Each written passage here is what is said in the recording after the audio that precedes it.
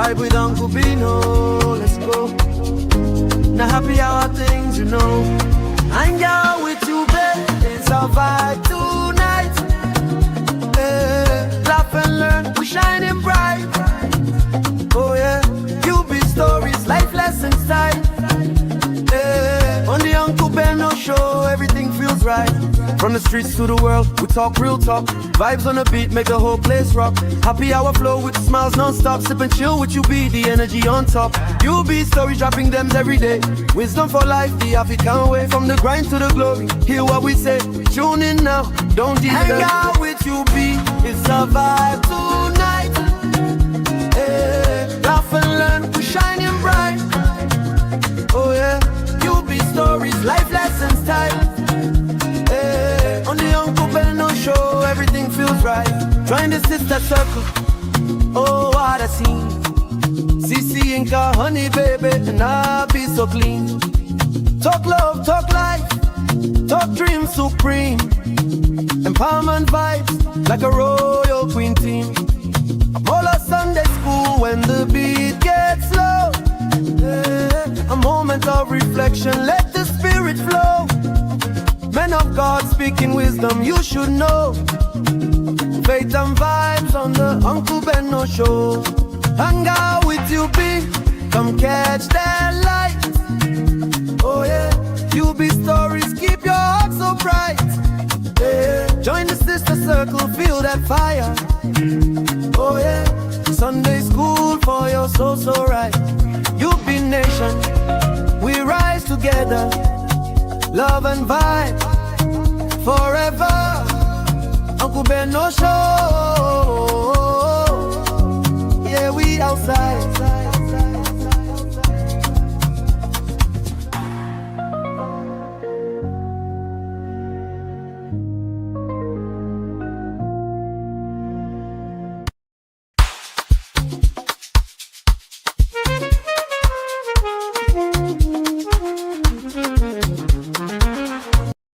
I don't want peace.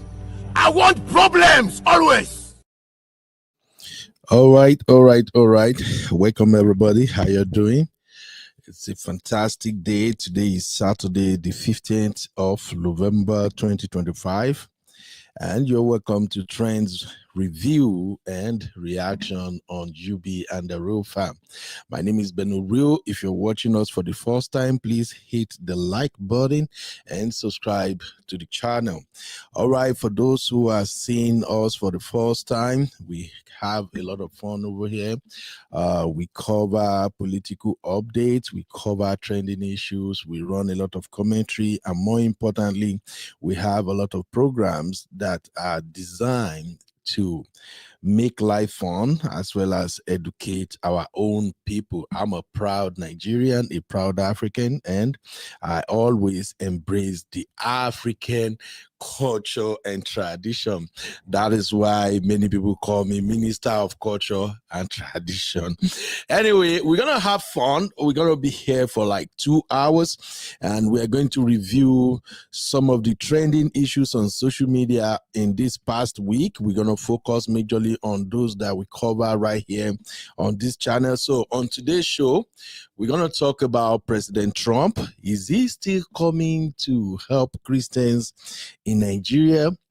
Are we ready for President Trump to come over to Nigeria to help us with the terrorist situation? So we're going to cover that, and we're going to focus more on what seems like insults to Nigerian Christians, because Sheik Gumi made a very devastating comment over the week. According to what we gathered, Sheik Gumi was in Turkey and he granted an interview where he claimed that some Christian groups in the Middle Belt in Nigeria, they are actually burying empty coffins in order to trigger international sympathy. That was crazy, right? We streamed that yesterday, and in case if you miss it, I'm actually going to start today's show with that particular clip. Now, we're also going to cover Wike, yes, Minister Wike. I almost forget. So Wike actually folded, and that is strange.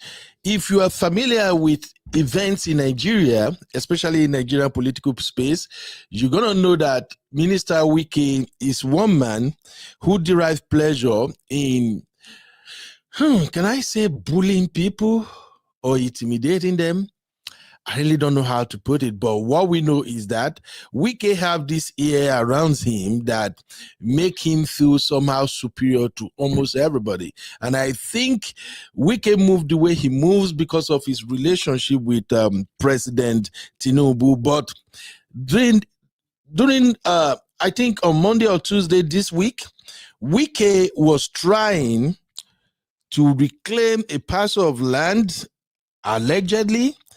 And when he sends police and his boys to go there to stop the project, they met military men who wouldn't let them carry out the minister's orders. And then they went back to report to the minister. Then the minister came all the way down and confronted a very young, handsome officer, Officer Yerima. And Officer Yerima stood his ground, and at the end of the day, Wike was the one who had to move. In the during the heat, Wike made some not too good comments. For instance, Wike called the officer a fool. He said the boy was stupid and all of that. But the way the officer calmly give it back to Wike by saying, "Sir, I have integrity. I am a commissioned officer." Wike rake and all of that, but this young officer was not shaken. And at the end of the day, Wike got to go back. So we're going to review all of that because, of course, Wike have tried to change the narrative, but it's not working. And, of course, from what we gathered, the military generals, they seems to like come together and say, you know what? This is bullshit. We ain't going to take this. So we're going to cover that too. Also, on today's show, we're going to examine a couple of things. Sorry, I'm laughing already. If you're following trending issues in Nigeria, you're going to be aware of the Senator Nwoko and his estranged wife, Regina Daniels' drama.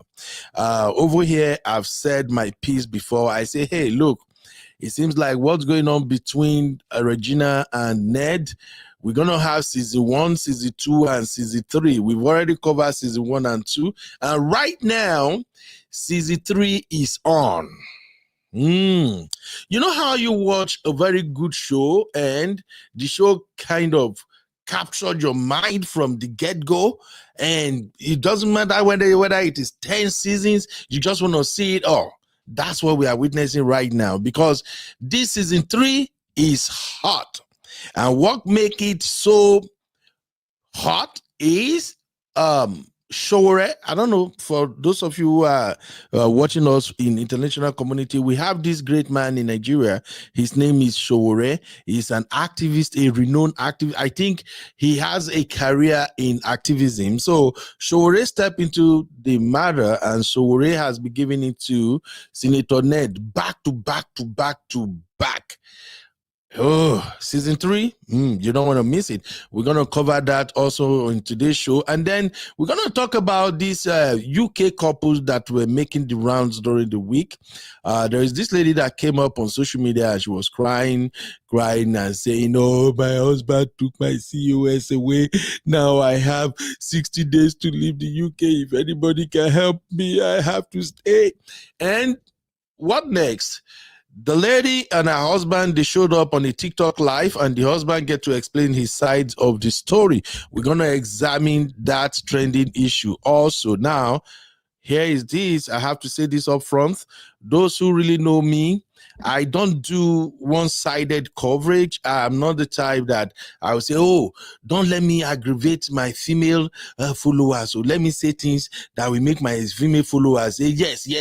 Or don't let me piss off the brotherhood. I don't do that shit. When I see matters like this on social media, I will simply tell you what I think about the woman and what I think about the man. I am not doing this side, that side, or stay in the middle. I won't do none of that. I'll just tell you exactly what I think. Now, the beauty of our platform is that we allow people to have their opinion. So feel free. Drop your take in the chat. If you want to come in the studio, you're welcome. The only rule we have over here is do not insult anybody, don't troll anybody.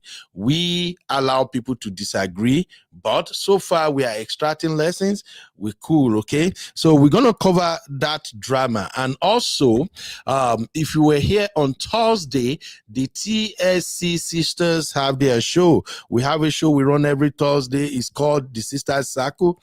4 brilliant sisters from the Rule Fam. They usually come up and discuss issues affecting women, and in the process, they will educate everybody. So this week, they have this show. What was the title of that show again?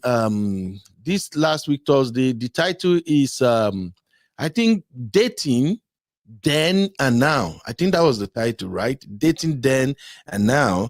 And there are some issues that we really have to cover because towards the end of the show, oh man, the conversation was really getting hot. For instance, I think I was one of the people who called in, and what I asked is that, okay, what do women mean when they say, oh, the man is doing BRS minimum? You do BRS minimum. And I'm going to tell you right now, for me, whenever I hear women say, oh, men are always doing BRS minimum, didn't they hit me somehow?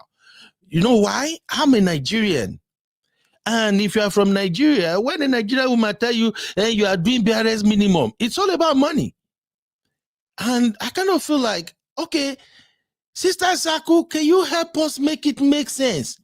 What exactly is it when women say, all he's doing is BRS minimum? May we kill ourselves? Men are trying. BRS minimum, BRS minimum. Come on now. So the conversation was hot, and that was towards the end of the show. So the Sister Circle, they promised us they're going to do part 2 of that event, but we're still going to review it on this show today. When women say men do BRS minimum, my brother, tell me, what the women want make we do? Although, trust the Sister Circle, I think Honey Babe, CC, my Abby, Auntie Yinka, they broke it down, and I understood what they were saying, that, hey, when they talk about BRS minimum, it's not about money, but in many other areas. But me, as a Nigerian guy, who sabi Nigerian women, when Nigerian women tell you, say, you are doing BRS minimum, it means that the money where you they bring, you know, reach with that too. That's my own coconut head thinking. So we're going to cover that. Then we have several other trending issue we're going to talk about real quick. There is this video that is making the rounds in Nigeria right now. It's a video of a teacher who's got his ass whooped by the parents of one of his students.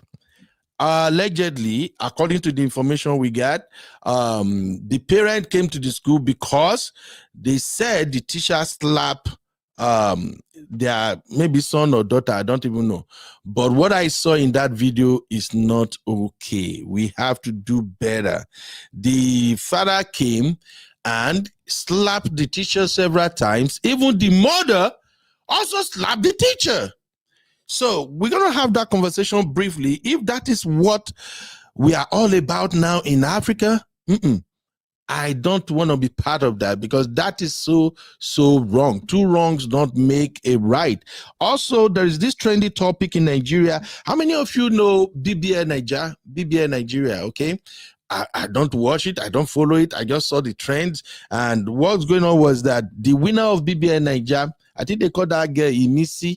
Now, Imisi, I do understand that name. Imisi is like spirituality, you know, in Christian world. Like if you attend all these Orthodox church, especially CNS, when they say Imisi, they are talking about, oh, the place is filled with the Spirit of God. So that's the meaning of that girl, the girl's name. So her name is Imisi, and all of a sudden I saw the video of her mom, and her mom was trying to say that ever since the girl won the BBL Nigeria thing, the girl, I just don't know, the story is messy, but hopefully my baby girl Abby can help me shine light on that, because I remember one time Abby used to say on this show that when people go to BBL, all these reality TV shows, the participants like to tell some sorry ass story in order to gain sympathy from the voting audience. So, but it's like this one went bit too far. We're going to talk about that. And lastly,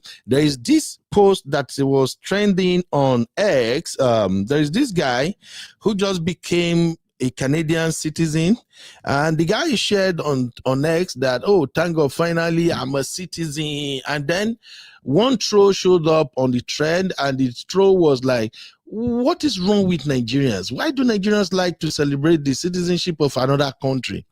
And I dare castle our boss. So if you're ready, I'm ready. You're going to hear my voice for the next 2 hours. And of course, you're going to hear the voice of people who are going to be rolling with me. Oh, I see my baby girl in the building. Abby, are you here to co-host with me, or you are setting up Sunday school for tomorrow? No, I'm here to co-host. Thank God. I'll set up Sunday school until tomorrow afternoon. Thank God. Because good afternoon, Uncle Ben. Good afternoon, you know, when I see you like that in the studio and you are not actually on the show, I usually know that you are setting up one show or the other. Anyway, Abby, if you're ready, I'm so ready. Thank you for joining me, Jare. Sure, you ready? I'm ready. Let's have it. All right. Let us recognize our people. Of course, we are streaming this show on 2 views. We have the vertical views. The vertical views is the one you watch on your phone that is in portrait mode. I see is it 280 people watching that one right now or something? So here is the deal. If you're watching the vertical views right now, I'm going to share the link to the landscape view, which is the main show. I need you to come over to the main show. That's where you're going to find a lot of people. And then if you want to come into the studio, it will be easier for you to click on the link and join us. So I'm doing that right now. So once I share the link in the chat, just click the link and you're going to be with us in the main show. Don't worry. UB and Refam, we are a community here. We just don't do social media content creation thing. No, we are building a community, and all the people who has been part of our community, they can testify that they are actually enjoying it. So, Abby, let me ask you first. All the things we won't cover today, tell me like top 3, the one we interest you past. Top 3 for me. Would be Wike, because Uncle Ben, I told you Wike was going to find a way to kind of, not sort of, but kind of try to apologize. You know how Nigerian parents apologize? Have you eaten? That's what Wike did. Have you eaten? That's what Wike did. He has to do because military don't play. So for me, it would be Wike. Definitely TSC dating drama, because I have to represent my ladies, my sisters, and hey, I don't know. I'm tired of Regina. UK cost couple. There's 3. Regina's situation is giving me a headache, so no. Yeah, there's 3. Yeah. I think I'm getting tired of that Regina situation too. If you're watching right now, if you are tired of Regina and Ned's drama, put a 1 in the chat. If you are enjoying it, put a 2. Let's do that real quick. Let's get it started. It's Saturday, more have fun. All right. Let's do that quick. If you are tired of Ned and Regina drama, drop a 1 in the chat. But if you are enjoying the bass boss, drop 2. Let's go. Okay, and we're going to recognize people as they vote. All right, let me make this announcement. For those who are watching us for the first time, we do things a little bit differently over here. So here we do a lot of voting, a lot of polling, because we are doing this show together, okay? It's fun. So whenever we have poll, just drop your own vote. If you have anything to say, drop it in the chat. Over here, this is a safe community. Here, we don't do trolling, we don't do drag. Anybody troll you, we will remove that person. We don't do that. So feel free, okay? It's fun when we participate, okay, right? And if you feel like coming into the studio, please don't hesitate. Once I share the link, click and come inside. Let's have fun, okay? They call me Uncle Beno for a reason. I be coconut head, bass boss master. And I have a lot of beautiful, beautiful sisters and brothers. Anyway, the sisters, they are too stubborn, but I can't do without them, you know. Now, them hold the channel, go. They fit talk now, say, you be, no show today. Now, you be say, no show today, be that. because we're a community, you know. So, Abby, let's quickly look at the vote real quick. Can you see both the vertical and the main channel? Can you see? I can see everything, sir. Yeah. All right, let's go. Okay, so Abby says 11111. Youth INEC chairman. Okay. Paz Ayodeji says 1. Comfort Adagri says 2. Comfort like Baz Bush. Malachi, I don't know, says 2. Mm-hmm. Sajo Bar says 2. Mm-hmm. Igor Ifine says 1. Adejoro says 1. Ifeyinwa says 1. Plenty people don't tire for Ned and Regina. Tired. Humphrey Gentle says 1. Oh boy. Mr. Su says 11111. Mr. Su is INEC treasurer. Sue of the Most High, why are you ringing election now? Vote, just type 1. You put 1. How many INEC people we get here? Let's go. What other votes do we have, Abby? And then Avatar says 2. Avatar Hero says 2. Why? All right. Just another quick announcement. Please, over here, we try to respect everybody, even if we don't like their way, we still try to respect them. So please, do not curse anybody out. Don't curse any president. Don't curse any personality out. First of all, YouTube doesn't like it, and 2, it's just a reasonable thing to do by at least respecting people. Okay, I wouldn't like anybody to curse you out, so please don't curse anybody out. Let's just have fun. All right. So majority carry the day. Is like a lot of people are tired of Ned and Regina, and I won't lie, even me, I'm so sick and tired of them.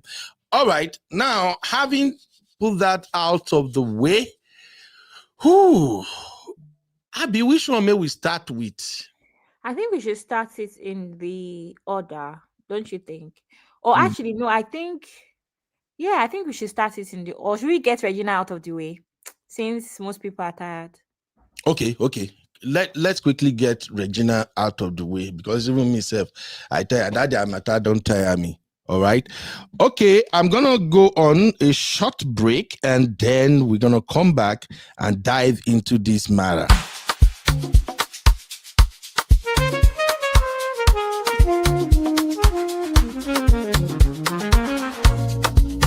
Yeah.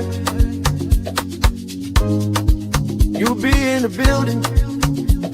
Hey, vibe with Uncle Bino. Let's go.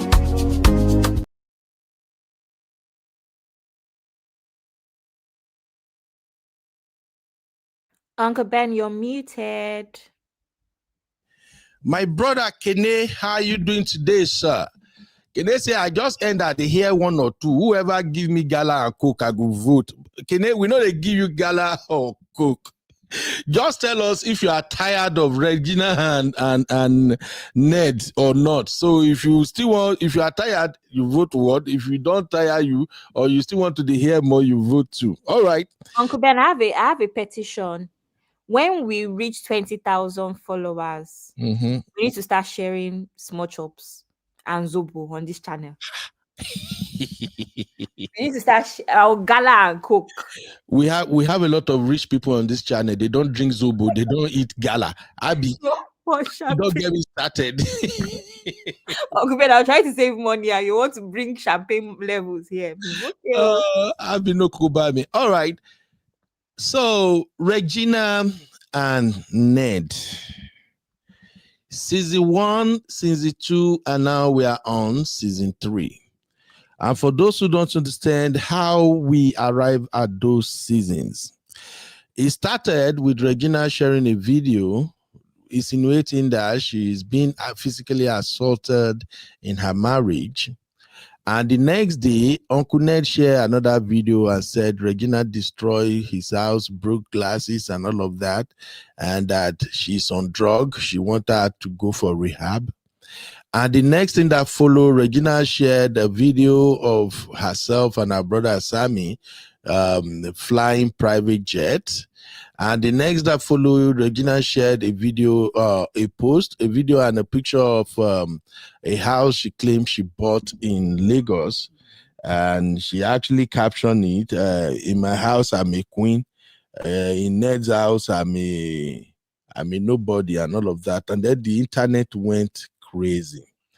Then Ned started saying a lot of things, and then the Regina family too, they hop on it. They were dragging Uncle Ned Bum. They were dragging Uncle Ned Blockos. And as they were dragging him, Sammy said if Uncle Ned was lucky he didn't find him, that if he had found Uncle Ned, he would have bust Uncle Ned's head. Boom. And then Uncle Ned came back, and Uncle Ned filed a petition to the Nigerian police. And the next thing we know, Sammy was arrested. And that was the end of season 1. Then season 2 started. Season 2 started with Regina sharing a video where she said, "Type Shay." Abby, I don't want to hear that nonsense thing again from anybody. So, Type shit, Uncle Ben. So Regina shared that video and said type shit, and she went on ranting and all of that. And then people started getting involved. And then one lady who is also a friend of Regina, she also amplified the drama by posting a video where she said, "Regina, don't look at me, hey, Regina is not opening the door." And I think that actually gets to a lot of folks in Nigeria. And then the celebrities and and some people started supporting Regina. And Reggie's mom came out and said, "Oh, Ned, who are you? When you were running for office, who know you? Regina gave you $50,000. But the whole thing was escalating like a wildfire. But whether they like it or not, Sammy has been arrested. And then one other brother of Regina in UK was also posting. It was a mess. In other words, people started dragging Ned up and down. And then Uncle Ned now made the first mistake, which is he started doing boss with a Gen Z. So there are a lot of issues. I can't even recall all of them. It's too messy. All we know is that the dragging was harsh. Uncle Ned promised he's going to arrest everybody from the family. But I guess when the pressure was on, the Nigerian police and Uncle Ned and everything, somehow they secured Sammy's bail. And then Sammy was released. As soon as Sammy was released, that sounds more like a victory, and I see that as the end of season 2. Then season 3 started with a bang.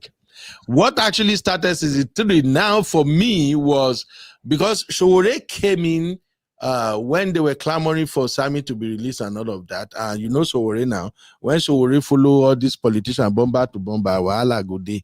So it was not escalated at that point until after Sammy was released, and people started saying, okay, what is Showore saying in all of this? Then Showore now intensified going after Ned. And that was like the beginning of season 3. But the first few episodes of that season 3, it be like, okay, this thing going somehow. We don't know, see, we are just scratching the surface, because what comes next was Layla, the other wife of Uncle Ned, now enter the show. And since then, it has become a mess. All forms of allegation. Layla say Reggie is a user. Layla also allegedly insinuated that Reggie is also lesbobo. Abby, I'm just jumping. The thing too much, I know they too follow him. It's actually a lot. Yeah, but now, yeah, but then Ned also did something that's where he lost me finally anyway. He now posted a voter's card in order to defend Regina's age. And according to him, Regina gave him that voter's card as a proof that she's not underage. And then he kept the voter's card since then. Uncle Ned. Internet in-laws are not stupid though. And I haven't said this all this while anyway. In Nigeria, You can hardly get a 18, 19, 20 years old to get a voter's card. Though. Nigeria is not like Western world, though, where we say once you hit 18 years in the Western world, only you want to vote. Nigerian youth, all these small, they don't care about voting, no. So I don't know where that drama is coming from. Anyway, Showore follow Uncle Ned. Say, you're lying. And then I think Reggie's dad also entered the show, and Reggie's dad said, no, we gave birth to Regina in 2001. I think that's correct, right? And so for somebody like me, if a dad said, I had my baby in 2001, any other certificate or whatever on like make on a good they print, I'm not listening, because the father knew when he had his baby.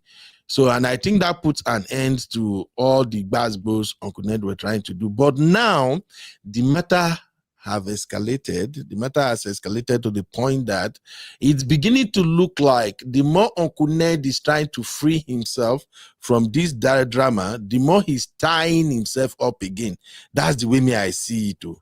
First of all, I do understand that it's like Uncle Ned lives in UK at the time, right? I think he went to university in the UK. Okay.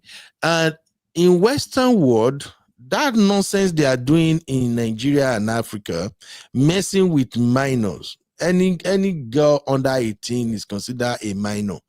Messing with them in Western world, it doesn't fly you. You will be called a PDF. You can go to jail for that. So it's like the more Uncle Ned is trying to kill this drama, I don't know. I can't even understand why exactly Uncle Ned is after now. Because to be honest with you, as a man, I think the best thing Uncle Ned should have done is to treat this matter privately.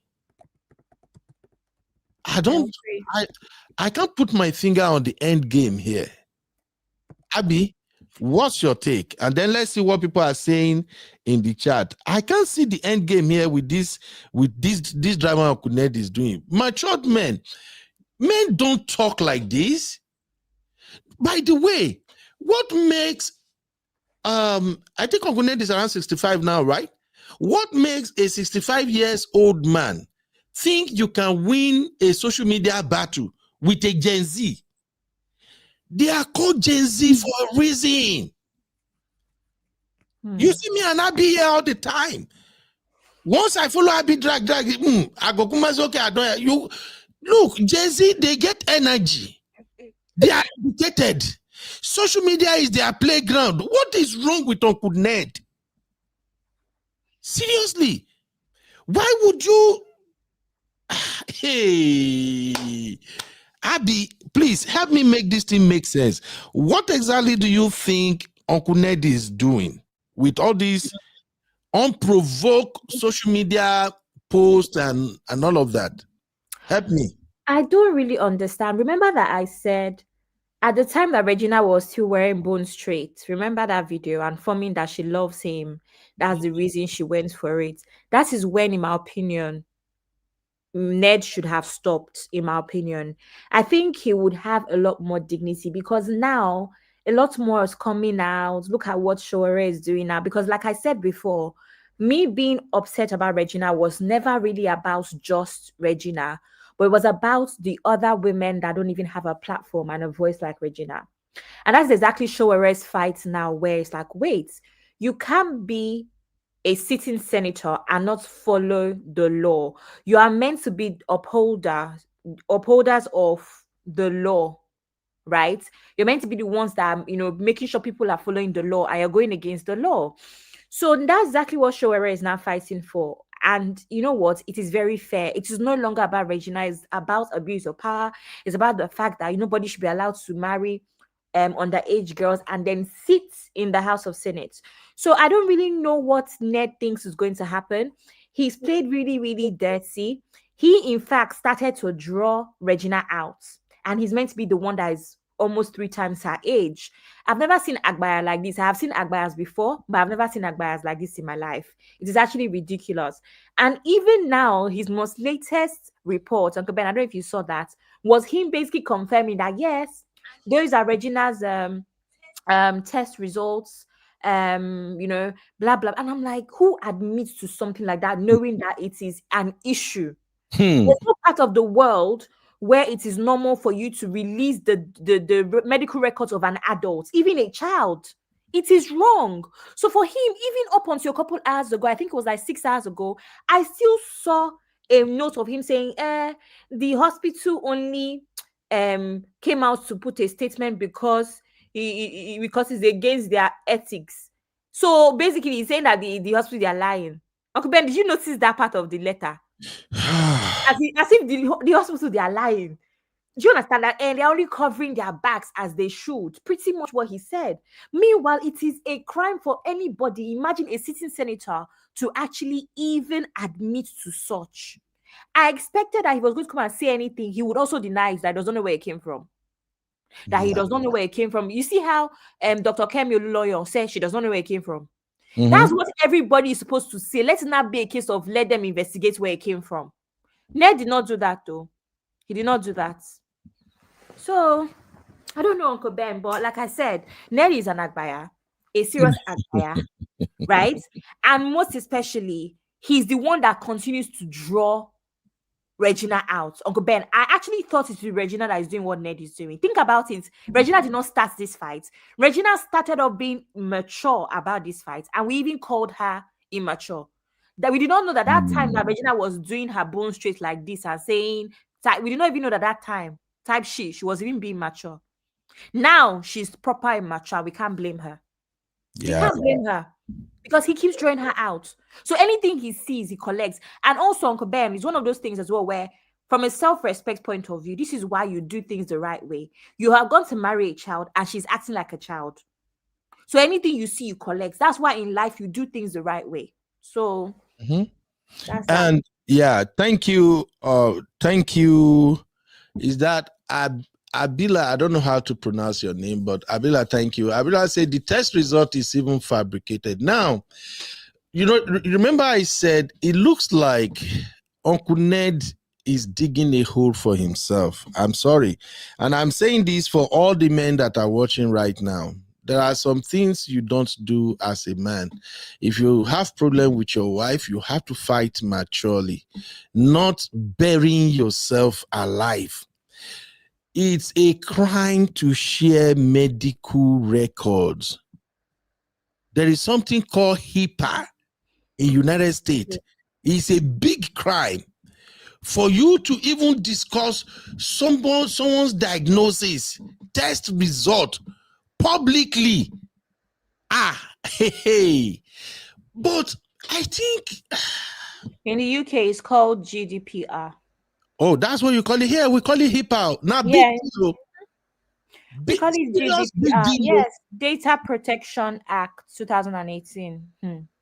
Did you know that as I did like this, I cannot request for my wife's medical record without her authorization?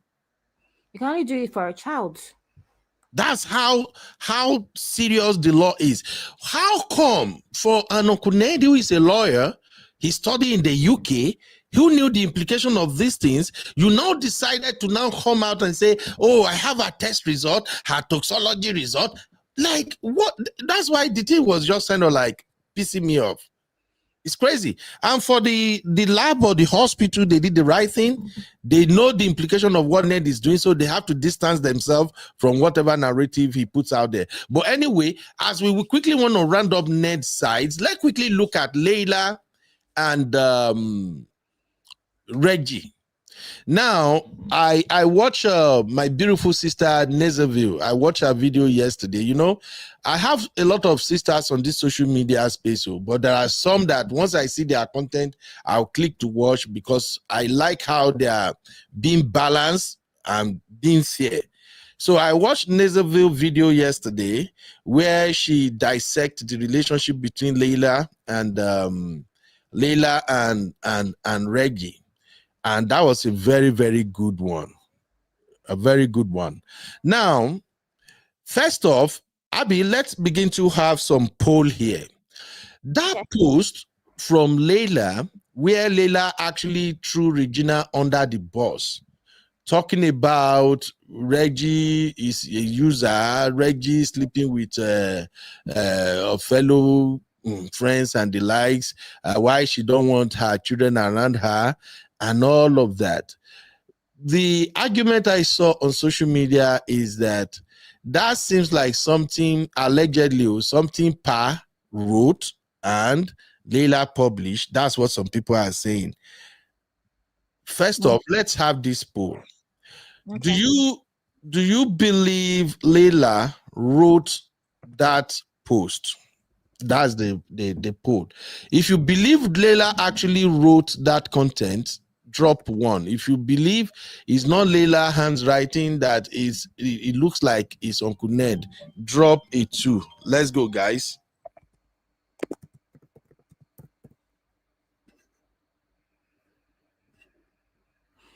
Okay. Do you believe Leila wrote that post? 1 for yes and 2 for no.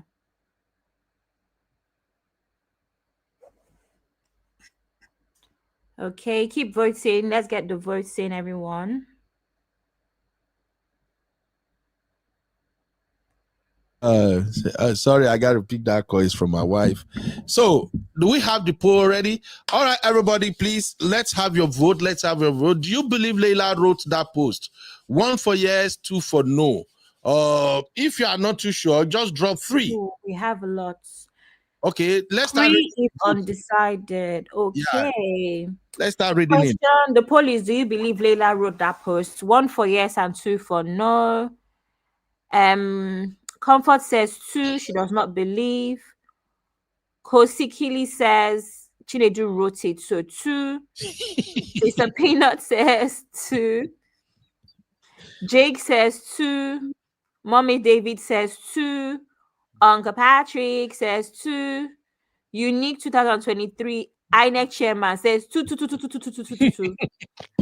Mommy David says 2 again, and Dr. Ketch says 2. Kosikili, you changed your mind to 1. You said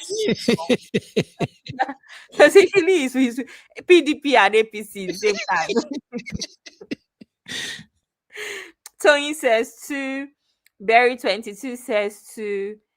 Yemi says 2. Form Bank says 2. Because he has come back to 2 again. No problem. People are just changing their mind up and down here. What's going on? AABBLLA says 2. Sister Sue says 2. Kosikili, you go try day 1 place, man or star. Man or star.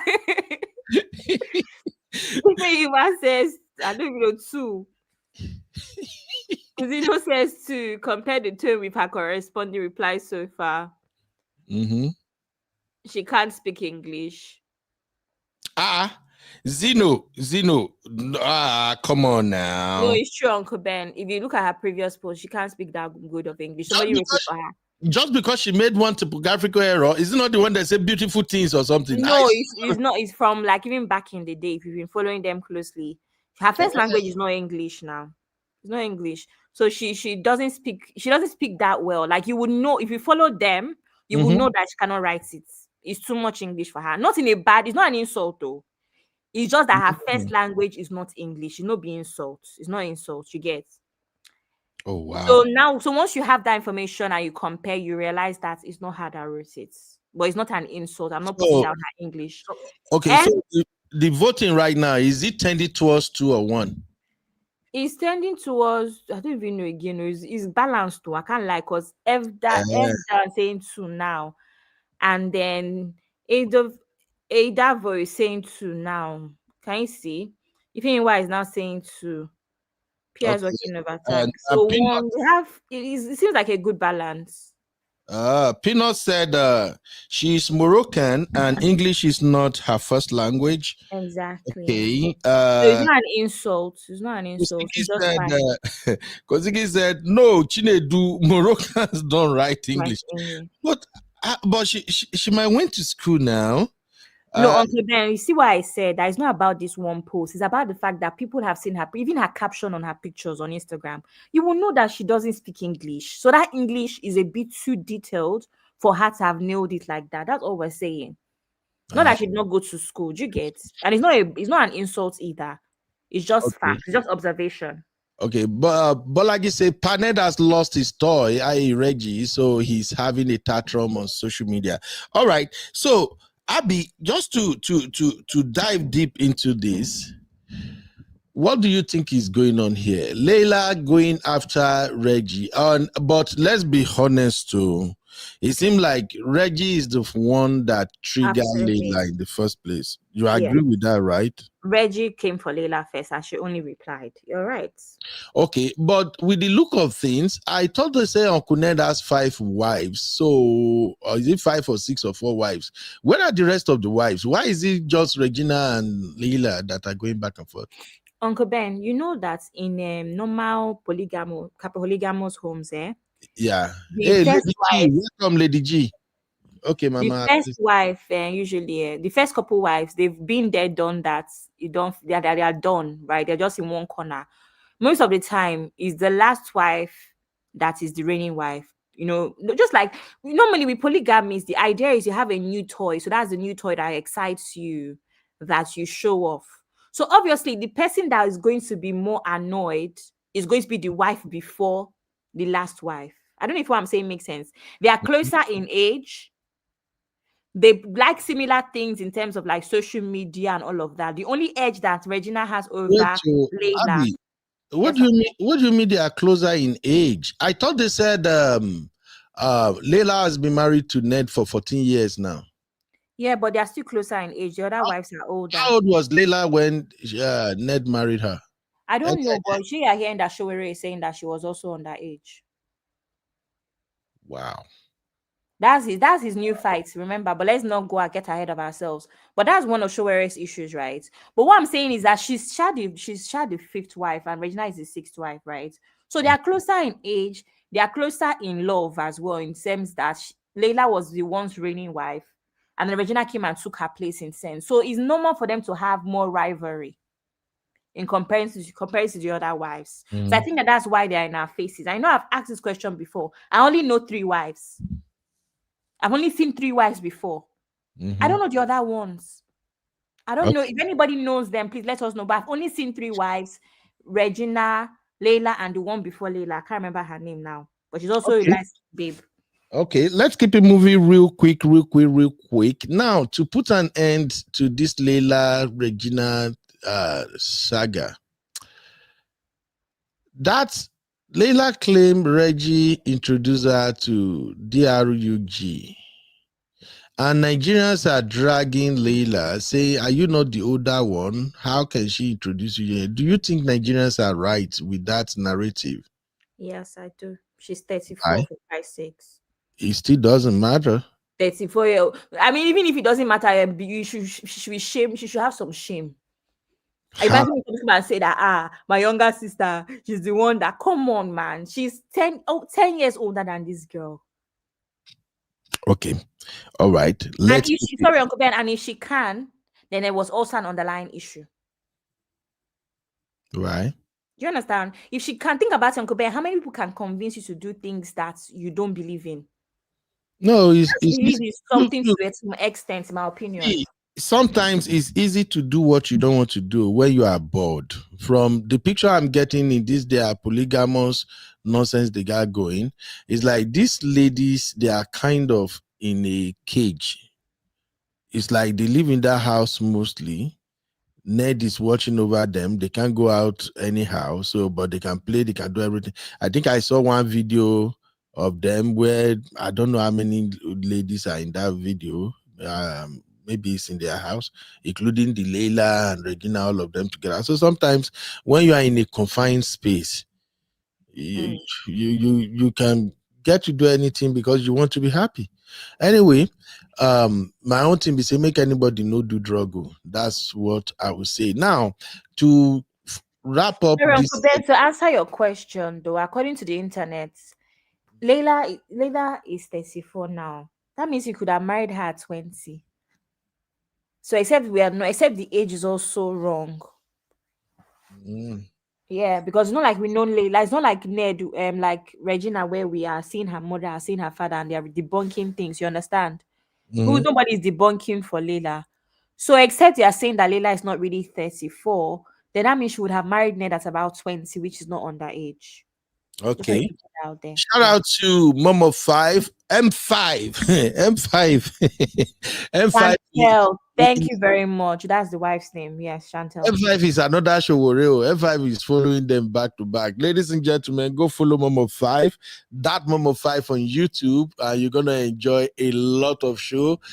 She's whatever issue Mom 5 is covering, she will dedicate her time to cover it in detail. So please go subscribe to my sister Mom 5 YouTube channel. Now, that Chantel, I think she's now an ex-wife now. Is that not the one, the American one, or which one? The Chantel. No, she's not. She's not an expert. That's the only other wife that we know. I think the one you're talking about is the one that came out to cry. That one is different. She's no longer in the house. The one that came to advise Regina not to go back. That's Abby, different. let's Yes, keep Uncle it Ben. moving. This man, Mata tire me.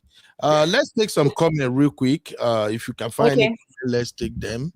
All right. So the Queen Private but Real says Regina was 17. How when she left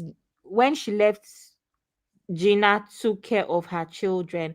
Chinedu does that to bring his wives back, but that won't work on Regina. Mm. Okay. Okay. You found any other comment? Did you start any comment? Okay. If you don't, let's keep it moving. Now, I Yeah, just Ned has lost his toy, i.e. Regina, so he's having a tantrum on social media. I agree yeah, with you. yeah. That's it, So, really. now I want to ask just two questions, and then we'll wrap their own segment up. Number one question is, or should we do a poll on this one? Do you think Ned and Regina will come back? If you think they will come back, drop 1. If you think this is the end, drop 2. Do you see them coming back, or you think so far with everything they are publishing on social media, the way they threw caution to the winds and they're going after each other, this should be it. So let's have that vote, guys. Let me even put it on the YouTube. If you're on YouTube right now, I'm gonna put it on a poll so you can also cast your vote, so that at the end of the day we will know what people are saying.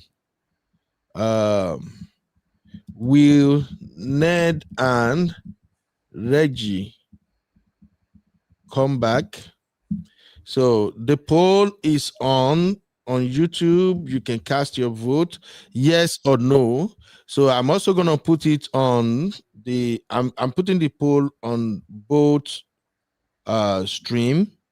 So wherever you're watching from, you can cast your vote. Okay.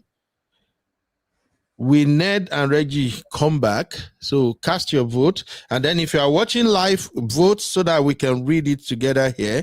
And again, please, ladies and gentlemen, we are streaming the verticals just to tell you we are here. We want you to come to the main show. So if you are watching on vertical, please click on the link I just shared right now to come to the main show. That way, when we go live and we are not streaming vertical, you can also be notified and join us. So let's cast this vote real quick. Do you think Ned and Regina will get back together? 1 for yes and 2 for no. Let me vote though. Mama, are you ready? I'm ready, sir. I've not voted. You are not voting. I forgot to vote. Okay, let me vote. Vote now. Okay, so, sir. Yeah, I said, may you vote. Oh, yeah, let's go. Count the vote. Okay, so the Queen Private says 2. That they're not gonna come back. No, that's old.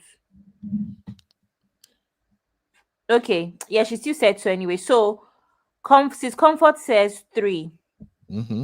Undecided, so neither here nor there. The Queen says 2. Peanut Girl says 3. Queen says and 2. Uncle Patrick says 2. Ernestina says 2. The Queen Private says to Fiakwa. Kosikili says 2. Ooh, should I read this one? When Regina becomes broke financially, she will go back. So 2, but with a clause. Sorry, 1, but with a clause. You see that one? Let's discuss it briefly. Mommy David said, where Regina become broke financially, she will go back. That also is my fear, because I remember on my brother Man of Prestige show, I think the last show that I was on, I focus on the DRG problem. You see, in all of this, frankly speaking, really don't care about whatever they are dragging. My focus right now as an healthcare professional is on that habit. If truly she's a user, there is a bigger problem ahead. Whatever they got going on now is moi moi. As soon as she can't get it, wahala go dey, withdrawal symptoms. And if she can afford it, now that she is free, nobody to caution her. Things like overdose, Wow. side effect. We all know this now. Abby, you are in the UK. For those who live in the US, Canada, you should know what I'm talking about. That Yeah, is I'm my not fear right disagreeing with now. you. And that is why every part of me wants that news to be fake. If they know what they are doing right now, even Regina, to say the family know what they are doing, the best thing is to go to a reputable lab right now and have a drug test and pray that everything comes back negative, so she can brag with that hey, Paned is lying. No, I just run a test too. You see what I'm saying? Yeah. Yeah. So Paned is like, just run a test too, but they are not doing all of that. Rather, they focus on this dragging. So that is my concern. If truly she uses and she's now free to do whatever she wants around the clock, danger day. And that's why on my brother Man of Prestige show, I think maybe the audience, they did not get what I was saying. I'm just like, because on that show I was like, look, for me, I'm not interested in Showore, Ned, or whatever they got going on. It's already messy. My concern right now is Regina's safety. Because in Nigeria, a lot of them really don't know how DRG can mess you up. You saw how he messed Anne up, Annie Dibia, on a show, international show. You see how her head was shaking. That even when they aired that season, everybody was talking about that. Why is her head shaky? Why is she moving? What, you know? So that's my concern right now. It's not what these, not be today, but husband and wife don't they fight or something. So thank you, Mommy David, for that comment. Do we still have more votes? Do people say they don't go back or they won't come back? Most people are saying two, to be honest. Obong says two. Toyin says three, undecided. Kosikili is still insisting that Sophia Kwashi would never do it. And yeah, let's read the comments. That's it really. Kosikili says Sophia Kwashi will never go back. Yep. Regina saved a lot from a reliable source. Sophia Kwa, okay. Look, Regina is not on DRUGS. Chinedu lies, smoke one or two. Yes, the man is a bully. Allegedly. Gypsy Thought says if the circumstances change, they will reunite based on her last post, money and not wanting to compete with her co-wives at the closest. Kosiki said, was she on DRUGS when she was 17 when her got pregnant and removed it? Okay.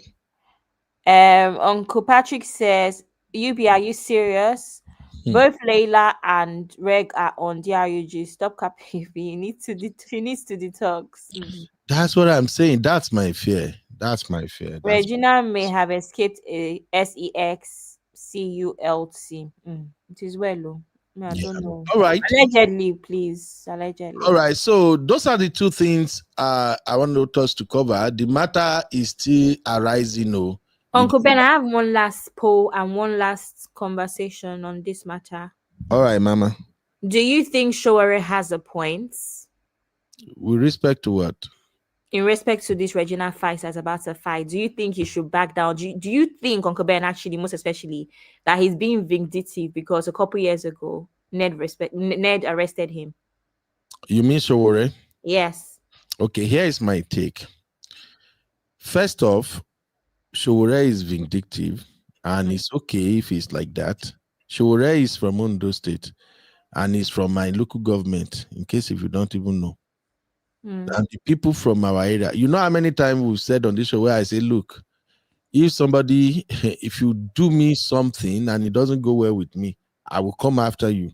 Even if it take 2, 3, 4, 5 years, I'll come after you. It's just our nature as Ondo. Not all Ondo, but some of us Ondo, we like our space, we respect our boundary, and we respect people. But when you step on our toe the wrong way, it won't go away. We are just going to bid our time. And when we see the window, the opportunity to strike, oh my God, my God. So I think I said it on MOP show too, that Showore is just vindictive, and Regina Daniel provided a perfect opportunity for Showore to hit back. And that is why Showore came with a video that I'm going to play shortly, saying that he is not going after Ned because he's trying to side with Regina or something. And then he started talking about the things that Ned has done. I watched he it. feel like, oh, it's time to show this man shaggy. So that's what's going on. But you see, God works miraculously. If everything people are saying about Uncle Ned is somehow true, like all the people that have kind of attest to his character, if what they were saying about him is true, then it means that, you know, that adage where they say every day is for the thief, one day is for the owner, and lies can go for 99 days, and one day to make it 100, truth will catch up with it. You see what I'm saying now? Yeah. So Reggie is fighting a battle. Reggie is not even David. If we say David and Goliath, Reggie is not even David. Reggie don't have what it takes to go against this man. This man is very powerful right now. They say he's a priest that in their area, Ugwachuku, he's very big, you know, like everybody is afraid of him, kind of. Yep. This man is also a politician, which means even if he's not in the National House of Assembly, he's well connected. This man have access to money. And you know, in Nigeria, money move everything. We have this stomach infrastructure problem in Nigeria that even when millions show face, sometimes even your brother, your sister can betray you. So this man got money. He is also a lawyer. A very shady, smart one at that. And lastly, he is a senator. And from what I've gathered, going by the going by the Natasha Akpabio issue, it's like all these senators, they somehow ganged up. Somehow. They have each other's back. So Regina don't have what it takes. Regina and her family, they really don't have what it takes to take this man on. But you see, our God works miraculously. That is why God pushed Showore into this. And let's be honest with ourselves. Showore may seems like he doesn't have that much popularity like many other governors or senators in Nigeria. But Showore himself is a powerhouse. A strong powerhouse. You know why? Showore have one of the most feared platform in Nigeria, Sahara Reporters. Showore, I think he's a US citizen now. I think he had dual citizenship. Yes, I heard that, yeah. Showore is not broke. For those who might see Showore, hey, I see, shout out to my brother MOP. No verse. Abby, you see now, you don't make me talk. I see MOP. I was going to remind you anyway, once you finish. How you day? Shout out to you, MOP. All right. So Showore is not a small fish. Showore is rich. Forget saying the district, the day we protect. Showore got money, better money. Doing that his business that he has Sahara reporters Mhm. on plenty. And Showore himself is well connected. All those people where Showore they fight up and down. You and I, we know if we try am. So it be like say God just want punish Uncle Ned. That's why Showore jump into this battle now. And I can bet you right now, Uncle Ned wouldn't want to take on Showore because Showore is connected. Showore know where to go and report you internationally. Mhm. I'm serious. Yes, now it's his work now. He's an activist. He must know. Showore know where to carry your matter go. So I think that's why I said I just don't understand why Uncle Ned is doing this back and forth with a Gen Z on social media. Because this is already a lost battle. So that is it from me, Abby. And before we move on, let me just play this video briefly so everybody will know why Showore is in this battle. All right? Take a listen to this, my people. Ooh, man, God help us.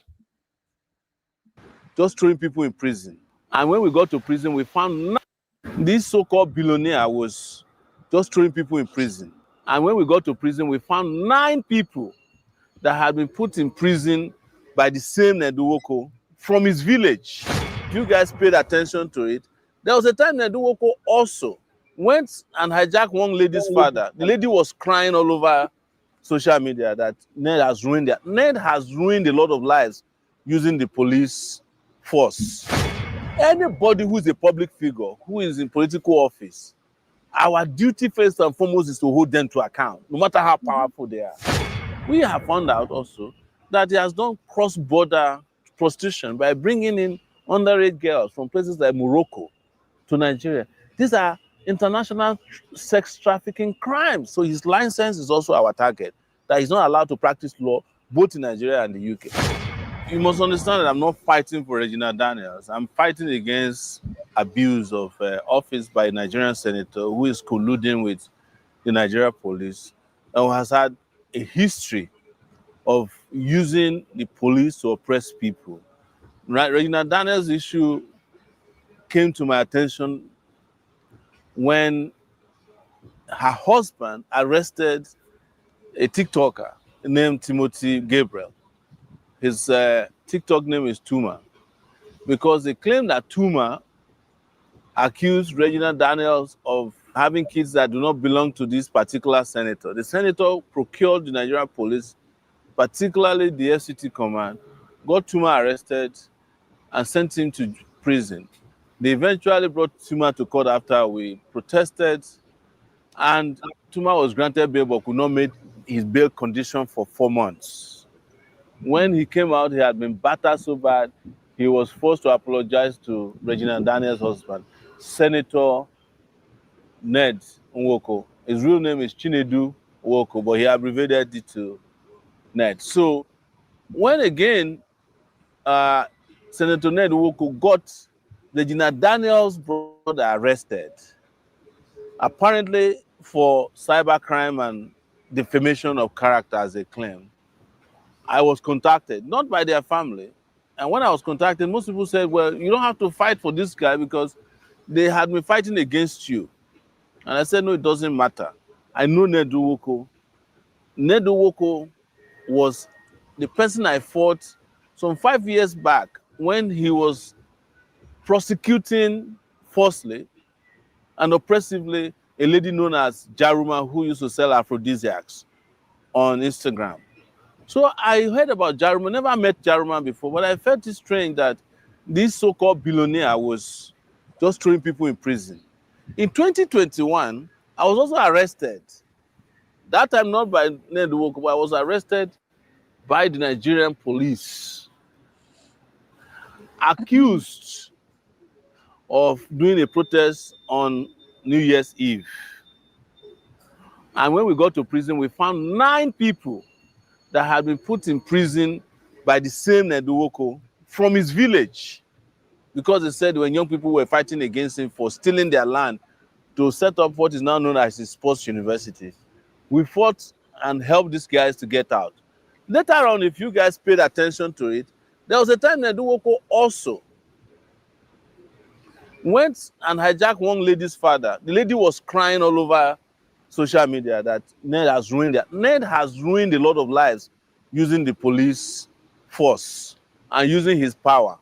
And one thing people must know in Nigeria is that anybody who is a public figure, who is in political office, our duty first and foremost is to hold them to account, no matter how powerful they are. And when I heard that Ned had pounced on his in-laws, I immediately got involved in it. In fact, as at the time he arrested Regina's brother, I was declared wanted in Lagos for participating in the protest. So I had to run from Lagos to come to Abuja. And by the time I got to Abuja, we had already arranged a lawyer to fight for him. That is Samuel Ojogu, that's Regina's brother. And we were able to get him freed on Monday after spending about 3 nights in detention in an unjust and unlawful and illegal manner. So after freeing him, I discovered that Ned had other plans in place to arrest Regina's mom. He had intercepted Regina's phone calls and was going to use it against her. He was planning to reveal and release her private chats and private parts in the open. Jesus and Christ. As someone who is an advocate for respect for human rights and dignity, there's no way I can sit back, even when so many people will say, well, why would you care about a girl who was part of the oppressive system that you've been fighting against? Well, I don't care about Jews or Gentiles. I fight for human rights regardless of whether you support me or not. So your support or your love for me is not a condition for me to create a society that is just and fair.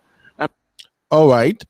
Unfortunately, we can't take everything, but I believe everybody got the gist now. So we now know why Sowore is involved in this battle. Now, first off, let's do something.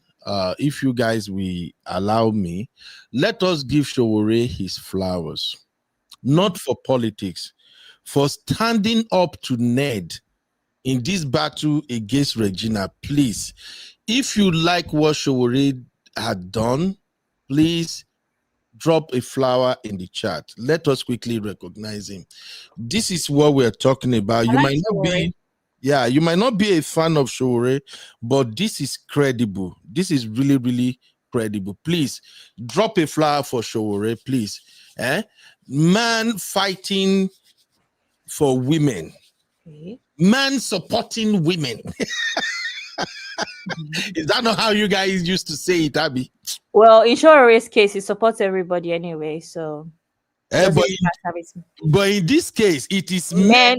Men supporting women. Yeah, men supporting women supporting men. No, women no, they support men. No, my gender is supporting your gender now, Abby. As they should. You are the protectors. Yeah, honestly, I'm impressed with what Sowore did. And in case you might not recognize this yet, Sowore being involved in this battle will chase Ned away. I can bet my last dollar on this one. But he's still moving mad. He even did worse today, my opinion. That thing today is very bad. Abby, he's trying to save face. Do you know what it means? Compared to me, from a legal standpoint, what he did today is worse than everything else he's done. Has he done something else today again? Yes, now he went to go and talk about the results that was out. Today again? Yes. Uncle Ben, I said it in the beginning of the show. He went to go and talk about the results. I don't think my girls share this one. No, Tosin. Where is Tosin and CBI? I sent it to you, Uncle Ben. I sent it to you today. Oh. I didn't send it to you. He went to go and talk about it. Is it in a video or something? No, a press release, like a statement. I sent it to you earlier this morning. One of the first things I saw today when I went on X. No, I'm looking at my chat with you now. I don't see anything here. No, sorry, I meant send it to the backstage, not you. Like I sent. Oh, you send it to Real Fam. Yes, sir. Okay, why are you throwing me under the bus? You go say to your people for not me. Are you not part of? Are you not the head of Real Fam? No, which guy head? The Real Fam where now where be ladies and I don't pursue us finish.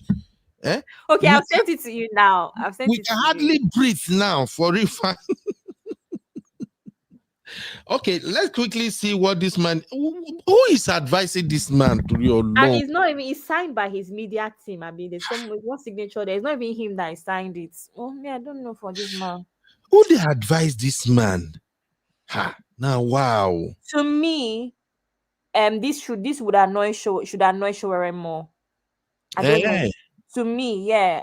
Okay, Abby, let's do this. Read comment briefly. I want us to leave this Ned matter. Make it Quickly, yeah. don't tire me. You don't tire me. Okay, so Mommy David says when Regina becomes broke financially, she will go back.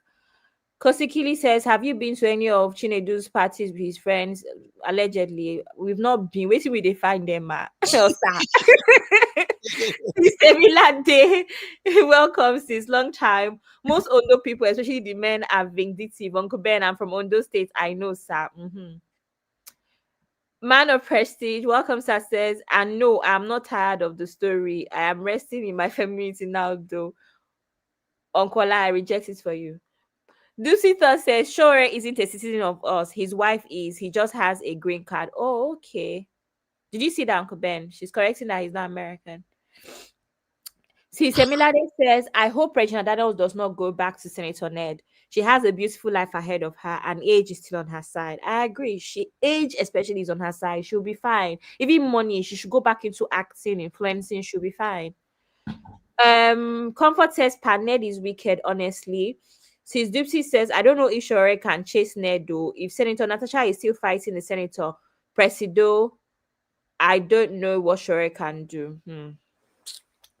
Sis well. Oh my God. Uncle Ben, are you seeing the press release? It's not very, it doesn't make sense. I see it, but the thing is, I can't read it. I'm sorry. Sorry to our viewers and real fam. I can't read it. The reason I can't read it is because I know what HIPAA is all about. So I just scanned through it to see what he's saying. This man may end up in jail if he step out of Nigeria, if he doesn't take his time. There is no reason whatsoever for him to disclose Regina's medical record. No reason at all. At all. And that is why when we were discussing this matter earlier on, I don't know whether it was here or maybe on Man of Prestige show, I emphasized the fact that it seems Regina and her family, they are going through this battle blindly. Where is the lawyer? I have not seen them announce anywhere at all that, okay, so law firm is representing us. Please make it make sense, I beg. Yeah, because right. if they have a very good lawyer, it doesn't matter. This man will pay through his nose. I mean, you would have been petitioned by now as well. Yeah, whether your wife is a user or not, it is not in your place to disclose that information. Uncle Ben, all he had to do is also deny the way the hospital denied it. The way Fumi Olunoyo denied it. No, he decided to talk. Yeah, what he just shared right now, in fact, that is like the final lane in his coffee as far as this the confidentiality statement is concerned. So I don't know what. He should have also denied it and said he doesn't know where it came from. Let them now investigate where it came from. Do you understand? Right? Maybe it should be his word versus Regina and the social media's words. We will not know. But no, he decided to even go against the hospital as if the hospital is lying. That's crazy. That's crazy. That's really, really crazy. Shout out to last comment. Yeah, shout out to you, Bilba. Shout out to Sister Rose, Doopsy, Comfort Adagri, everybody from the Real Fam. Thank you very much. All right, let's read some comment and close this chapter, I beg. Oh, yes, it's sir. irritating. Very annoying nonsense. Anyway, Man of Prayer says Showere is for the nation, no more, no less, dragging politics. Sister Sue is saying that he did the right thing. Ned won't back down easy. He can't see that far. AABBLA says she should not go back home, but if she does and stay, I will be very surprised. Duty said, I don't know if Shore can chase Ned, though. If Senator Natasha is still fighting, okay, we read that before. Sister Milale is saying, what is wrong with Senator Ned? He should leave Regina Daniels alone. Mm-hmm. Man of Prechi says the only thing Shore can do is press pressure. It has silent impacts. They don't like it. That is true. I hope he doesn't get arrested again, Sha. They don't arrest Antaya now. Anyways, that's the second home at this point. Mother Precious says Ned's punishment is the impact on his reputation internationally. That's all. And that's what Shore said he wants, Uncle Ben. Remember, that's what Shore said his end goal is that he wants him to be heard internationally. He wants to make sure that he can no longer practice law in England. Mm-hmm. And that his his license is taken off him. That's actually Shore's plan. That's what he wants. I think he knows he can't do much in Nigeria, but he wants to hurt him internationally, so that's fine. I'm sorry, that man has no reputation. I beg. Even before now, he has no reputation. Somebody that the people from his area they don't like him. Like him. His own family don't like him. Who now likes you? If your own family don't like you, Uncle Ben, is finished now. Mm-hmm. Take more comment, please. It looks to me like Regina and family don't have a solid strategy. That is from Sister Biba. Sister Biba. Yeah, I said thank you, Biba. I'm not sure I said those people get strategy. Yeah, I agree. As he reported at the hospital where the report came from, stated that the report is fake. I won't even say something about that. The hospital did not say it's fake. I don't know why people are getting it wrong. The hospital said it did not come from them. The leakage. Yes. So you can read it from an English standpoint, can read it from it did not come from them, meaning it was not done at their facility, or the leakage did not come from them. And in my opinion, I think that those words were used on purpose to make sure that you can't say what they said, because it means it can translate as different things. Uncle Ben, do you know what I mean? Yeah, but I know what's going on. You know what's so I think they've worded it right in a way where they would not be in trouble for it. But that can mean too many things. Yeah, I think what's going on is that they did not make Uncle Ned, allegedly. It seems Uncle Ned did not sign consent form, or maybe Regina rather did not sign consent form that they should release her medical record to Uncle Ned. It's like Uncle Ned just obtained the medical record. If truly they went there, because according to what I read in what he posted, he said that is the rehab center where he took her to. So maybe they don't have proper documentation that back them up for releasing that medical record to Ned. And now that Ned has abused that privilege by coming out to now publish it, they have to distance themselves so that they won't be liable. Because the thing is, I told you that for me, I've hung around a lot of smart lawyers. That's why I always say lawyers, don't mess with them. A very good lawyer, they will sue Ned, they will sue the hospital. But both of them are liable, both of them will pay. I don't know if you get what I'm saying now. Yeah. It's a matter of suing the hospital. How did this record made it to Ned? Now, Ned is her husband. He has the right to have that record, but they have to show the document, the paper, where Ned signed that he can actually be in possession of Reggie's medical record. So I think that's just what the hospital is trying to do, just to distance themselves. But as per maybe the medical record is true or not, that one is left for them. All right, let's keep it going, man. This is the last comment and we can move on. There are 2 clinics involved. You guys should double check. The rehab center stated that it does not come from them. The clinic stated that there was a fabrication. Okay, thank you. And then Mano Prechi says 50 layers. Hospitals can make things up. Regina probably does get high. Hospital debunked the report. Uncle Ned said it's valid. One person is still at large. Absolutely. Agnes says, after exposing the report, he still wants the girl to come back to him. It's very weird how he wants her to come. And then Ned said, Ned still got dumped by a 24 or 27-year-old woman. He's hurt. is Abby, her. what do you mean it's weird that Ned's want her to come back? What do you mean? Because Uncle Ben, she's useless. She's this. She's an addict. She's a terrible mother. Why do you want such a terrible person back? Let her go. Abby, have you looked at Reggie? Reggie is a beautiful No, young but lady. she's so terrible. Have you seen her? Watch her video. Watch Regina, fine chico. So that's, but I'm just saying that you can't come out and say somebody is so useless, but you want them back. It's normal way all these old papa for Nigeria they fight anyway. Anyway, Uncle Ben, I want to give a disclaimer real quick, please. All right. Go I was ahead. going to say to all of our new watchers, all our new viewers, welcome to this channel. We hope you stick around. We hope you subscribe and join our conversations.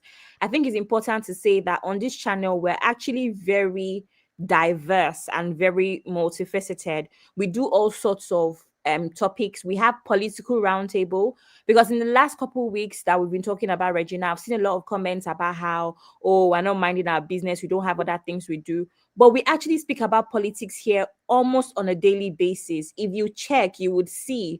So if your interest is politics, there's something here for you. If your interest is trendy gist, there's something here for you. If your interest is Christianity and spirituality, we have Sunday school on Sundays. If you're a woman and you care about matters that concern women, we have TSC every other week on Thursdays. So please, when you drop your comments, I think it's better for you to go through the channel and have a look, and you will see that there's something for everyone here. Thank you very much. And most especially, be kind. Don't be rude. Thank you. That's what I'm saying. Please, if you are watching the portrait, kindly come over to the main channel, because very soon, towards the end of this month, we're going to start showing only preview on the portrait. The main show will be on the main channel, because for those who don't know, you actually don't get paid from the portrait views. The portrait view is usually the one that gets you a lot of views, but you don't get paid. You can, I think some of the shows where we have 45, 50, 60. I've had a show on, I think right here on Trends Reality, I have a couple of shows that have 1.4 million, 1.2 million views. Uncle Ben, sorry, I'll be back in 5 minutes. One second. No problem, Mama. Thank you.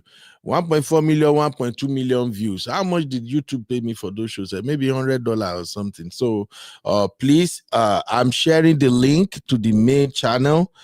Kindly come over to the main channel and hit the notification bell so that whenever we go live, you will be notified. Okay, I'm sharing the link to those who are watching on portrait mode right now. If you're watching the vertical view, use the link to come to the mail channel. As soon as you get to the mail channel, just holler me. Just say, hey, UB, I'm here.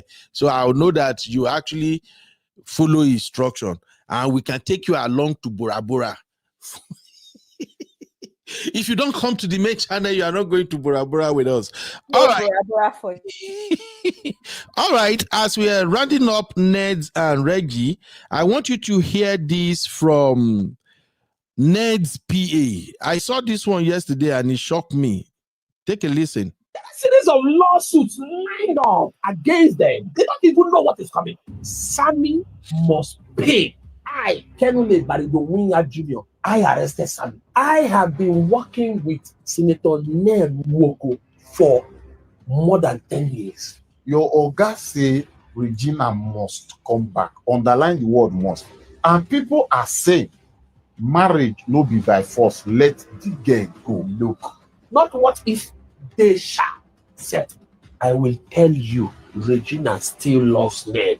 Anybody that wants to know Regina, where she is now, she is regretting. Sammy's family, they are chasing shadows. Nigerian police shall proceed to arrest the sister. They will all appear in court. Tell me, you got problem with the whole family now. Look, Sammy has come to that house by 4 a.m. He was hitting the gate that did not open. He jumped the fence. He came in, told the compound, told the senator that he wants to deal with him. You want to deal with who? Senator Ned by 4:30 a.m. when Wike was preparing for election. Very dark man said on one of his posts, I will not allow myself to be in process of discharging my legal duty. Look, I personally brought the wasabi. We engaged on Jazzy. Oh, so this way they talk now true. There are proofs. I will bring the contract document of edits that we signed. People should go and start to verify me. We don't do social medias, but when time comes that anything happens to Ned, that is when people will hear from us. Ladies and gentlemen, I think we all should prepare for season 4. Season 4 is going to be hot. Now, let me just ask real quick. Do you believe that Regina still loves Ned? I'm expecting our sisters to answer this one because now women are then sabi who love who. Tell me, sisters, do you believe Regina still loves Ned according to the claim by this PA? This PA say Regina still loves Ned. And I also saw a screenshot that Regina shared. There is one other man who is Ned's friend that is contacting Regina on WhatsApp, telling Regina to settle with Ned and all of that. So it's like they have this battle they are fighting on social media for the public to see, and then they have some other negotiation going on behind the scenes. So let's quickly have a vote on that. Do you think Regina still loved Ned? Do Reggie still in love with Ned? All right, let's vote real quick. 1 for yes, 2 for no, 3 for undecided. According to this man's claim, do you think Reggie is still in love with Ned? Now, I want to do my own coconut head now while you vote. If I have to give my candid opinion here as a man, I hear this theory when I tell me whether it's true or false. I was told that virgins struggles to leave whoever disvirgin them. I heard it severally growing up in Nigeria. You know, Nigerians, they get all kinds of theory. So they said virgins hardly leaves whoever disvirgin them. So while you are voting, I want the sisters to tell me if truly Reggie was a virgin when she finds Ned or Ned finds her. I don't even know, because this their story get kolobi. That means somehow she may still desire Ned. Allegedly. So sisters, please, is that theory true or false? Did you struggle to leave the man who disflower you? Let me know. Oh yeah, do me a favor.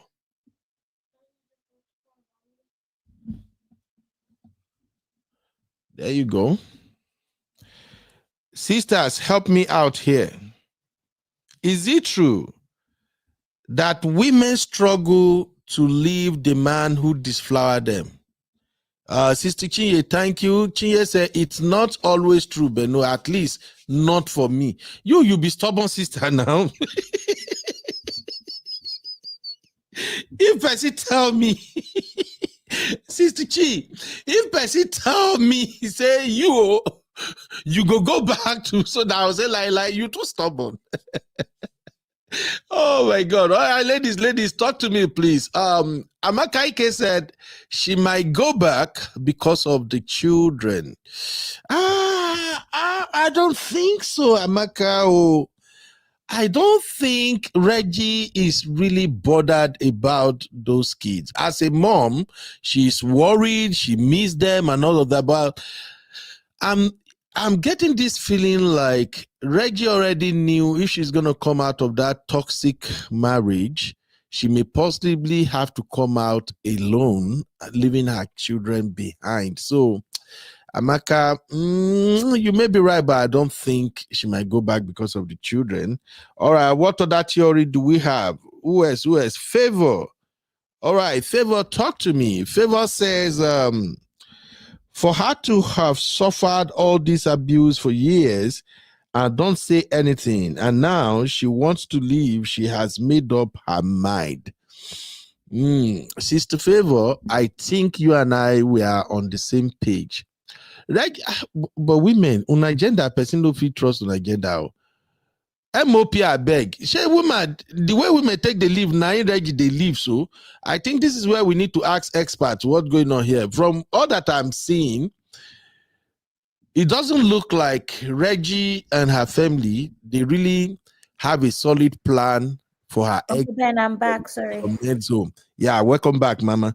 Were you listening to the conversation? I wasn't. Oh, I went to sort something out for my dad. Oh, okay. No wahala. Bolak said, is that Bola? Bola said, even first wife find it difficult to let her ex-husband go. Yeah. So, Abby, the conversation you missed was that I asked our viewers and the Real Fam one last poll, and the question was, do Reggie still in love with Ned? Do you think Reggie is still in love with Ned? That was my question. And a couple of votes. Yeah, a couple of votes came in. Kosiki said 2, Tosi said 2, MOP said 3. What's love got to do with it? MOP, love got everything to do with it too. So Pinot said 2, Kosali 2, Temi, Sister Temilade, how far my sister? Sister Temi said 2, Zenob 2, Bola 3. Okay, so Amaka said 3, undecided. Biba, you are undecided too? Oh God, let me share the link. I'm still sharing the link for those who want to join, but if you can't join, don't worry. We'll try our best to read comment.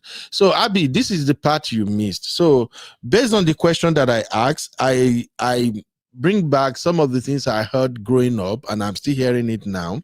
And I don't know, maybe it's a myth or maybe it's actually true. They said women hardly leaves the man who disvirgin them. That is usually difficult for women or girls to leave the man that disvirgin them. And if we have to go by Reggie and Ned's narrative about how they met and all of that, that Regina was a virgin where they met, then definitely she might be struggling with leaving the man who disflower her.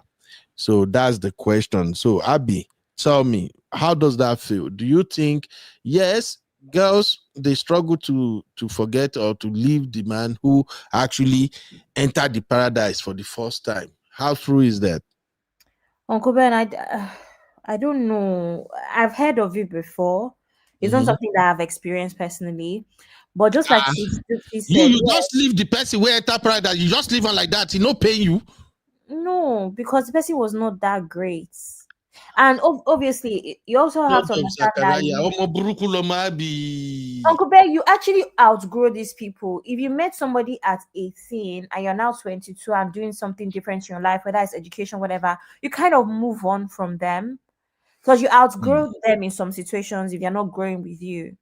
So I don't think that is always relevant. And this man has done way more harm. And I think the painful part about this thing, if those that said 3 or 2 for the question about if Regina would go back, I think what people don't understand is that this is now past, except she's going back because she's bullied. This is now past just going back. This man has shown that he doesn't like her, that he actually despises her, and becomes increasingly harder to go back. Do you understand? You've called police for my family. Like, where do we go from here? Okay. Okay, maybe we'll just say this is a conversation for another day. Doopsy said, nope, the struggle isn't that deep to leave, especially if the guy in question was shit. For women, I think the issue is the increasing body count. Okay. Yeah, most of the time, Yeah. Kosiki said never.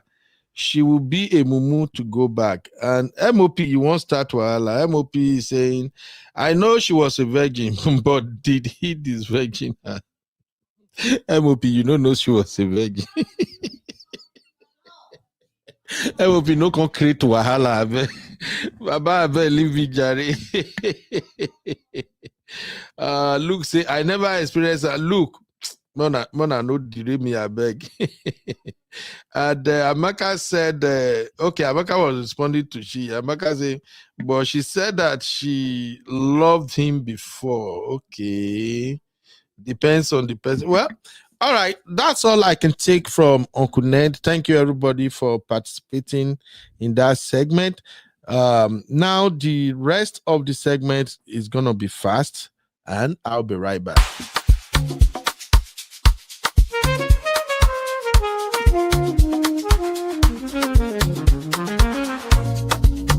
Yeah, yeah, yeah. You be in the building.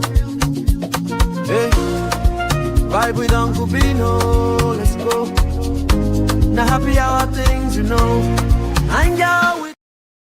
All right. Welcome back, everybody. Let's talk about the other ones. Abby, choose. Which one should come next, real quick? Wike, because it's also pretty short, I think. Abby, are you in love with Wike? No, Wike is actually hilarious to me. He's too funny. From his voice to the way he vibrates, that man is a comedian. Crazy comedian, Really? alleged. Yes. Let me ask you this about Wike first. Have you lived? You stay in Lagos before, right? Yeah, I live. Yeah, I'm from Lagos. Okay. Do you know what we call Lagos Agbero? Anytime I see Uncle Wike reminds me of Lagos Agbero. But honestly, you know that he's part of the country, Port Harcourt. They are not that much difference, right? To be honest, with that behavior. All right, let me start this Wike segment with this short video. This is the video of Wike defending himself after he folded. Listen to this. Some people say I said the boy here fool. And what I meant was this: you cannot be carrying out an illegal order. That's what I meant. And you say military fool. I could have said that. I know the role of the military. The role they have been playing in this country. What they have passed through in fighting insurgents and terrorists. There's nobody. And I've always given my support to security agencies. As I came as FCT minister, go and see their security minister. Go and see what I provided for them to fight and do their work. So if I know that, why would I say that? It's not true. But you, what you're doing, you're not doing what you're taught as an officer. The mere fact you're an officer does not mean that if you do what's wrong, it's like sponsoring cards for a professor officers as a military legal officer himself who will not allow young girls to rest. Land grabbing issues personally. Or will not allow people that bring money for this and that. Then when I see that professor, is this hot topic? I'll tell that professor you're not supposed to be a professor at all. Story that was taken yesterday. Some people say I said the boy here. What I meant was this: you cannot be carrying out as well. An illegal. Concerning the Wike story, that's what I meant. You would like to use a military food. I could have said that. I know the rule of. All right, so that is just a short response from Wike. Wike actually set up 11 microphones to he set up 11 microphones to defend what he said without microphone to our gallant brother, Officer Yerima.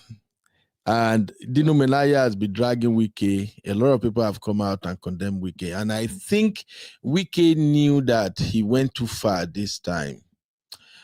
I've said it on this show multiple times that if you grow up in Nigeria back in the 80s, 90s, and the early 2000s, you will know that Nigerian military is not the type you want to mess with. Either Army, Navy, Air Force, just mention it. You don't want to mess with any of them. But somehow, the politicians have infiltrated the system.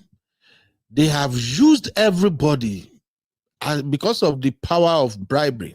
In fact, I was going to do this show probably on Monday. I titled the show Corrupt Crazy. That what we are practicing in Nigeria and in Africa generally right now is more or less like corrupt crazy. The military used to be highly respected before until these politicians started pumping money allegedly to them. And the more money the military are getting from the politicians, the weaker they become. I'm sorry. Apology to all those noble military men that are listening to me right now. I just know that if you know what it means, someone is talking in the background. Abby, can you hear anybody? There was a woman's voice in the background when you were playing that video, but it's fine. Well, it didn't really disturb it. It's fine. Okay. So these politicians, they corrupted all our military apparatus. Not all of them. I still believe that there are still some military men that has dignity, but majority of the top guys now, I don't think they used to be what they used to be. And that is why politicians can actually talk to them anyhow.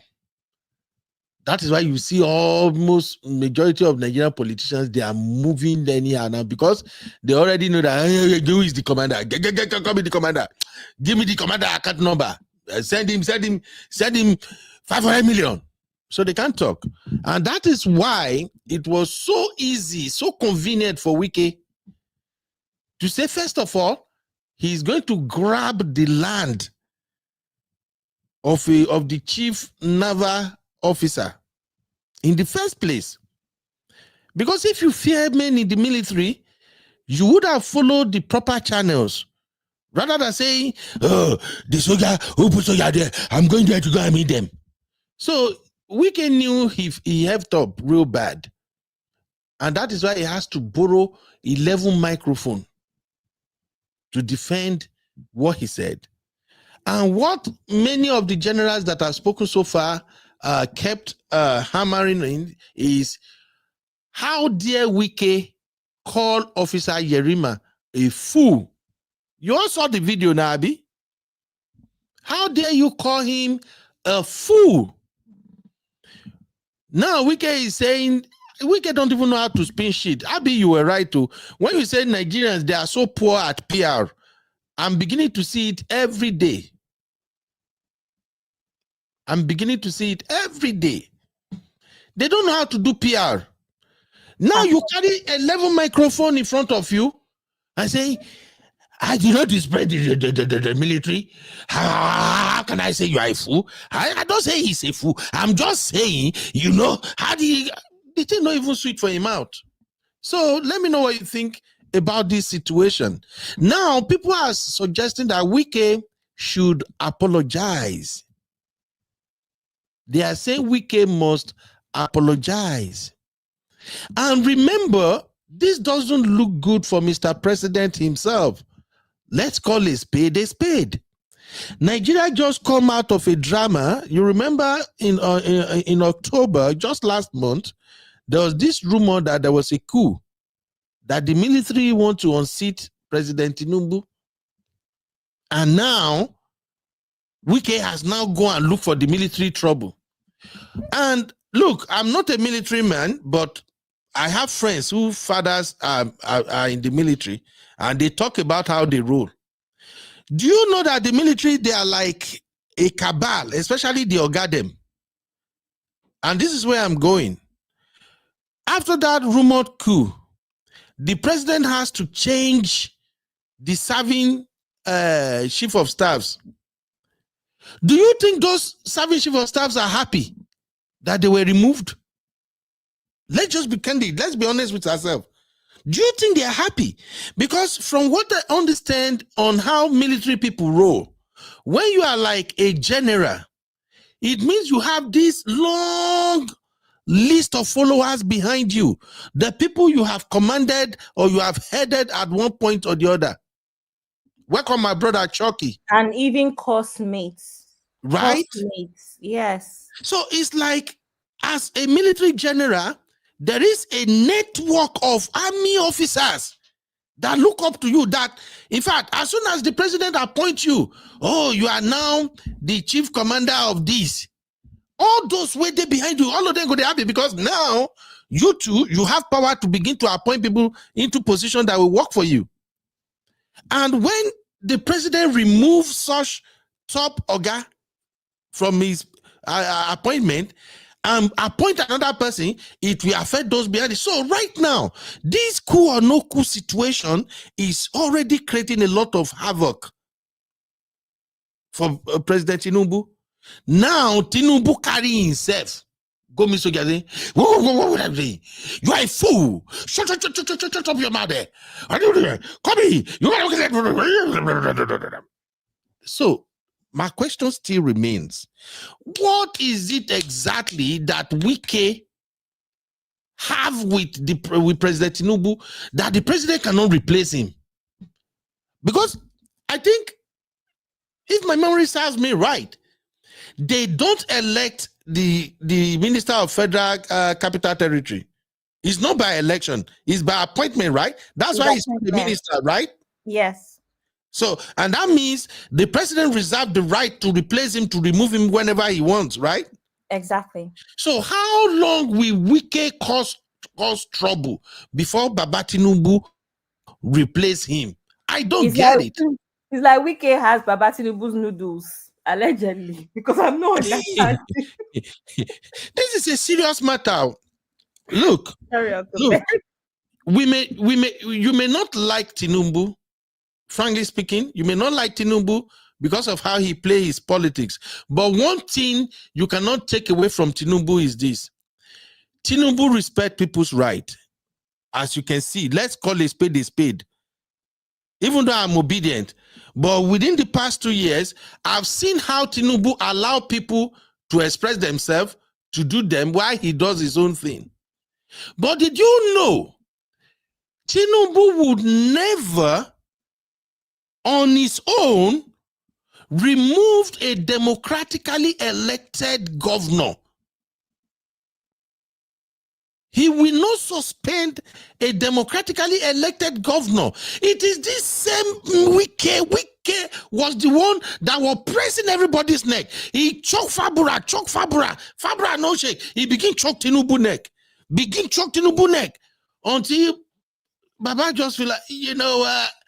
For the sake of peace to reign, I hereby suspend the governor of Rivers State for 6 months. You know what that did to Tinubu already, right? Because that right there is a violation of the right of a sitting governor. Now, this same Wike, it's always him. So, briefly, drop your take as far as this Wike issue is concerned. So, our first poll, Abi, are you ready? Yes, sir. Our first poll is, should Wike be removed as FCC minister? That should be our first poll. Should Wike be removed, or should President Tinubu remove Wike as the Minister of Federal Territory?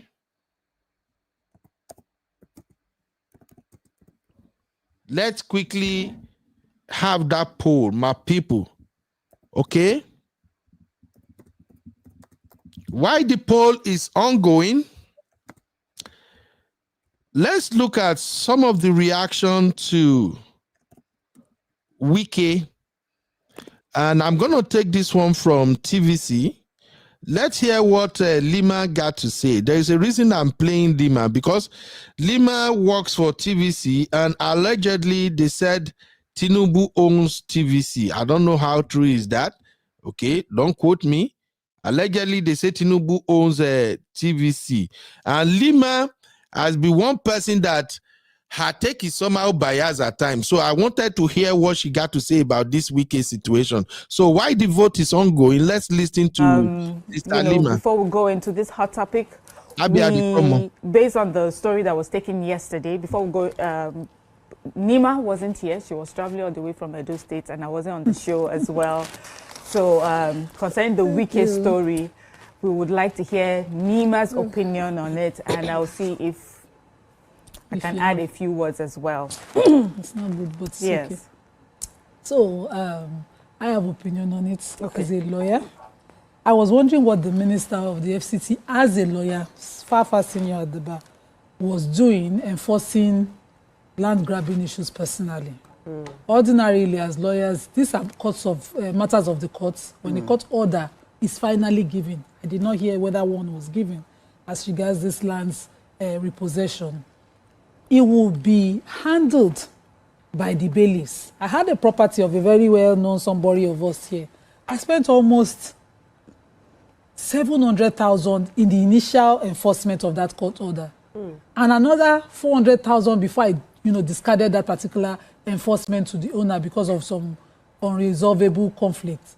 And I know how much we spent, trying to get a court order enforced, because you have to get the entire system, the police informed, the bailiffs will, get the court CTC of the judgment, go there, arrange an enforcement of a repossession before they get on site. So I know that the FCT minister is not the one who should personally take over the work of court bailiffs. If this was not, done highlight through your the court, I comment, don't so see please. why. I faulted, because I saw the video from TVC News where he personally arrived at the venue and there was a caterpillar in the same venue. As in, you come and enforce by yourself. That is completely wrong.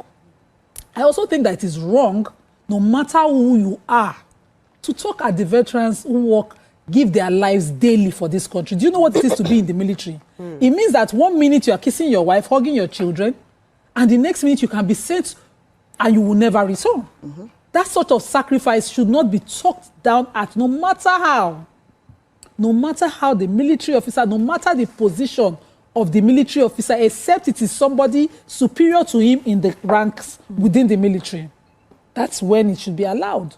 No civilian should see a military officer who knows that the person in that uniform, the moment he's standing, pays the price of life for him, to talk down at him. It shouldn't be allowed, and I agree completely with all the ex-generals and ex-military officers who we took this morning in the Punch on their stand. I also think that it should be investigated, because now we are blurring the lines between civil matters and criminal matters. Okay. A military officer, we see it all the time, where they will use Navy officers to go and protect land. It does happen in Lagos, although I enjoyed one that they beat the Omonile silly, because those Omonile were a problem. But then, it shouldn't be the job of military officers who should be manning the territorial space and waters and land space of this country to be at a civil matter protecting land for whether it is the ex-military officer's property or a civilian's property. We should not be demeaning our military officers to that anymore. Those are civil matters handled locally within the territories of our country by the police. Look at that fine young military man. So they protect land because of what? But then you can't fault him. He doesn't take orders from anybody. The only civilian who has the authority to give orders to any military officer is the president. Every other orders come from the chief of army staff down the ranks all the way to whatever rank that man was holding. And so the FCT minister should have just made a call. Maybe to his principal, the president, or to the chief of army staff if he has any authority to do that. Or maybe as ESCO members, call them, let them know that somebody under their establishment is confronting your office. Let it be handled. And I don't think it should even be those calls. If you want to repossess a land, you repossess it, lock it. When the person continues to build, the repossession order remains, you get to court, you do what you do it through the court. And the FCT minister has been the one sponsoring hostels in the law schools, sponsoring cars for judicial officers. As a military, as a legal officer himself, his wife a legal officer of the bench, he shouldn't. So we don't respect rule of law. So we blow a lot of lines. A lot of us now that are lawyers, we are confused as to what is the real rule, what is the operating rule or ground, how the Nigerian way of doing it, and it continues to confuse as time goes. So these are opportunities where you set things right. You do things by the books and how you should go, so that children don't grow up thinking there are no rules. You can do it anyhow. Where you talk to a military officer, I can see a military officer and say, you're a fool and all of that at a site. Those are completely wrong examples. Let me give my own 2 cents. So, looking at that video, like many people, I thought that the military officer conducted himself well. I feel that without being rude to the minister, he was able to also maintain his dignity. I think with the military, a lot of people don't understand that there's also a chain of command. Standing there before the minister, he also had his subordinates with him. It is important, even as an officer, that he maintains his respect, and his subordinates see that he does that. And I'm happy that it did not degenerate into guns being, or something even worse. The minister is known for that sort of behavior.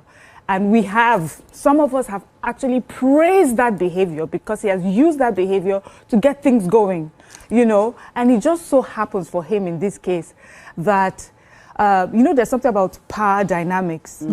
Whether we like it or not, there's a way that the masses behave when they feel like you are the bigger or more powerful person, and then you come in contact with someone who's not as big as you. There's the human need to take the side of the underdog.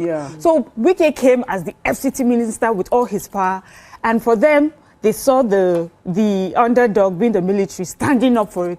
Human beings will love that. It reminded me of something that happened in secondary school when an SS3 student came to talk to an SS1 student. Everybody, and then the SS1 student stood up to that SS3.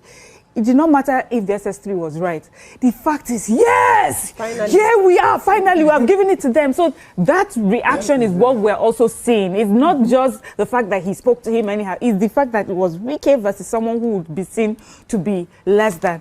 Imagine many times that we have called out the military for when we thought they were the bigger, more powerful body in relation to someone who was not as big. We have called out the military many times here. The military think they're so heavy-handed. Who do they think they are? So that was what I think just played out. The reason why the minister was there, was it right? Did he have to be there? Maybe, I don't know. I've heard lawyers. Honestly, lawyers even have some of them say he was right to be there. Some say he wasn't right to be there. I'm not even sure what is right. But in the way that they conducted themselves on the day, I think the minister, unfortunately, fell into a trap that he created for himself, by doing that. So going forward, politicians especially, you need to understand that when you speak with the military, you are not their direct they have a chain of command and you're not their direct boss. If you need to discuss with them, talk to their boss. One final example, when our governor tried to stop some people driving across, I think on a new road, on a one-way. There was a military officer that, he stopped. The way he responded to the governor, we were not happy. We were like, who does he think he is? And the governor said, don't worry, I will talk to your superior. He understood that there was someone that would deal with him. It was not his place to deal with him. Yes. So thank you, Nima and I, for giving our own opinion on yesterday's conversation. We will go on a short break. When we come back, we'll take a look at the hot topic that I've introduced about the man. So there you have it. Wike. Abby, can we have the results of the poll? Should Wike be removed by President Bat as the minister of the FTC? That is what we are voting on right now. Before you do that, please, let me quickly end the poll we got going on. So the first poll we have for Regina and Ned, which is will Ned and Reggie come back? 57% said no, 43% said yes on the main studio show. Why on the portrait, the vertical, 186 people voted and 53% said no and 47% said yes. It seems like some people still believe that Regina will go back anyway. Now, that is it. Now, I'm going to set up another poll for Wike. So, but the ongoing poll we have on the screen right now, Abby, if you can please read the results. Let's have it. Let's have it. Yes, sir. Thank you, Mama. I already started it. Okay, so Sis Peanut Girl says 1. Precious Fagwe says I think that's Comrade Luke. He says 2. Henry says 2. Shema says yes, 1. Wale says 1. Onyochi says 1. That Wike should be removed. I'm not reading this person's comment. Sorry. Yes. Precious says 2. Abby says 1. That's all we've got. Wike should be removed. Yes. So 1 is that Wike should be removed. 2 is that he shouldn't be removed. And this person, Official Davison, says 2. It shouldn't be removed. So what's your take basically? You know, thank God you be barrack girl. Growing up in the barrack, understanding the military code of conduct and things like that. What do you think? How do you think this may affect the relationship between, first of all, between Wike and the military bosses and between the president and the military? Because remember, Wike is giving everybody the impression that the president cannot do anything to him. And that is why it is concerning right now. The impression Wike is going by is the president cannot do anything to me. So give us your take on this, Mama.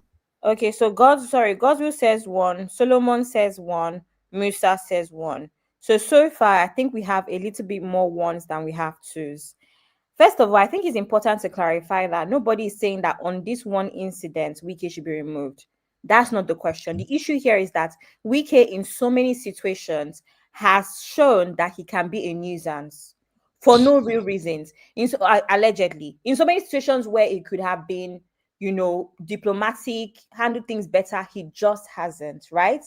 We saw this same situation play out in Lagos State with Showere, and we saw how he handled it. Yes, he was angry. Uncle Ben, you saw that video, right? He was angry. He spoke angrily, but he still maintained decorum and knew that all he needed to do was call the boss. Yeah, that is Sanwo-Olu. Yes. The Lagos State governor. So when you have such an example, it is obvious that Wike crossed the boundaries because he thinks that he's bigger than even President Tinubu himself, for whatever reason best known to him. I don't get it, right? I think it's important. Why I know if you call him? Uncle Ben, Cameron Luke is asking. Asking what? Why he can't call in? I don't know. Nigeria network or something. Okay. Anyway, I thought it was something to do with the link. Anyway, so for me, I think that first of all, it is important to understand that. Now, secondly, Uncle Ben, what people don't understand is okay, hold on, please. Let me share the link again. If you want to call in, you may need to come to the main show so that the link can be active for you. Okay. The vertical view usually have a lot of people watching, and sometimes YouTube will not make link active. So you have to come to the main channel in order to have easy access to activate that link. So I'm sharing it again. Click on it, follow the instruction, and you're supposed to be here. All right, if you want to. Okay, let's keep it moving, Abby. Thank you. So what people don't understand is that the way the NDA is set up, you go in as one body before you start to split up into the Air Force, the Navy, or the Army, right? These men at the NDA, they train together. They are friends at the NDA. Imagine, you know what it means to train at the NDA? Blood, sweat, tears, Uncle Ben. So these people are friends before they even split up to the three armed forces, right? So the three arms that make the armed Oh, forces. so that's how it works. It's not Yeah, like so it's like you go to maybe school. Uncle Ben is like secondary school, where junior secondary school, you go to school, all of you are at the same level. Then it's not in senior secondary school that you split to business, science, and commercial. Do you understand? That's how the NDA works. So a lot of times, that's why you will see a lot of times, just like how when your friend becomes, or your brother, your uncle becomes local government chairman, you think that you're going to get contracts. That's how it works. It's a cabal. Yes, the other day when I forwarded what my dad said, Uncle Ben, what did he say? He said, he said something along the lines of, when these people, the way they are trained is to be like zombies. They follow their superior. It's like a cult. That's what people don't understand. So ultimately, what is most likely going to happen is two things, right? Wike is probably going to have to bend to apologize based off of Tinubu's recommendation, because it'll just be easier. But I don't think apologies really work in this situation. Uncle Ben, unfortunately, the military has become more political than it used to be. Even me that grew up in the military, it never used to be as political just 20 years ago, right? Just 25 years ago growing up, it's become more political. So I have a feeling that the solution to this could just be allocation of funds. I'm sorry to say. And I'm sorry to say allocation of funds as well. The military are constantly seeking funds, whether it's for repair of the barracks, whether it is for new cars, whether it is for, there was a time a couple years ago. You mean there is no budget for that? Uncle Ben, in usual fashion, there's the people now that are at the top, are they not still eating with President Tinubu? Allegedly, they are. Okay. So even regardless of the budget, as someone who grew up on the barracks, I know what that means. If you have anyone that is a paymaster, they call them paymaster, Uncle Ben. Even for Christmas, allocation for one thing about the military is there's a lot of benefits past salary, right? For Christmas, there's supposed to be an allocation of food items, for instance. There's allocation for change of that stuff. But in usual Nigerian fashion, this is as far back as even when I was growing up on the Bezo. They can say, let me give an example, 500 bags of rice. Somehow, usual Niger fashion, maybe to end up being 100. Where has that money gone? Paymasters. That's why you see, in other words, can be a wing commander. So allegedly, the military, they are also corrupt. They are also, yes, allegedly they are. They so are. that means I'm right. This is what they say. I agree with the system. So Abby, it means I'm right in my monologue when I said the politicians somehow infiltrated the military and corrupt them and make them weak. Uncle Ben, and it's not new because I'm 28 now. It's been happening since I was born. Let me give you one quick gist there. They used to say something. They say there's something called paymaster. Most of the time, paymasters of any barracks is usually a wing commander. A wing commander is not considered a senior officer. Senior officers in the Nigerian Air Force starts from group captain, right? But Uncle Ben, they are always so rich because paymasters will cut corners. Allegedly, but this is real gist. They will cut corners, and they will always find a way to keep for themselves and their family. I'm wondering, how is a wing commander enjoying life like this? It doesn't make sense. You get? So it's always been like that, even as far back as me being 5 years old. We used to see these things on the base, on the Air Force base. And it's the same in the Navy, it's the same in the Army. And that's why when it comes down to it, those men are hardly the younger other ranks that they call them, not the officers, the other ranks, they are hardly ever looked after. Okay. So, it's crazy. So the vote, what's the vote suggesting? Are more people saying Wike should go? Yeah, so we have our first three from Opong Michael. He's saying 3, which is neither here. He doesn't care pretty much. If he goes, he doesn't go. Doesn't matter. And then we have Uday Victoria that says 1. And we have Edosa that says 1, 1, 1, 1, 1. And then we have Gotu that says 1. Okay, I want to play. People, I think 1 has 1. Most people have said yes, that he should be removed. I want to play the reaction. State Farm. The reaction from TVC, no, not TVC, Arise News crew to this matter. Yes. So we have memes, we have videos, it was over. Okay, wait. The whole night, everybody heard him call the soldier a fool. Well, I'll take some reactions. This is from Kunle, who wrote, "Why is Wike still being garrulous after fueling tension? Why are his excesses tolerated? The ministers of Foreign Affairs, Defense, Economy aren't behaving like him. Is he the only minister in this administration? Does Wike know something about this administration we don't know?" Another ex-user wrote, "Minister Wike continues to demonstrate strong leadership, ensuring that laws are upheld and officials are protected while respecting all institutions. Kudos also to the Navy officer whose professionalism and support helped maintain order during this situation." Finally, another ex-user wrote, "The best and most honorable thing Wike can do is to offer a sincere apology." Simple. The words used were demeaning, not just political banter. No need for weak cover-ups. Leadership demands accountability, not ego. And I think that is the main point at this point. I was hoping to hear an apology, but instead what we heard from the minister is, I couldn't have said that. I couldn't have called him a fool. Meanwhile, former Chief of Defense Staff, Lucky Rabo, criticized Wike's actions, saying, "The uniform of the military represents the authority of the state, even if it is a young person wearing it." General Rabo made the comment on Thursday while speaking at the National Dialogue on Media, Tourism and National Security at the 21st All Nigeria Editors Conference in Abuja. Let's take a look. The uniform is not about who is wearing it. The uniform represents the authority of the state. Whether it's a small boy or not, it is the authority of the state. It's even worse when it is a commission officer who has a presidential commission. And so when you make such disparaging comments, you have desecrated the oath. Yep, agreed. You have desecrated the oath. What you have told the commander-in-chief and the authority that invested that position on him is that they are fools. So it is wrong. The officer that is in question, if you see him tomorrow wearing uniform, you wearing mufti, you will not see him. So what distinguishes the police?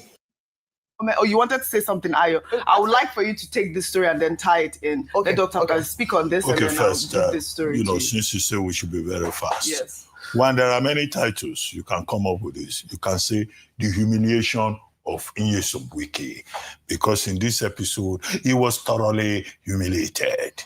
Number two, you can say the many lies of Minister Wike. He was humble. Because we have just seen that he's even lying after the fact. Number three, you said he has not offered an apology. I think he has actually apologized. Mm-hmm. You know, in Yoruba land, they have this saying that, you know, an elder uses different styles to run away from cows. It takes wisdom. When you encounter a cow that is aggressive and it has big horns, it is style the elder we use. You backtrack. You know, this is what Wike has done. He was very apologetic by saying that he respects the military. He has no problem with the military. He's not confronting the military. If he has a problem with the military, he knows where to go. So he knew all of that. That's folding. Folding is different from apology. Yes. That one is folding. That's folding. Folding is different from apology is admittance and say we need to apologize and say I'm in the wrong. I'm sorry about it. That's folding. You fold. I'm talking about folk wisdom, the way an elder uses to backtrack and protect himself. He was practically begging the military generals. And then on top of it, the same man that was calling the military officer Yerima, Ifu, he went there, he asked that his trucks should be removed and all the vehicles should be removed. that was a complete humiliation. However, let's make the point again. He should stop exposing the president of Nigeria, who has been magnanimous enough to give him a ministerial appointment, apart from using him as an APC political bouncer. And I say, was that the Yoruba word you were using yesterday? No, Omonile. Omonile, was it bouncer? No, the owner of the land. No, but actually as Omonile, he's going on a frolic of his own. But the APC political bouncer, that looks like the assignment that he has been given. Right, so he should tread carefully. Yes, okay. Because next time he challenges anybody in that Abuja, we cannot predict what they will do to him. Right. So that wisdom that he has applied in this case, he should continue to borrow himself. Some people are saying that God has paid him back for what he did to the PDP. So many well, all right. So many well, all right. We'll take another story now. All right. So I think that's all we can take on this Wike situation. Abby, do you have comments you want to read? You say what? Yeah, I actually agree with this man. Remember in the beginning, I said that this is how a lot of Nigerian adults apologize. They will tell you, instead of saying they are sorry directly, which is preferred, they will just say, have you eaten today? Or something like that. That's what Wike did there. Don't come for us. It's true now. They will not bring food to your room. Is that not what Nigerian mothers do? They will bring food to your room, plenty meats or big meats after they know that they've messed up. So you take it as an apology, but again, you're a politician. I think it's better to lead by example. But Uncle Ben is weak. I see Luke say he don't apologize. Luke, do you have the link? Do you have the link to where he apologized? If you have it, send the link to me. Let's share it.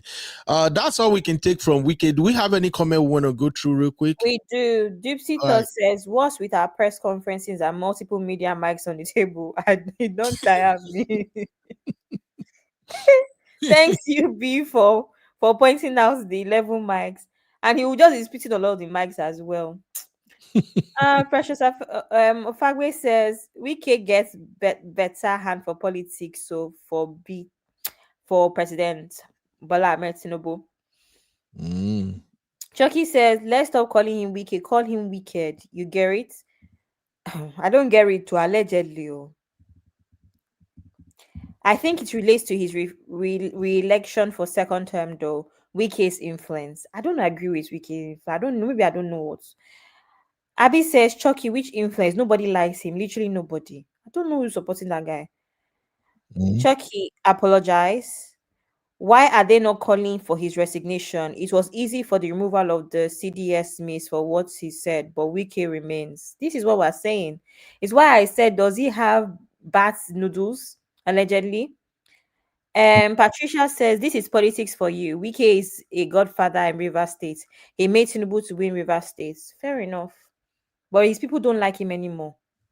Yeah, he stepped on a lot of toes. Yeah, his people don't like him anymore. So I don't think that is Uncle Ben, back in the day when he was governor, we liked him more. Because we took his, and Uncle Ben, this thing about life, we took his doggedness and weary because he was working for us at the time. We did not realize that it could also bite us in the butt. I don't know if what I'm saying makes sense. And that's the thing about process. Because it's working for you in the time doesn't make it right. Wike's methods have always been rash, but it worked in Port Harcourt. It worked in Rivers State at the time. So people liked him, but it was never the right methods. Now, he's not working as FCT minister. People are angry, but he's always been the same. That's why you don't support things because it's in your favor. Even if, do you understand? Even if it's wrong, that's why you don't do that, because it will come and bite you in the ass eventually. Anyway, Uncle Patrick says Wike is doing too much. Make them remove him. He needs vacation in Sambisa. Sambisa Lodge.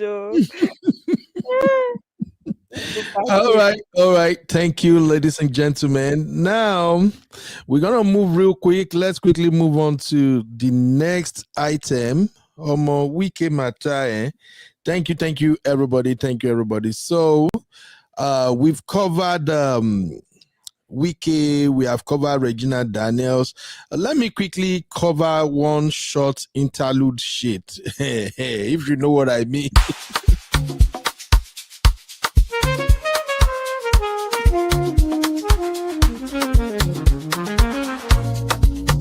Yeah. You be in the building. Thank you, bud. Yeah. Thank you. All right, let's talk about Big Brother Niger 1010 or whatever they call Thank it. you so much to everybody that voted me. I never see this coming. I'm so shocked. Thank you. God bless you beyond your expectations. May God bless you, guide you, protect your path. I don't know. Thank you. Thank you. Thank you. Lobaton. Voila. Lobaton. All right. Thank you so much to everybody that voted me. I never see this coming. I'm so shocked. Thank you. God bless you. God bless you too. All right, Abby. Yes, Uncle Ben. I just want us to touch up on this thing real quick, just for the lesson we can extract from it. First off, let me be honest with our viewers. I am one of those people who don't watch BBN Niger. Even when I was in Nigeria, I don't watch it. As soon as I discovered that the show is BS, it has nothing to offer. Nothing. It's just for entertainment. And the reason I don't watch BBN Niger, even when I did Niger, was because I do believe we have a lot of problems, a lot of things to deal with. People where they hungry, we never even know how they go take parents, pay hospital bill, or take care of their children or anything. They are wasting money watching BBL and voting and all of that, and still I don't see the benefit with the BBL. I think the only benefit from BBL Niger is for whoever become the winner and those who participated, and maybe they get some fame and just that's it anyway. So, but every year it seems there is always drama following BBL Niger. I used to ignore many of those dramas, but the particular drama that usually caught my attention is when the winners of BBN engage in fierce battle with their parents. So it's either the parents are coming after them for winning this big money and refuse to share with father or mom. And I think the case of Fina is still fresh in our memory. When Fina and her dad, they took to social media to battle it out. And now this BBN, the one they just concluded now, the winner, Imisi, like they call her, she and her mom has been going back and forth. So if you look at the screen, Imisi is the lady to my right, and the mom is the one you are seeing here. Now, what perhaps seems like what doesn't sit well with me was when I listened to her mother talks. Honestly, I don't know her mom. I don't know her story. But as soon as I heard her talk, I just feel like something is not right. Please pardon me. I just felt like something is not right with this mama. In what regard, Uncle Ben? Yeah. You see, there is a way you speak about your daughter or your son that tells a lot about who you are than the son or daughter you're talking about. I'm a parent, and I've seen a lot of parents too. Your children will always piss you off. Some children, you will suffer for them, you will do everything for them. They will just, as soon as they go, they just abandon you, abandon everybody. But still, if the children is successful, the parent will still be happy for the success. I don't know if you get what I mean. Absolutely. You will still be happy for her success. And you may have issue with that child. You can settle it under G. Not coming out, your picking just won this competition, and you come out and you are dragging the girl. So when I asked Tosi, I think my girls in the backstage, it's like, Abby, you are the one who was explaining it this morning, right? I think the backstory is that, okay, she said something about her mom, and now she won, and her mom is debunking or something. But just give us the backdrop real quick. I just wanted to mention something else before we leave. So I'm not a fan of BBN either, by the way. I've only watched one season because I had somebody that was on that season. But anyway, Imisi went on the show And apparently she just, you know how they usually talk within the house, or you have diary sessions where Big Brother interviews you. And somewhere on the show, she said that she got kicked out of her house at 12 years old. And in that process of being on the streets, she got abused. That's basically what happened. So she came up with the whole story of she's been alone, she was a child, and it's caused her a lot of pain, all of that stuff, right? And then that's basically what she said. And then obviously her mom has come to debunk that, saying that actually Imisi is lying. Imisi lived with her grandmother and she was never on the streets at 12 years old. And it's a lie. The reason, however, Mrs. Mom did not just come out of nowhere. The fans, they usually hold regular meetings on mostly on X, on Spaces. And they already had a meeting about how somehow it came up that her mother does not deserve anything from Imisi's win. Mind you, when Imisi won, Imisi's mom came to the stage. I don't know if anybody saw that video. Imisi's mom came to the stage. So if her mother was invited, then it means that Imisi has some sort of liking towards her mother. I don't know if what I'm saying makes sense, because you can choose who you want to invite on your finals to come back. Do you understand? To come to the stage to hug you, and that's your first proper press conference in a sense before you start going on your media rounds. So her mother was there, hugged her.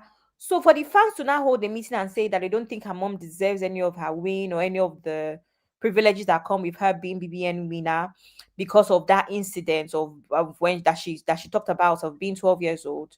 And also now they're accusing her mother of having 10 children from different men.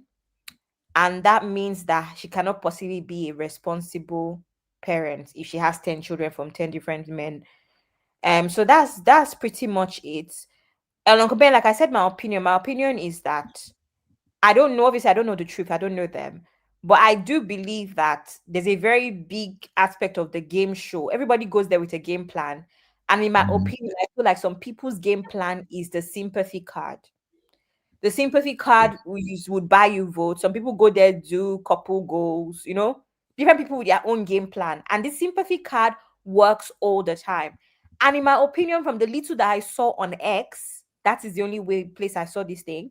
In my opinion, Imisi played the sympathy card extremely because she was even pretending not to have nice wigs and all of that stuff. But she had pictures from before the house where she was looking really nice, right? And even now, you can see how she looks, right? But in the house, she was playing that role of a bush girl that doesn't know anything, doesn't know fashion, doesn't know hair, doesn't know makeup. And I found it very weird because we've seen pictures from way before the house. It's not pictures like when you were prepping for the house, because you have to prep for the house and do some media shoots and some media rounds. No, it was pictures from way before. You're a babe, you have nice hair. But in the house, she was pretending to be like one bush babe from like a village or whatever, not speaking properly. And then now that she's finished, now she can speak English. Do you understand? Don't worry, Abby. Abby, do you know what I used to say? Life is a game. Yeah, I'm not mad at it. I'm not mad at it. That's what I'm saying. Everybody has a game plan when you go to. You have to have a game plan. It's a game. Yeah, it's a game. You have to win. But I'm just saying that when you do extreme stuff like this can be the repercussions where you've not thrown your family under the bus, but have you exaggerated it where your family now feels like you're kind of like airing our dirty linen outside and it's not really true? Or and I'm not saying that the mother is right for coming out though, because there's no real reason to come out if you understand that your daughter was playing the game as well. Do you understand? But I'm just saying that sometimes I think everything is just exaggerated, in my opinion. That's what I find. Yeah, thank you. For votes, yeah. Thank you for that. Now, for the lessons, this is just what I have to say. In my personal opinion, when I saw the mom, I have not even heard all this story of she has children with 10 men or 10 children with different men or something. But when I saw the mom, the first thing that caught my attention was how she looks. Hair wasn't done, nothing, so ordinary. And then I think she claimed to be a prophetess or something. Because And carry Bible, carry palm front, or what they call that thing, that palm tree leaf or something. I know something is wrong. I just know something is wrong. I don't want to cast her. I don't know her struggle, but please, my advice is this for parents. Your children could make mistakes. They can throw you under the bus, especially this Gen Z. I be no verse. No verse. We go talk them. Especially this Gen Z, they can throw you under the bus. They can behave as if they butter themselves, like their parents mean nothing, especially when the parents are not rich. But you as a parent, you still have to roll like a parent. Don't throw your children under the bus. Exactly. What this mama is doing is wrong. Whoever advised her to come out and drag her daughter, they gave her the wrong advice. Ooh. Give her the wrong advice. Pound sterling. Oh, Pound sterling. That's my boss. One man went to Mo. Shout out, sir. How you doing? Thank you so much, sir. For the money. You see, people no buy us coffee, see, so one man don't call you, don't buy us coffee. Thank you, Gary. One man. We appreciate you, sir. So please, parents, don't drag your children. Whatever is the case, you can fight them underneath. When you come out and you are fighting your children publicly, you are throwing them to the wolves. So it's not good. Okay. I agree. And to the Gen Zs, I understand that in this game that you guys are playing, you know, Gen Z, you people live your life on social media these days. No secret. Only few Gen Z are very, very smart and well disciplined. They have self-control and they are in charge of their activities on social media. The majority of Gen Z don't even, the social media is what is controlling them. When you want to talk about your family, always remember that social media followers, they are not real. I will continue to say it. Who won't hear, make it hear. Who no one hear, make it no hear. Oh, I have 5 million followers on social media. Cut that crap. At best, your 5 million, 10 million, 50 million, 100 million followers are just an avenue for you to make money. When it comes to the real deal, when it comes to the real challenges of life, those your followers, they have their own private life. You are just an entertainment to them. Yeah. Say that again, Abby. It's just entertainment to us. We don't know you. You are just an entertainment to your followers. Because I see Gen Z brags a lot about that followers. They say, do you know how many followers I got on Instagram? I got so followers on X. And I would just be like, really? Really? They are lying to you. You are just an entertainer to us. You are entertaining us. If Bobrisky or 4 people can have, I think as at the last time I checked Bobrisky page, before VDM chased him out of Nigeria, Bobrisky have over 5 million followers. Over 5 million followers on Instagram.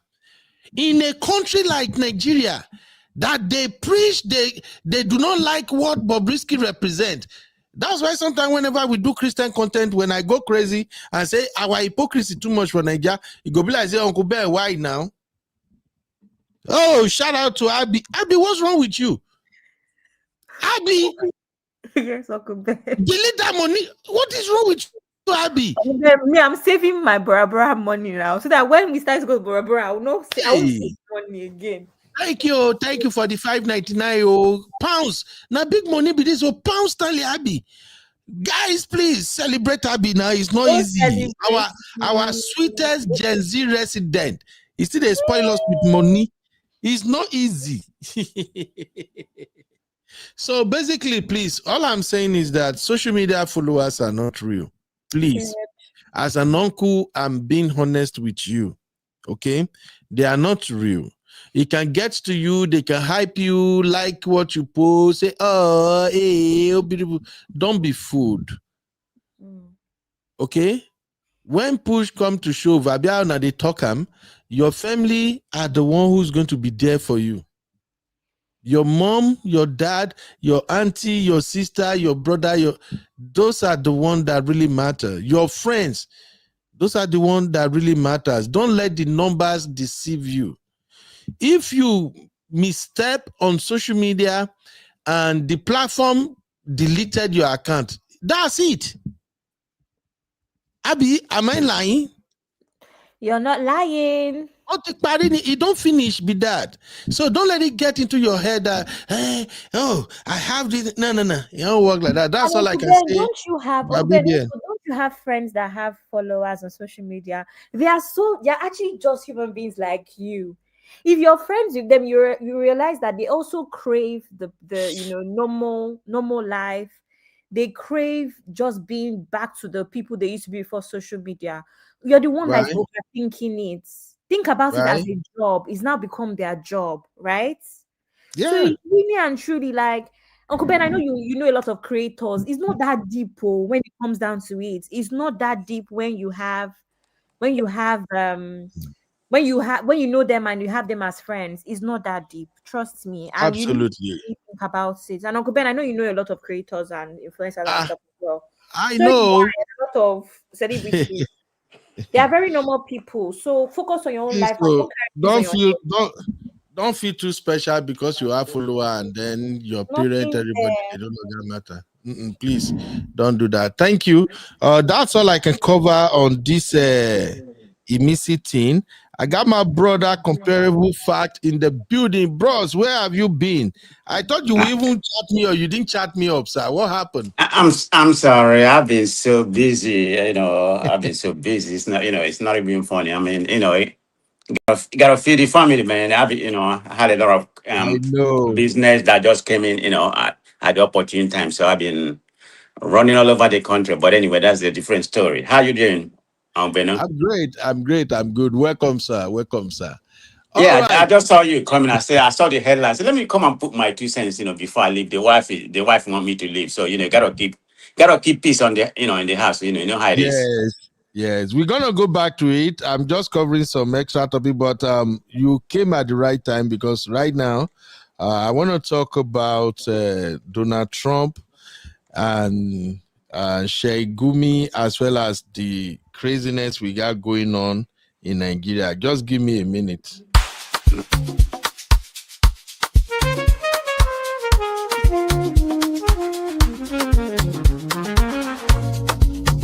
Yeah. You be in the building. Hey. Vibe with Uncle Bino. Let's go. Now happy hour things, Hang out with you, babe. It's our vibe tonight. Hey.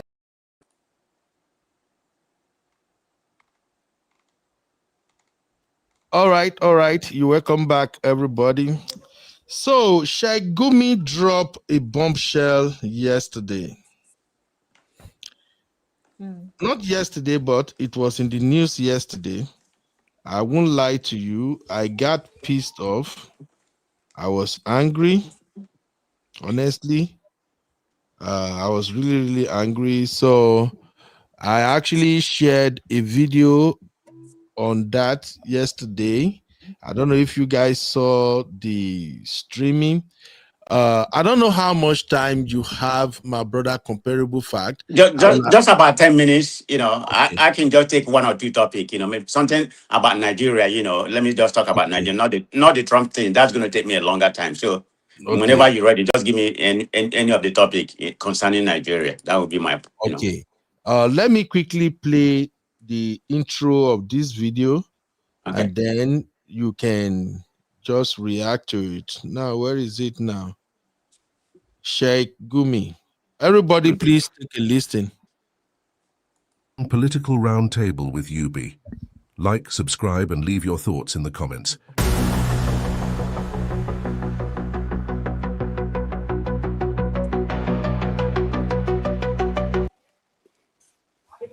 Hello, everybody. Welcome back to Political Roundtable with UB. A quick update on the ongoing government stance and promote with my rhetorics. Shared on his verified Facebook. One of the mass grave in Plateau, and if real victims were killed just to push the. Sorry, I wanted to cut to the chase real quick. Okay. Enjoy the videos. Controversial Islamic cleric Sheik Gumi has accused some Christian groups in Nigeria's Middle Belt of staging fake mass killings to fabricate a genocide narrative. In a statement shared on his verified Facebook page, Gumi claimed that a doctor informed him that certain groups are burying empty coffins and recording the process as if real victims were killed to push the narrative of a Christian genocide. Gumi wrote on Facebook, a doctor wrote me, do you know that some Middle Belt Christian groups are now staging fake mass killings? They are burying empty coffins and recording the process as if real victims were killed just to push the narrative of a Christian genocide. This is desperation at its peak, a disgrace, manipulating information just to provoke hatred and international sympathy. Gumi further described the genocide allegations as part of what he called a well-orchestrated plan to attack Sharia law and fuel Islamophobia. He urged President Bola Ahmed Tinubu to summon the U.S. ambassador and demand an official retraction of Trump's threat or consider severing diplomatic ties with the United States. However, Northern Can President John Hayab has dismissed Gumi's claims, accusing the cleric of lying and manipulation. Rufai, I'd like for you to tie in both stories. First, the comment from Yusuf Tuga, and also, this is a serious allegation made by Sheikh Ahmad Gumi. Please, with due respect, I must have to beg. It's not that hard to tell the truth. There's Christian genocide. People like Sheik Gumi, from saying that Muslims are being killed, Christians are being killed, now they are trying to deny the corpses of people that died. And I have actually seen videos, Rufai, I'm sorry I'm interrupting you on this one, about the coffins. I have seen open coffins of entire family members, babies, all Christians, be buried. It has now shown that it's a propaganda people are trying to play. Yeah. But you see, in life, you will be judged by what you did. And we should be careful. Sheik Gumi, in his propagandish. All right, comparable fact. I want you to go real quick, my brother, since the wifey is waiting. As a married man myself, I don't want you to get into trouble, sir. This statement by Sheik Gumi, I won't lie to you. As a Christian, I feel really offended. But, as a show host, I have to control myself. But this is a slap on the faces of all Christians in Nigeria, and not just Christians, on the faces of all the victims of Boko Haram, as well as every other terror organizations we have in Nigeria. How could he said that they are burying empty coffee? Over to you, sir. Yeah, thank you very much for giving me the opportunity to a few minutes to narrate on this particular subject. Sheik Gumi has been a long time, dangerous person in that country we live. Because if any Satanas has been making the utterances, this is not the first time he's making such, a misguided utterances. He has continued. If any Satanas even utter something very, very close to you, that person would have been invited or, or been locked up right now. I don't know what the privileges. The radical Fulanis, I have to be specific because I don't want to, label all Fulanis as being jihadists because I have a Muslim friend. But having said that, the radical jihadists, are taking, they are being baptized in that country. And like you can know, a little bit of history, the Fulanis with the Usman Fodio, theory, what they come to do in that country, they are not even indigenous of Nigeria to begin with. When they came to Nigeria, they decided, to conquer the Northerners, and this is exactly what they're trying to permit in that country. We have right now. This utterance is very serious and dangerous. It's dangerous and misinformation to the highest level. It's not even funny. We can come here and sugarcoat whatever. I don't know I don't know what he's trying to do. Is he trying to, is he trying to make for us to have a religious war in that country? This is the way it's leading.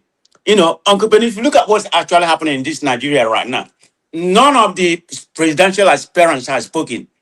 Atiku, Rufai, and none of them, everybody just moved about what's going on in that country. In my own opinion, they are patronizing, they are sympathizers of terrorists. I'm going to call it what I see it. They are just being quiet. We know what happened, when the guy was killed in Northern Kaduna. He tweeted, Atiku tweeted, then he took it off immediately. So this is not the first time you have the so elite Northerners. And the reason why they are doing this, they want to keep their people in perpetual poverty. That part of the country is the poverty capital of the world. That's exactly what they're doing. They want to put them in that and usurping the whole Nigerian money to feed themselves. This is not funny. We are moving to a dangerous ground right now. And this kind of utterance, I think my understanding, I don't know how he managed to obtain a visa or whatever. He's in Turkey right now. I don't know if he has come back. Yeah. And, walking freely, committing treason in my own opinion, because I'm just because sometimes when I get mad, I just loss of speech, because I had this nonsense, this shenanigan that you just said earlier this morning. I couldn't believe my mind that plus all what he has said before, which are very insidious in all ramification, and he's saying this. So he's probably not the only one saying it. Even the so-called Sultan of Sokoto, he has made such utterances because he's the head of Meitiela. He visited Tinubu the other day, last week or a week before. We are see where this is going. They are trying to make it Christian versus Muslim, and it's not supposed to be. It's supposed to be America. But the point is that the Christians are being killed, the Muslims are being killed. Is that a targeted Muslim? Is that a targeted Christian? Yes, there is. There's a genocide going on, against the Christian. You can never argue that they are being targeted, because if you go back to the history of Boko Haram, when I think Yusuf or whatever, that's the head of, when he died, there's about 5 groups right now of these terrorists going on, ISWAP and some other ones. Boko Haram, Right. Right. What's the other one again? They just It's about, it's about 4 or 5 of them. But the point I'm trying to make, you have one group that is targeting Christians. There's no doubt about it. But the other group, they just want to target Muslim and Christians. And it's that particular group, or the so-called head and men or whatever, they are terrorists too. They are the one grabbing people land in Benue area or whatever, Para, and they have a mission to Islamize that country. And the last point I have to make, we have to, that 99 constitution, that's where everything started. We're a secular country. I can even tell you, I don't have the data, to say that. We have more Christian than the Muslim. I don't know by 1 million%. It could be 55, 45, but people keep on saying 50-50, but that notwithstanding, when they implemented the Sharia law, they have their own customary, how can you have two law in the country? If you go to the north, you can't drink, you can't do anything, but they want to benefit from the money and something like that. So we have a bigger problem. People say, why are you telling Trump, Trump to come to Nigeria? The way we are right now, I will say you need to come, because he's not coming to invade the country. It's going to be a targeted, and remove the terrorists. If this Northerners that are complaining that he's coming to invade the country or whatever, okay. If you come and remove the terrorists, what's wrong with that? And you're saying there's no Christian genocide. But it's so annoying. I just said, let me come and put my sense. I don't want to use all the whole time before the wife is calling. No problems. You actually started the conversation in the right way, because ever since Donald Trump announced that they're going to come to Nigeria, and I've been covering this terrorism and all of the associated problems that accompanied it, I've unraveled so many things that it is shocking to me, honestly speaking. And I'm beginning to think that we, the ordinary Nigerians, we are the one who don't see what is really going on. I don't see Nigeria existing beyond 2027, allegedly. What? What do we say?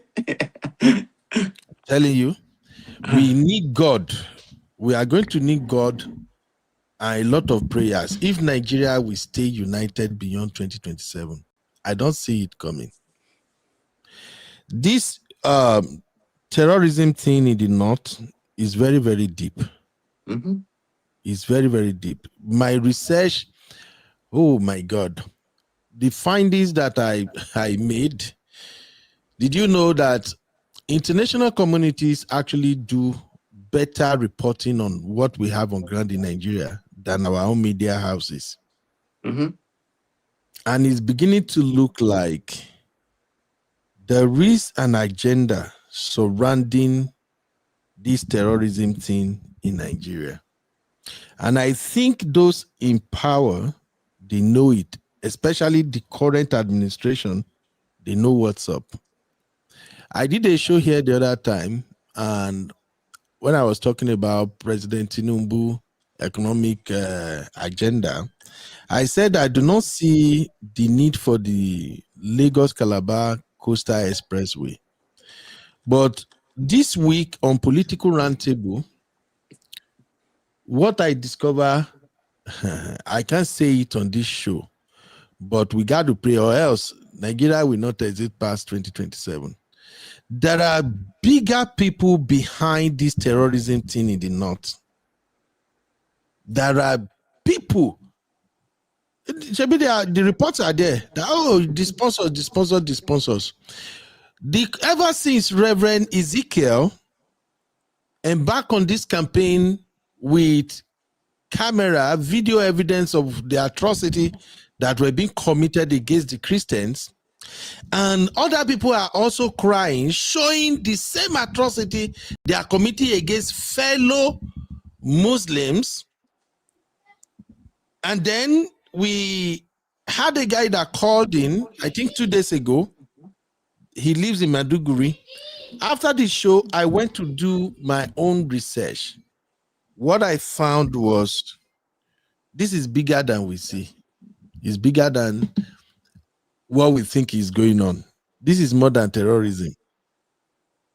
This is power. No, I share your narrative. I mean, you 100% right, because you have the northerners. Do you have the northerner benefit of the patron? They are the one benefiting from this atrocity going on in that country. I mean, the powerful elite. Tinubu is not a typical Muslim, okay? We know what kind of Muslim he is. But the problem is about power. Tinubu is not going to do anything. Let's call it what it is. He may be the president, the commander in chief, or the commander of, I don't know what portfolio does he have. Is he the minister of petroleum or the commander in chief of Nigeria? It's about political capital. He wants to retain power. That's all it is. He's not going to offend the northern elite because he thinks that he needs their vote. He doesn't have the board to do anything. So we are just in a period. Let's call it. He's not going to do nothing. My brother, I have a little pushback on that. Okay, go ahead. Based on what I discovered, and knowing Tinubu, I grew up in Lagos and all of that. I don't think this is just about Tinubu winning 2027 election. Okay, what do you think? I think this is about Tinubu trying to protect innocent Nigerians. What do you mean by that? Before anybody come for me, let me explain. Okay. This terrorism thing is huge. Just do further research. Please, anybody, if you want to research, either you're using Google or whatever search engine you are using, don't stick to the report coming from Nigerians. Read the reports from foreigners, especially international bodies. You will see the full picture. This Boko Haram thing, they are recruiting men, boys, almost every day. It is a norm in the northern part of the country, especially northeast. Mm-hmm. In Maiduguri, Boko Haram is not seen as a terrorist. That's a good point. You're right. Are you getting me now? Borno State. Yeah, now, that's the epicenter. Ever since Reverend Ezekiel came out and said, see what they are doing. And Trump tweet hit the people that we do not expect could speak in favor of whatever is happening in the north. They are speaking in favor of it. Sheik Gumi's statement, if you go and watch all his videos, if the north do not support the anarchy, they would have cautioned this man. Sheik Gumi, from what I found out allegedly, from all the statement he make, all these bogus statement, this insensitive statement and all of that, he is not just representing the terrorists. I think this man represents an agenda backed by powerful people. So I'm saying that for you to please reconsider thinking that Tinubu is not doing anything because of 2027. This is bigger than Tinubu himself. The way this thing is going on, based on the research that I've done so far, this is just my own small research. There is no way any government will go after Boko Haram and war will not break out in Nigeria. Yeah, you're going somewhere. I think you're going somewhere with that narrative. Go ahead, bro. So the thing is, if you have to go after them, you are going to kill a lot of youth that believe in this Boko Haram ideology and the likes, because there are too many now. And a brother called in 3 days ago. After everything the brother said, I'm like, I really can't take this. Let me see more. I went to do a lot of digging, and it becomes obvious that even to some people in those regions, Boko Haram is like their own source of income. You know how we started, how we have this militant in the Niger Delta? When the militant started in the Niger Delta, you know, it was just a few people that were fighting.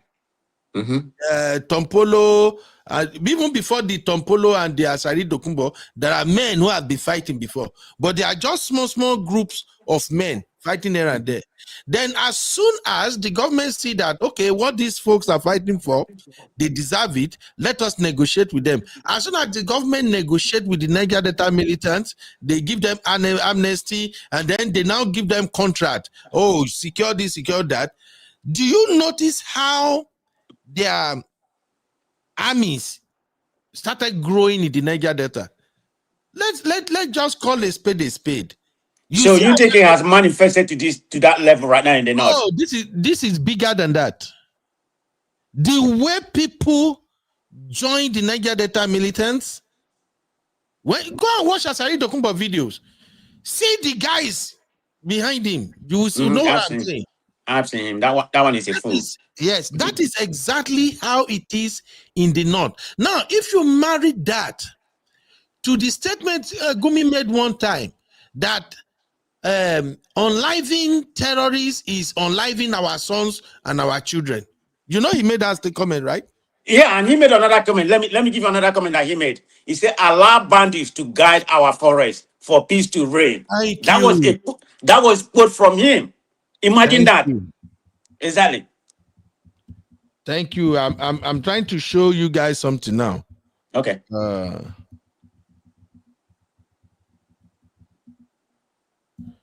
Let me see if I can find some of his statements. Go ahead. I still have a few more minutes. Go ahead. Yeah, he has said so many things. So as a way of advocacy for amnesty and dialogue, criticism of the military action, Gumi have said a lot. He has spoken about differentiation between bandits and terrorists. Right. And then the terrorists are our children remark. That's the one I'm looking for. I'm gonna show you guys now. Let me bring it to the screen real quick. Terrorists are our children. That hits differently. And now, seeing how the Northerners came out and protest against Donald Trump coming to intervene in this matter, and how their rhetorics are changing. This is scary, my brother. So this comment, terrorists are our children.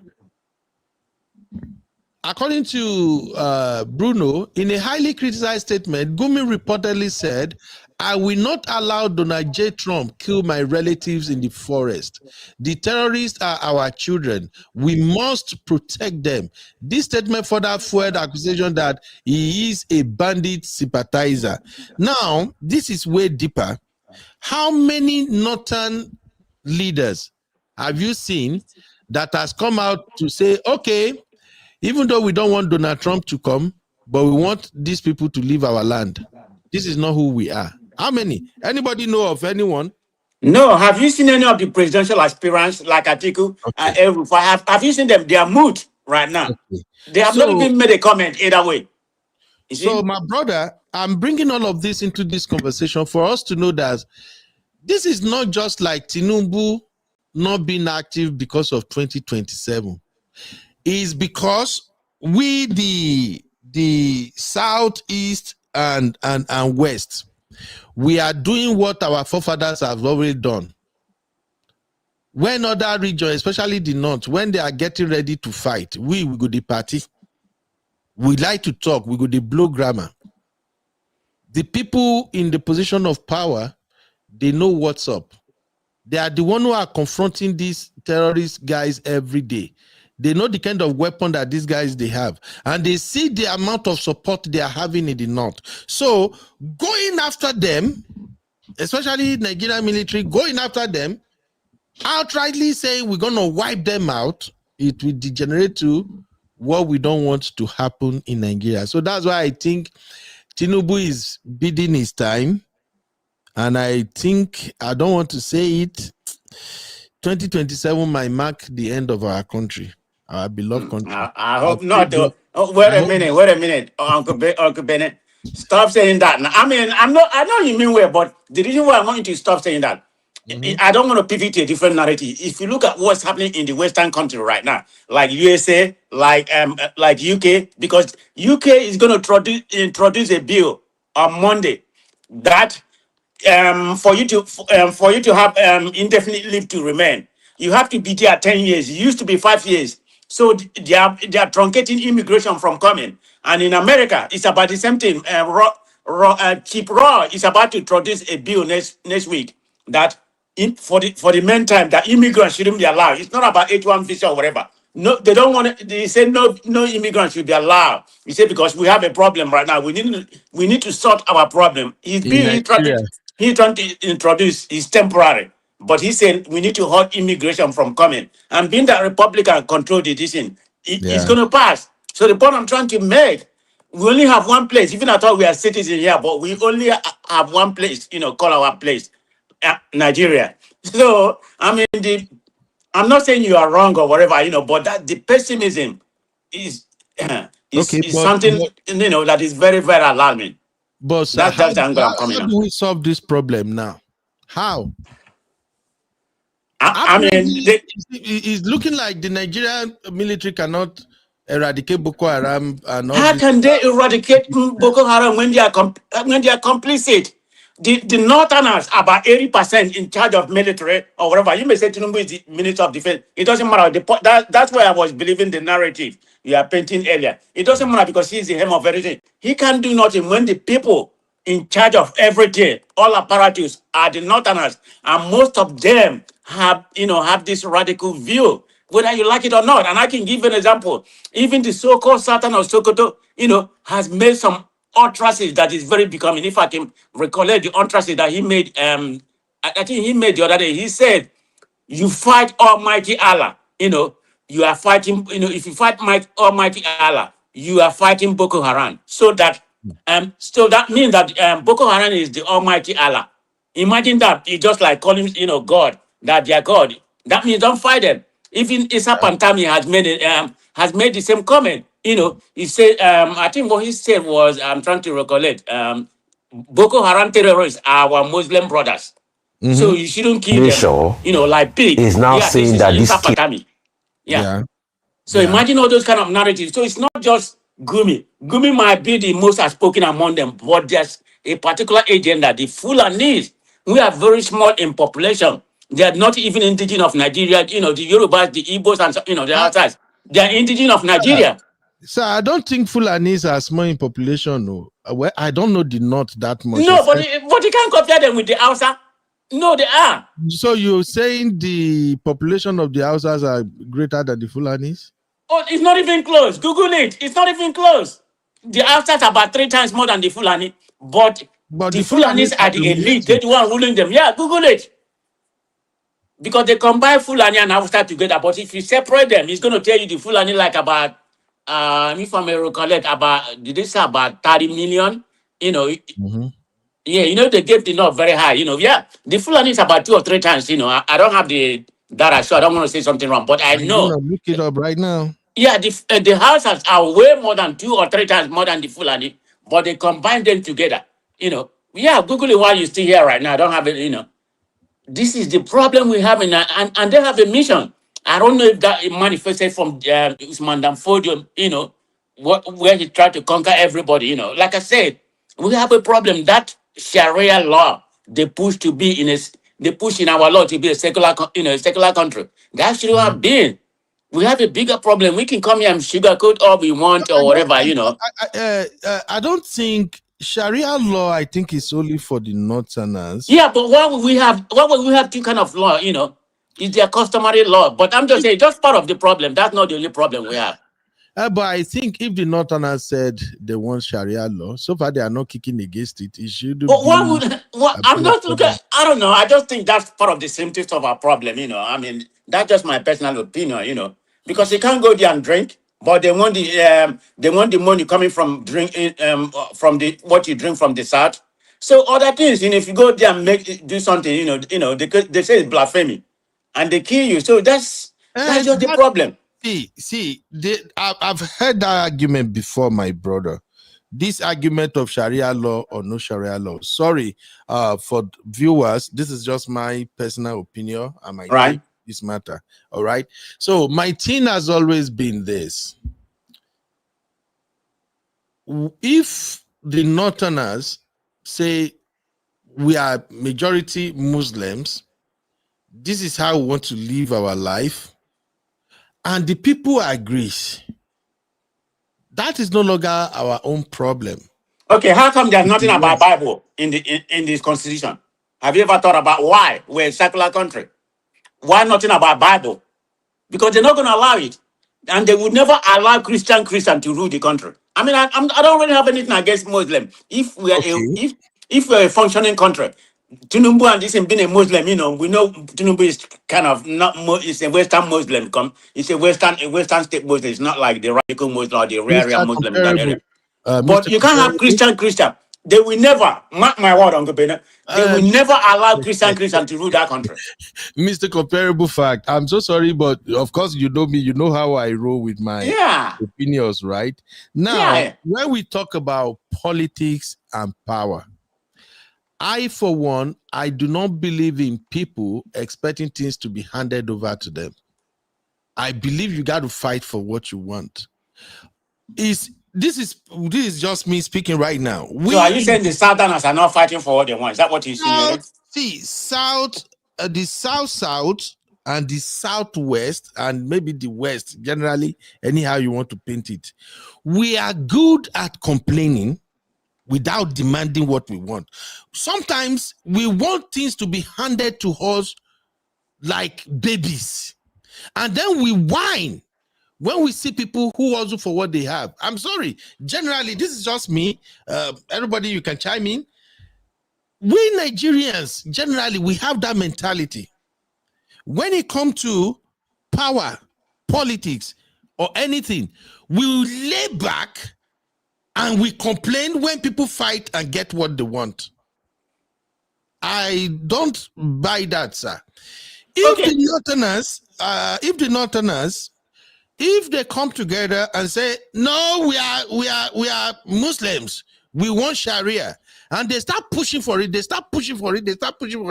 until their people are in power and they were able to introduce that thing in our constitution, so be it, because their people are not saying they don't want it. The people they're going to use the Sharia to rule in the north, they are not rejecting it. Now, if we, like you said, okay, why don't we have the Bible in it? Why don't we, okay, let us, we that we are Christian, that we, no, let us also have our own rule. Fight for it, vote for your own people. When they get there, let them introduce it. That is politics and power, sir. So I don't really buy that narrative. So it's like when we talk about oh, they will never allow an Igbo man to be president. They will never. This is where me and my Igbo brothers we argue. I will always say, listen, nobody is not allowing an Igbo man to be president. This is politics. You have to play the game. First off, even you, among you that you say you want to be president, some of you are even the one who are backing somebody who is contesting against your own person. What does that tell you? It means you have politics, you have power. Everybody is playing a game. So if you really want it, you have to liaise, you have to work with other people, you have to lobby, you have to play the game. If they are ringing the election, you ring it. If they are gaining support, you gain support. So for me, I don't see things like that. So when it comes to this conversation about fighting terrorists and all of that, we have to be objective with what we have at hand right now, sir. What do you think we have at hand right now? What we have at hand right now, the way I'm looking at it, the people who are supposed to reject this Boko Haram insurgency, the people who their voice is supposed to be loudest, the people who are supposed to be working with the government and working with the military, I mean those with high ranked officers in the north, I don't want to call them so that it won't be like, oh, you call this person, you don't call that person. But you should know what I'm talking about now. The people that have voices, influences in the north, they are supposed to be the one who will be at the forefront of saying, no, we don't want these people in our midst. This is not who we are. We don't represent this. But look at it now. Americans say they are coming, and then all their yash don't open now. It's beginning to look like, oh, these folks knows what they are doing. So you see what I'm saying now? So if we have to fight Boko Haram, we cannot say, oh, let Tinubu go and do it. Tinubu cannot do this thing alone. And that's why, for me, like I said earlier, I see Wahala coming for 2027. Bigger one. You are scaring me. See, bros, I'm not scaring you. I'm a realist. I'm so sorry. I got you. Me, I like to look at what is right before me, not, oh, God will do it. I'm a Christian, I believe in God, but I also look at what's on ground. Tell me what do you see when you look at the Nigerian political space right now, sir? What do you see? Well, somebody said on the chat, he said did not have constructively play the game of politics proper, since independence. And exactly. That was that's the point I was trying to say. If you see the manifesto of this country, how it begin with Abubakar Tafawa Balewa and something like that, when the British people, I don't want to go back to history and relive that. I mean, they gave them the power because they are the less educated, so that they can control them. And this is where everything started. If you look at our history, they have ruled this country, about 40 years plus compared to the South. And they believe that the power of rule belongs to them. That is how typical Northerners think. I have a friend here, daughter here that told me that, Bros, they believe that the power belongs to them. Sir, are they wrong to think like that? Yeah, they're wrong. Why? I mean, what makes them wrong? Because you can't say the power belongs to you. I mean, it's supposed to be shared equally. We have a rotating presidency. That's the way it's supposed to be. Bro, I don't know, just must be, before. I mean, nobody is born to rule. I mean, the impunity is not for you, forever. See, my brother, we still don't know what we are doing. South, southwest, southeast, south. Yeah, just call it south. It's a dialogue between south and north. We still don't know what we are doing. if we really want to have a strong voice that can rival the Northerners, we are going to set aside this our crazy Igbo Yoruba team first. This one are Igbo, this one are Yoruba, this one are Delta. We will set that madness apart. I've looked at Nigerian politics and I've seen that whenever politics is on the table, Northerners, they bind together. But what do we do in the South? We are first of all fighting each other. And then the Northerners understood very well that, you see, these Southerners, just look for a couple of traitors among them, push money to them, and then go sell them to us. So let's stop that narrative of we. Particularly my Igbo brothers, they like money. I'm not gonna. Let's stop the narrative of we blaming the North. When it comes to political power in Nigeria, my sister was here. Well, I think 2 days ago, or was it yesterday? No, I didn't have an issue yesterday. 2 days ago, my lovely sister Shintika was here, and Shintika hit the nail on the head. The conversation got to a point where I was talking about we in the South. All we do is listen to music, Faji, everything. Shintika said in the North, what they listen to mostly is political programs. That's why we all grew up seeing Aboki with radio. Aboki with radio. That's their predominant means of dissemination. That's the way they get their news stick. Radio. Now, what does that do? Meaning, why we in the South, why we are being dumb and silly, being disinterested in politics and what's going on at the top. The Northerners, even the babies, they are listening to what is happening. Wait a minute. We are doing the same thing even in a platform like you. You've been talking about the SP5 we have in Nigeria, because I compare the SP5 in America with Ned Nwoko. So you see, we are talking about that. So it's just a problem. We have an epidemic we have in the South. We are now at a point whereby, if you look at Nigerian structure, now look at all the government parastatals. Just look at the military, for instance. I saw one list somewhere. It's just that you can share some things on YouTube. The Northerners, they are the one at all the command, all the top posts. Now they plenty pass. No, we say not them plenty. It's a fact. I mean, it's not even close.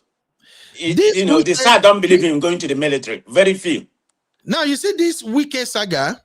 Somebody said something. I think I saw this on X. The person is like, if that soldier, Yerima, if Yerima was an Igbo guy or a Yoruba soldier, the narrative would have been different. They would have asked for his head. But because he's an Hausa guy or a Northern guy now, they can't do anything. Don't get me wrong, I don't know if you understand where I'm going with this. Right, yeah. Yerima did the right thing. Right. Wike look dumb. But why is it so? You can even see the way Yerima talked to Wike, that guy is not shaking. He's a Northern guy. The guy knows that, who is this one? He's going to get backing from the general from the North. You've been going about dragging people, collecting their life. What's wrong with you? That's why with Wike doing, the guy was just looking at him. I have integrity. I'm a commission officer. Because he knew the power behind his Northern background. Have you seen any Northerner criticize Yerima since this thing happened? Go to Twitter, go to Facebook. Go and see our own people criticizing that guy. He's stupid. He's just a stupid soldier. How will this stand like that? Meaning, if that guy happens to be a Yoruba or Igbo or any other tribe, now we go throw him under the bus for standing up to a bully. You see what I'm saying? I'm just using that to buttress the fact that the Northerners have solidified their hold on power since day one. Why we are doing party? Do you have a Niger? I'm Niger. So please, if we really want to go head to head with the Northerners, we have to first of all consider what's more important to us. How do we at least hold on to power in a way that it doesn't become a kind of struggle between us like we have going on right now? I've always talked about something here, sir. In Nigeria, we don't have political ideology. Well, you are even way vast than me on politics than myself. No. I mean, that's a fact. I mean, we don't have the politicians in the parties. They don't have any kind of doctrine. It just no political ideology, right? No ideology. But so far so good. It seems that the Northerners have political ideology. Yeah, they do. So they do, and they work together. Let me just speak 1 minute about this weekend. You brought about this weekend narrative because there's a video that came out 2 or 3 days ago. I don't know if you have seen it. The Lagos State Governor. It was the same thing. Did you see how he handled it? I don't know if you have seen the video. Yeah, I saw it. And the police guy, I'm thinking that the police guy must be a Southerner. He was very respectful, bowing down or something like that. But the way Sobolu handled it, that's a classical governorship. But in reference to what happened in Wike, I'm never a Wike supporter. But let me tell you, Wike has the authority, to do what he's doing. Not the way he talk now. He was very unhinged. The protocol, he should have followed the right protocol, like Sobolu do it. But we know Wike apparatus, we know how Wike behave. He's an unhinged person. So that one you can't take away from him. But does he have the right for what he did? Yes. As the mayor or whatever, the governor of Abuja, he has the right, to go over there. Like, according to our law, he has the right to, he has the right to allocate the land and everything that is in dispute in reference to the land and everything. So Wike has right in that place, but the way the utterances, the way he handled the matter, it's not the right way to go. That's just my own issue about that. But like he boldly said, if that was a Southerner, they wouldn't have had the impetus to challenge Wike in that regard. No, they wouldn't. Yeah, that is different because they are bold. They know their people is going to support them. Who came out and support him? The first person, the former General brutally. Didn't he come out immediately? And they are supporting him right now. But anyway, that's where we are. Hey, let me go, Uncle Bennett. Time for giving me your platform, sir. Okay? Thank you. Bye-bye. Comparable fact. Thank you, sir. I appreciate you. All right. Okay, Luke. Matthew, Mark, Luke, and John. Luke, what's up? You finally figure out how to get here, Luke. What's going on? I don't try to enter so I don't know. God help me.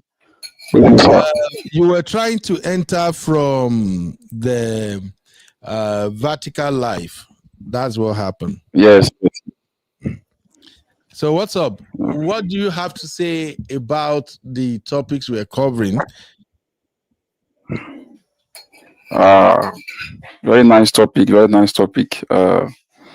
First of all, I want to say that we live for South. Now we do ourselves for South. We are not united in the South, unlike the North. The Northerners are very united. They stand together. Sunny times, rainy times, they stand together. Like the South. The Southerners here, we are living a crab life. Everybody want to go top. That's how we are living in the South. But Wike did was very wrong. But to me, I think it was in his rights to go there. But when I watched that channel, the lady was saying it was a trap. I want to believe that too, that it was a trap they set for him. But what he said to the guy was very wrong. He doesn't have any right to insult that guy because the guy literally the one protecting us. To call the guy a fool is very, very wrong. So to me, I think Wike's stubbornness, to me, that's the kind of stubbornness we need in Nigeria, leadership. Not his arrogancy. Get that? Not his arrogancy. His stubbornness. Wike does not have time for anybody. He does not care who you are. He does not care who you are. I don't even think, to me, he respects Pibat. Tinubu, not even think he respect him. But to me, he do not care for anybody. I think that's the kind of person we need to fight terrorism in Nigeria.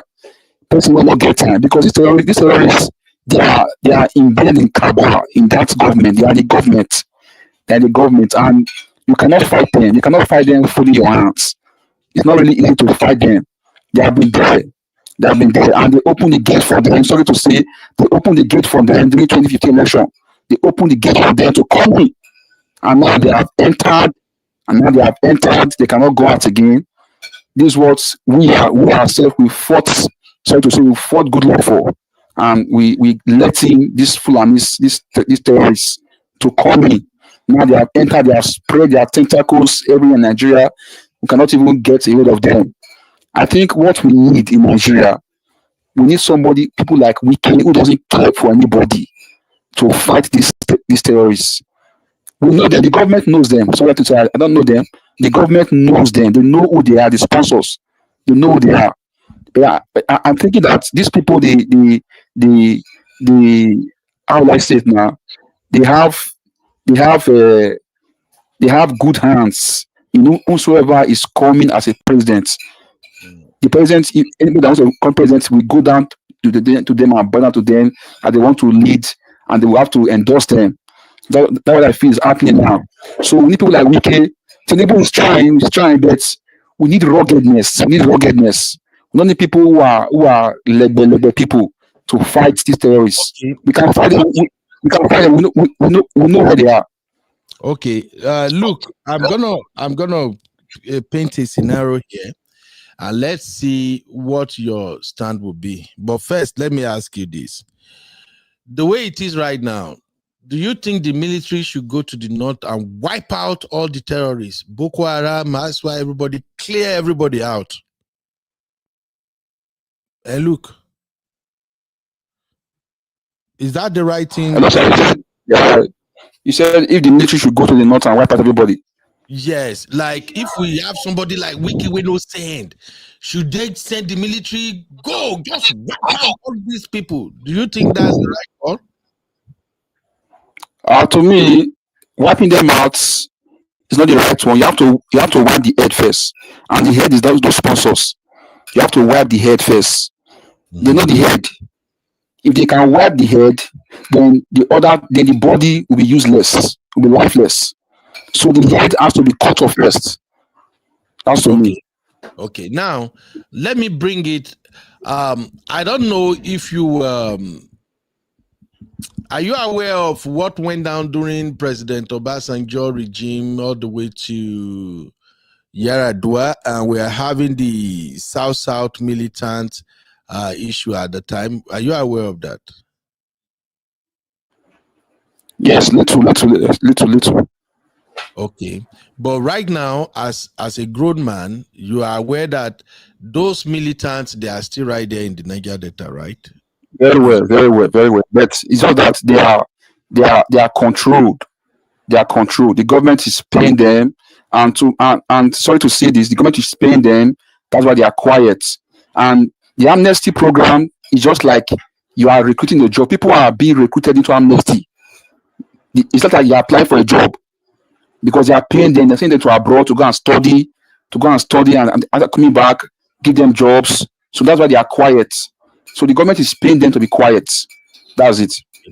So if the government is not paying them and they are still disturbing, should the government send the military down there and wipe everybody out? To me, I don't think the military can wipe militants. Sorry to say, because when Buhari was in power, even Tompolo, they looked for Tompolo for throughout Buhari's 8 years. They could not find Tompolo, and it was in the country. It was in the Riverina area. They could not find Tompolo. So I don't think they can wipe that militant if they stop paying them. It's not easy. This militant, they have. It's not easy to go to the Riverina areas. Okay. Do you want to? No problem. Don't even worry. I just wanted to establish something in this conversation. So you just said something now that Buhari could not even find Tompolo for 8 years, right? So also, are these Boko Haram leaders in the north.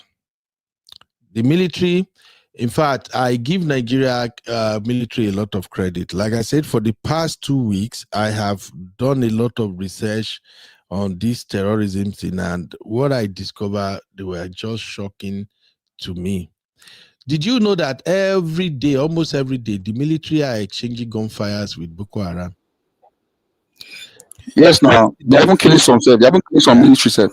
Okay, as of yesterday, Boko Haram, what they say this thing now? Boko Haram ambushed Nigeria military yesterday. They kill a lot of them. Yes, they were yes, I saw it. But did you know that it almost sounds as if, oh, the military just sat, they are not doing anything. The way it's being reported in Nigeria, we have issue in that country, honestly. It almost sounds as if the military are not doing anything. But I'm telling you right now, from what I discovered, they are going after them. They are engaging. It's just that the Boko Haram thing has spread. ISWAP is a spring up from Boko Haram. And those ones, they are also recruiting and they are expanding too. Yes, I agree with that. That is why I'm beginning to see that this is not just terrorism. Terrorism is just by the way. There is a bigger agenda behind this. And that's why for me, I will advise South, South, Southwest, Southeast. Everybody should stop that nonsense they are doing now and start thinking of something outside the box. I'm not going to take all my mouth talk about. But it's time to think outside the box. I did tell you. Now, when President Trump said we are coming gun blazing, it's beginning to make more sense to me now. The Nigerian military needs help. And this Boko Haram thing, we cannot win unless those people who make the list that they refuse to mention, unless those people names are published and the government go after them, it's not going to be easy. So here we are, my people. Shout out to my brothers. It has Jabba, Sar Jabba. You said, I'm a Sierra Leonean listening to you, Southern Nigerians. Your resolve should be just unity and take your position on the political scene to make a drastic change and free your people from Fulanis. God bless you, my brother. I told you guys that our show has global outreach. A lot of people are watching us. As I'm speaking right now, we have 355 people watching. So please, my people, we from the South in Nigeria, we have a lot of work to do. We too they play. That's why I did shake my head, say, you see all this, let them come, let them bomb everywhere, let them sky. We in the South, we are not prepared, though. Me, I know they deceived myself. We are not prepared for what is coming. And I think that is what President Tinubu probably saw and feel like, I have to be diplomatic about this wahala, or else we might lose. As it is right now, I know some people have said this in the past, say, make everybody go their own way. I won't preach, say, make everybody go their own way, but what God does not join together, there is only how long human being can join it together. Look, you understand that parable? I understand that now. But when you just say Nigeria, you don't see Nigeria beyond 2027. I was just laughing. I said, that's not the way I see it, Trisha. That's not the way I see it. Okay. Olabanjo said, which military are you talking about? I'm talking about Nigeria military. Seriously, please, my people, when I say something, I just don't pull it out of my nose. Do your research. and don't pay attention to Nigerian media. I've realized that Nigerian media, they don't have news. Both the tabloid or the TV, they don't get news. Why are you laughing? Look, am I lying? They don't get news. Honestly. If you know the amount of research that has been done and published on this terrorism thing in Nigeria, just start doing your own research. I told you a brother called in 2 days or 3 days ago. When the things the brother was saying, everybody, me, I open mouth. People were even surprised in the chat too. And after the show, I started making extended research. What I found out was shocking. Do you know that even right now, Boko Haram and Asswipe, they are in big fight. They are confronting each other like mad now. How many of your Nigerian newspaper carry them? They only carry the one way make it to social media. Those are part of the problem we have in Nigeria. Our media houses go by social media news. Whatever they saw trending on social media, that is what they report. They know they do their own investigation. No? And it's terrible. That is why Wike can call 11 different TV stations or whatever station to put 11 mic in front of him just to debunk what everybody saw him do or saw him did rather. We have issue.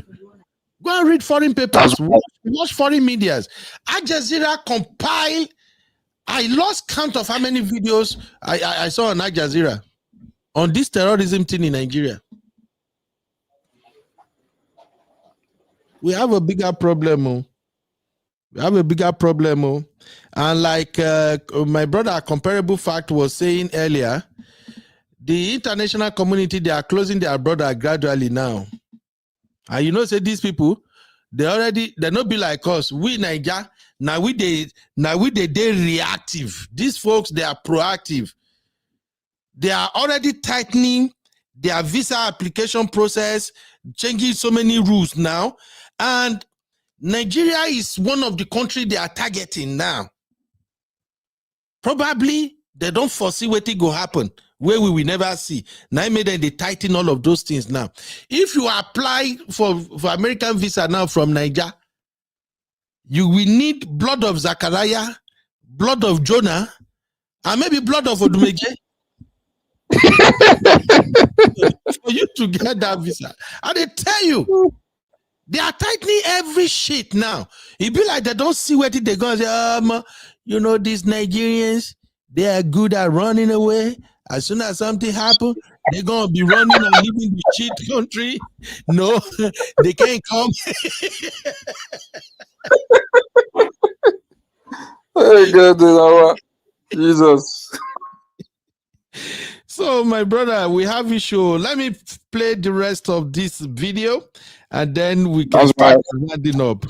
Thank you, Gary. Luke, thank you, my guy.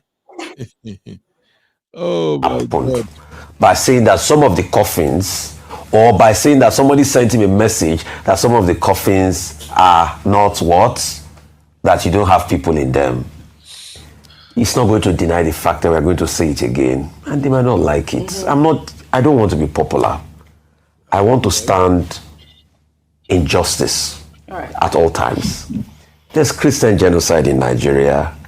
And please, let's find a way to solve it. Let's not do this propaganda. Let's not pitch people against each other.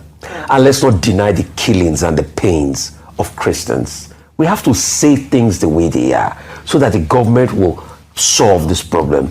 The first approach the government took showed that they wanted to go the line of changing the narrative, which was wrong. Nobody's saying anything to spite anybody. We are speaking the truth so that we can get action. Yes, absolutely. And Sheik Gumi saying this, he's very bad and insightful. Really insightful. And I'm shocked that Sheik Gumi is saying this Nobody's talking back at him. Really? Government is not saying anything. We are just looking. All right. It's not fair. This is unfair, Dr. Bati, really unfair. I mean, I'd like to emphasize the point again that Professor Wole Soyinka made. You weren't here when we took the story where he talked about the fact that the people that are killing the Christians are Islamist extremists. They are not the regular Muslims, they are jihadists. And we have heard this over and over again. I think Sheik Gumi is insensitive. What he has said is irresponsible. It amounts to dancing on the grave of persons who lost their beloved relatives. And I think that it should be called to order. He's in Turkey, we're told. It should be called to order by the Nigerian government. When he steps back into this country, he should be invited for questioning and warned not to incite violence, because no country can survive. That this grave, that 27 people are lying on this grave, and by God's grace, we are going to build this grave. It's yet to be built because people are still mourning. People are still in trauma. So we allow people to subside in their pain so that we come one day, we'll rebuild this monument. And the name of the people that have been destroyed, killed, together with children, we all label it out as that of Dogona Hawa. My fellow brothers, as I'm here, people were crying. Why should Sheik Gumi open his mouth and say it was an empty corpse? All Nigerian lawyers, I'm begging you in the name of Jesus Christ, those that have the heart of Christ, the Son, we are going to sue Sheik Gumi, and this place, they are going to guide it. I've told the security, the youth, all the youth, make sure you guide it, because Fulani terrorists are still coming back to come and remove the corpse. So that to prove to their sheikh that it was an empty corpse. So another one has been raised. All Birom youth should be on red alert. War is on ground already. Sheik Gumi has set war. We are in pain, but he has more pain to us. 27 people are on the ground, and he's saying it's an empty cross. Director of SSS, the GOC, Chief of Staff, let me tell you, if all of you are not terrorists, you will all be present here. The youth, we are ever ready. We are going to dig the graves. World press camera should come to this place. We are ready to remove the corpse before the eyes of anybody. I will open the coffin one after the other. World press, send your press to this place. American press, Canada, I'm begging you. World press, Al Jazeera, I'm begging you, come to this place. Fox News, come. Let us dig, because Sheik Gumi says it's an empty grave. We are not a religion of liars. Christianity doesn't lie, they know. But Islam is a religion of liars. So the children of Islam are a bunch of liars. They came out and said there's no genocide. And the so-called Khan, they joined them because their light is dead. They don't have any light again. They have lost their saltiness. That's why Islam is marching on Khan and give them a decision what they will do. Come and see what is happening. As I'm going around, the last grave, that can take 27 people, and it took 27 people that are right here on the ground. This is the distance. As the grave is so large,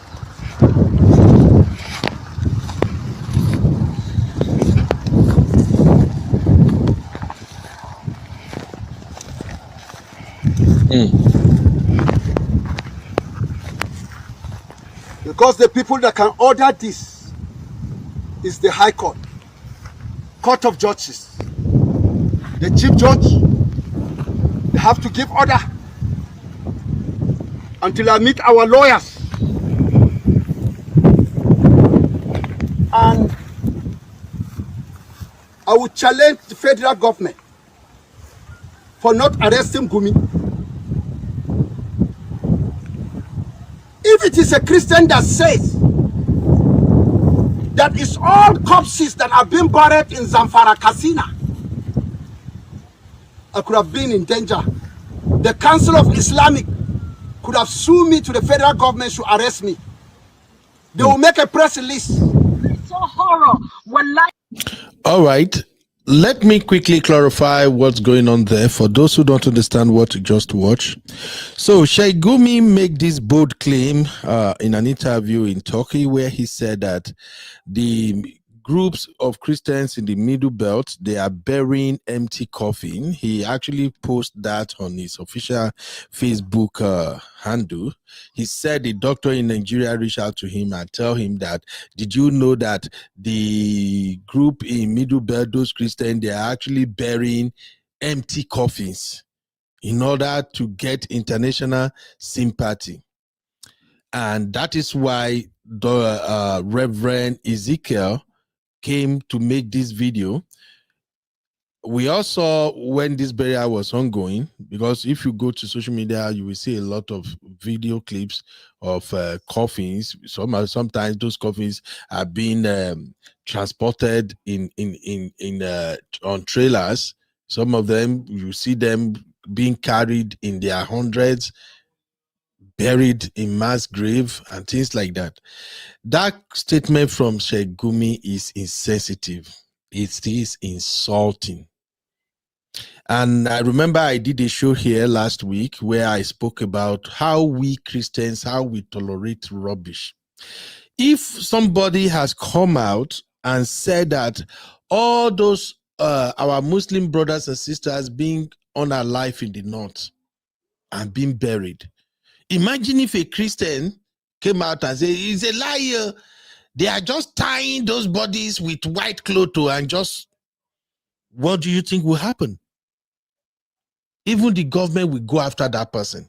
They will say cyberbullying. There's going to be all kinds of law that they will quote.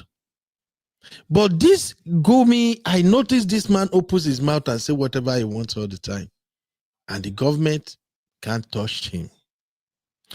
Now that he went to Turkey, according to news out there, according to the rumor, they say he ran away, that he fled the country. As soon as he heard that America says they are coming.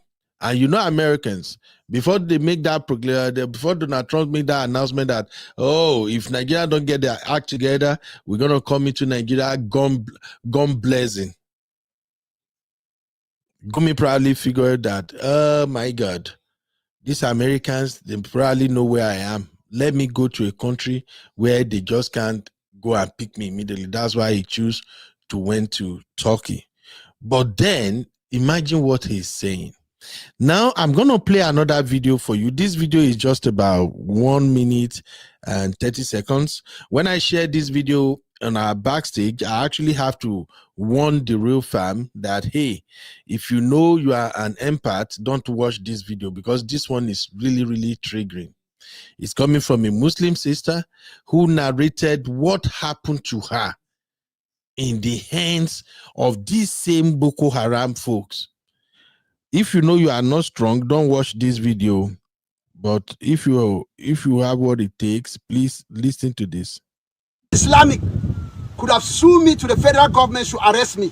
Just so don't. They will make a press release. So horror. Wallahi tallahi idan abu yana kama da yawmal qiyama. Allah ina gana gan shi when I was in captivity. I saw that. I saw horror. I still have nightmares, bad nightmares. Sai an rike ni har yau har gobe.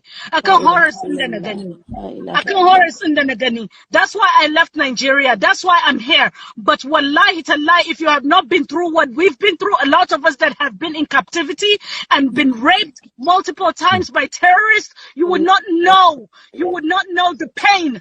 You would not know the agony. Nobody stood. Nobody believed me. Nobody said anything. Nobody helped me. No one. No one. And that's what's happening right now to our children. That's what's happening right now to our children.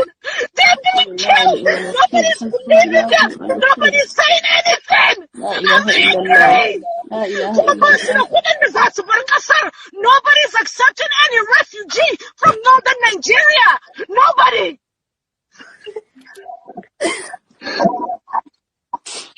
I was raped. I was raped. I was raped by terrorists. I was raped. I was naked. I still have marks on my arm. I know what's going on. I know the pain. I know the pain. La ilaha illallah. La ilaha illallah.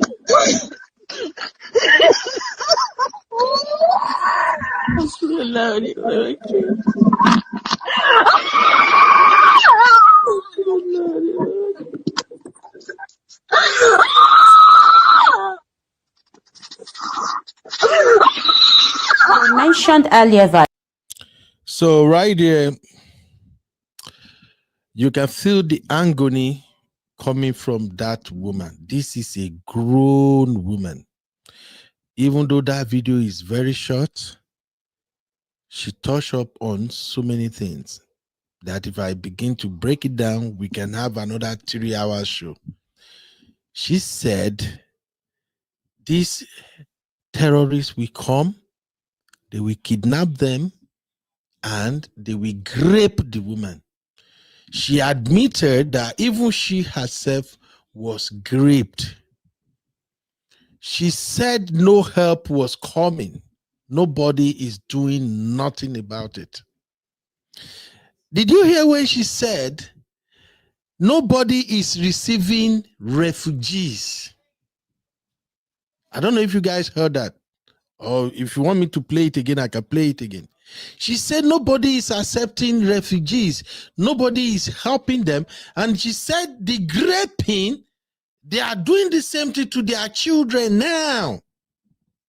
And stories abound that, yes, these guys, they will come into town, kidnap girls, take them away, do whatever they want to do with the girls, finish, and then brought them back or just set them free. And yet, the northern leaders, they are not saying anything about this. They are not talking. Now, I want you to listen to Sheik Gumi himself. This is one of the interview he had on Trust TV. And what he said here, I think you guys should listen.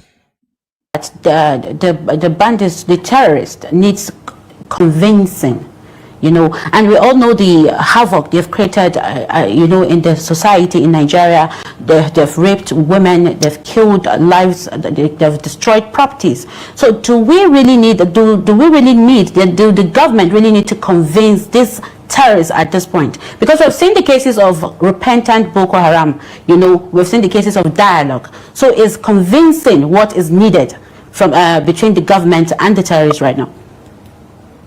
Okay, sorry, please to cut you. You see, the former governor of Bauchi State, Yuguda, was able also to go with government delegation into the bush, and they met more than 5,000 bandits.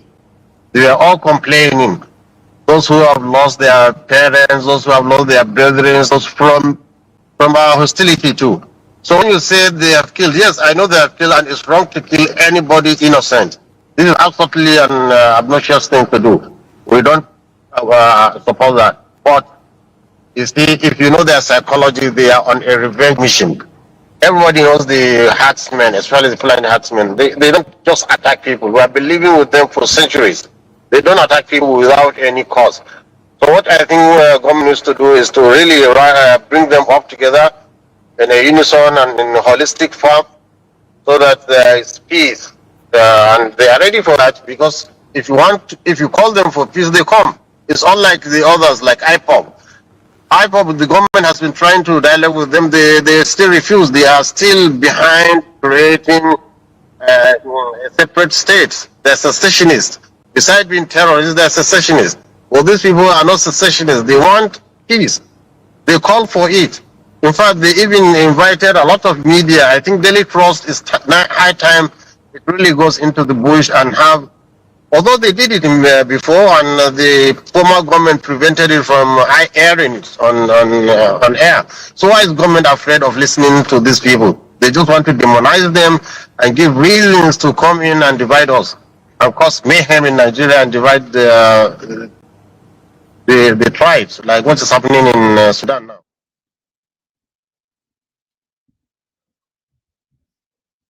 You are watching Political Roundtable. You hear him? Of stuff.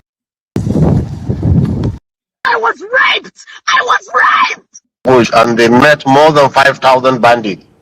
They were all complaining. Those who have lost their parents, those who have lost their brethren, those from our hostility too. So when you say they have killed, yes, I know they have killed, and it's wrong to kill anybody innocent. This is absolutely an obnoxious thing to do. We don't support that. But you see, if you know their psychology, they are on a revenge mission.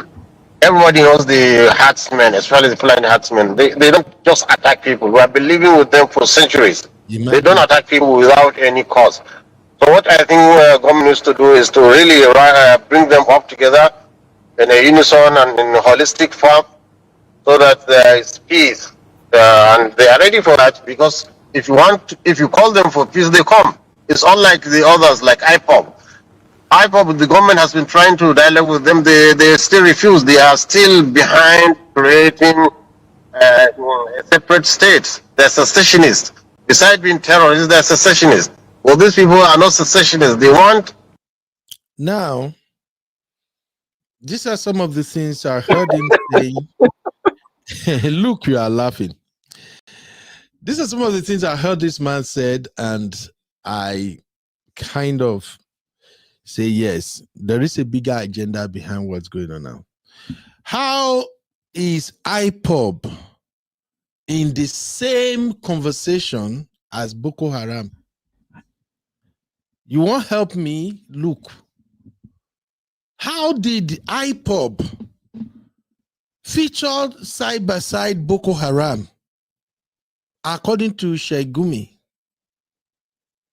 See, it's almost as if dude is just looking for how to pinch people against each other in Nigeria.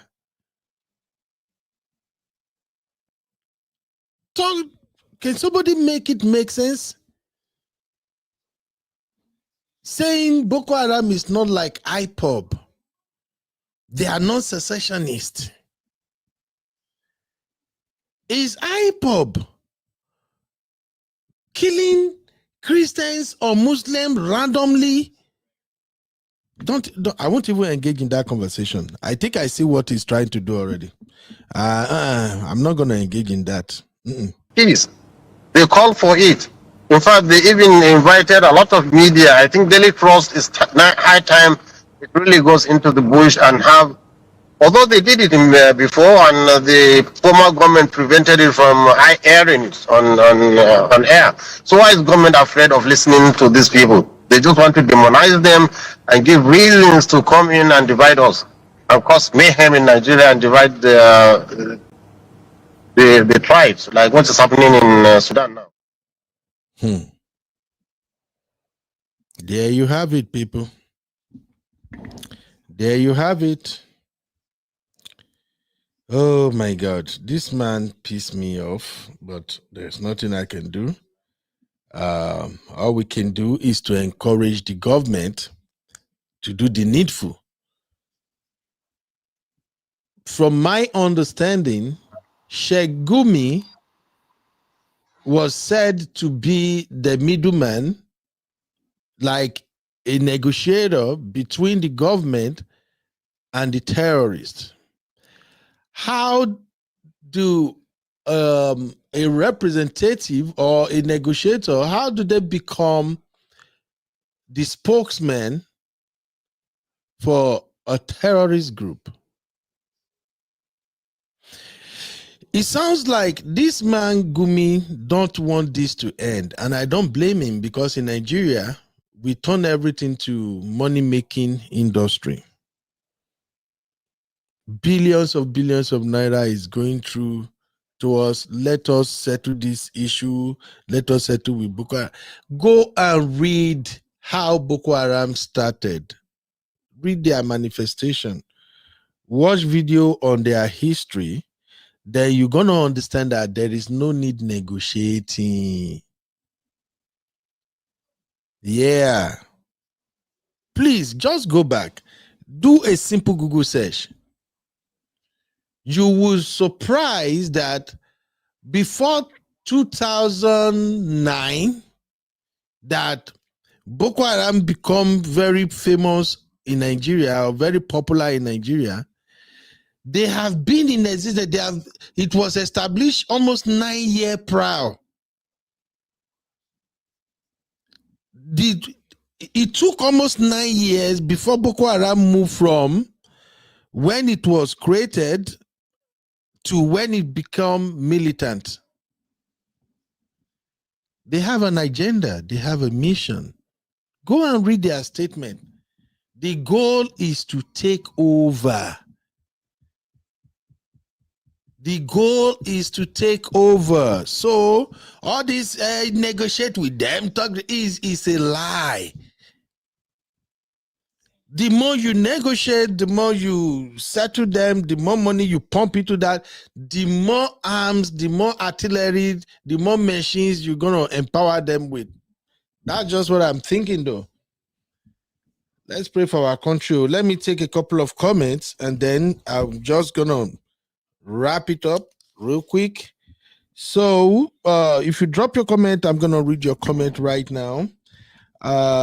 Victoria Oladapo said, if you support these people and be a spokesperson for them, one day your head will be on the line. What warrants their acts? For every action, there is equal and opposite reaction. Thank you, I agree. Opeyemi said, this man called Gumi should be declared a terrorist and arrested by the Interpol in whatever country he has run to. Sounds like a good idea, bro. Only Truth said, you and who have been living with them for centuries. Something that began not long. Thank you for that. Nelly Ola said, Gumi is a terrorist sponsor. My brother. Okpai also said, they are not secessionists, but they are terrorists. I'm just thinking, really? And Victoria said, this is religious brainwash. He has been brainwashed, Gumi.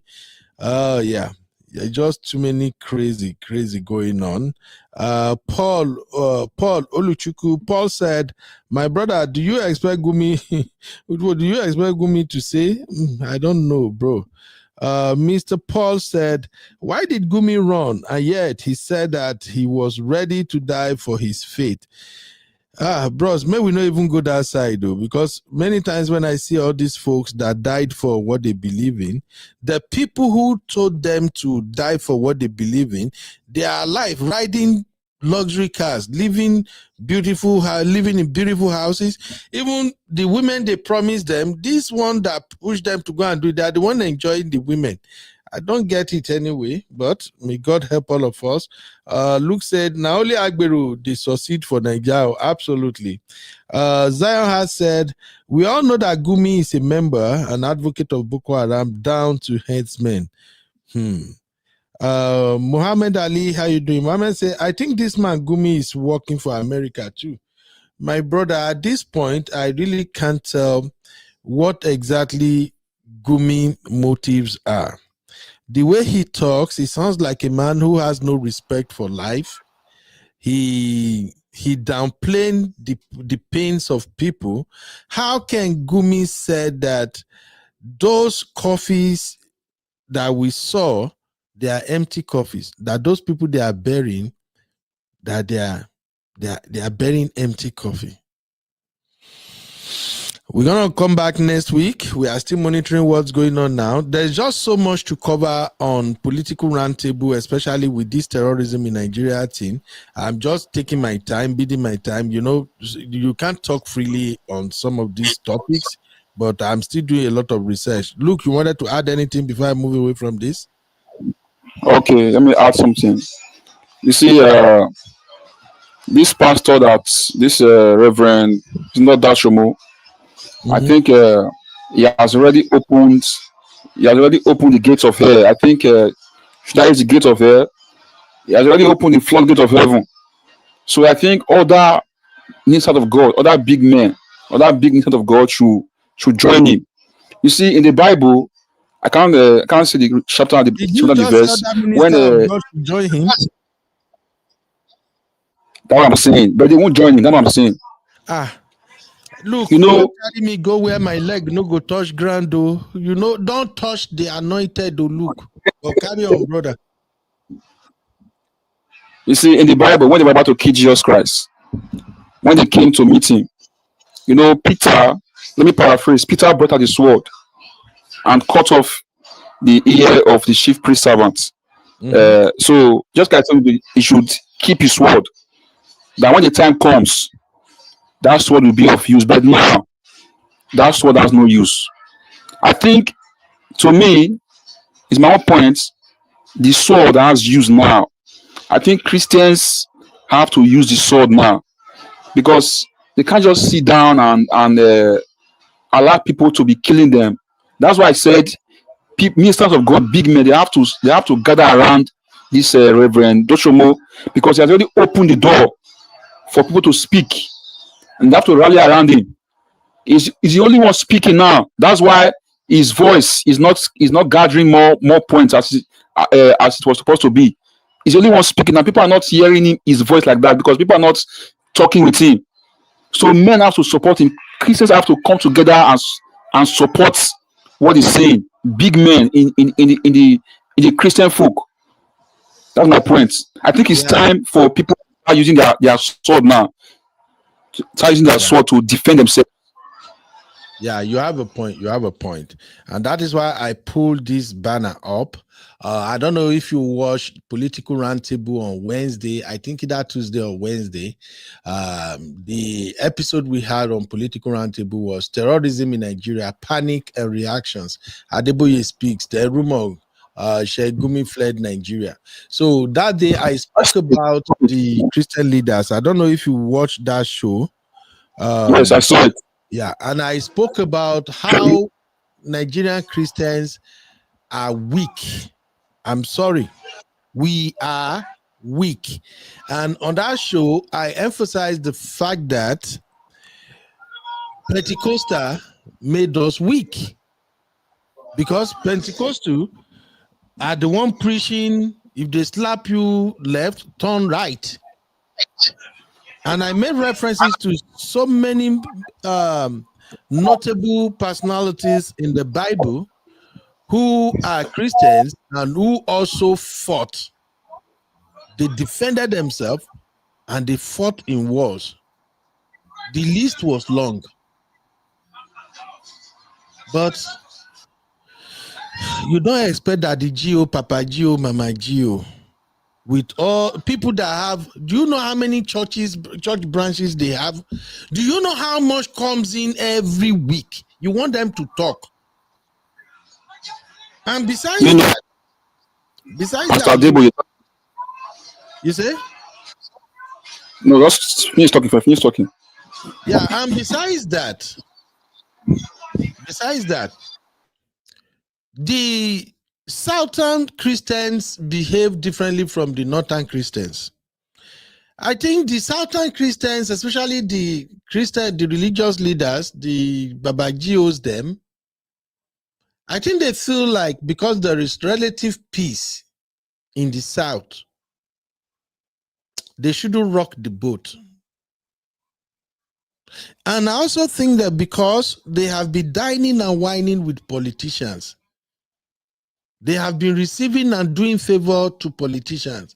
So it's so hard for them to lend their voice to what's going on. That's just all I can say. But I have to move on now. All right. Luke, you wanted to say something real quick? No, I just about what happened to Baba Adeboye's son. I don't know if you have heard it, but recently, when I was in Redeem, no. Some time ago. No. You see, I heard it from minister in Redeem Church. He said his son was posted to this northern state where they were fighting. His own son, his Badalio's son, was posted there. And one time, they were these herdsmen, these bandits. They came, they were ravaging the neighborhood. So they were burning houses. So his son called his father, called Adeboye. He said, Daddy, help me. They are burning houses here. Please help me. His father said, am I the one that called you to ministry? Call you, person that called you. That's call God. Let God help you. Who tell you that story? He's a minister in Redeem. He said it. Forget that. He said, call God, let God help you. Okay. I can't believe that kind of story. That's what I heard. He said his son he said he could not help his son, but his son called God. The next call he received from his son, he said that they burnt the house next to me, next to my house. They didn't touch my house. They didn't touch my house. That story, my brother. No verse. Those are the stories they used to keep Nigerian Christian down. I don't believe it one bit. Thank you, sir. Yeah? Thank you, sir. Thank you, sir. Thank you, sir. Thank you, sir. No verse. So those stories get as it be. And I also believe too that these southern Christians here, they don't know what the northern Christians are experiencing. That's the truth. They are just enjoying here. You see, when you talk about persecution, is happening in the north. If they change it, if God just changes that the north should be south, south should be north for 1 week, I believe the Christians we say I'm not for Christian.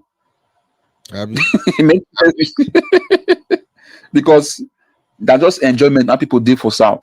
They don't know what is happening. Don't know what is happening. Don't know what is happening.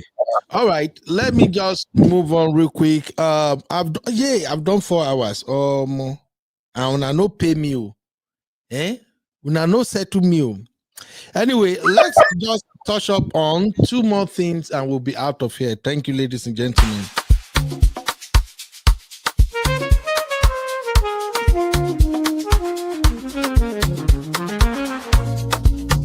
Yeah. You be in the building.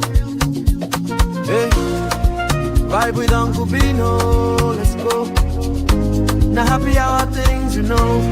Hang out with you, babe. It's a vibe tonight. Hey.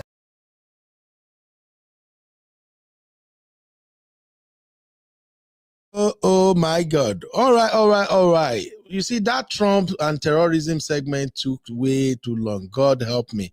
Okay, the last 2 story is just for fun and we're just going to extract the lesson. The first one I quickly want to talk about is the UK couples. There is this UK couples who have been dragging each other all about COS. How many of you saw that lady? She posted a video where she said, please, anybody that can help me with COS, my husband removed me from his COS, and this and that and that and that. Who saw that video? If you have seen that video, drop a 1 in the chat real quick. All right. Let's quickly do this so we can be out of here, real fam. Did you see the video? If you haven't, let me just show you briefly. It was a drama. Here is she. Abuses and beats me up. So much that I suffered a miscarriage. Lady who cried out her husband removed her from his COS in the UK. What have I done? I will explain how everything started. So, we came into this country 2023. Like, he came and put me on as a skilled worker visa. I'm his dependent. What's the volume? Country. It was very difficult then, yeah, because it happened that. Look, what did you say? Master, the volume is low. Oh, that's it. That's the highest it can go. Sorry. But I will explain it. I just wanted to confirm something with it. The company that brought him in doesn't have enough job, so but he can do 20 hours. But I was one that was eligible to do like any type of work I want to do. But then I was able to do a warehouse job because most of the other work I applied, they require I should be in the UK, have 6 months experience and all of that. So when I applied for warehouse job, and they accepted, I was 6 months pregnant then, they accepted, and the day I went to submit all my documents, they asked, they submit all my documents. I came back home, I met him at home, and it was like, now that they have applied for the job, that they've gotten the warehouse work, that he needs to open a joint account that they'll be using to be paying the money. I said, oh, no problem. Since you have access to it and I have access to it, no worries. I accepted. So when they paid me the first time, don't say it's money. No, it was never money that bring this issue. Because back then in Nigeria, this has been happening. He has been beating me. This man beat me when I was in Nigeria. Back then in Nigeria, I had a miscarriage. Back then in Nigeria. So don't say it's money. It was never money that bring issue between me and him. It was never money. Because back then in Nigeria, he do beat me. And then what his parents will say is that it is normal for a husband to beat his wife. Well, I wanted to leave them, but my mom was like, it's going to change. Okay, I just want you to hear that. Now, remember what I told you guys when I started this show. I said whenever we are doing social commentary, I don't do let me protect women, let me protect men, let me side women, let me side men. I'm just going to tell you what I think, and you are also free to bring your own thoughts to the table. When I listen to stories, I listen not just to hear you speak, but rather to figure out what you are not saying. As soon as I watched this girl video, when I saw the first video she shared, she was actually crying in that video, and I felt touched. It touched me. The narrative was so simple. She was just, please, anybody who can help me with COS. My husband brought me to UK. My husband has removed me from his COS. If I don't have COS, they're gonna deport me. They asked me to leave in 60 days. I truly felt sorry for her.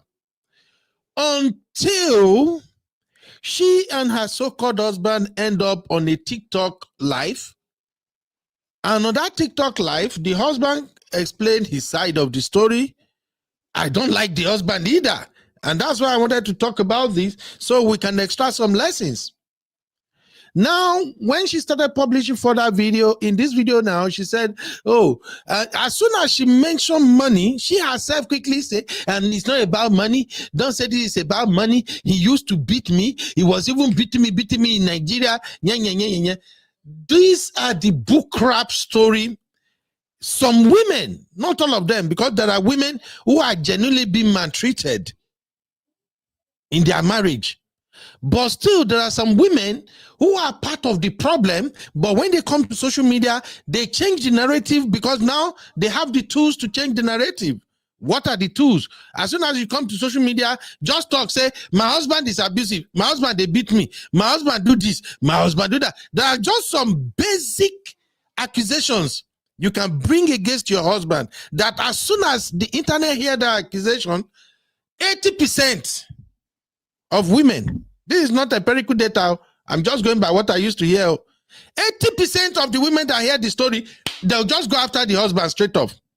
For instance, when a woman come online and in her story, she say, he beat me, he don't finish. And don't get me wrong. The right thing to do is to go after any husband that put hands on their wife. No husband supposed to touch a wife. But I'm simply saying that there are some women now that they already know the narrative the social media community want to hear. If you want people to hate somebody, just say, this man, he beat me. Bam! He got name. That is DV. That is domestic violence. As soon as a woman put that case on you, my brother, it's a done deal. Even me, I go fight you if I hear say you they beat your wife. I'm not in support of that. But I'm just saying some women are beginning to use that narrative, and the more they are doing this bullshit, the less people will become sensitive about the issue of DV, which is wrong. I finally heard the side of the husband story. And this thing she's saying, money is not the problem. By the time I'll share with you what the husband said, I will now ask you if you still believe I say money is not the problem. Money is the root of the biggest problem they are having. Okay? So I don't have time to play all the videos. So I'm going to allow you guys to go watch it. It's on TikTok. Even though you don't know her name, just type husband and wife. Nigeria husband and wife fighting over COS in UK. You will see the recommendation.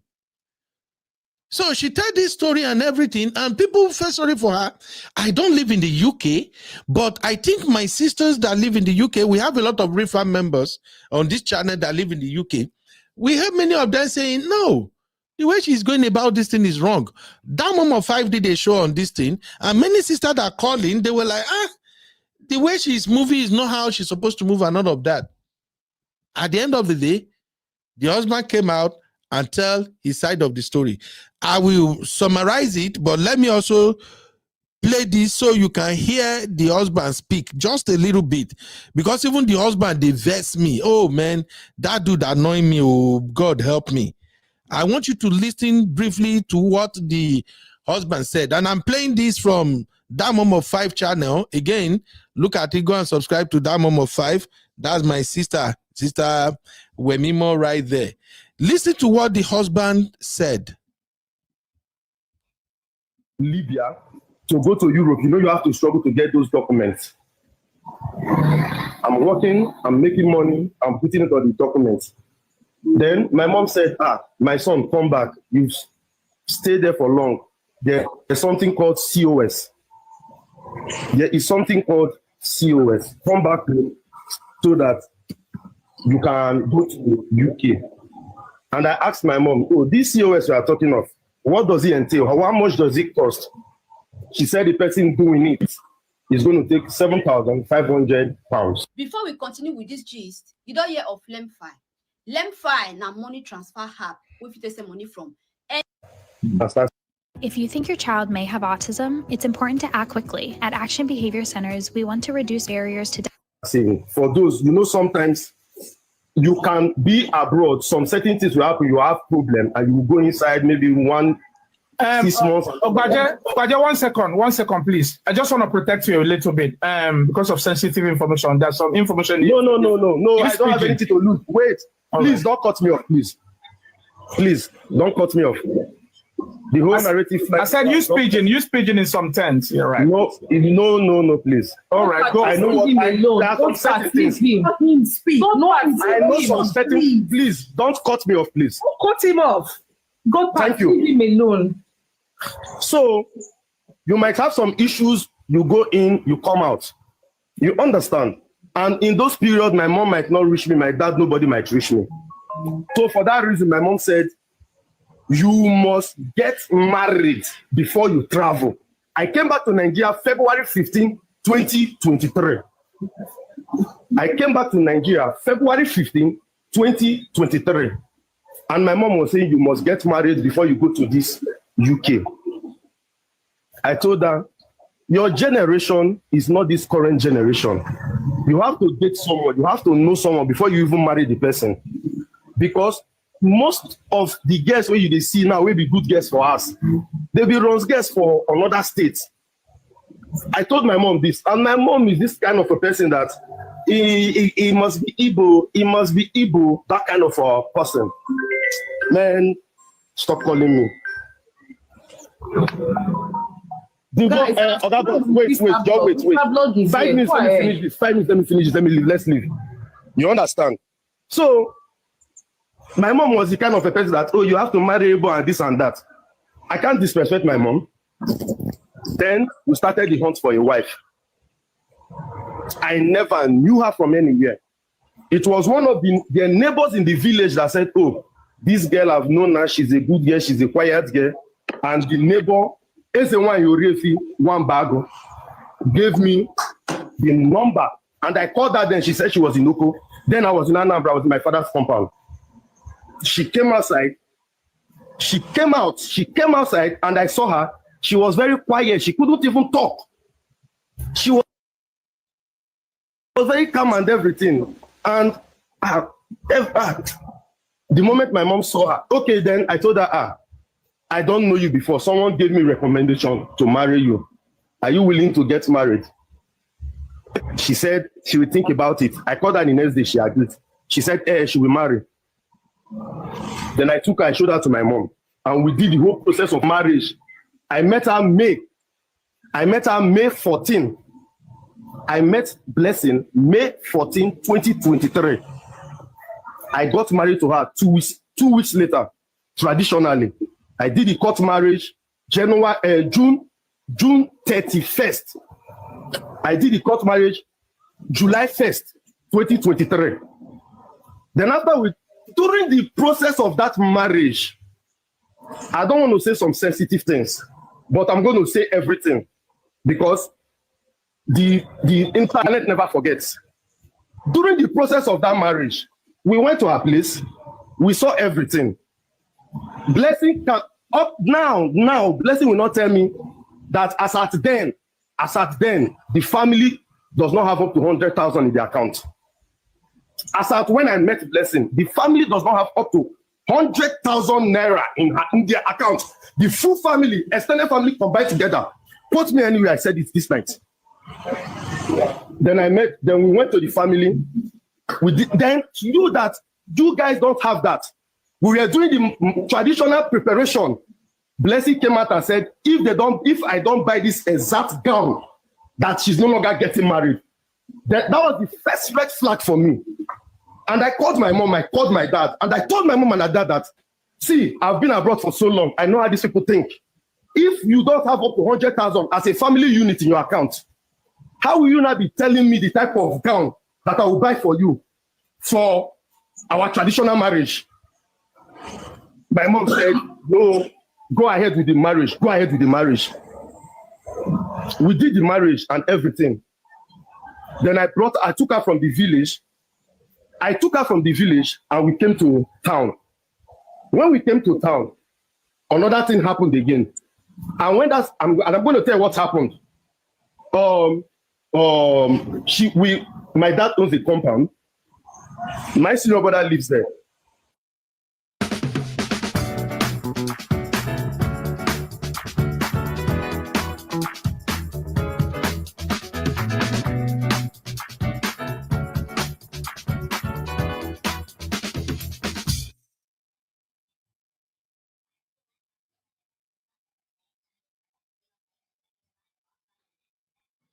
Instead of a clunky URL, I can create a branded bit.ly short link with a custom domain that looks professional, builds trust, and improves click-through rates. But here's the most powerful part is that every link and QR code I create comes with a bit.ly analytics. I have to allow my sister I can to see make some exactly money. where my clicks are coming from, whether it's Instagram. My senior brother lives there. Then we had about 1 month and 2 weeks to travel. So we just had to put up with my brother before we travel. Then she woke up one day, we had little argument. And the first thing she told me was that I lived abroad for 8 years. I came back with nothing, wasted years. That it was my father that brought the money that they used to marry her. I said, where is this word coming from? Do you know how I operate? Do you know what I do? I don't know you from anywhere. Before I will show you the real me, I need to study you. Then I called my dad and I told my dad that, see, Biko, leave this girl. Let this girl stay here. I've seen about 2 or 3 stuff. Let her stay here before let me travel first. Then she can come over after like 1 year. I'm not an abroad person. I'm a businessman. I prefer Nigeria. My mom kept on pressing that no, she's pregnant. That she wants her to go with you over there. We got to UK through tears, sweat, and blood. Before God and man, everything was really, really rough. Everything, it was really, really rough. I'm not going to come because we're having issues now. I will not take it away from her. She's a hardworking lady. I won't take it away from her. Yeah, she's a hardworking lady. I will not take it away from her. But any lady that stores things, like someone offends you and you keep storing them in your mind, it's only a matter of time it explodes. When we got to UK, we were in a 1-room apartment. We were in a 1-room apartment. She was not working. The people that gave me serious that made me come over there, they had no job. We were sustaining from the money that was coming from Nigeria. We were sustaining from the money that was coming from Nigeria. All those money, and I'm going to send screenshots. Anybody here, give me a WhatsApp. I'm going to send screenshots of all the money that was coming from Nigeria. Is it coming from the gutter? Those money were borrowed and it has to be paid back. All those money, down to the last kobo, they were borrowed. Even if my father is like, oh, take this, take this, take this, you will see all the narration there. 6 million naira, borrow. 8 million naira, borrow. 700,000, borrow. And it has to be paid back. We got stabilized. We got stabilized in that 1-room apartment.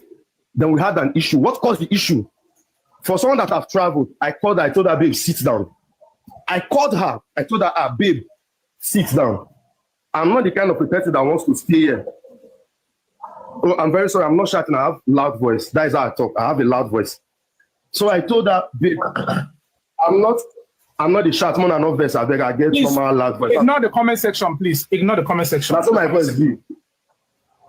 You understand? So I now told her, babe, I'm not the kind of a man that wants to come here and stay for 10 years, 15 years. I told her, I'm a businessman. My destiny not there abroad, but I will come abroad to come back and still do my things. I said, but for me to leave this place, I must make sure that you people have your IRL. Then you guys can stay, you have your benefits and everything, and I will come back home and follow them. Zoni Mafia, I'm an Igbo man. I'm not a salary earner. Then I will come back home and take what belongs to me in Nigeria. I told her everything. Then I told her that I've sat down, I've looked at this whole UK. For you to be able to get what you want in UK, I told her, babe, number one thing that we need is driving license. Then I told her I'm going to buy a car. Even if I don't have a license, I know how to drive very well. And what caused our first problem was the car. What caused the first issue I had with her was the car. Then she started doing one warehouse job. The moment Blessing started doing warehouse job, the moment she started that warehouse job, if she wakes up in the morning, she does not greet me. If she wakes up in the morning, she does not greet me. Before I will say anything, mumu man, stupid man. That's what she uses to greet me every morning. And I called her, I told her, come. Is it because of you started one job that is paying you 500?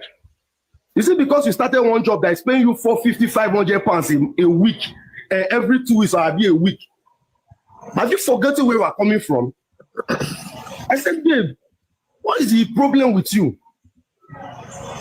Before you will talk anything, she will tell you insult upon insult. I did not say anything to her. Then I called my dad. I told my dad that because those that brought me, they don't have job. The people that brought me had no job. I called my dad. My dad and I told him, my son, what will it take you to get a job? And I told him I need a car. There's a demand for skilled tax preparers. I invite you to certify your skills as a professional tax preparer with University. My father now asked, how much is the car? Then I told him, will get a car with insurance and everything for about 1,400. My dad now sent. My dad sent about 800 pounds. My dad sent 800 pounds, 1.356 million, and the narration was borrow. So I have a joint account with her. She knows all my password. I knows all her password. She goes to my bank willingly and do whatever she wants to do.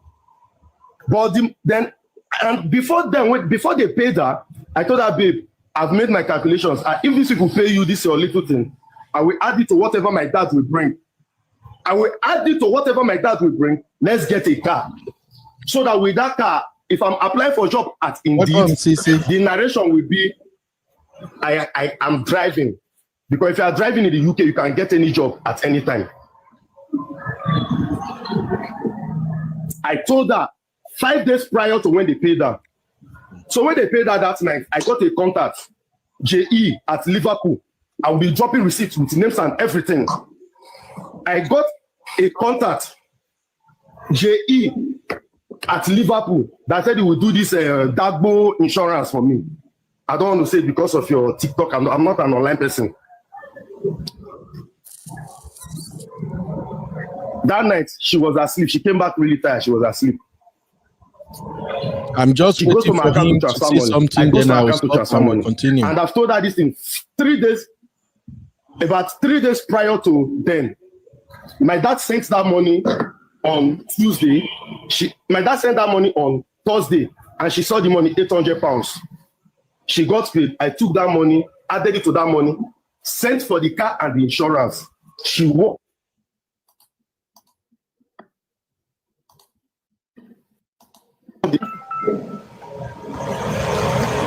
She woke up the next day morning. She fled up.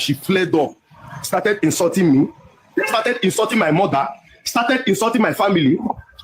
Then she told me that she just said one word.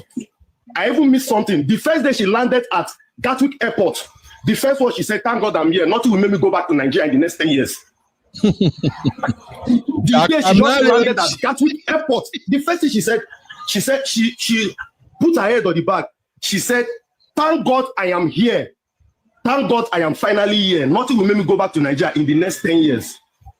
Then I told her, "What do you mean by that?" But I don't want to digress too much. Let me give you my history with her as it is. Then she woke up that morning. She started insulting me.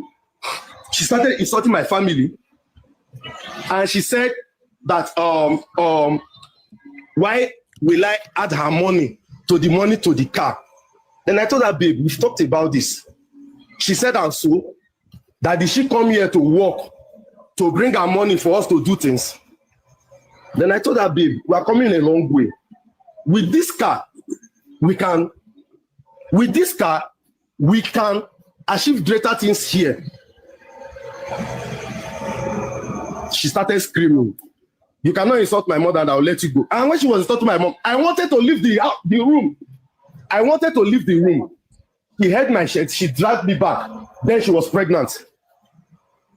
Now, please, I don't know if you guys are taking notes, because this is a very, very delicate matter, and at the same time, it's a very, very common matter right here in the West. I don't know if you are taking notes. There's a reason why I'm playing this man video. I know a lot of you have listened to the lady's side of the story, but I want you to listen to the man so that you can add 1 + 2. He has mentioned about 10 red flags already now, on both his side and the girl's side. So please take note. He said when the lady arrived from Gatwick Airport, she said, "Thank God I'm here. Now I'm never going back to Nigeria again." And the husband hold on to that. I will come back to that. Abi, I beg, let me denote this point, because we need to have this conversation. You know, repeat, sir. Sorry, I was not listening. Repeat, sir. Modaro, Abi. It's because you not tell me welcome back. That's okay. Why. Welcome back, Abi. 100 pounds for leaving me here. 100 pounds. That Bora money that you go first pay today. So please, Abi, help me take note of this, because these are the things we need to discuss. This is a big issue as far as we're concerned. Number one, He said he didn't plan to get married, that his mom more or less like forced him to marry. So that's point number one. Did you get that? Yes. Point number two, he said this family and this girl, this wife and her whole family, they don't have money. That the entire family, they don't have up to 100,000 naira in their account. Please note that that's number two. Number three, he said the guy told him when they want to get married that if he did not buy a particular cloth, that he's not going to get married to her. So that's point number three. Point number four, arriving at Gatwick Airport, this lady said, thank God I'm here now. I'm never going back to Nigeria again for the next 10 years. Okay, take note of that. Point number five, because it's plenty. He said this lady, this wife insulted his mother, and he said, you can never insult my mother and go scot-free. I picked that up. Maybe a lot of people might not pay attention. I pay attention to that. He said, you can never insult my mother and go scot-free. That's point number five. Did you get that five already, my sister? Yes, sir. Okay. Please, if you are watching, I'm about to stop it. It's almost to the end anyway. I just want you guys to pick what this man is saying, because I'm going to ask some questions, and those questions will be triggering. This is UB and the Real Fam. In case you're watching us for the first time here, we dive into difficult conversations. And when we dive into it like this, it don't gas boost. And please, here, we extract lessons, okay? So I'm all about the lesson. Now, let me allow you listening to it, because this thing is really crazy. I remember when I was on Mom of Five show, when Mom of Five was doing live, the part I listened to on that TikTok live, this guy was not saying anything reasonable. He was just gaslighting the lady, gaslighting almost everybody. And I said, look, And he's talking not talking over her. Now he's talking over her, and I said, look, if a man don't take his time to explain things, you're gonna blame yourself. So in this particular video now, he do a lot of shalaye. So that's why I want everybody to hear, so that by the time we start having this conversation, it's not gonna look like, oh, but the wife said, but the man said. So please pay attention. We are almost at the end of it. In the process of trying to wave her hand away from my shirt that she was holding. Let me rewind it a little bit so you can hear. You cannot insult my mother and I'll let you go. And when she was insulting my mom, I wanted to leave the room. I wanted to leave the room. He held my shirt. She dragged me back. Then she was pregnant. In the process of trying to wave her hand away from my shirt that she was holding, in the process of trying to wave her hand from my shirt that she was holding, the phone I was holding hit her in the face. Ask her. I was the one that called the police. Now, Abby, please help me add that to the list of items real quick. Their first couple, according to him, he wanted to go out of the house. The wife hold his cloth, and then in the attempt of trying to remove the wife's hand from his cloth, his phone hit the guy for face. Abby never start to. You know, I have to protect my brotherhood. This my brothers a bit test story, and they enjoy the story. So the phone hit the wife for eye. Poor. And now he says, because he mistakenly hit the wife for face, he is the one that called the police. I am the one that called the police. Bro, please, we all live in abroad. We know what you are doing. Those in Nigeria, they may not understand the game that is going on here. But let me allow him to finish. Because before then, I'll be hearing threat of, I will call police. So that the moment that it happened, she started shouting and shouting. I called the police personally. I told them, there's an incident in my house. I mistakenly hit my wife. I was the one that called the police when I mistakenly hit her with that phone while I was trying to swing away her hand. Okay.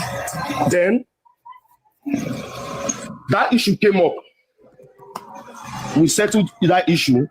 I begged and okay, please, I'm sorry. It will not. Ever since that day, I became a slave in my own house. Ever since that day, I became a slave in my own house. To the point, I'm going to bring up Philip. I'm going to bring up Godfrey. I'm going to bring up about 6 or 7 people to this life that knows my history with her. No, we are not bringing anybody up. Yes. Yeah, thank you. If for any other life, bringing anybody up, because of this as well, I might go to anywhere. So that with receipts and everything, we left that house. They asked me that they said to me that I should not go back to that house. And I was staying at Philip's house. Grammarly is the reason why I've been scoring grades like these for years now. For example, I asked Grammarly. I was staying at Philip's house. That episode passed. We saw there she was pregnant. We were looking for a house. She was getting due to give to birth. So she worked at that place for about 4 weeks, maybe 5 weeks. Chucky, she stopped the work due to child birth. Now we were faced with a bigger issue. The hospital said that she cannot give birth in a shared apartment. Then we were faced with we have to look for another apartment. I had no money, I had no job. I had to call home. She's here. I had to call home. I called Nigeria. From Nigeria, they brought money. From Nigeria, they brought money that we used to rent the house in Bolton. And for us to rent that house, we paid for 3 months, £2,700. She paid for 7 months. I paid for, I called them, then we have to pay for 3 months. Because then we are still having that whole issue of the COS, there's no work.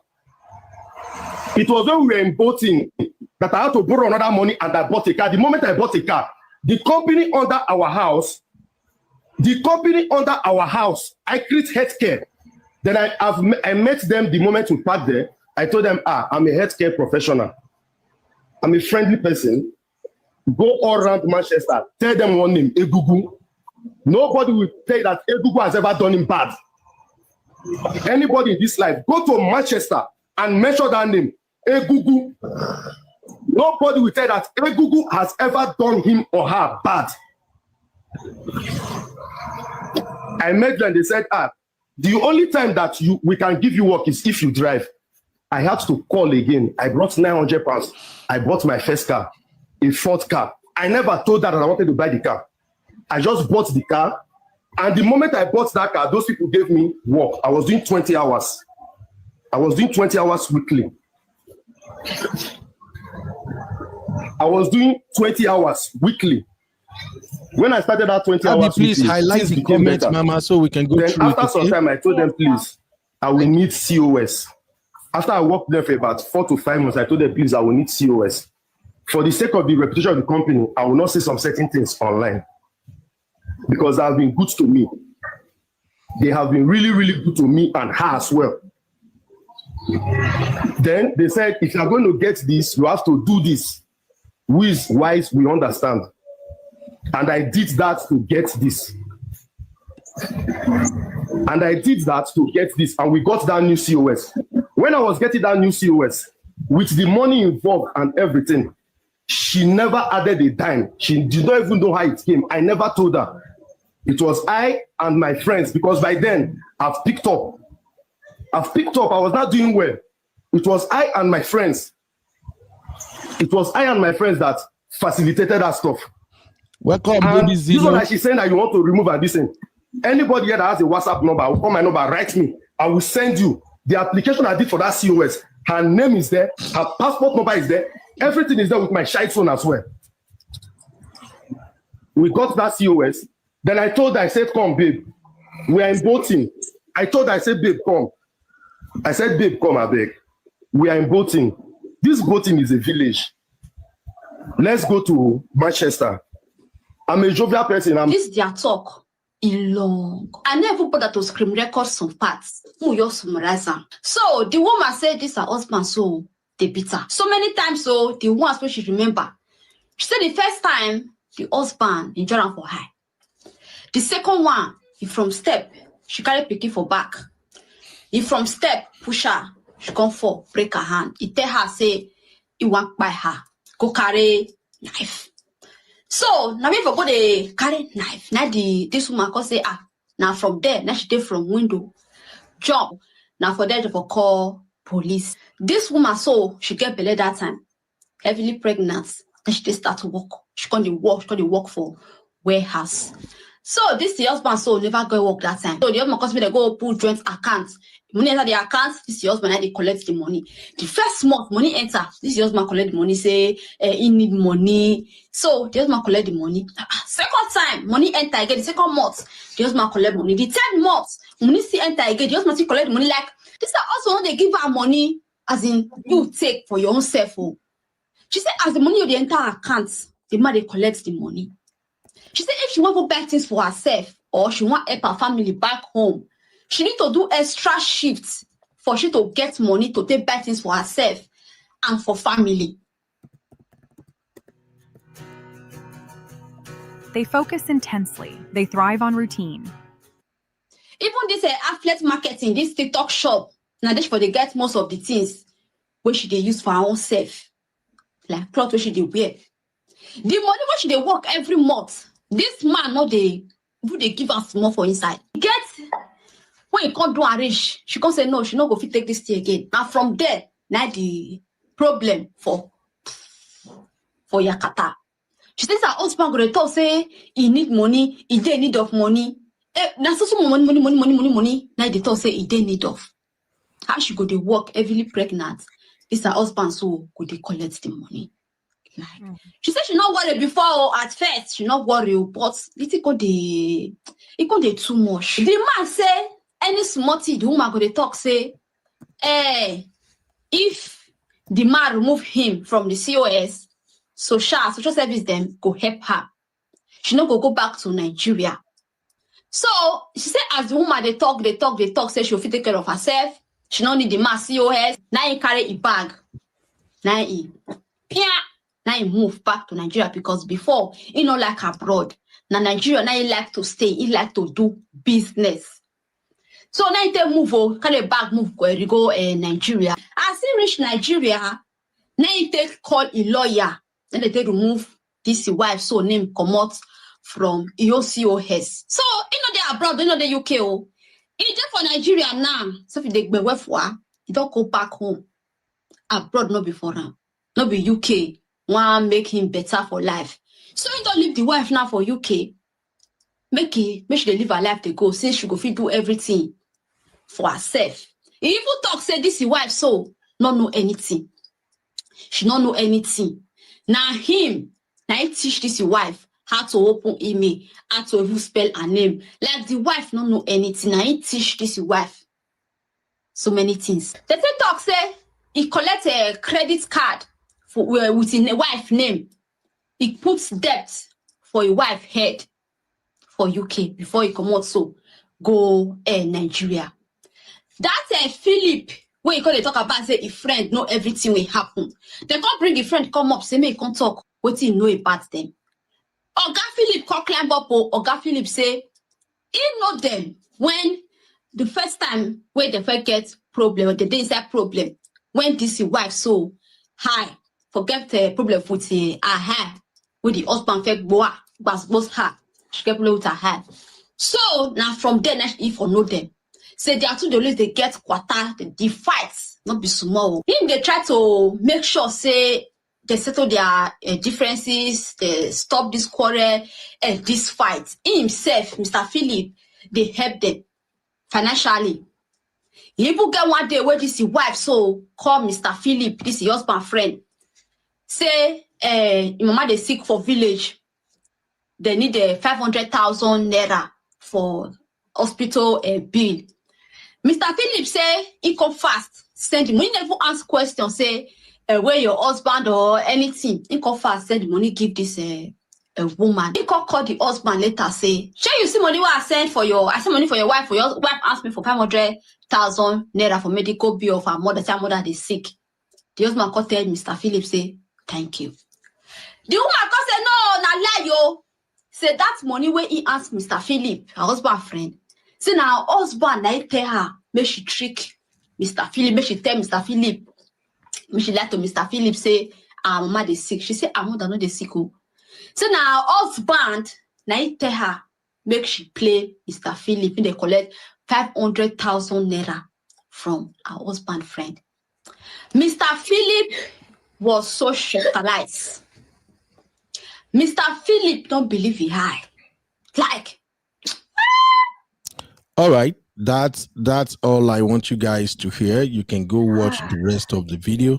Now let's have this conversation. I see my sister Honey Babe Can is I in read the building. comments? Yeah. Read comment real quick. Hey, the story long go. Yeah, we don't do almost 5 hours now. Wow, and I know they pay me. Nobody even buy me coffee. You can imagine. Uncle Ben, 2 people bought you coffee. Okay, you bought coffee for me. Thank you. And one man went to more. Yeah, my boss. Only 2 people now, but let's have this boss. Oh yeah, please, I love this everybody, conversation. please So let's help go. me and help me super chat my uncle, please. He's been here for almost 5 hours. Let's have it. Let's go. Okay. Let's go. So Mr. Biba says, anyone who has read Auntie B's book Imported Wives will see a pattern here. If you haven't bought this book, we'll let you know how to buy it by the end of the show. FH says the lady did not come to build with the guy. Okay. Zeno says he thinks he did her a favor by marrying her, and that's the problem. Sister Rose says you all claim to be rich, so what's the problem? Chucky says that's new. He called the police due to mistake throwing at her. It is well low. Angela said, who made him get married to a woman he didn't want? He was an adult that couldn't say no. He has a problem. He wants to blame everyone else but himself. FH says, it's not bad to get married to this young lady. It was not a mistake if only the lady has a cooperative spirit. Yemi says this new woman's voice don't spoil the gist the man they narrate now. Linda says, if you don't know how to manage your expectations and regulate your emotions, don't get married. Absolutely. FH says the man seems to be seriously disturbed and couldn't control anything anymore. Cece says, is this story for real? Because I'm tired of all these people raising my BP so their content can trend. I'm telling you. FH also says the mindset of the girl was not good at all. And the last comment says, from Zion Heart says, yes, both are guilty. It's all about understanding to live together. They both should try and settle this whole thing. Couples problem no be small wahala. All right. Thank you, Abby. Thank you. Now, let's start breaking this down. As usual, you know how we roll over here. To start this conversation, I have this poll. Oh, yeah, everybody, hold your keypad. Honey Babe in the building. First off, make I hear. Honey Babe, are you okay? How you doing? Let me hear that sweet British voice first. Hello, everybody. Are you okay? Honey Babe, don't be laughing. Submit your £100 fine. You are late, Honey Babe. All right, and believe me now, why are you always on my case? Hello, everybody. Sorry I came late. I was checking. I thought, what you guys are doing over 4 hours? Uncle Ben, well done, oh. Abby, well done, oh.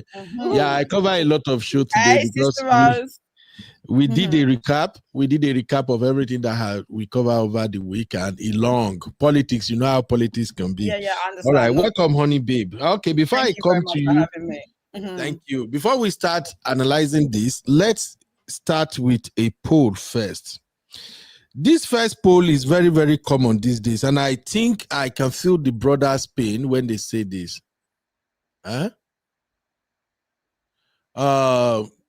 School of Life say the way it is known is saying the truth. I don't get that, bro. Maybe you can rephrase it. All right. Here is the first poll. This is the first poll. All right. First off, in case you are wondering, why do I put this book up? My lovely Auntie B wrote this book, Imported Wives. I have a copy myself. Let me show you. Make a noting, say, oh, this guy just they promote something. Look at this. This is my copy. Okay. Imported Wives. You see, this is my copy. In fact, as soon as this book came, my wife, first snatched him for almost 1 week. I can't lay my hands on it. My wife was reading it. So go get a copy of this book. It's called Imported Wives. Especially for you that want to get married to man in abroad, or man that want to get married to a woman in abroad. 10 stories are here, coming from both men and women. if you read this book, it will help you when you relocate. So please grab a copy, okay? Now, let's start with this poll, my people. Uncle Ben, you won't believe who just joined the stage. You won't believe it. Who is it? Let me get it. Go be Chucky. You won't believe it. I'm going, Uncle Ben. Good night. You are not going nowhere. You have to say, no way are you going. You're going nowhere. Welcome, my brother Chucky. How you doing? Chucky, can you hear me? Is he there? Network problem. Thank you, Jesus. No. He's probably receiving a call. Anyway, guys, let us start with this poll. Should men bring their wives to the UK, the US, or Canada? I'm going somewhere with this. This conversation has been ongoing for a while now on social media, where a lot of men, especially those living abroad, they will on their camera and they will simply be advising men, don't bring your wife to America. Don't bring your wife to Canada. Don't bring them. These women, when they get here, they will grow wigs. They're going to make your life miserable. Don't bring your wife. Don't bring your wife. So I'm asking you guys the same question right now. Let us quickly cast this vote. Drop a 1 if you think men should bring their wife to abroad. Drop a 2 if you think no, let them just leave these women where they are. And drop a 3 if you think it depends. And at the same time, we have a poll running on the YouTube channel. Please cast your vote on the poll. It's the same question. What was the question we have there? Let me quickly check. Cast your vote, cast your vote. Yes, the same question. Should men bring their wives to the UK, US, or Canada? Right now on the portrait, the vertical view, 95 votes are in, and 43% said depends. 33% said yes, and 24% said hell no, don't bring your wives abroad. So please cast your vote, ladies and gentlemen. And now in the show, drop your own vote in the chat. Should men bring their wives abroad or they should not? So let me know what you think. So why am I asking? You see, getting married to a woman in Africa and bringing her abroad, it get as it be. And this is not limited to only women. Even women in abroad, I do advise sisters in abroad.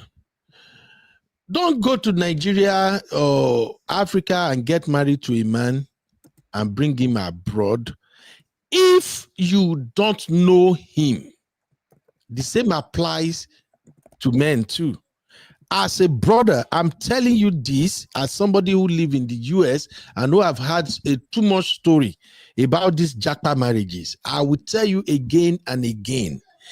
Do not go to Africa, get married to a man or woman, and bring them abroad if you don't know them.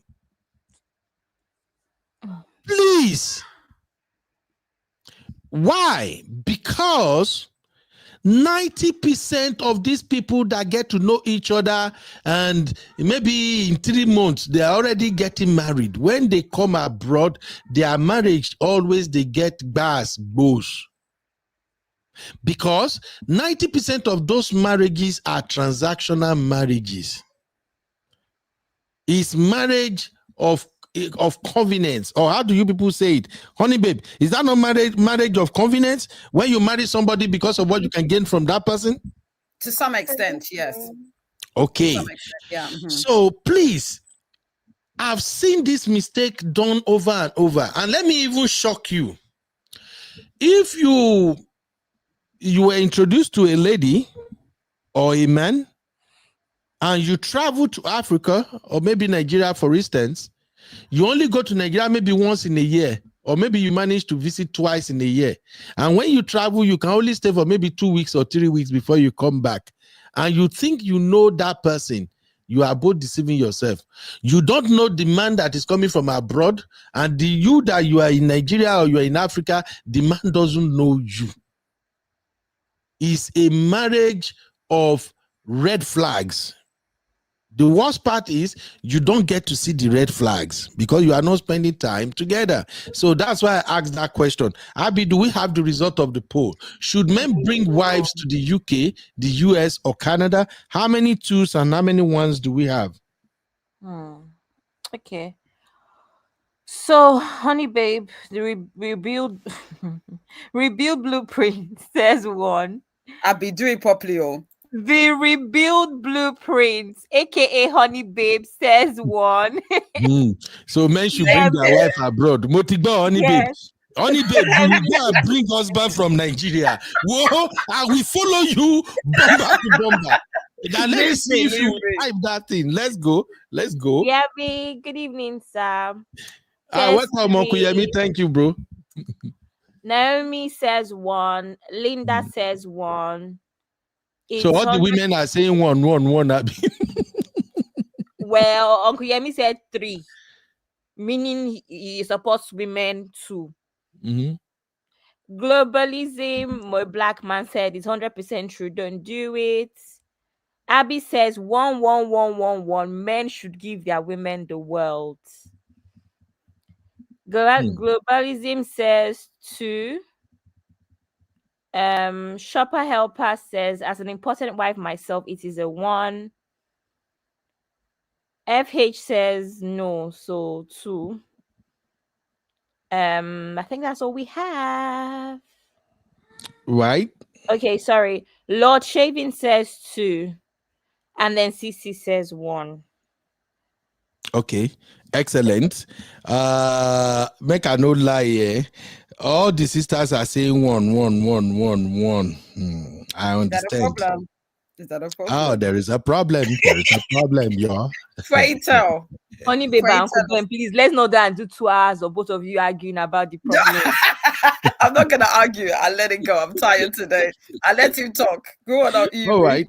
Okay, so we have that vote. Now Wait, it seems let's like come CC back. has changed her votes to 3. CC, Really? are you a confused woman? I know why CC said 3 though. Why did she change? CC said 3 because the reality is that you need to get to know somebody, whether it's woman or man, before you bring them. So 3, Exactly. based off of under the right circumstances, should you bring a spouse abroad on both sides? That's All right. I'm sure that's why CC said 3. All right. So Sorry, one let's- last vote. Annie Victor says 1. That's what I have. Annie Victor, is that a lady or a man? Or a man? It looks like Why does he make a Victor difference? is a man. It makes a lot of difference because I can tell. Really? I can tell how the ladies will vote. Okay. Omar Regbe says 2. All right. So now, thank you for participating in that poll. Now let's continue with the conversation. We're First getting thing, plenty. We're getting plenty. the first thing from Yeah. that situation is the husband said he did not plan to get married, but his mom made him marry this girl. Make it make sense. How that makes sense. To God who made me, that right there is number 1 red flag. Like my brother MOP book will say, that is number 1 red flag. So I want to ask the brothers that are watching right now, my brother, if you know you are not ready to get married, you don't want to get married, can your mother force you to get married? Please drop your take in the chat, or you can enter the studio if you can use the link. How can a man say, I don't want to get married, but my mother say I should marry? I have problem with this brother in this case. That is the beginning of trouble in the first place. You don't get married to a woman because your mother said so. Sorry, I don't mean to laugh, but it's funny to me. Are we okay?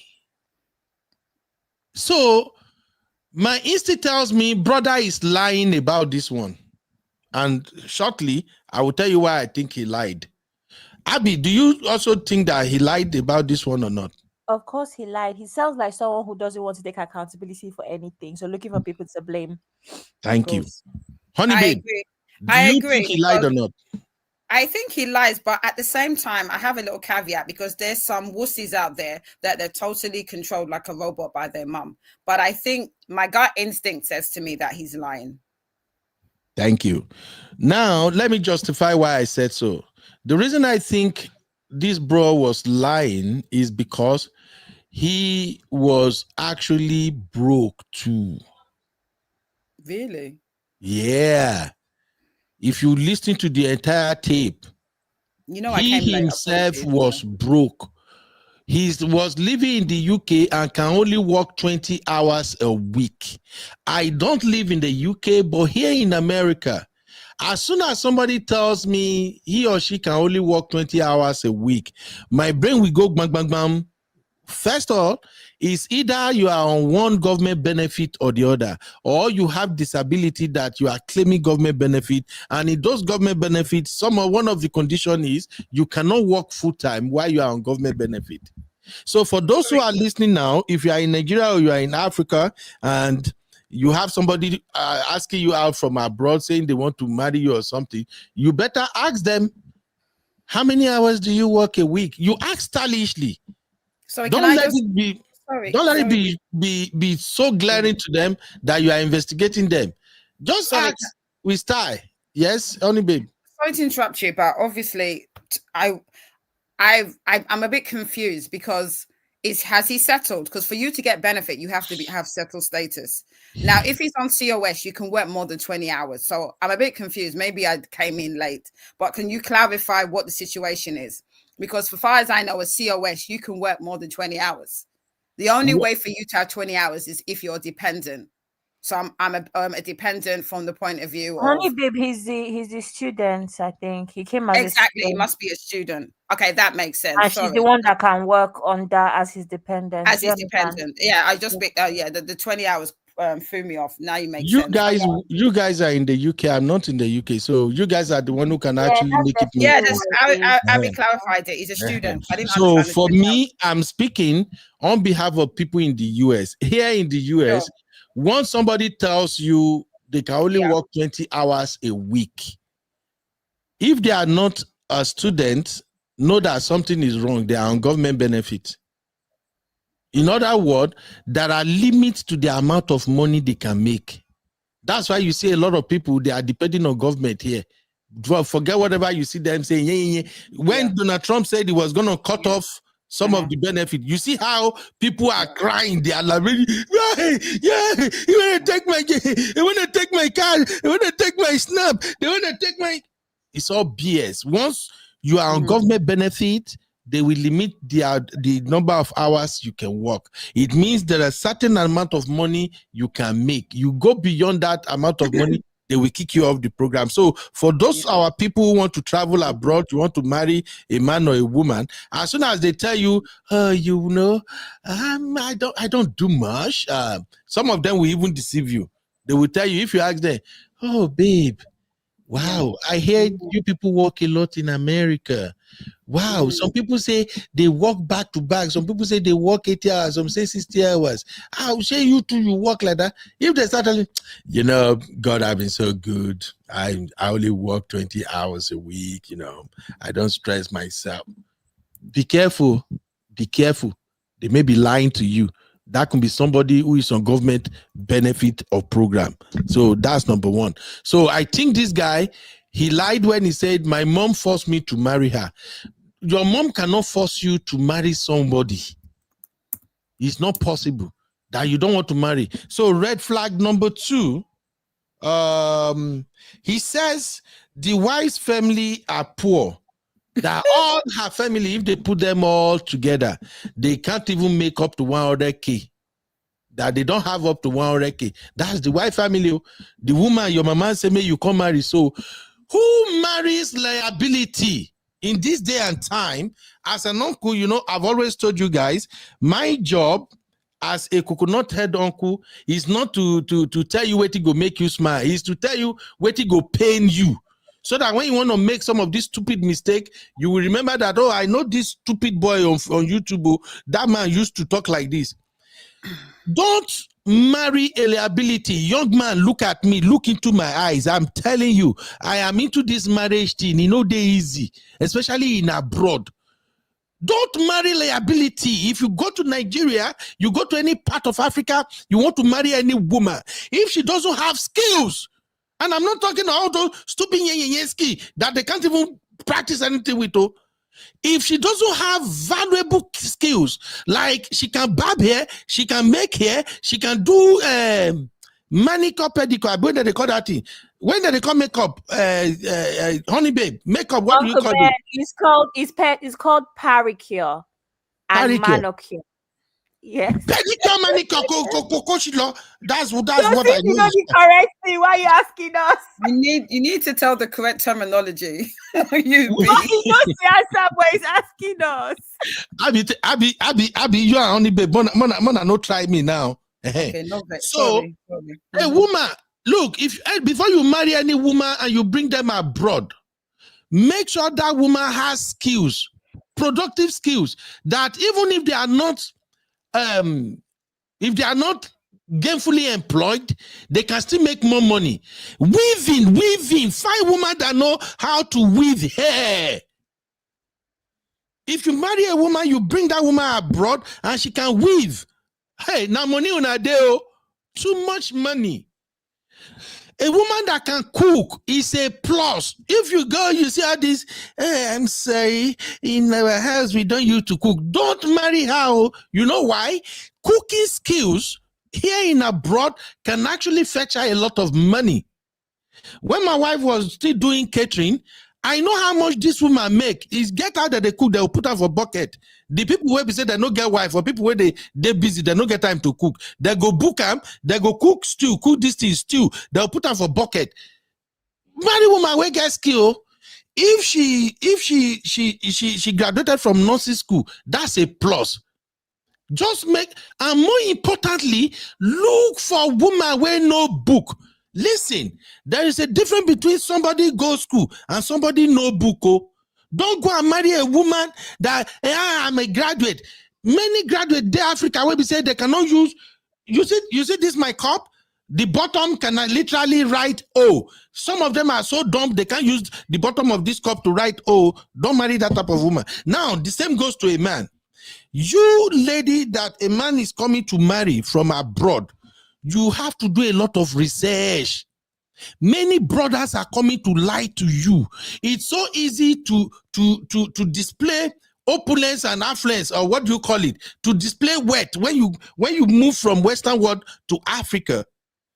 Okay, because some people will work for 1 year before they travel down. For instance, 30 December is around the corner. When they come now, you see that money they are blowing you. Some of those money are credit card money.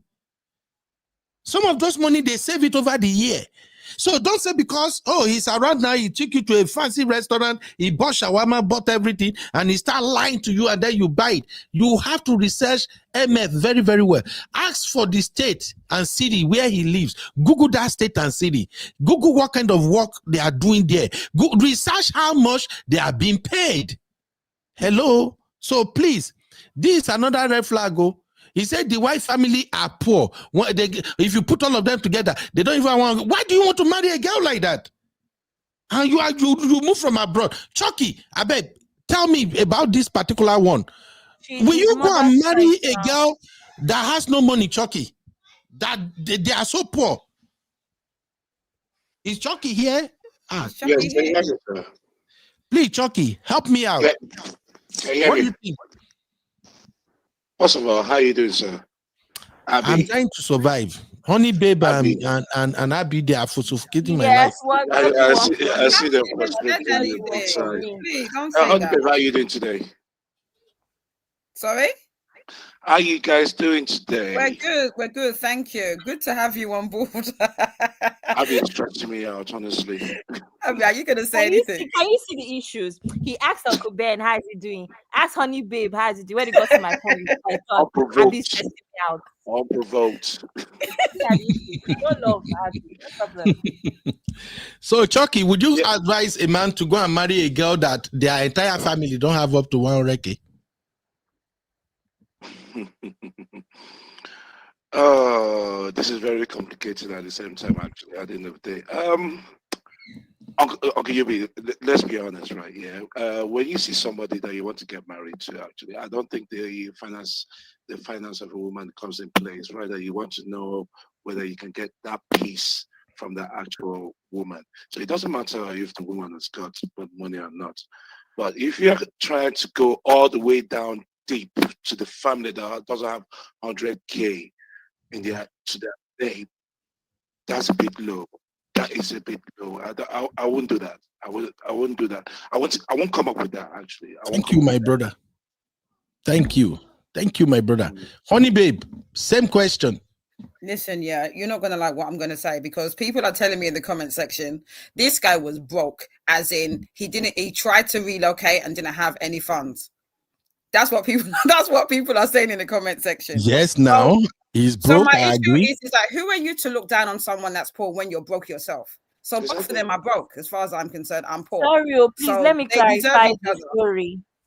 They Clarify it too. Clarify Zeno it. said, because me, I did not follow the story anyway. Zeno Go said on. that he tried to relocate to Europe, right? Through Libya, and it wasn't working out. And his parents now called him to say, come back, oh, we have somebody that we found that we paid X amount millions of naira to find COS for you, to file COS for you through a company. And then You see that's what I'm how he saying? came back. So that's how he came back, and then came back to the UK. When he got here, he realized that the company did not have enough hours for him.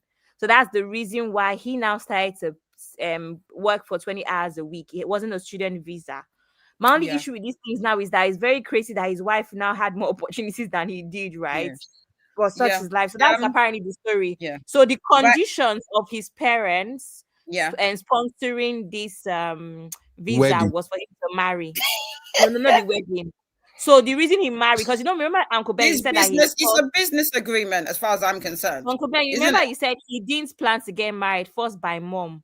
So the condition to sponsor the visa and the jackpot to the UK was based off of this marriage. But if it wasn't transactional That's marriage, what because to they're me that's a business contract, how the hell are you having 3 kids? See, you say that you're being false, but you are happy to have 3 kids from this woman. I mean, like I said, people make choices, that's their business. But I think the issue I have is, number one, COS. I say this every single time. The employer is supposed to pay for the COS. You decide to go through a certain route. Of course, there's not going to be enough hours. I say this, and I've said this many times. My brother was recruited from the UK to America. Certificate, they had to obviously do the sponsorship for him to be able to work in America. My brother did not pay 1 penny. And I keep saying this every time to people. A COS is something in which you are invited, you are recruited. And for you to be recruited and you've obviously been onboarded, you would have sufficient hours. I question the fact that you got a COS and you don't have enough hours. It's because, and I'll say it, because you've gone through a certain avenue. Because the way that I always see it, an employer will always have hours for you, because why the hell would they offer you a job in the first place? So this is what happens when you make certain choices. And people will come back at me and say, yeah, it's Nigeria. I get it. But be very aware that when you go through certain choices, this is what happens. Exactly. Thank you very much. So another point. Uncle Yumi, wait, let me ask a question, Abby. I thought this guy was introduced by a friend. Chucky, you have to be loud now. People can hear you. You are using your bedroom voice now. I'm not using my bedroom voice. Don't start again, Jerry. Abby, can you hear me, please? So you can talk like this. Why are you directing it at Abby all the time? What? Wait, calming down. Listen, there's something I observed, all right? You mentioned something about, well, when we had this discussion about this, you did mention something about this girl was introduced to this man by some friend of his, if I'm correct. That's No. He keeps changing. Yes, Uncle Ben. Uncle, do you know Mom of Five's live stream? It's okay. Let him be directing at Abby. It's okay, sister. Very first live stream. Remember the first live stream from Mom of Five, right? You were a panelist, Uncle Ben, was talking about her own side of the story. That's what we heard now. That they got introduced by somebody, something. She did not really know him. Yeah. Now, I don't know where the parents now came in and why it was compulsory for him to marry that particular girl. Okay. Abizino, you that follow the story, help me and clarify. No, I think I heard that. Remember, yes. They recommended the girl for him. Okay. Yeah, they recommended the girl for him. That's business. Business Are you clear now? Are you clear now, Chucky? Yeah. Okay, I'm clear on that. All right, cool. So number 3, he said the girl insisted on certain outfit for the wedding. to me, that is another issue.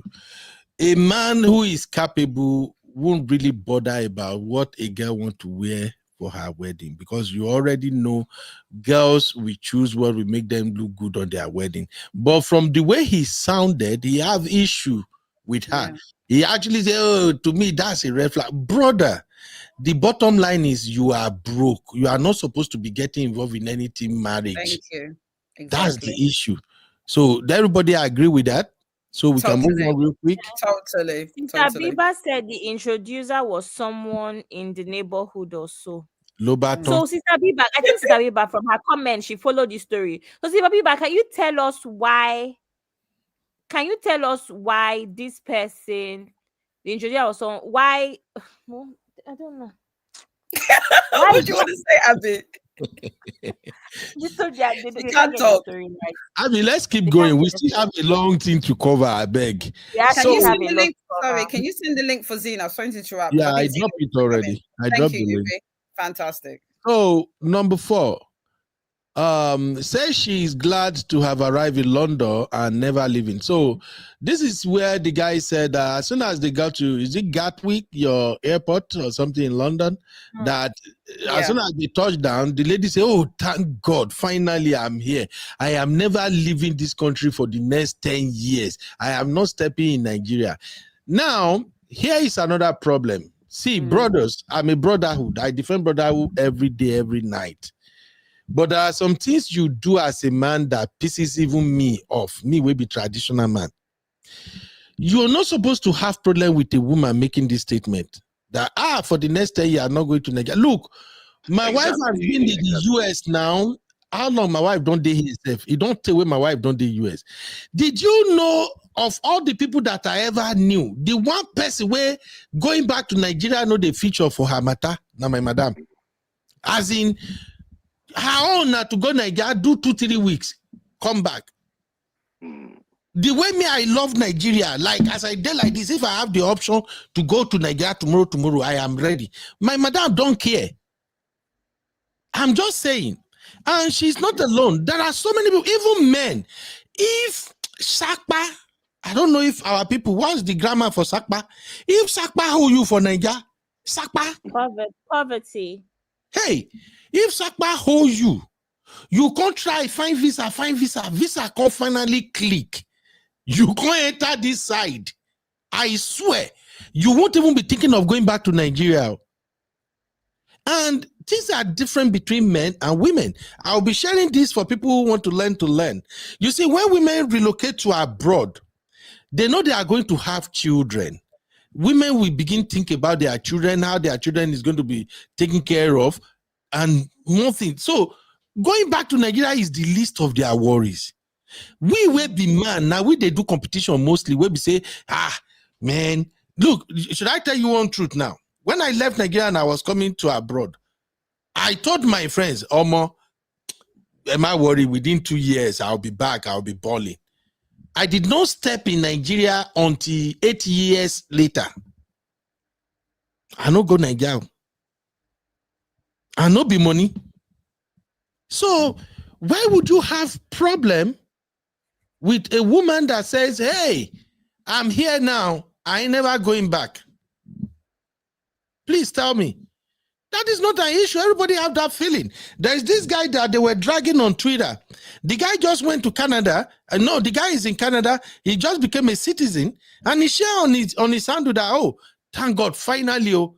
And somebody went there and started dragging him. And I saw a lot of Nigeria dragging him too. Una own too much. I wanna go to celebrate, say, una become another country citizen. Are you happy with the way Nigeria is?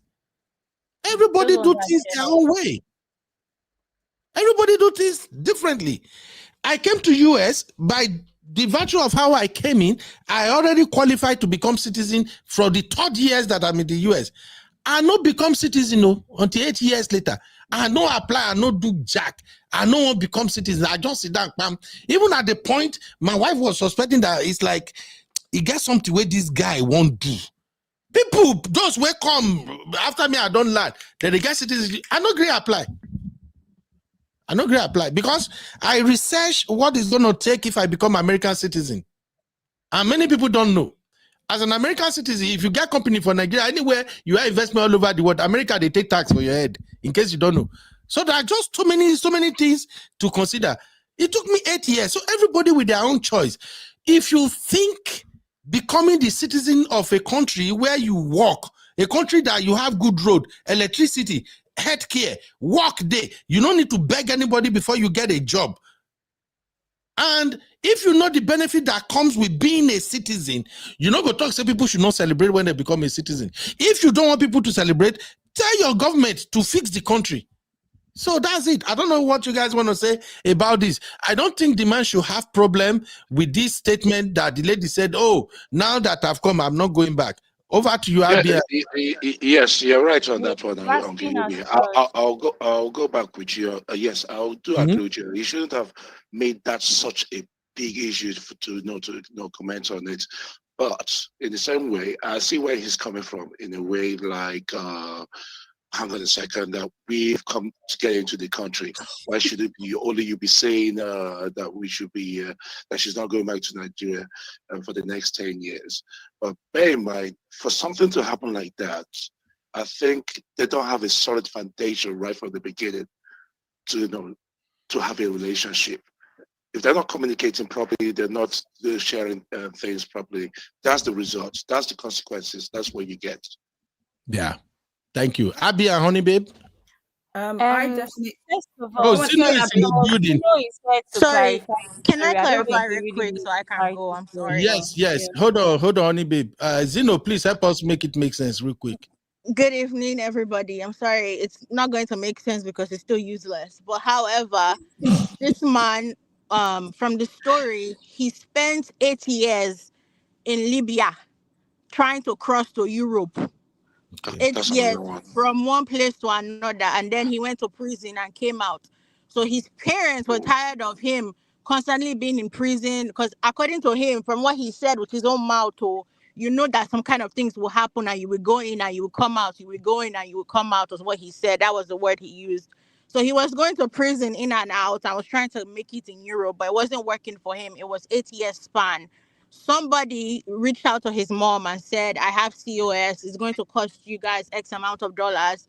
Call your son. I will give you guys, and then he can go to the UK. However, because his mother knows how useless he was, they did not trust that he was not going to go back to prison again. So she said, even if you go back to prison, at least if you are married, you will have children already for us, or somebody that will be there that will be telling us how you are or you are not. Because apparently when he was in prison, he would go years without talking to his parents because he didn't have phone. So they didn't know if he was alive or dead. So they just assumed that, okay, you need to marry so that in case if something happens, we have somebody we can be calling. So when he came back to Nigeria, his mother said, before I will give you the money to do the COS, you have to marry. So he reached out to friends, and a friend recommended the girl. He met the girl one day. 2 weeks later, he went to pay her bride price. The next day, he took her to court.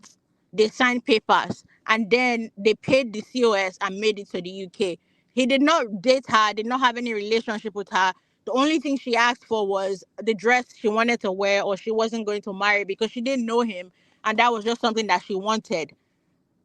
And then they made it to UK, and then that's when all this craziness started happening. Just wanted to clarify that part. Thank you, Zeno. That makes sense. Zeno, I wanted to ask something real quick because I know very soon now you will run away. Do you think that lady is at fault or not for marrying him? I think she's at fault, but I think it's not because she made a informative decision. I think she was just naive, and she felt like they were also doing her a favor because he also said it that she didn't even know her left from her wrong. It was sorry from her right. They just said she was a good girl, and she asked him, "Will you marry?" And she said, "Give me a couple of days, let me think about it." And then she came back and said, "Yes, I will marry." That's it. So I don't think she was. I think she was wrong for doing it, but also her level of education or understanding, I can't really fault her. That girl is educated. Uncle Ben, please watch her YouTube, watch her TikTok. She's not educated. So it's not level of education. The way she's talking. No, guys, I think she's educated, but that's to me is not education. Naive, yes, I'm not sorry. she's That's not education is different from naivety. She's slow. Because I know a lot of people that One have at a masters time, that please. are One at a naive. time, please. Don't What you are know you people that have saying, master's Abby? degree that are naive? She's You mean slow. There's I people think it's that her have level master's of degrees that are naive. exposure. Yeah, so It's it's just her level naivety, of it's not exposure. education. okay? Education or no education, in this day and time, there are some things that girls will do, and the girls will be so stupid and dumb. I'm sorry. This was a dumb Marriage, I decision. don't I believe agree. that. marriage is one thing. You're gonna make that decision, and if I look at the circumstances surrounding how you get married to somebody, I can tell if this person was acting stupid or not. She is wrong, wrong, wrong, wrong. I'm sorry, I'm a consequentialist. How can you marry a man in 2 weeks? That's crazy. How? No way. She just here UK. Yeah, Talk that's to why. her, talk to her family. Her family are like, God has done it. This is the problem with when people go to church. God, I need a husband. God, do the miracle. Hey, husband, we get money. God, give me my odogun. I want my odogun. As soon as they tell the girl, he's from UK. He will take you to UK. Yeah. He don't finish. And I say, God don't answer prayer. It doesn't work like that, people. Marriage is not something you rush into. You rush into it, you will rush out. Marriage is so complicated that even we were there inside, we are still trying to figure this shit out every day. I don't understand it. So that's what I wanted to ask you, Zeno. If you think the guy made the right call, because the way she make it sound, he make it sounds like, oh, this my husband brought me to UK. You already know you are getting married to a useless man. I'm sorry. Sounds like a setup. Yeah. Right? Uncle Ben, I agree with you. I don't think it was a good decision. I agree with you. I don't think it was a good decision. All right, now let's get to where it becomes juicy. If you notice, I'm just going by what the man said, though. I've not even go by what the lady said now. So nobody say by the time we dive on the guy now, all the ladies watching now, una go on hook my neck for you. This man said she can never go scot-free for insulting my mother. Meaning, in his word, you cannot insult my mother and go free. Now, let me tell you something, ladies. This is my own opinion. Or let me even turn it around. Honey, babe, what's your take on this one first? If a man have this mentality that you can never insult my mom and goes free, what would you say to that, mama? I don't know what to say because you married a stranger. So what was you expecting? The guy married a stranger, technically, as far as I'm concerned. I don't even know how you would now open your leg and even, have career with someone that literally is a stranger to you. I find that very dangerous. So that person could be anybody. That person could be movie mad. You don't know. You married a stranger. So for him to say that she can never go free, what is he? He's in Nigeria. How? I don't know what he's gonna do. She insulted the mother. In the UK, honey, babe, let me give you the backstory. I don't understand. When they are living together in the UK, when they start having misunderstanding, he says sometimes this wife will wake up and started insulting him, insulting everybody, insulting his mother. And he now says, you cannot insult my mother and go cover. They are in the UK. So I'm just saying, for everybody watching right now, how would you feel when you hear a man said, you cannot insult my mother and go scot-free? We are all like that. You can't insult my mother to me, no crazy. Anybody can insult anybody, honestly. But what does that tells you about, first off, the man and the lady? Because they should never have got married. You married a stranger. So you married someone that may have bad character that decided to insult your mother. What was you expecting? You married someone you did not know. Right. I don't know what else to say, but that's how I see it. You're getting offended. You married a stranger. Right. So she's disrespectful to your mom. It is what it is. It's bad. Absolutely. Your take, Abby. Yeah, I agree with Honey Babe. I think I was even speaking to a friend of mine the other day about marrying somebody too fast. Like, how many months is too fast? And she was saying the point that she's in life, she could get married within 3 months. And my question is, okay, fair enough, but what happens in that time is, besides knowing him, you want to see how his friends behave. You want to see how his family behave. You want to see that whenever you go to visit, that see a couple of things. So my point is, how do you even know that the first time someone goes to visit your parents, there's most likely going to be eye service and performative nonsense? It's normal. Everybody's going to act their best, good evening, ma. Everyone's going to put their best foot forward. But the only time you can actually know is if you actually get it some time to. I'm not here to say you need to date somebody for 3 years, no. But you need to spend a significant amount of time with these people, their family, see their interaction, even if it's phone calls, right? I remember dating somebody that the way he would speak to his mom, I'm like, huh? It used to shock me. It was too rude. I just thought something is off here. There has to be some sort of dysfunction here or dysfunctionality here. Why are you so rude to your mother? So it's even things like that you need to get a feel of. So that's true. You don't know somebody, so you don't know what they're about. Now you're saying that she's rude to your mom. Someone that is rude to their own mom is most likely to be rude to your mom. That's my point when I'm saying that you're hearing a spouse or a boyfriend you're talking to, you're hearing him talk to his mom and he's rude to his mom. If he's can be rude to his mom, who's your mother? Do you understand? So these are the things that you may find out if you actually date somebody properly. So yeah. All right.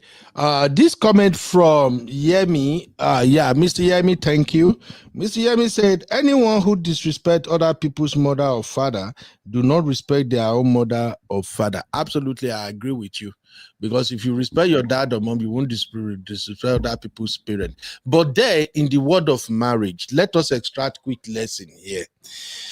As a man, when you are married to a woman, that woman's supposed to respect your mom, your dad, your family, as much as you are supposed to respect her mom, her dad, and the members of her family. Now, how you lead matters. How you handle issues with her counts. I'm not trying to defend this lady, and I'm not trying to defend the man. But sometimes, if as a man, if you report your wife to your mom several times that you are having issue with her, and your wife knows that anytime issue day, you are always calling mama, you are reporting her to mama all the time. Or if you make too much reference to your mom, anytime, anything, if not for my mom, I would have married you. The more you daggle your mom in front of your spouse, it doesn't matter whether woman or man, the more you daggle your mom, your dad, you are the one who is actually disrespecting your parent. I don't know if I'm making sense to you. Any small thing, you and your wife fight or you and your husband fight. My soft mommy, I will tell mommy, all this thing you're doing, I already call mommy. Then gradually, the partner will be getting to a place that the person will begin to say, okay, when you tell your mom, what do your mom won't do me? Insult don't come small be that. So I just wanted to say that. And sometimes a lot of women don't just go from having little issue with you or any issue with you and take straight to insulting your mom. I think it takes a while before some women get to that point whereby they begin drag your mama. And I think for some men too, men and women that come from good home, you can have issue. They will not insult your dad, they will insult your mom. Once it's getting to that point, you say? Because you can't, if you can't insult your own parents, you can't insult your spouse's parents. The rules are very simple. Yeah. If you don't have mouths to say anything bad about your own parents, you won't be able to do somebody else's parents. And that's the importance of also dating someone that has that sort of training. Exactly. Because you start to see your spouse's parents as your parents in a sense. Exactly. It's not going to come out of your mouth. How will you come? Which mouth do you want to use to insult somebody? Anyway, just a quick shout out to Sylvester, listening and watching you guys from France. Thank you so much. I hope you stick around. Thank you, Sylvester. God bless you. All right, the next point, I think my Chucky is back. The next point, hey, Abby, you make a mess of this point. I can see Abby written all over this point. No, now small thing I tell Abby add Jada. This is exactly what Please, do I not have witnesses here? I was not alone here. This is exactly what you told me. Abby, you twisted this thing. Oh, now Gen Z, this thing you give me. So number 6. First couple happened because he was trying to leave. She blocked him. Then his phone fell. That's what he said. She's doing a journalistic thing. She's doing everything. That's literally what he said. Listen to her. How do you deal with this guy? How do you cope with this guy, Abby? Chucky, is that not what he said? That is not what he said, Abby Tori Olong. What did he say? I can't even remember now. You messed the whole thing up. That's exactly what he said. Don't worry, I will paraphrase. So Abby writing in her own words, not what I asked her to put on the banner.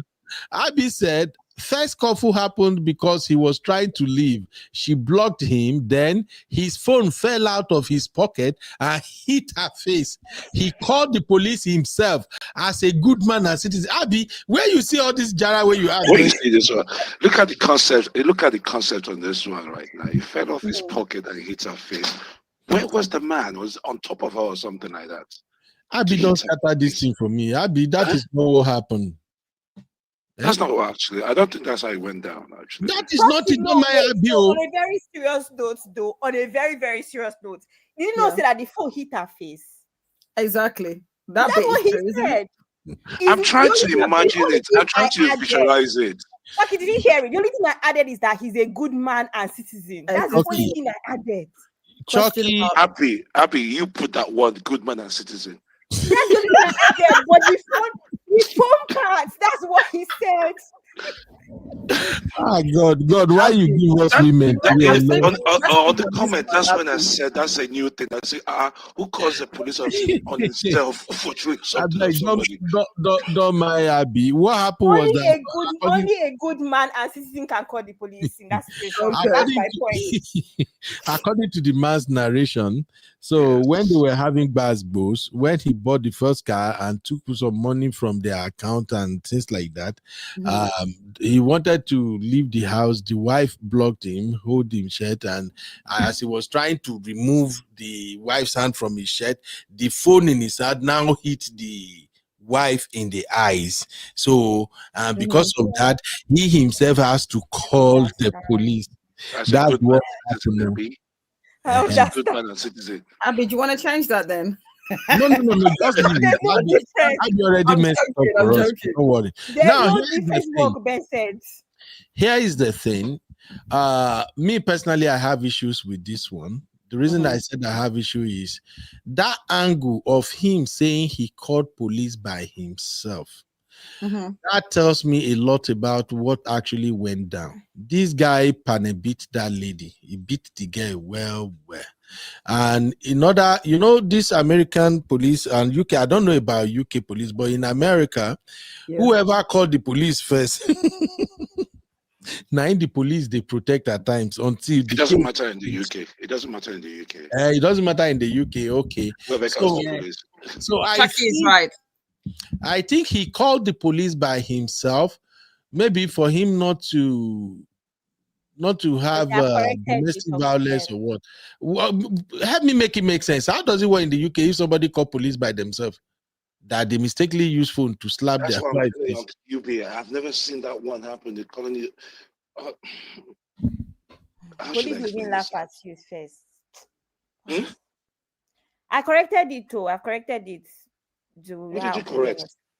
The banner. I corrected the good man. Well done, Abby. No, because that one is true.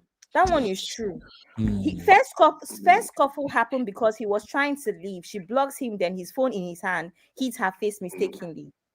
He called the police as a good man and citizen. That one is correct. Did you add that one, the good man and citizen? Because I don't think if you call the police when you make a mistake, you're a good man and a citizen. You guys are funny. Why are you guys like this? Okay, so Mr. Yemi said, I think he swung his hand to lose her grip on his shirt. Probably the phone was in his hand already. Mr. Yemi, I don't believe this guy. This guy is lying. Nah, he's lying. He's just trying to paint a narrative. The damage has been done already. It was But an Uncle Yubi, argument. Uncle Yubi, let me ask you something. Listen, is this little girl in love with this man? Because it seems to me she does. Why do you say that, Chucky? Okay. Let's put for stars now. Okay, trying to hold him down while he's trying to leave the house. I don't know, assuming she is. Having a joint account, and he's okay with him taking the money. Sure. Some other things. I'm like, either she's trying so much for the relationship to work, and he's not allowing it for some reason. That's the way I see it. Okay. This is what I hear anyway. This is what I heard though. Make I explain my side. This is what I heard and what I think. This guy is a broke dude. Let's not sugarcoat it. I think we all agree with that. And don't forget good man and citizen. Okay. You need to take that off. I don't know why you put that. A good man and a citizen. So two, bringing this lady to the UK, I think originally the guy has good intention. He feel they can, I think he think they can make it work.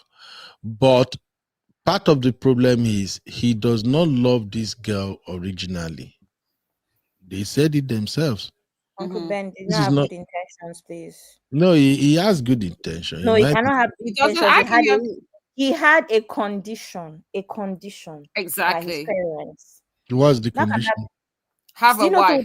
You have to, that because of his carelessness and irresponsibility, marry. And it's not the first time we hear that in families. A lot of parents will say that when a man is married, he's going to be more responsible. Sister Biba followed the story too. She's been confirming in the comments. He had to marry her.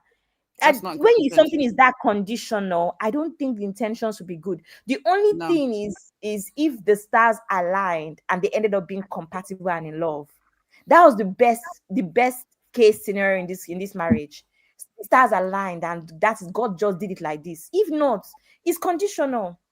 So it's either that or people are just very, very, very, very, very reasonable people and decide that they want things to work and both of them are compatible. But besides that, it's conditional. I mean, what are the chances of it working? Quite low, in my opinion. It's conditional. Right. He had to marry her. He had to marry her. Well, sounds like a conditional. That was the only way the parents were going to sponsor his Jackpot 2.0. Yeah. You know when let me say this right here. He says the only way you can get a job while as a COS is to get a car. Now, this guy doesn't sound as though he's gone through the actual the process to get himself a license. Rather, he's driving around with no insurance and all these things. And still, at the same time, now you're looking at a guy who says he's a businessman in Nigeria. But I'm just hearing for the very first time now that he's into some shenanigans in prison and all those things. So why would the parents want to just get rid of him just like that? No, that's not what happened. He tried Europe through Libya for the past 7 years, 8 years, something like that. It never worked out. And then he was in and out of prison in Libya. His parents now spoke to somebody. Yes, his parents spoke to somebody that said, oh, I can get him to get to the UK through a company that is offering COS with this amount of money. His parents raised money and told him to come back to Nigeria and reapply through that process to go to the UK. But because of the irresponsibility that he showcased while in Libya trying to get to Europe, they think that the best bet of him being responsible and for somebody to hold him accountable, he needs to get married to somebody. So they're now introducing to this lady in the neighborhood. So the parents were using her as some sort of accountability body, in a sense, for him to be responsible and to put his life straight. So the condition was, we will sponsor this Jackpot 2.0 to the UK if you marry this girl. Continue. Are you understanding the story now? Yeah. So that's so it's conditional. So he didn't love the girl. In a sense, he probably was even quite greedy because he just wanted to travel. So if you're under pressure to travel and to fix your life, would you really be considering love or just considering the fact that the deal here is that if I marry her, then you get? So that's what happened here. Oh, okay. Thanks for clarifying. Yeah. Actually, I don't understand that. I think the issue is that it's like, for instance, I say to my son, you have to clean your room. He would do it begrudgingly. So you want to go to the UK and they give you a condition. Begrudgingly, you have to have a wife. Honey, but you didn't even say it properly. If you say tell your son you have to clean your room to get chocolates. Something like that. He would do it, but the attitude he would give me. And he doesn't normally get the chocolate. But you get what I'm trying to say. You're forcing someone to do something and they have to do it. You're not going to be happy about it. You're going to be very begrudgingly marry the woman. You definitely will not love her. So there's no best intentions because you're doing it because you have to. You probably don't even like the woman, but you do it because you have to, because you want the prize of coming to the UK. So that's not best intentions at all. So we're talking about this couple had what's it called, a personal agenda for personal agendas. They both have agenda. They both had agendas. They basically had no business getting married. It's not about the attitude. Yes, the woman's attitude. If she did everything, if you're disrespectful to his parents, I get it. But my thing is that to me, it's not normal within 2 weeks to marry someone. You're marrying a stranger. You know nothing about them, whether they're bipolar or anything. You know nothing about them. You don't even know if they're a deleter. Me, that doesn't make sense. They had no business getting married. It's not about the woman's attitude. It's not about the man's attitude. Even though, for me, they both have issues. They should never have got married. All right. Now, let's talk about maybe 2 to 3 more points, and then we can wrap it up. First, let's talk about joint accounts. I think one of their biggest problem is the joint account they were operating. According to the man video, when I played it now, the man said, "Oh, I'm so transparent. I told her you work, I work. We have access. I have access to the account. She have access to account. I have this, I have that." The way he sounds, it tells me what I have always preached on this platform, that when people suggest joint account in marriage, you're going to have to be very, very careful. A lot of people really don't understand how joint account works and what it means. Many couples use joint account as monitoring spirit. If you remember, I've said that here before, Honey Babe, right? I don't know if you guys still remember. A lot of couples, you have. Yeah, many couples use joint account as monitoring spirit. Some men want to know how their wife is spending money. Some wife want to know how their husband is spending money.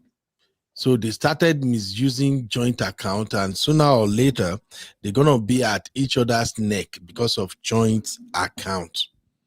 For me, when people recommend joint accounts, it got to start with your financial status first. Joint account is not for people who are not even balanced, who are still struggling. I'm sorry. Absolutely. Yeah.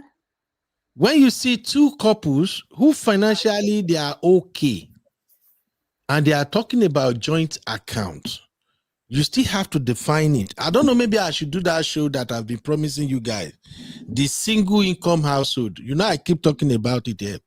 Because sometimes when people have issues like this, now money they do for couples. And at times people will ask me, Ben, how you do this thing for your side? I did. And I tell people in my household, we practice what is called single income household. But this is where it gets crazy. In our own style of single income household, we have joint account. I have my personal account. Me alone, I know even bring my business come out. I get multiple account. My wife get multiple account. And we have joint account. And yet, we still practice one income household. You guys want to know how that works? It's simple. It's very, very simple. For us. Eh? You do a designated show for us. Remember Maybe I that? should do it. Wait, It's I very think I asked that question during your episode with Auntie Yunkus, if you remember. It's very simple. Yeah, I remember that episode. Everybody's style is different. It all depends on, number one, are both of you transparent? Two, are you doing what you are supposed to do? You as a man, are you moving as a man? You as a woman, are you playing your role as a woman? Do you both have understanding? So I don't believe in all this. Joint account. What is the motive? What is the idea behind the joint account? Because mostly, joint account is to monitor how much you spend, how you spend.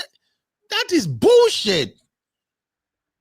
Joint account is supposed to be meant for you guys to keep money aside. You spend whatever household expenditures you have, or any other thing. You every month you put what you are supposed to put there. For me, for once, let me just be honest with you. If you are doing joint account whereby all your salary go into that account as a man and all your wife income go into that account, well, if it works for you, only God grace just make it work. Oh. It's not supposed to be like that too. It's supposed to be an arrangement. Every month I'm gonna put so amount here. You put so amount. This is what we're gonna be doing with the money. Okay. And because it's a joint account, you can access it, I can access it. It make it easier to run the home, to do so many things. But as soon as it become all my income come into this account, all your income come into this account, now only two couple will be say God really bless their marriage. Now that thing they work for. It's different for everybody. Because in this same their matter, they are operating one single joint account, and the guy want to be sending money home to her parents. And this guy, according to his own mouth, they owe debt all over the place. He said they owe a lot of debt. Or did he say it? Am I the one saying it? No, he did. And that's what's confusing now, because your parents said it was a trip, but they are still in debt. So the guy himself has, as men, let me tell you, ladies, we as men, we have a lot of financial needs. Oh. There are so many things we have to spend money on as a husband, as a father. And you as a woman, you have so many things you have to spend money on. And that's why once this joint accounting becomes something like, put all your money there, I put all my money there, you people are headed for a disaster. Because now, some crazy men or women, they will find time to open computer and open the account. They check all the transaction. Oh, okay. $300. Okay. Oh, $40 at so restaurant. Oh, what a crap. What's wrong with you people? So please, in their case, joint account was a bigger problem they have. And the husband is the one that brought this idea of joint account, because the wife found a work with that COS that pays more. He said it himself. Not be me talking. I ain't take him out talking. The wife makes more money than him. He was the one who is stronger with this joint account thing. So please, let's have this joint account conversation before we move to the next 2 points. Is joint account a good thing or a bad thing? Abby, we put down for poll for those that want to drop comment about this. Because in this case, I see their joint account is the beginning of their wahala. Chucky, what do you think, Baba? My point is this: I do have a joint account actually, so but not in the UK. Sometimes the bank will have to put something in place that both parties can use the money. Like the one I have in Nigeria, for example. Now I do have that, and that money cannot be used, cannot be withdrawn, anything, unless we have both signatures. So there's nothing wrong with having a joint account. It's just a way of how it's managed between the couple. But if you're using that account as a sole account of the household, that is the wrong thing to do. It's the wrong thing to do. Thank God. I say I did wrong. Go. I better continue. No, it's the wrong thing to do, because basically the joint account is meant for a purpose and not for some lavish kind of expenditures or something like our houses there. It shouldn't happen that way. So no, it's the wrong thing to do. If it seems to me that I have only one account, which is that joint account, and it's the wrong thing to do. It's the wrong thing to do. So, honey babe, over to you, mama. I've never had a joint account. I've never had a joint account, but my my mum and my stepdad do have one. But they also have their individual bank accounts, very similar to what Biba and a lot of people are saying. I definitely agree with Chucky that you should have some conditions, and the banks in the UK would do that, where any money that's withdrawn, it has to be both signatures before you can take out any money. But I think in terms of a joint bank account, it's usually from a common cause, whether it's for saving for the kids or something or whatever. And for me personally, it should be used for that. There has to be total transparency.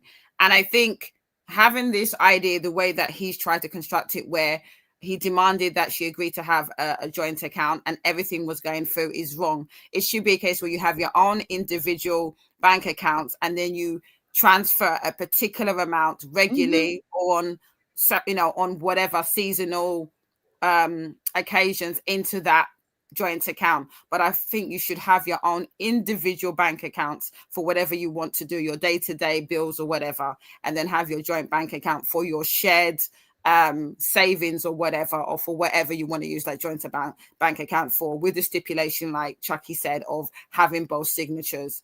I think there has to be a communication, and it's only with transparency that you should have the joint bank account. If you guys are not open, you have no business having joint bank accounts. Just be keeping your single bank accounts and be doing your double dealing under G thing.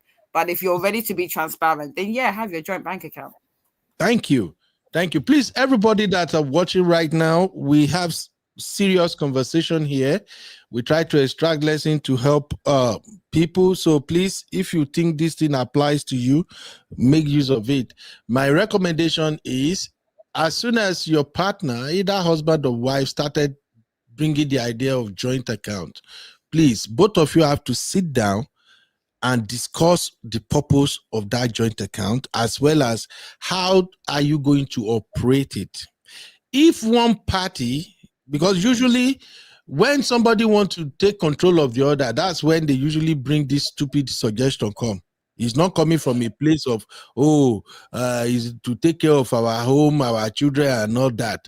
So as soon as one party say, babe, I think we should have joint account, that is the time for you people to sit down and have serious conversation and ask, what do we want to use the joint account for? How do we want to operate it? What is going to be the contributing percentage? Are you getting what I'm saying right now, people? So you have that conversation.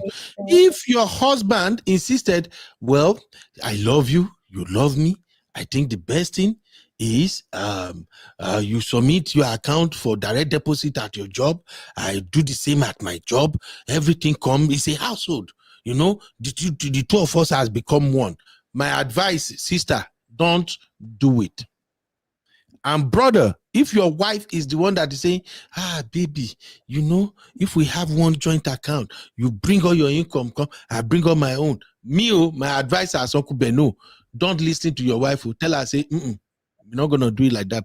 But having a joint account is one of the best things that can really help you two to work together and build a solid financial future if you know what you are doing. MOP is in the building. MOP Baba, you came late. I came late. I just highlight, yes, Uncle. Sorry, sir.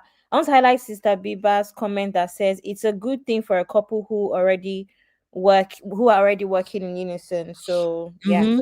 You want to read all the comments? You can read all the comments, but MOP we chime in on the joint. Yes, MOP should go ahead, but MOP is owing us 100. Uncle MOP is owing us £100 for late. No. MOP no.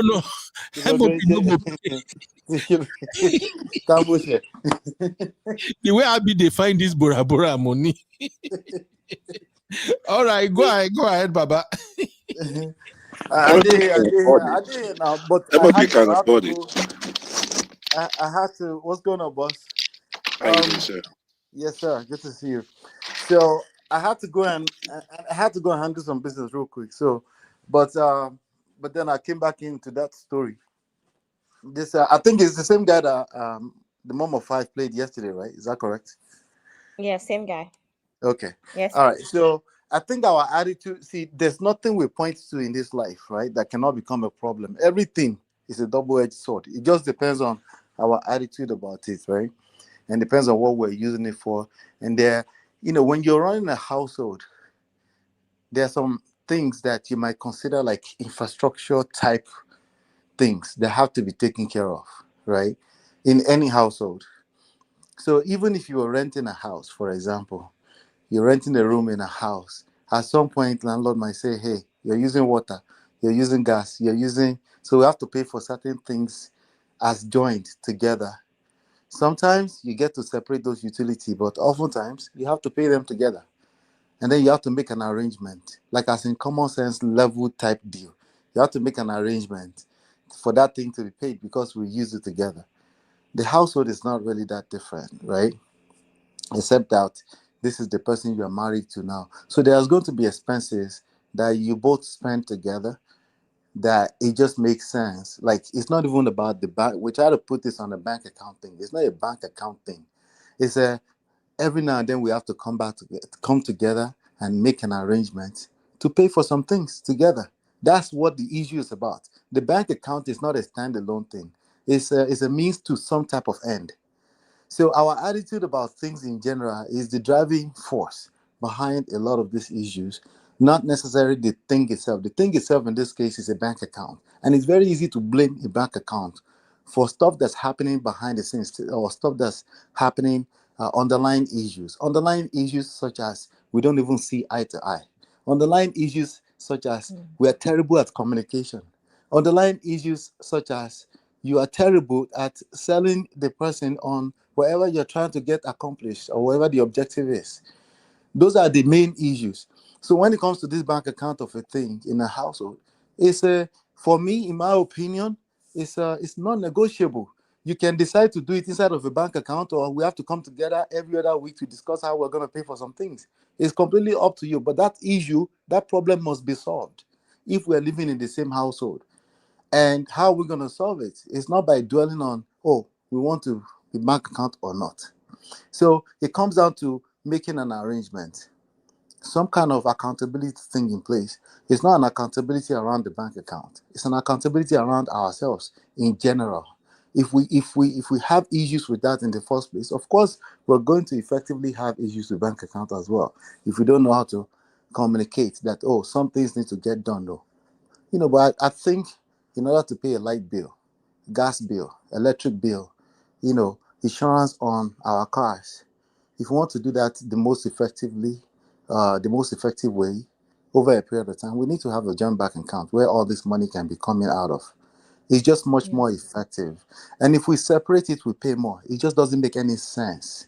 And a lot of people are paying premium for stupid attitude about life, for not being able to come to the table and have a discussion with another human being. Oftentimes, another human being that they're having sex with. It's just crazy. And they would rather go the long route because they're trying to avoid an awkward moment of a simple conversation.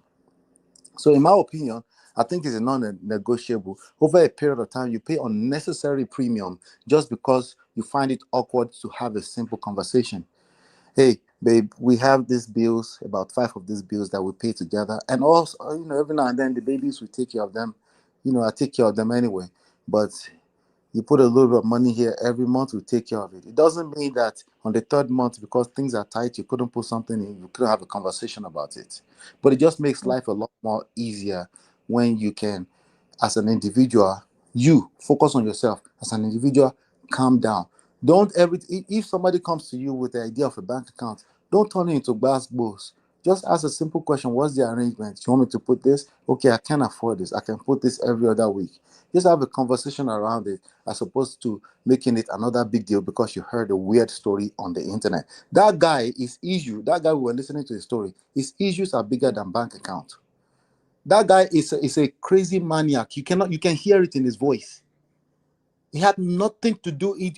Of course, he has bank accounts, a bunch of stories, how he wanted to buy a car. He had a bunch of stories that he was pointing fingers at. But that guy has an attitude issue.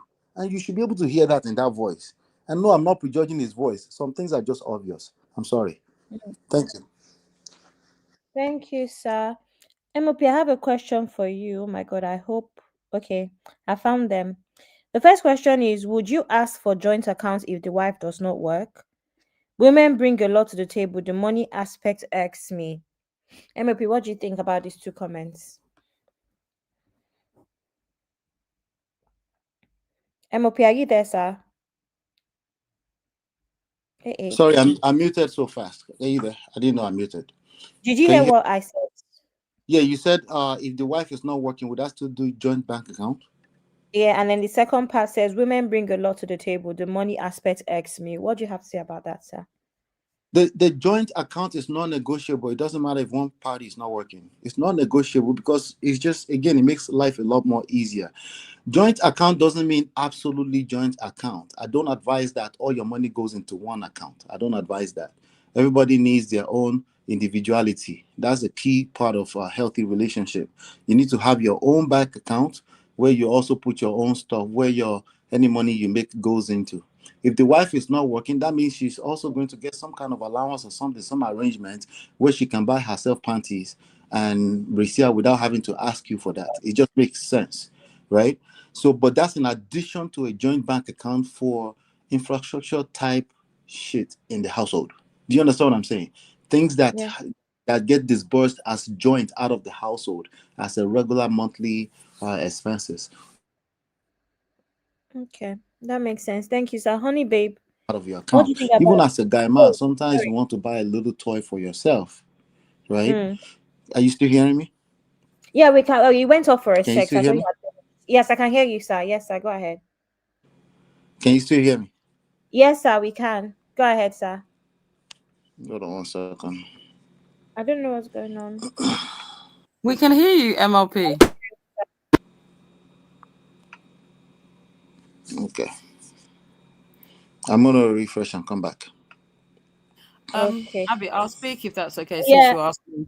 Yeah, honey, Everything babe. that You everything remember that the questions, right? Oh, sorry. Go ahead. everything that MLP does make sense, and I definitely agree with him that the problem is not the bank account.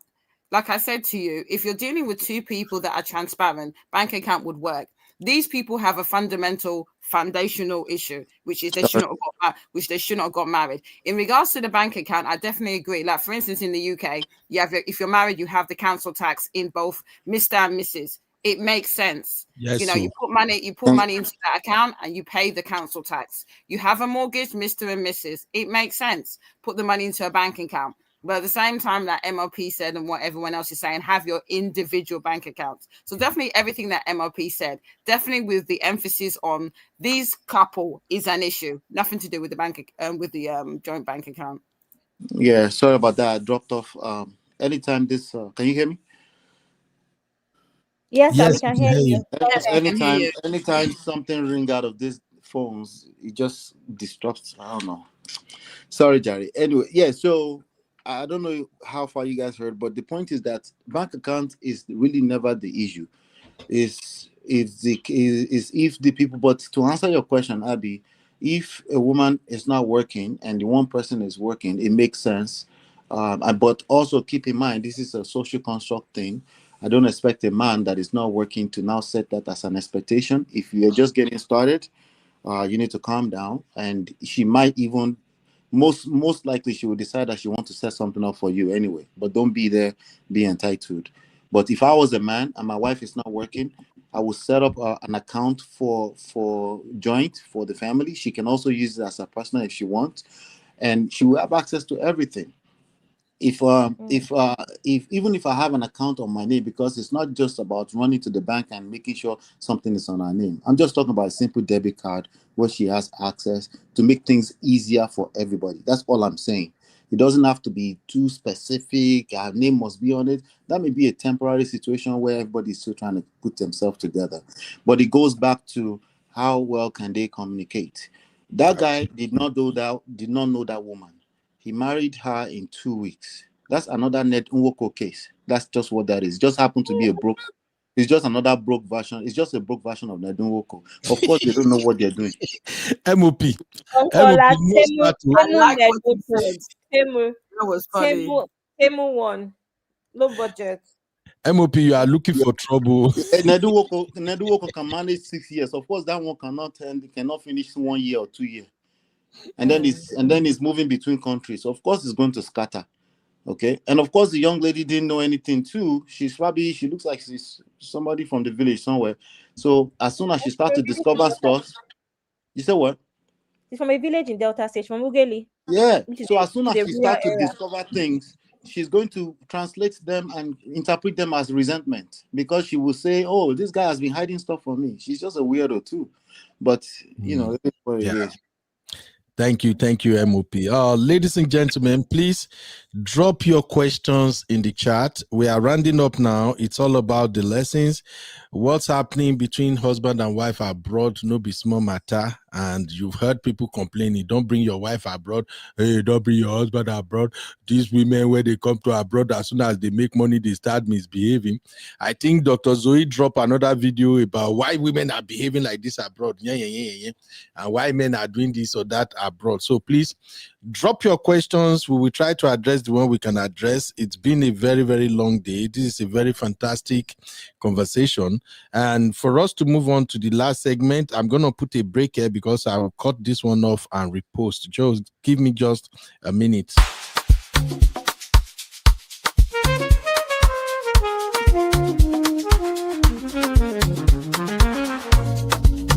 Yeah.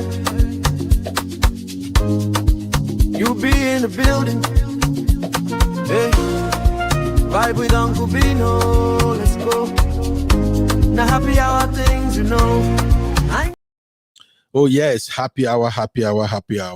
So I saw one question earlier from Mr.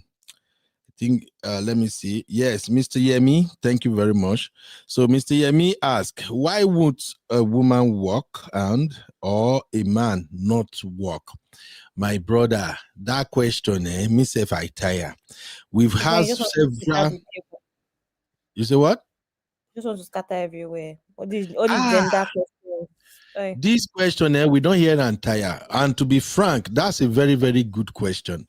We have a lot of men abroad that doesn't work. Not that they don't work, but they are not working well. They can't provide to the level that their household requires. And there are many women that refuse to work too. So it's not gender thing.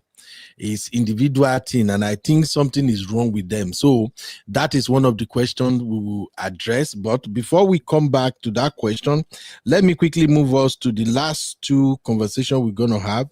Uncle Ben, this question though. This is basically no, because there's a women's version here, which is you cannot compare a man not working to a woman not working, especially with childcare duties. So I'm going to start with comments. Yes, start it. When I want to start bars, women don't start. Women just saying now. These are the issues with these comments, but yeah. Vicky, don't start, Vicky. And your name now, my daughter name, eh? Okay, now won't start wahala now. So we're gonna talk about black tax and we're gonna talk about removal of COS, but let's take it one at a time. First off, the black tax. In this husband and wife that we are discussing right now, one of the complaints the lady had was that she can't send money to her parent, that the husband is always spending money. We go to their joint account, we spend money, everything. Her parents back at home, they need help. She can't help them. Chucky, come back. I don't know. I shared the link back so that you can come back. I know you receive a call. So she was complaining that she can't send money home. She can't help her parent or anything because the husband has spent all their money, blah, blah, blah, blah, blah, blah, blah. Black tax affect both husband and wife as far as they live in this abroad. And that's why you have to buy this imported wives book. I'm going to share the link to that book for those who may be interested. It's really, really good. as a couple living abroad, you need to read the 10 stories that Auntie B showcase in this book. It will teach you a lot. Black tax. Your wife has responsibilities, husband have responsibility, both in abroad and back at home in Africa. And just like we said about the joint account thing, if you all put all your money in one joint account and you are monitoring each other what you spend, sooner or later, you people will begin to fight heavily. Yes. Husband will start complaining, why are you giving your mama money anyway? Why are you giving your papa? Why are you paying baby? Soon, wife will start prognosing in husband's business. Wife will start saying, oh, what is all this? Every month, you are giving your family money that we work for. It's going to become big wahala. And like I've always said, for me and my household, we practice one income household.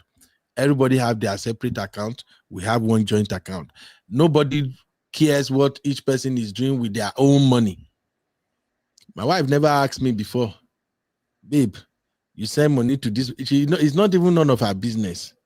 I also knew she have a lot of people that she's supporting every month. I don't care. My own be say, you do your part, I do my part. Life is good. We are cool. But at what point do black tax become an inconvenience? That is the conversation I want us to have. At what point will it be considered that you are inconveniencing you and your household just to satisfy somebody somewhere? In the case of this lady and her husband that is having this COS problem now, the wife is earning, is it 500 pounds per week, according to that man? And the husband is not even making up to that. And the wife is concerned about people back home. And you heard their story. They got married 2023.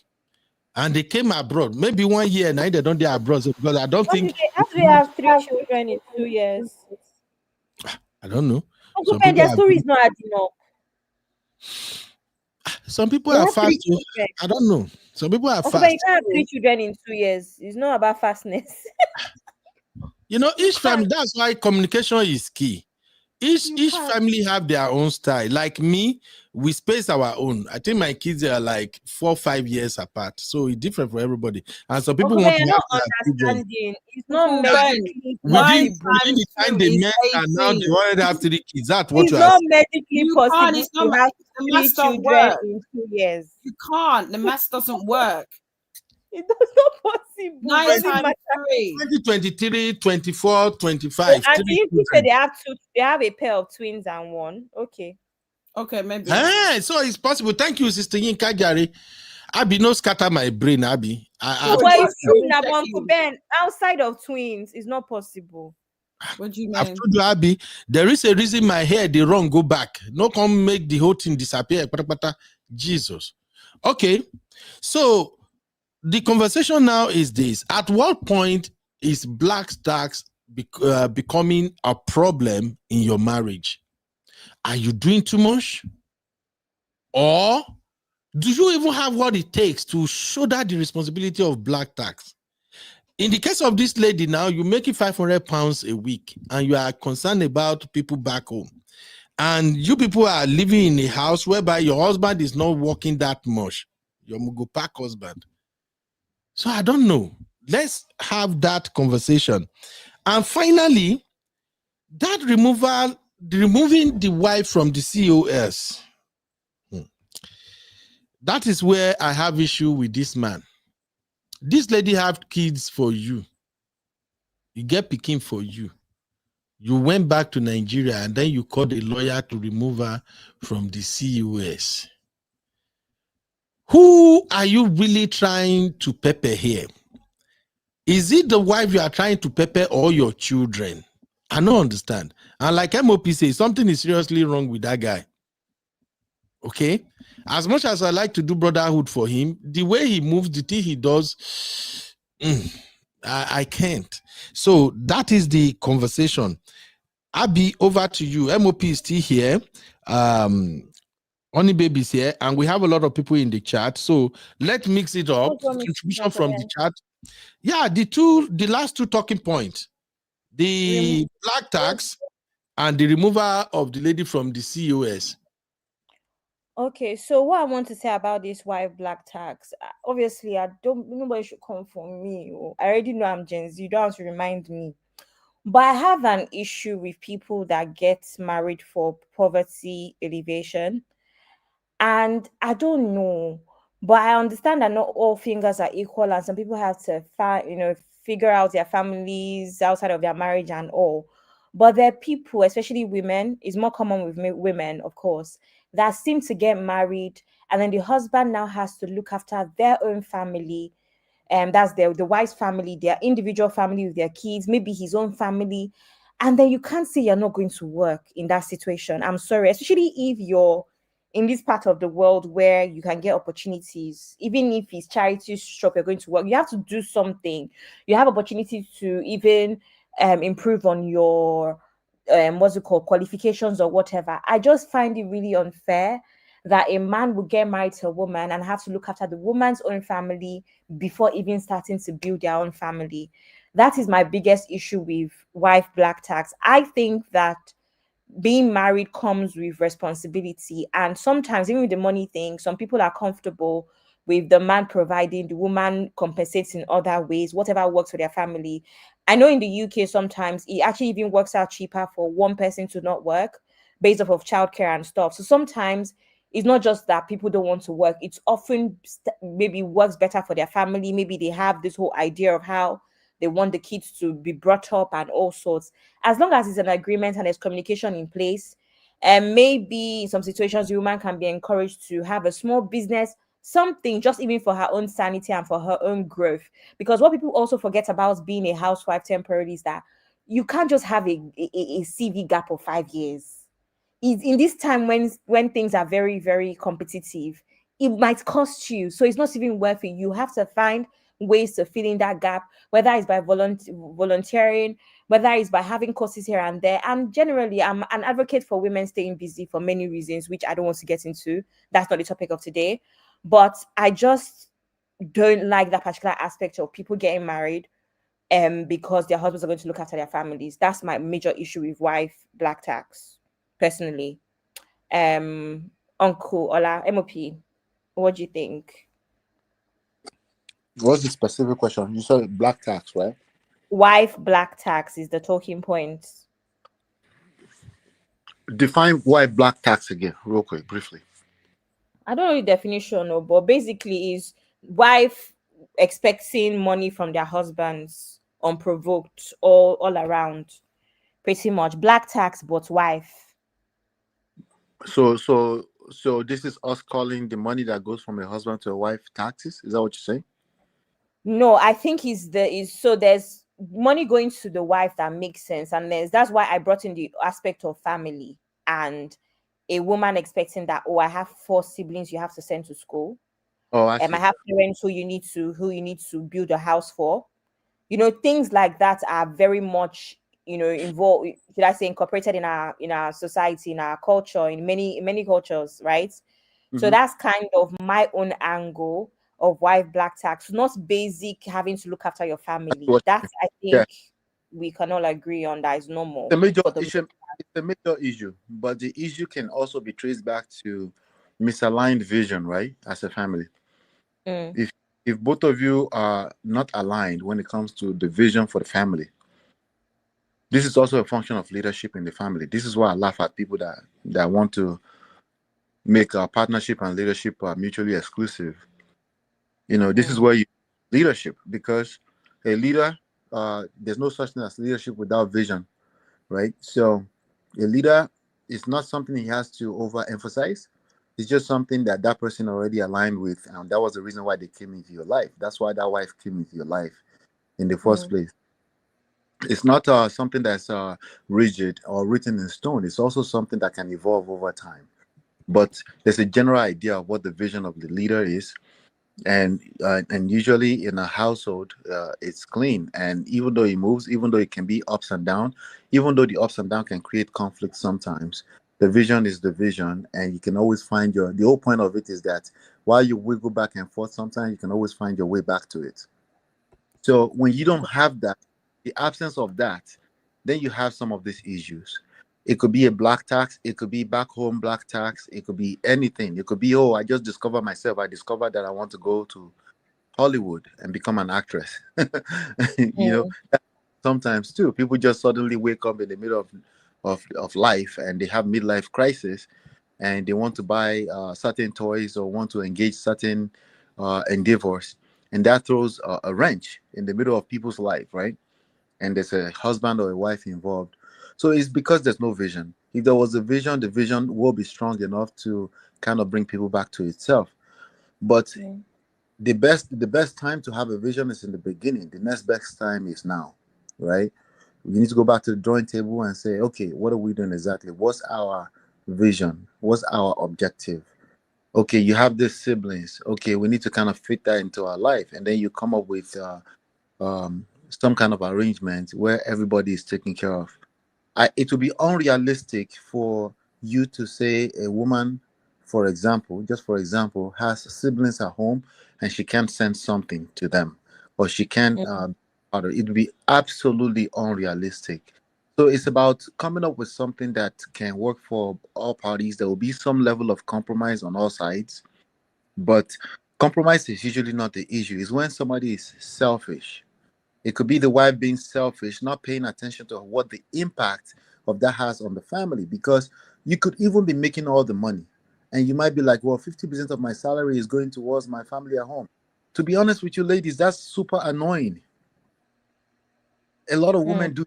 That is very, very annoying. It's disregard to the fact that you have a family here. Also, a person that will say, no, you can't send anything, we have our family here, is also being unreasonable. You know, so it's about, okay, if you call yourself the leader, listen to what the other person has to say, what their objectives are, and come up with a plan that can take care of them at least halfway. They still want to money back to their home, but you that claim to be the leader, you're responsible for that, for coming up with that plan, and then align it with the vision of the family. Because if it's not connected to some kind of long-term vision for the family, it might still come off as selfish or you're being controlling. But if it's some kind of vision that everybody, the family, benefit from, and you connect the dots, and then you are good at selling this to your wife, and then it should be it's just a journey. You have to travel. It'll be a difficult conversation, but it needs to be had. You know what I'm saying? But it's a lack of. Continue, sir. Sorry, sir. No, you're good. It's the lack of I vision. wanted to say, but you're saying needs based off of maybe basic needs. Oh, my parents need food and maybe some medical care because they have some medicine they have to take regularly, right? Or parents need, or siblings need tuition fees.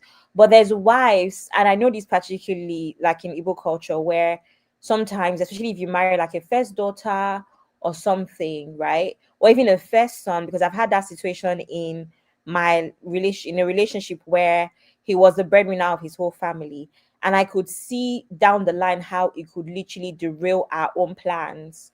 So for me, at some point I thought about it as, your mom has always wanted a business. Why don't you trust your mom with this, right? Your mom has been a housewife. It's something that she struggled with, something she's let you know, it's something she's let me know. Why is this not a good time to give her that now that your father is retired? Because it was quite an age gap with marriage between his parents. Maybe give her that, and it could also help with sustaining certain things. Or can we open something that is dedicated to them so that the returns go to them particularly, right? So I came up with this whole plan and it was accepted. But I say this to say that sometimes it's not even just about basic needs. It's about, oh, we need to build a house in the village, because that was happening to my ex, where his dad had this request of this huge village house they had to build in Owerri, and it's like, that is not a priority for a guy that's about to marry somebody and have 3 children, to build a house in Owerri, So I think that's the issue sometimes, is that if it were basic needs for parents and siblings back home, it would be fair. But there's people that are out here putting pressure on their spouse for things like mansion in village, because that's what Igbo people expect, So I think it's the same thing, right? Obviously, the amount of money might be different. You could put 3 zeros behind whatever the number you assumed. I was saying before, right? It's the same thing. It's about resourcefulness, right? Do you have it? Do you not have it? If you don't have it, what else is going on, right? You have to consider all the different factors. right? But let's say you were the example you just gave, if I got it correctly, you were getting married to a guy and he has this pressure on him that he has to build some kind of house in a village somewhere. Yeah. You better be okay with that because you're coming into his life. If you're not okay with that, then you're not okay with that because he's clearly telling you what his priorities are. He Do was you not understand? even okay with this, but didn't feel like he could say no. But yeah, I know what you mean. Yeah. Yeah, he's clearly telling you what his priorities are and it's making it clear. Absolutely. So I'm even saying there's situations where me now I could have married him and now expected the same from my own parents. We've treated something like that similar from Uncle Dr. Abi Pastor Shola's page, right? Where the requirements now is that I don't know if you remember that topic, Uncle Ben. Yeah, My I own do. parents now need a house. It's not long for everybody because even if I'm bringing £3,000 to the household every month, you're bringing £3,000 to the household. How much are we giving away when we have our own children to look after? So that's what I'm saying about like even these expectations can be ridiculous. People think they can do it until they actually get married and you actually have 3 children and you want to plan for your children. Tuition fees is expensive. No, I think a lot of Gen Z, we now believe that, oh, we can make sure our children don't have debts, amazing. Or even if they have what a sort of debt, what any debt they have should be debt towards parents so that it can be their own savings in a sense. And then now you're telling me that in our marriage, what we're doing is building house in the village. Okay. I don't know. I know that people's priorities are different, but I just find that when you're single, it's easy to think you're going to do all of these things for your parents. And I can see how it can cause an issue in the marriage eventually because now it seems like we don't have enough no, money in this house. it's causing issues, Abby. It's causing issues in marriages, but it goes back to the same thing, right? It sounds simple. I promise you, it's not simple. Okay, it is causing issues in marriages. Okay, but the solution tends to be simple. It's navigating from where we are right now to that solution that becomes a very complex thing, right? Yeah. Because people have they have attachments. People have expectations because you also said expectations, right? People have expectations. People have pride, right?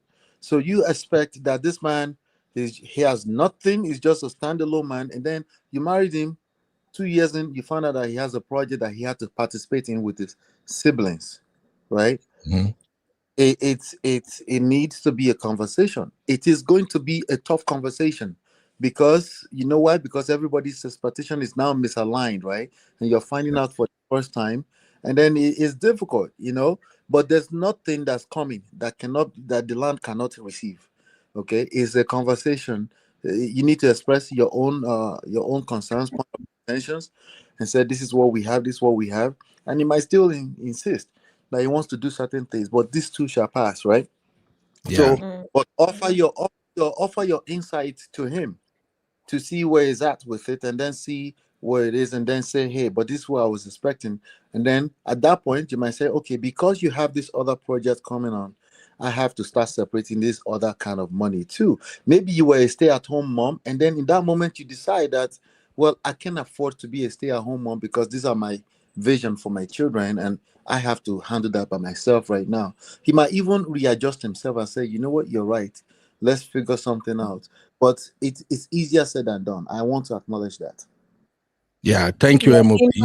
in my own example, he adjusted to my idea of building wealth for them on the side. That would not affect him directly. So building a business before marriage that they could benefit from to pay their bills pretty much. But anyway, that's by the way. Honey babe, can you please give us your thoughts on wife black tax? Then we can move to the next topic. I'm gonna pass on this because it's not really my thing in It a doesn't sense resonate that with you. it doesn't affect me. I have parents here. I don't play any black tax, nothing. So, you know, even if I was to get married again, it wouldn't affect me. So yeah, I'm gonna have to pass. But I'm being yeah. Onyikonsola, you're already 2 years in. You enter one chance already. It's not something that you know up front. What would you do? See me, yeah, I'm gonna be honest. Any person I marry has to be like me, born and brought up here. I can't be dealing with all this. I'm gonna be totally honest. My parents give money to me, not the other way around. I'm spoiled. So I don't know what you want me to say. All I all I will say is that just know what you can manage. If you're going to enter a relationship with someone where he's based in Nigeria, for example, and he has a whole bunch of siblings he has to look after, you need to ask yourself, are you ready to deal with the fact that you may not always be the priority? His priority is going to be his extended family. And I do agree with Abby in a sense of the fact that I personally think do what you can. If you just getting married and you got your first child, prioritize your child first, get yourself settled, and any excess money you have that conversation with your spouse and decide, oh, we want to send money to whatever side of the family. I think it's all about communication, but being very, very strategic in knowing that your priority should be your family, where you are first, yourself, your spouse, and your children. Absolutely. Thank you very much. Thank you, honey babe. Uncle Ben, can I read comments before we go to this last part? Yeah, go on. Okay, so Yemi says, but why wouldn't a woman work or a man work? Do you still want to address, so we should move on? No. Read the comments. Okay. Victoriously, Vicky says, you cannot compare a man not working to a woman not working, especially with childcare duties. D. Price says, the problem starts with individuality. Any giving or gift should be from one account and on behalf of the household. There should be nothing like my father, your father. Wait. Read that one again. He be like, say, I know you're not aware. Any giving or gifts should be from one account and on behalf of the household. There should be nothing like my father, your father. Is that coming from a man or a woman? I don't know who the person. D. Price, are you a man or a woman? Are you a man or a woman? I, in a sense, kind of agree. But I think it's the wise one, actually. I think I that's agree very with wise. this. We give your I dad, disagree. Uncle Ben, we give your dad £500 every month, right? Should it really be a case of it has to come from the husband's pocket, or is it part of household expenses where my parents get £500 from us as a couple, and your parents get £500 from us every month? Should it be a case of from my money, I have 2,000 left because I sent money back home? Do you know? Because that goes against your law of transparency. I disagree. So that means you're contradicting yourself. No. With your one house income. No. One how do you say one house income? Single household income. Sorry, can you still hear me? Can you still hear me? Yeah, we can hear you. Yes, sir. Okay, all right. Yeah. What is Uncle Beno saying no to? I disagree with this. This comment. Any givings or gifts should be from one account and on behalf of the household. So let me see if I can explain. There should be nothing like my father, your father. I disagree. Let me see. Sorry, let me just tell everybody that Deep Rice said he's a man. Thank you. Thank God. Let me see. What is a man? I disagree. MOP. God is a man. Uncle Beno, let me see if I can explain what he's trying to say. Maybe you will agree. What he's saying, and he can correct me if I'm wrong. What he's saying is that if there's something going on your side of the family, handle it from your own personal account, but as a form of respect for your own family. So because our family, they do get entitled, right? You just say, oh, I'm my wife and I, this is our gift towards you or towards this, whatever, right? And just say that, but you handle it, right? I think there's a lot of wisdom behind that. However, I do think there are certain things that happen between siblings that don't need to, especially as a man, that don't really need to involve you and your wife. You need to handle that completely and handle that like a man, right? But it depends on what it is. But I think in general, I think it's a wise thing to do, to say, hey, let's say a cousin is asking for some help and something like that. Say, oh, yeah, my wife said I should give this to you. I think it's wise. I think it's still honoring yourself at the end of the day, but you're also suggesting to that person that, hey, this is coming from a household. It's not like we have things laying around, because some people actually get very entitled and they might even turn around. MOP is gone again. Oh, I don't like that. I think it's a call. MOP is probably receiving. Should I continue reading though? Maybe MOP is not not using his studio. That's why the call is cutting it off. Let's continue reading. This one is a big deal. My brother, Deep Price, I shared the link if you want to come and explain what you mean. I understand MOP explanation.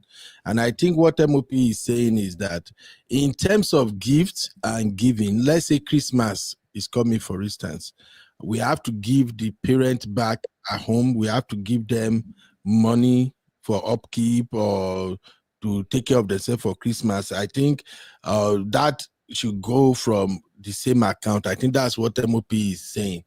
MOP, Baba, you're back. Yeah, I'm back. This is this stupid people that are calling my phone. Welcome to my world. So I switched to laptop now. They can be happy now. Yeah. Yeah. So did you get it? Did you get that? I get what you're saying, but I think Deep Rise is one that can explain it better. Okay. If it comes to gifts, I agree with Deep Rise. Say, oh, December. Oh, why are we gonna do this December? Okay, let's give your parent 1K. More give my parent 1K. You know, that's supposed to. I agree with that. It's a gift, right? But when it comes to real life issues, like you have to place your dad or your mom on allowances, or maybe you have cousins, siblings that are still going to school that you have to help. I don't think that collective giving is a good idea. You know why? Sometimes we marry from different homes. You may be lucky to marry to a woman whose family are okay. The family are doing fine. Do you feel me, guys? So you may be, you know, the family don't need her. I know a lot of sisters here that you get many where say all their family they are abroad. They don't need anything. Now imagine you are married to a man that really loves you, you love him. But this man is the breadwinner of their entire family. Like the day in neck 247. And you are doing this joint giving thing. If we get to a point, it will be inconvenient for the wife. That's just what I'm saying. No, but that's only Uncle Beno, but that's only true if you're giving all the time, like in a way that's not even proper, you know, because there's nobody you're giving outside of allowance, maybe a monthly allowance for your parents. If you are giving like that, if it's coming off wrongly for your wife, there's a good chance you shouldn't be doing it. And if you know, and if you are convinced that you should be doing it, but it might, because some things are just, again, wisdom, right? You just know you're doing too much, it might throw your spouse off. Then you should do it from your own account. But I think it's helpful for yourself to say, this came from me and my spouse. And now it depends on what kind of relationships that you guys have going on. Yeah. Some people don't even kiss in public, and you're not telling them to be say give. This brother say, please, how do I call in? We share the link. If you click on the link, it should bring you in, bro. No, Uncle Ben, first things first, you need to direct him back to our original live stream. Oh, is he watching from the vertical? Yes, when you know that when the phone icon is in the front, that's to show you that it's vertical, is the vertical. Okay, do this, my brother. Click on this link. This link will bring you to the main channel. Okay, I'm sharing the link now. Click on it. It will bring you to the main channel. And then from the main channel, click on the studio link. It will bring you here. I think this is a great conversation anyway. Black tax is a big deal. For me, can I finish the comment? This person has a lot more. Go ahead. So he now says, so let me start for continuing for instance. Any gifts should be from one account on behalf of the household. There should be nothing like my father, your father. He then continues and says, think of it as a pilot and co-pilot. You don't get to do any maneuver without the knowledge of both in charge. We take off together and touch down as one. Speak with one voice, agree on gifting. I actually like his takes. I think it's a good mindset to have. If you have a partner that has this mindset, is sweet. Yeah. It's a mindset, but what if it's inconvenient to your wife? Uncle Ben, do you know what is that? Uncle Ben, this would have been my reality. I'm not from a household that requires me to give anything besides Merry Christmas, Mommy, Merry Christmas, Daddy, happy birthday because I want to. It is not an obligation, right? I also have parents that are very financially smart where they set up life insurances and all sorts of retirement plans. That's always been the case with my parents. Great. When my ex that I was engaged to, it was the complete opposite, right? His dad suddenly lost his job. He was a top guy, top bank exec, suddenly lost the job, did not plan properly. And typical Igbo family where he had to look after all the family. So quite frankly, there was a lot of, oh, my sibling is in America, my cousin is this, that typical head of the house kind of thing, right? So it just caused a problem. The mother was a housewife to this rich man, and then things just suddenly went left. Now, my thing is, I looked at my future and said, I don't think I can cope with this because of the way we discussed we're going to work financially, right? So I just decided that, okay, do you think it's a good idea? Your parents have all this space in their compound. We have some money. Do you think that is a good idea for us to build X amount of studio flats? Because at this point in Victoria Island, it was popping to have studio flats for those people that had like jobs in like KPMG and all of those big four companies, right? It was around like 1.5 million naira a year at the time. This was like 3 years ago. So let's build 4. We got a surveyor. He said they could build 4 studio flats. I was like, listen, that is 4 million naira. Your parents do not require that much because they already own their house. They don't have any extensive medical issues or whatever. So if they get that 4 million naira a year, it will go a long way, and anything else you're giving to them would be to patch up, right? So just cut down on travel, cut down on clubbing, and let's build these 4 studio flats for your parents, and that would be the money that they know that is definitely theirs, and then whatever we can use to compensate, we will. Yeah, Abby, my own selfish interest talking, where I don't want any parents to rely on me because I'm not used to that. So I thought I came up with a smart plan. Abby, that is for you, Abby. You came up with what you think would work for you. I would be interested to know how you got to that part. You sound like you're too involved in that conversation if it's about his parents. Is it me, Uncle Beno? MOP, I don't want Gen Z wahala. I don't want Gen Z wahala. And the sisters are listening. To be fair, number one, at this point, we were engaged. Number two, his mom and I were close, where she was clearly telling me a couple of things. So I was relaying it in a way that was also helpful for her and her independence. Right. She was in a situation where she was kind of tired of always requesting. Okay, so he was tired. No, she was tired of always requesting from him because I think he was also a bit tired. So he would grudgingly give. So it would stop her from, it made her not want to request. To the point where Abby, she let me felt like I was the more approachable one to even say that, Abby, let me say this. Your husband that I need this. Yeah. I think this presents a very interesting conversation. In an ideal world, everything you said made sense. In fact, the solution you came up with, right? The trade-off, right? The trade-off for, that makes complete sense. But when you mix in the sentiments of especially African extended family, it gets complicated so fast. Oh my God.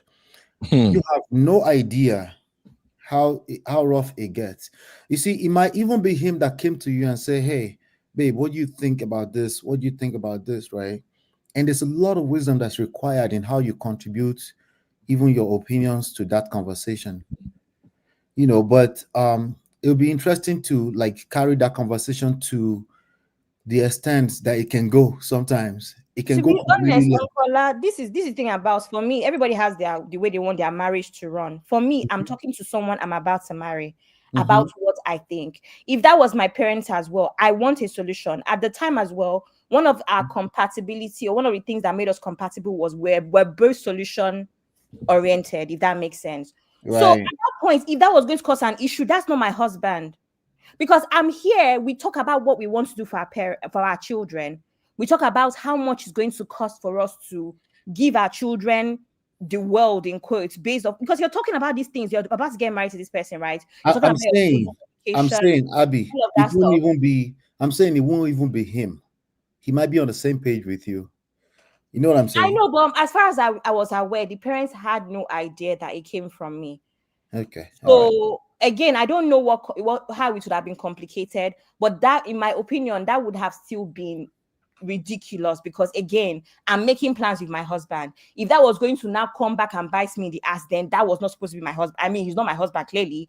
Then I don't know what else you're supposed to do, because if I'm here as a woman coming up with smart ways to make sure that our money is managed properly, and then it's causing me issues, then I don't know what else to do. You are not meant to be together. No, I just felt compelled to point that out. What you just off of your words, everything you said made sense. There's a trade-off here, right?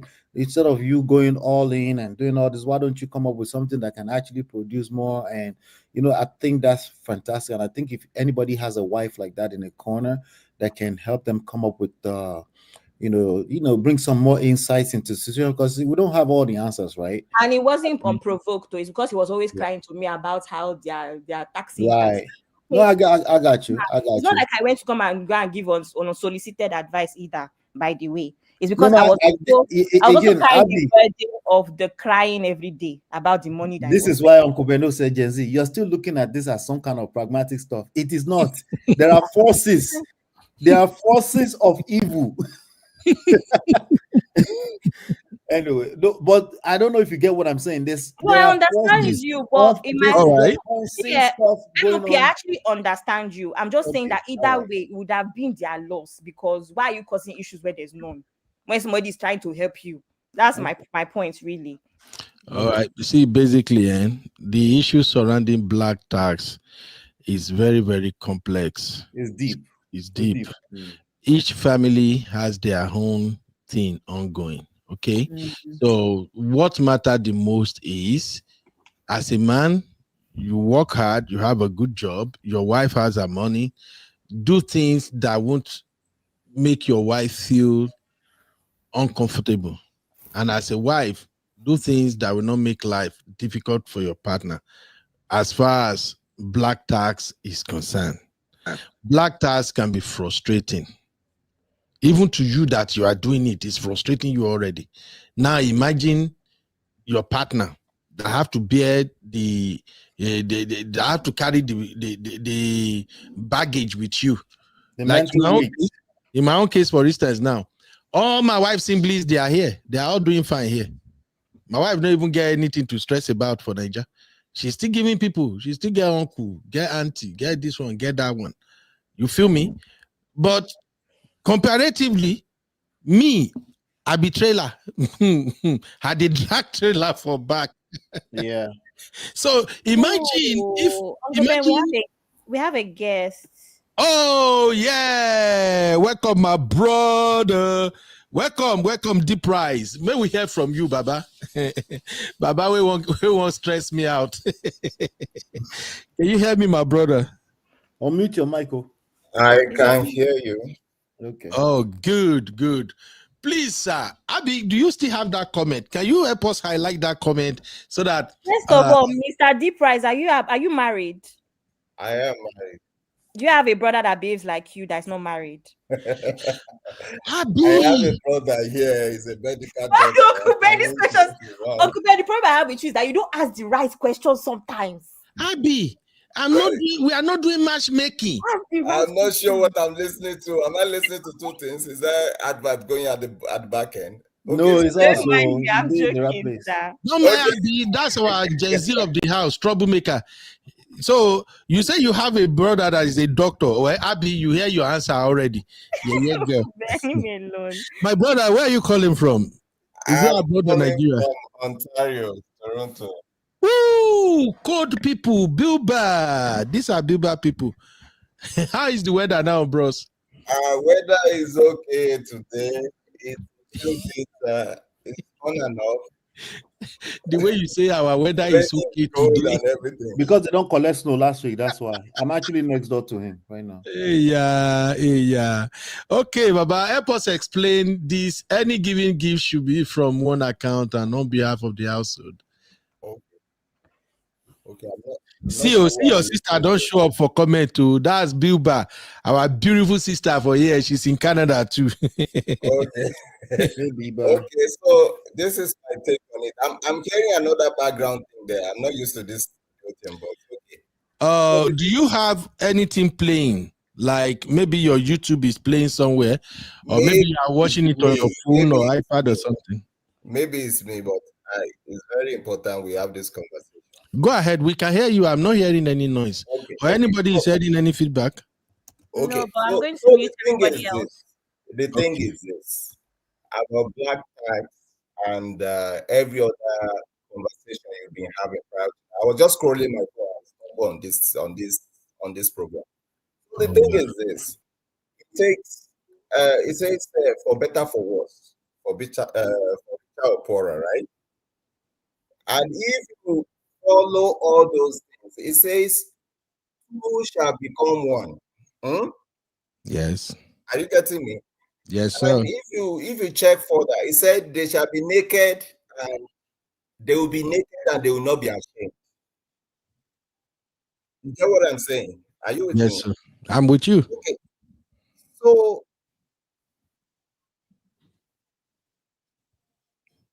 oh, yeah, it's like what is going on? I think okay. I think there's something going on with this. I think I have two of this session because it looks like everything we talked about is now playing back. I'm not. You are definitely on your YouTube is on somewhere. YouTube tab. You have to close your YouTube tab. That's what I'm trying to do. Yeah. Okay, can you hear me now? Yes, sir. We can hear you. That's another one still coming up. Oh, it's probably because you are coming in. Okay, let me try something. Maybe this can help. Let me set my.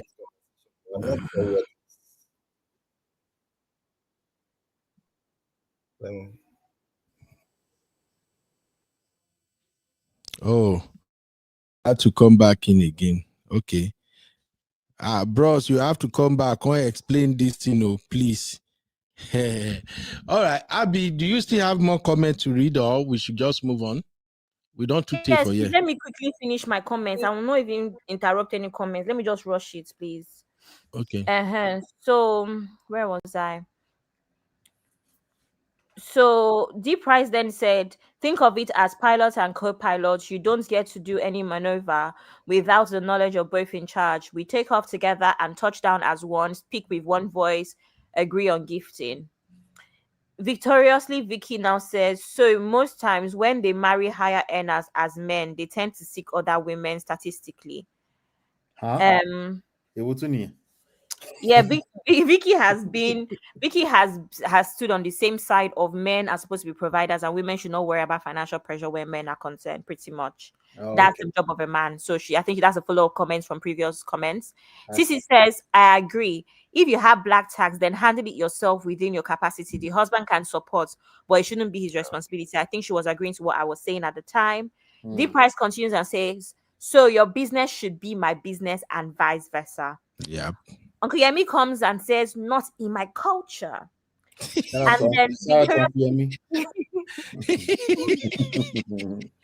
And then victoriously Vicky says, the men see no issues with it most times. It is a thing of pride. That's why you hear Odogu. What do we see no issues with? Hold on, Abby. What do we see no issues with? What? Sorry. What do we see no issues with? So Vicky is talking about taxing men, like men should be willing to provide, like being a full provider. Gotcha. Yes, men usually don't have an issue with it. We're the ones that are always worried about the men, and that's why we hear men being called Odogu. Okay. D Price continues and says, bottom line, the reason for being married has to be genuine. All these problems stem from not being genuine, plan B type of game. Victoria's Vicky goes on to say, if you find a man that is kind and supportive as well as industrious, he will do anything for you. Uncle Yemi says, my priority is my wife and children, 100%. Victoria says, my dear Abby, you're a wise young lady. Please do not speak for women placing pressure on men, as you do not see men do the same for women. Keep your plans close to your chest. Yemi says, black tax is a no for me too. Uncle, well, I don't know what you're saying here, but Abby Ogunsoya, that I was idea. agreeing with you. Okay. Deep Price is back. Sorry, I have to do more comments. Okay, Yemi says, I disagree. If my wife's parents need help, if I wish, I give them. I'm not obliged to. to it and vice versa. About your mode, they go fight you. Hey. No, I won't fight it. Deep Price says it doesn't matter. Open door policy. All cards are on the table. Be each other's checks and balances. I like this man. Please. And then Yemi says, I do give my mom monthly allowance and many close relatives. That shouldn't come from my wife or our joint accounts. Okay, cool. I'm done. All right, Mr. Baba Deep Price. What's your name, sir? Because I know this is YouTube name. My name is Philip. Oh, Mr. Philip, thank you very much, sir. Thanks for joining us today. Thank you. Let's have your take, sir. Okay, so see, the way I see it is this, and from experience. The best way to go to approach these things is to not to hide from each other. That is the truth. Because think about your house, your home. It's a household. And any dollar, any naira that comes into that house is household income. It doesn't matter who is bringing it. Let's understand that fact. Absolutely. If you are so confident that you saw a lady somewhere or for some reason you like that, you brought her into your home, you met her family, and vice versa. You sleeping and waking up in the same place. If you have that confidence, that means your life is in her hands and vice versa. Why will you, because of resources or appropriation of resources, now begin to say, okay, your tent, my tent? No, it shouldn't be. And that is where we are getting it wrong fundamentally, to be honest. And my opinion, but we will get there. You see, if I am giving something to my parent, there's something about equality and something about equity. Let's play a bit of game now. So let's just assume all of us now, as we're having this conversation, my sister is thirsty, right? We all have cups of water, right? And her cup is empty. They gave us the same cup of water, and she's thirsty. For the fact that she has finished her cup of water doesn't mean that she should just stay thirsty. I have my own cup of water, but I'm not thirsty. I'll give her my cup of water, drink. So, because there will be a time that I too will be thirsty. And I will not even say return the favor. It's not a favor. It's just a thin line between the way we say these things. There's nothing favor in marriage. If you can lie with someone in your home, live your life with that person in your home, I don't see any reason why you should be saying, your father is my father, my mother is your mother. If she needs something in the village or something or whatever, we will sit down and say, okay, let us look at the household purse. How much can we afford? Okay, these bills coming, these bills, kids, this and this, this and this. Okay, they're going to pay you next week. They're going to pay me up a week. Okay, let's do it this week. Let's take care of the bills. This is what's remaining. This is what we can manage for the household. Let's give them as one. Or peradventure, she's busy. My dear, my dad or your mom, how about this? How about this? I'm at work now. Okay, what do you think? This is what I think we should do. This is what I think we should do. The dangers there is this. If I'm married to someone now, and they know I'm in this part of the world, and I'm not carrying my wife along in whatever it is I am doing, the day I will not do for them, they will think it's my wife that is stopping her. So in that way, we are bringing up trouble for her already in absentia. But when this family, just like I've heard on this group, and rightly said, they're like, oh no, you have to do for us, you are a breadwinner and all that. If they know that you are going to speak to your wife or speak to your husband, that divide and conquer approach that they use to bring to your family, they will rescind on that. If they know anything, they tell my wife like this. I have to tell my husband first. So anything they tell me, I have to tell my wife first, though. They will know that you don't deal with these people like this. Because the truth is this. This part of the world, he choke you. He choke, but if you get all these things right, let me tell you 3 things you have to be aware of in this part of the world: weather, work, and women. WWW. If you get those 3 things right, you will be okay. And when it comes to women, hey, don't bring my wife to abroad. Bring my wife to abroad. If we look at it very, very well, the core part of the reason we're having these problems is because we are not getting it right from little issues we are talking about. How can a wife be building a bigger, let me not use that word, a huge mansion in the village and without the knowledge of her husband? Why are you married to the person in the first place? They are doing that a lot. It is wrong. If they like, may they come for me on this program, but I'm telling you the truth. It is wrong. He said, 2 shall become one. Yeah. They shall be naked in front of each other and they will not be ashamed. Do you know what that means? It's not the literal words that came out of there. That you cannot hide behind anything. This is me. This is you. If you don't have a job today, I got you. And nobody will know from me that you don't have a job. That is equity. We have to distribute the fundings, the materials as needed. There are so many cases where the wife is earning more than the husband and vice versa too. It should not show anywhere.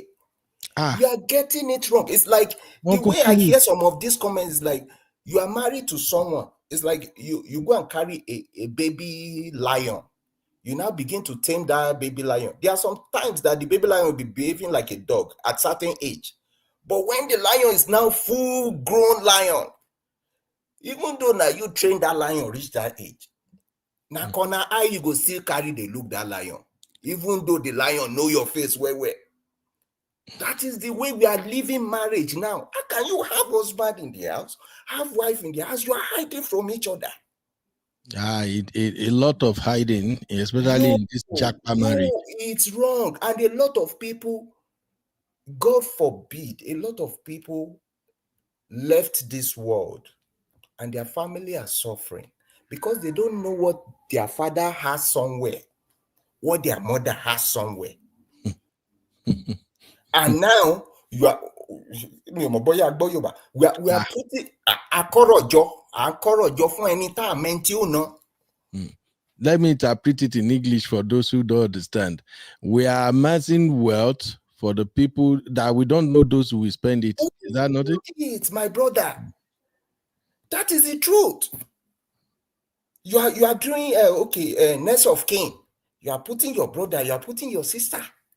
The most important thing when you are married is you and your wife if you don't have your children. If you have your children, is you, your wife, and your children. The family that created you should not be more important than the family you are creating. Absolutely. It is the one that you are creating that should be the utmost priority.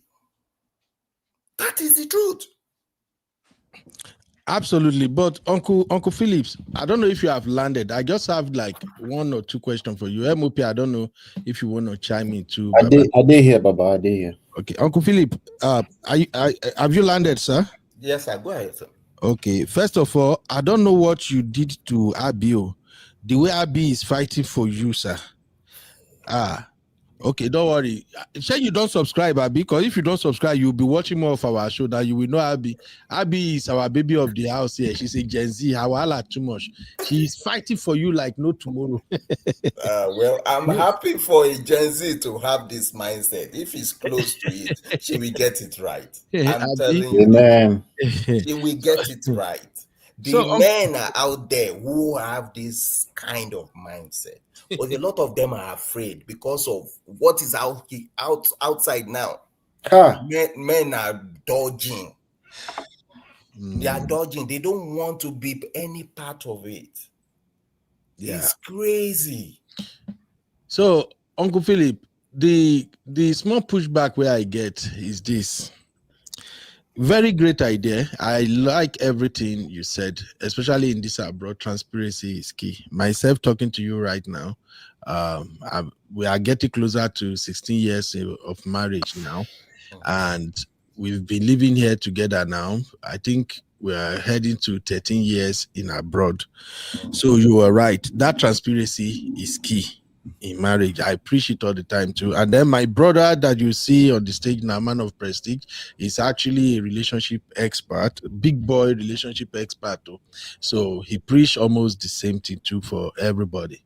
But in the case of this black tax conversation that we're having, there are situations whereby some couples, some spouses have more black taxes than their partner, and they are not financially buoyant enough to say they want to practice what you are preaching now. That is why I'm of the opinion that if you know you have too much black tax and it's going to be affecting your collective finance, it's better you don't make your partner carry that burden with you. The case you painted for us, in the case of Christmas, Easter, let's give somebody gift or all that, I think it works perfectly well. But there are some people who have a lot of black tax. I'm a typical example of that. Now, what I do in my own case that works for me and my wife, she knows almost all the people I have to help with my black taxes, but not be all of them she still know anyway, because I help a lot, but I know they pass my boundary. In fact, for me personally, to manage my black tax, I have monthly budget. Once that money finish, if you like, call me, say your mama swallow cutlass, you're on your own. I won't budge. It's just my own basic principle. But there are some people that they are more or less like my responsibility that I have to provide for. My own, I don't do this forever thing. My own thing is, if you are really suffering, I can say, okay, what skills do you want to learn? Let me pay for it. Then set you up. Don't come for me after that one. So if I discuss with you again, I will do all that. But I always carry my partner along. I always tell her, hey, babe, see this person, so, I think I have some change. I can actually help. In our own case too, she will tell me at times, most of her own, she is not obligatory. She just have to do it because she just get that good heart. So you tell me, babe, I send money to so person. We don't really bother about it. But there are some couples who don't have that understanding. In fact, as soon as they hear say you give somebody $100, they don't invest. Your own money, the contribution when they do for household, they do ammo. But some husband, they just say our wife give the sister $100. They don't de para. Some wife here say husband help somebody, So that's why I'm thinking that yes, it's a great idea. We want to give people, let's do it as a family. Let's put up a unique front. But if you know that the person where you deal with is more concerned about how you do some things, that's where I'm thinking that I have a little problem with that recommendation, sir. But so far, so good, it's perfect. I don't know if you understand me, sir. Yeah, I get you perfectly. So it all boils down to the genesis. The question is, who did you marry? Because nowadays we rush into marriage without having these core conversations. How are you with finances? How are you with in-law relations? And I'm saying this vice versa, right? Yeah. If someone needs help, how do we approach it? You have to know who you marry. But we run into relationship, and after the fact, we now try to figure some of these things out. Yes. It is not right. But then it is not too late, because all of us, we are work in progress. Absolutely. If you call yourself work in progress, you should be open to learning. You should be ready to evolve. You should be, because even God is not a stagnated God, right? Any wife you marry now, any husband you marry now, something will happen down the line that will make them evolve. It could be loss of job, it could be true health, it could be, God forbid. I'm praying for everybody to have something good that help them to mutate into something better. So Thank you. we should be open to these changes.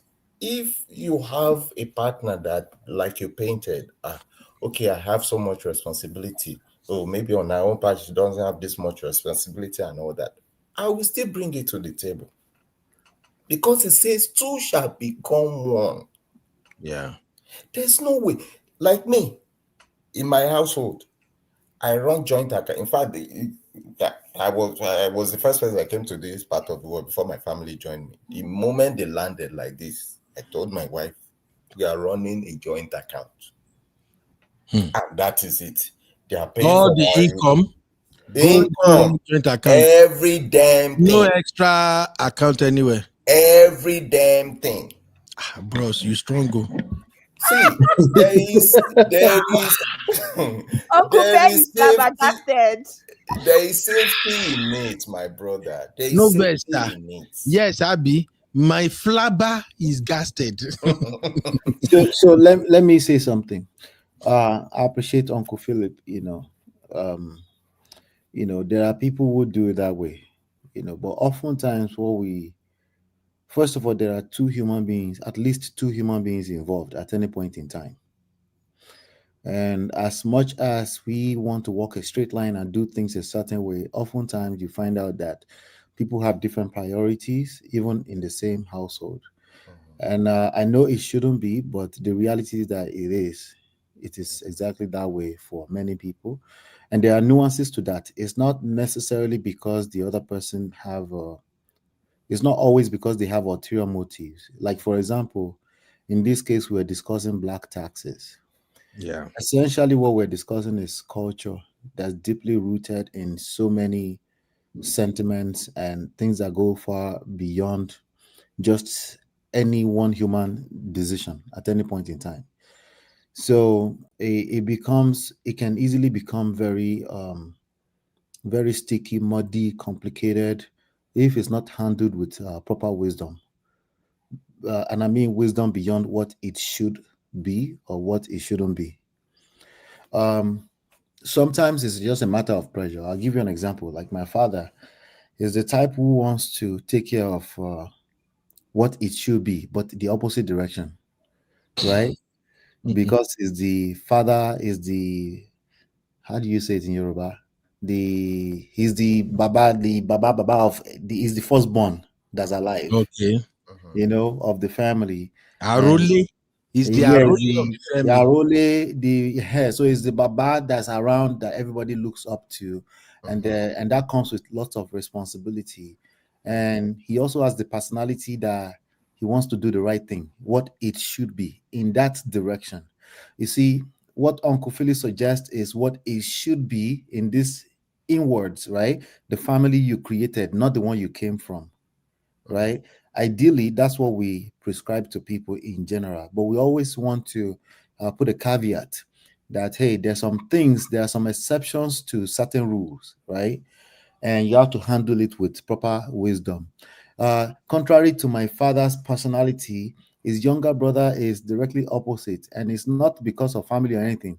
He's just kokawani, that my uncle. Like, whatever you want to do in the extended family is none of his business. If he has it, he will provide. If he doesn't have it, you can't hold his head. My father will go to the extent of borrowing if he has to borrow to take care of everybody, right? So there's personality differences there. That's additional layer on top of the sentiments of our culture, and then what it should be as an Ibalode type of family where you're doing everything joint with your wife, Yeah. and your sister has no say, your uncle, they're all extended family, and they get it. They might even be humming behind the scenes and be feeling some type of way that you put your wife first, as you should. But it takes a certain type of personality to be able to maintain that. And we encourage people to do that, but more so with wisdom. For example, you might have your wife and she might be on the same page with you, and you'll be shocked one day she feels some type of way. She agreed with you that this is how we're going to do things, but she saw something that she's not supposed to see. But you were just trying to do the right thing. We agreed that we're on the same page all the time. But then she's seen it, and if she feels some type of way, and she know that if she brings it up, she'll be wrong because she agreed with you. But then it becomes resentment inside, right? And she might not talk about it for another 2-3 years from now. So lots of wisdom is required in any of this stuff we're talking about. It's not every time I do something for an extended that I need to review that. It's not every. That's why it's necessary. That's why, in my opinion, for an average person, it's necessary to have, in addition to a joint account to run the household, you should have your personal account. Absolutely. And you should also do that with respect to transparency, as in she should also have her own personal account where she can decide that she want to buy something just for complete recreational, and she doesn't have to ask for permission, because I might see it and I might feel some type of way. Why are you wasting money on that kind of stuff? So, Uncle, thank you, Baba MOP. Uncle Philip, no verse, my brother. We've done like 7 hours, 30 minutes of the show already. It's because the conversation is so interesting and we cover a whole lot of things. We have shows here almost every day. We have political roundtable. We have Sunday school. You sound like a Christian. I think Uncle Patrick will like you a lot too. Every Sunday we have Sunday school. Uncle Patrick is a man of God. Uncle Dayo, Auntie Grace. We have a lot of sisters here who are very, very they have in-depth knowledge of the Bible. So every Sunday, we have Sunday school. Go even see me. I don't know jack about Sunday school. Me now to attend the clap now they do. Okay. So if you can join us tomorrow, I will really, really like it. Uncle Patrick will so much like you, because our Sunday school is kind of different. It's just people, Christians, those who have in-depth knowledge of the Bible coming together and helping us understand the challenges we are facing in real life, how we can manage it, and then they will give us biblical references and all of that. So please, if you can join us tomorrow, it will be great. Oh, this is the one for tomorrow anyway. Are you jealous? Exploring the dangers of jealousy. That's what the Sunday school team will be handling tomorrow. So the show we have today, we review everything we did over the week. That's why it's so long. And we have political situation in Nigeria now. Donald Trump say he's coming to rescue us. No thanks to you Canadians. You people are the one that push my uncle. That my uncle is just fighting everybody all over the world now. Don't worry, that's how they do my Canadian sisters and brothers. So say now trigger Uncle Trump. So so these are the things we covered today. That's why the show was very, very long. But the conversation is so interesting. I love your take, and I want you to come back again and again, sir. In fact, if you want to join our real farm, you are welcome. You sound really, really matured to be in our real farm. All the people in the real farm, they are matured professionals. So we are looking for people like you. But before you go, he sounds like his sisterhood and not the brotherhood. That's what's most important here. No, try that thing. Now that you all the brothers. What the gender warriors. I'm just watching out for everybody. Don't listen to her. Now backstage, she's trying to canvass you. When mature men come backstage, they go woo the man to their side, so that anytime they won't do too much, we fire them. Out for everybody. So, Uncle Philip, before you go, I want you and MOP to help me answer what Mr. Yemi dropped here. This one caught my attention, but I have to break it because I will definitely share that separately.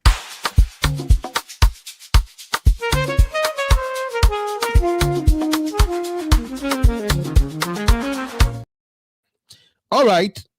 Uncle Yemi, Wala Day. MOP, you should be familiar with situations like this. As a marriage relationship counselor, you would have seen cases like this over and over again, Baba. Japa marriage is not your mate. so Mr. Yemi said, if my wife builds a house without my knowledge, that's the end of the marriage. And I can't do same to her either. The reason I want Uncle Phillips and MOP to help me address this issue is this. Situation like this is very common, especially in abroad. A lot of women are building houses that their husband will get to find out either when the house is already almost completed or they don't complete and safe. And it's breaking a lot of home. It's heartbreaking. And I would like to tell women right now, if you are doing this, it's disappointing. It's a betrayal to husbands. It's really, really a big deal. Those who are millennial and Gen Z, they know they say anything as bad. They say, what's it's my money? It's my money. I use my money. What's the problem? It's a big deal. So I get what Uncle Yemi is saying. But then we live in this abroad. I don't know how it works in Canada and UK. But here in the US, if you verse, hey, Uncle Dayo, you see, those are our Sunday school teachers.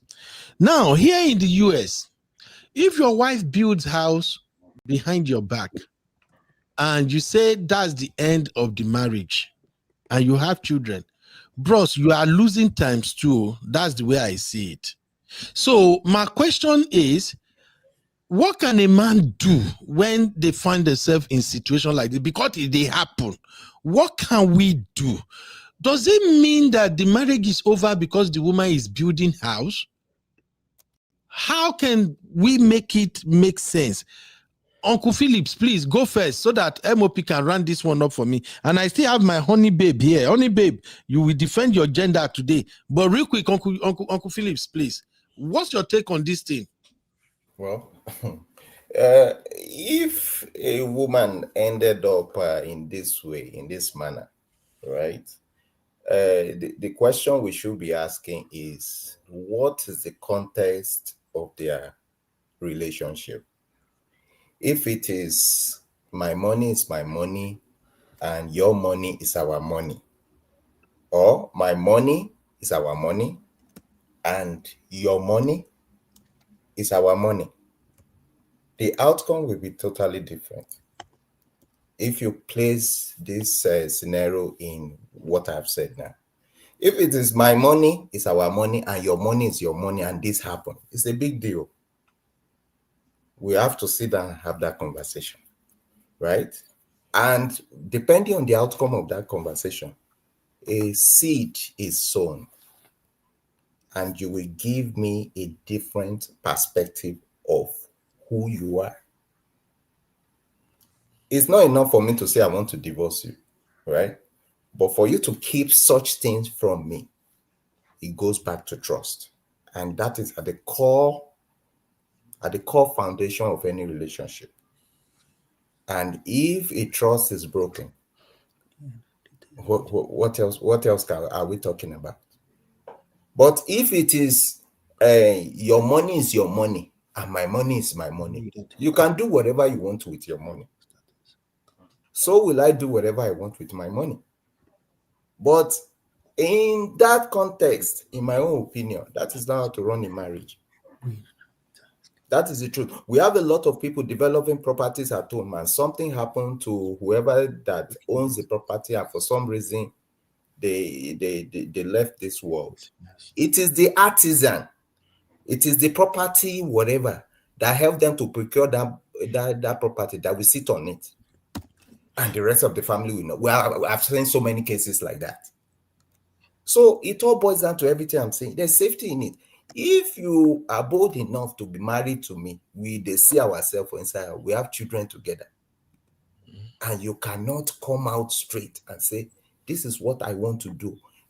In fact, tell me that you want to build it, but for yourself.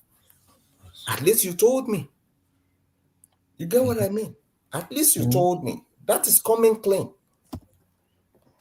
That's my take on it.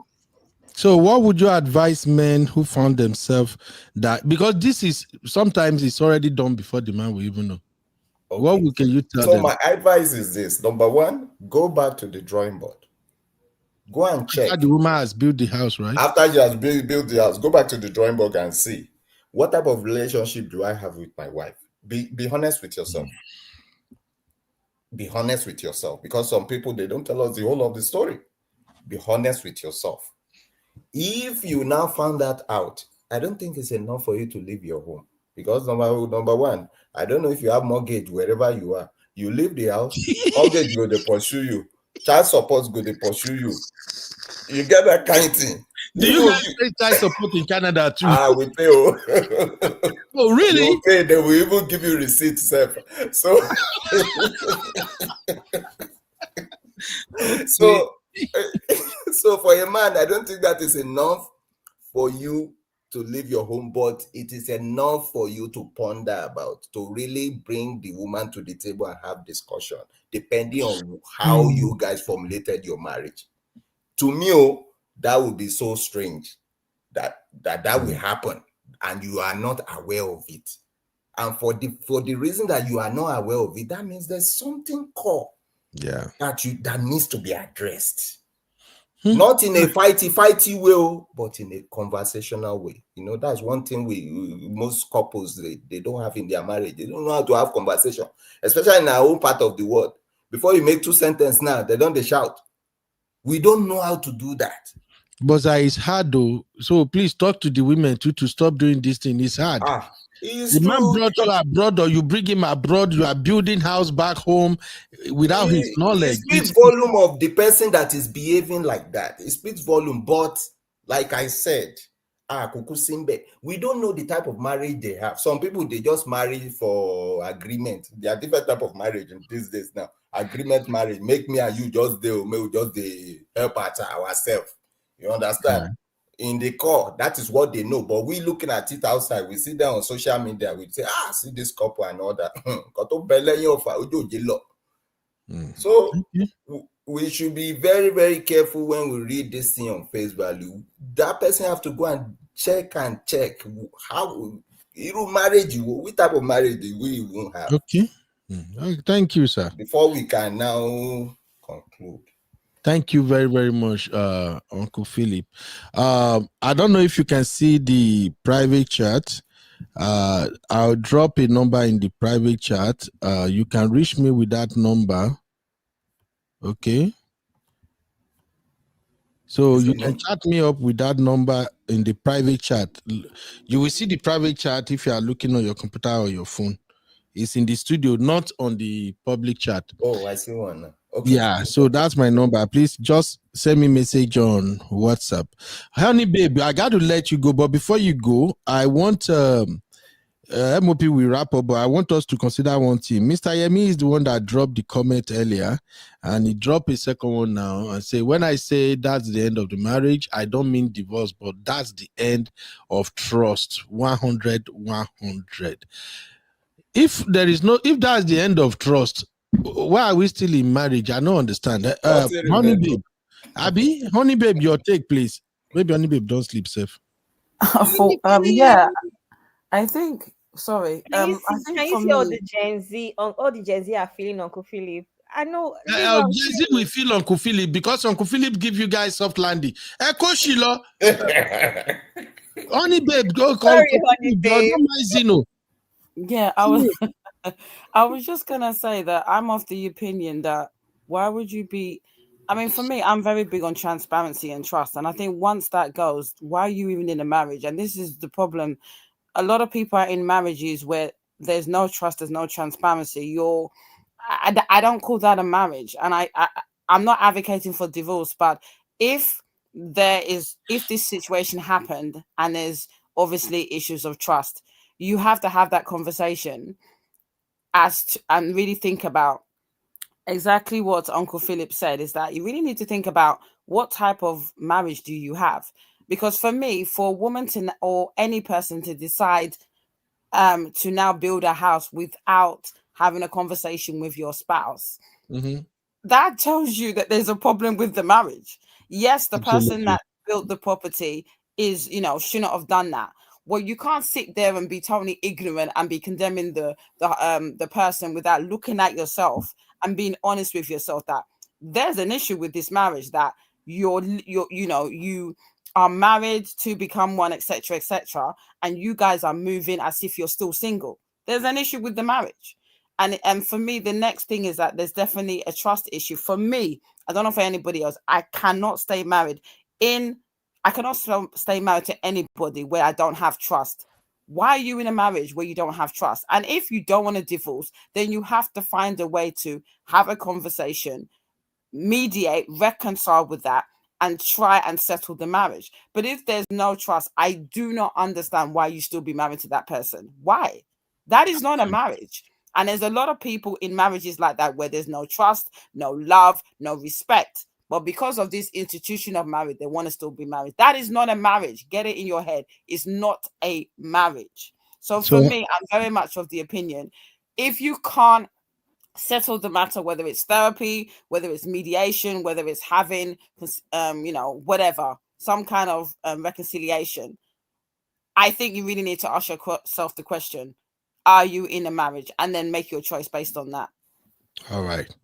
So, honey, babe, would you support a woman building a house without knowledge of the house? Of course not. I keep saying I'm Even all about. if the I don't know. husband is I think there's this thing I always say, because my ex-husband used to be an Arsenal supporter. One team, one dream.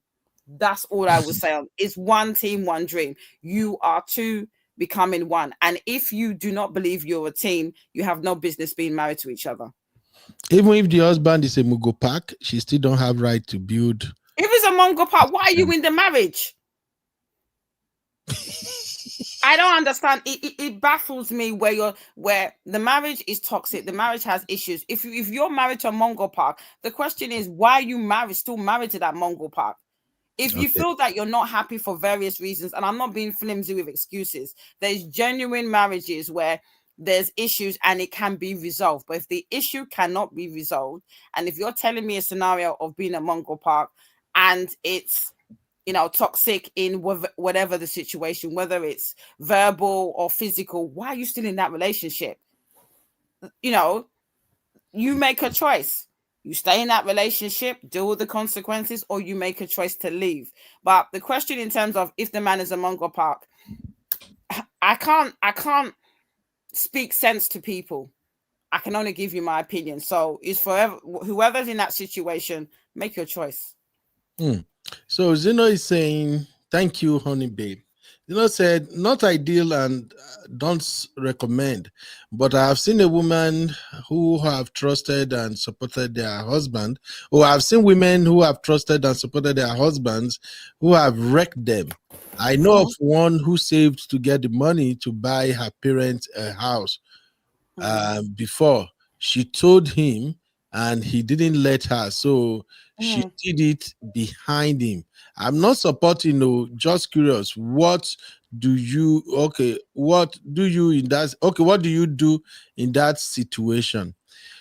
Okay, I think it's everything that Uncle Philip say. You really have to look at, there's a problem in that relationship, because if someone didn't want me to do something and your next instinct is to say, okay, I'm going to do it behind my back, I have to question the fact that there's obviously a problem in the relationship.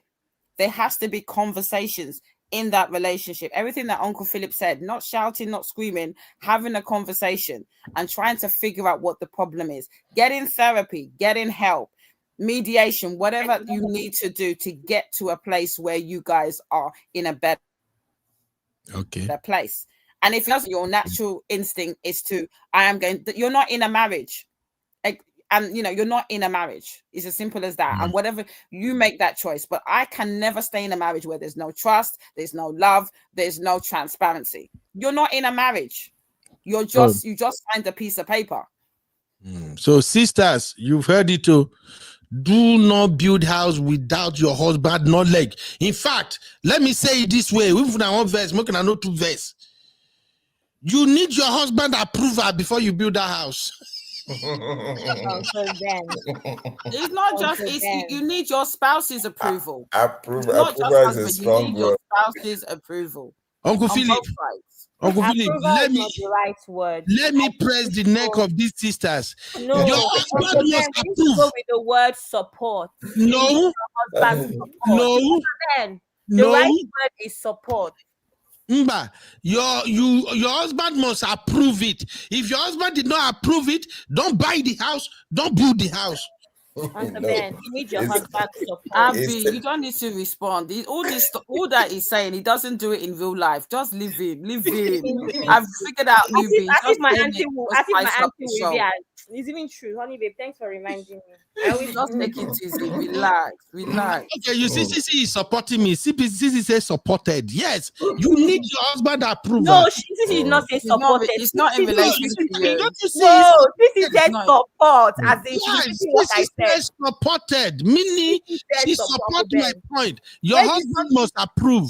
Uncle Ben, where do you see ED there? Where do you see ED? It's support. You see, information. It's like when you work in a team. Yes. Because you are the team lead doesn't mean all ideas has to come from you. You have to lead from behind. You have to listen to people. You have to see their take on it. Because the truth is this, you might be blindsided. Whatever you think you're seeing, they are your extension. They are the extension of your brain. Right? Uncle Philip. You are the extension. The Bible said the husband is the head. I understand. That's what it says. Right? It says, can two work together unless they agree? You are first a husband of someone because you both agreed to go into that union. But so the Bible is full and it's robust. But sir, they should always seek the husband approval. The husband must stop it. Don't do nothing without telling your husband, especially buying of houses, buying of car. Your husband must approve. Your husband must approve. Period. You've gone into. You started shouting. You better cool down. I'm buying of pata. Yes, even if you want to buy your underwear, MOP, no put me for trouble. I take up, beg you. MOP, what's your take? More come on. Or buying BBL. Trouble now. I just want to say that Uncle Yemi is uninvited from Bora Bora. You are going to Ibadan. No, Uncle Yemi is going to Bora Bora with us. He's going to Bora Bora with us. It's a very good topic, Mr. Yemi. I don't know Bora Bora. Don't listen to Abby. Over to you, MOP. Your husband must approve. Even CC says supported. If Gen Z, if millennial can support it, it's a great idea. Don Pedro for Uncle Philip. Shout out to Uncle Philip. Everybody is streaming for Uncle Philip. Hey. Uncle Philip won't be like Uncle Emeka. Uncle Philip, you don't want to offend this lady. Have you seen the way that they offend the care? See, there's a way to live a long life. Oh. This life is very simple. This life is very, very simple. Make it so hard.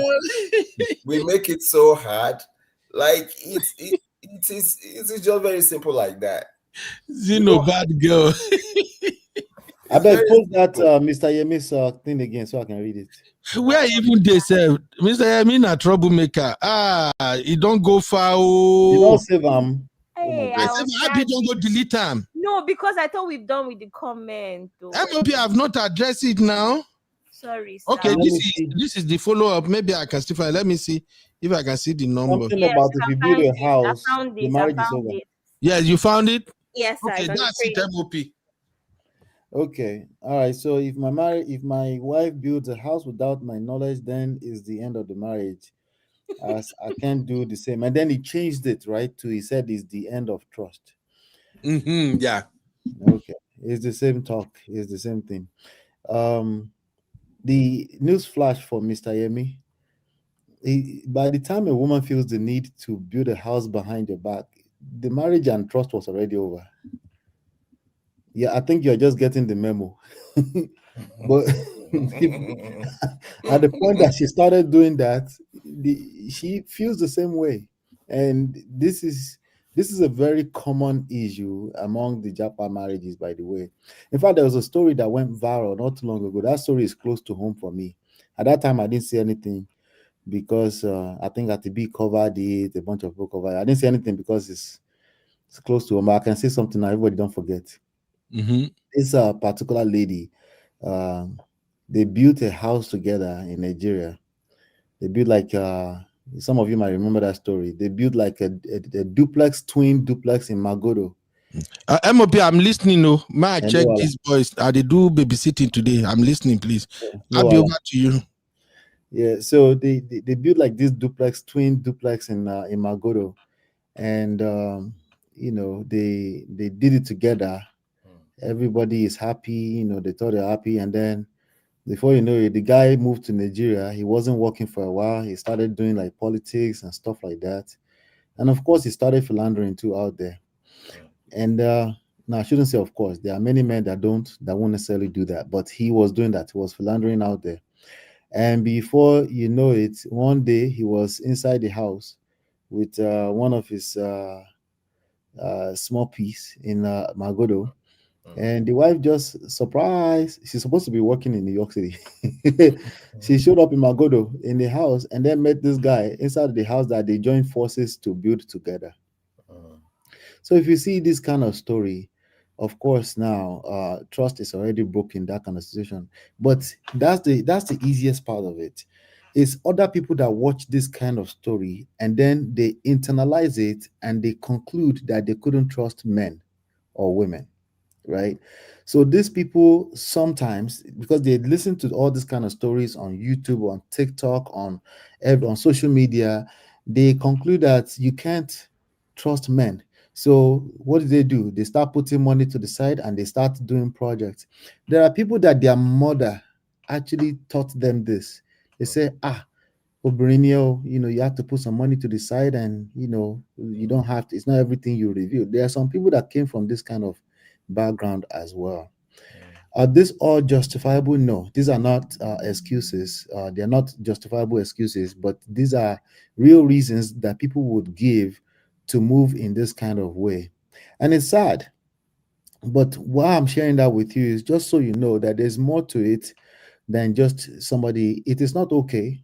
What we can do is continue to tell people that it's not okay to live in a marriage where you don't feel like you can trust your partner.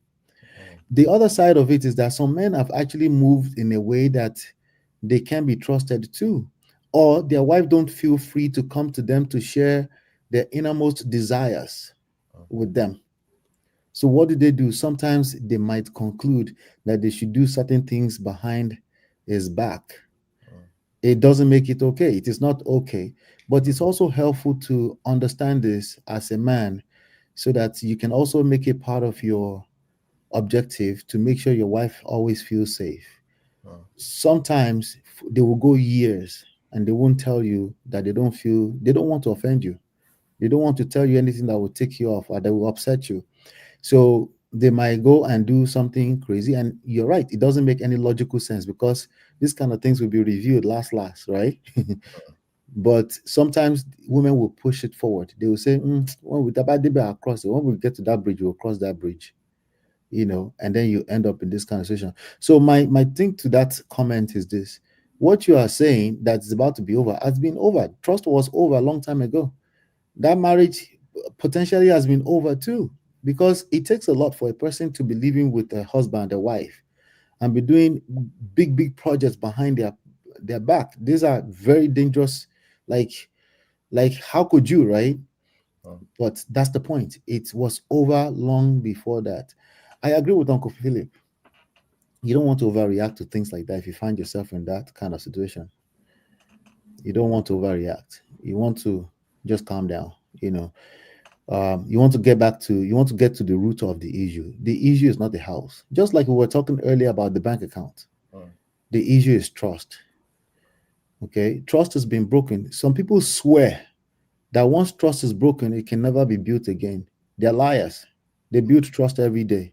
You just have to show up consistently over and over again. Almost impossible though, but it's doable and people do it. You have to show up consistently over and over for an extended period of time. You know what happens to them? The same thing that happens to every human being. They get comfortable. Before you know it, trust is building in the background.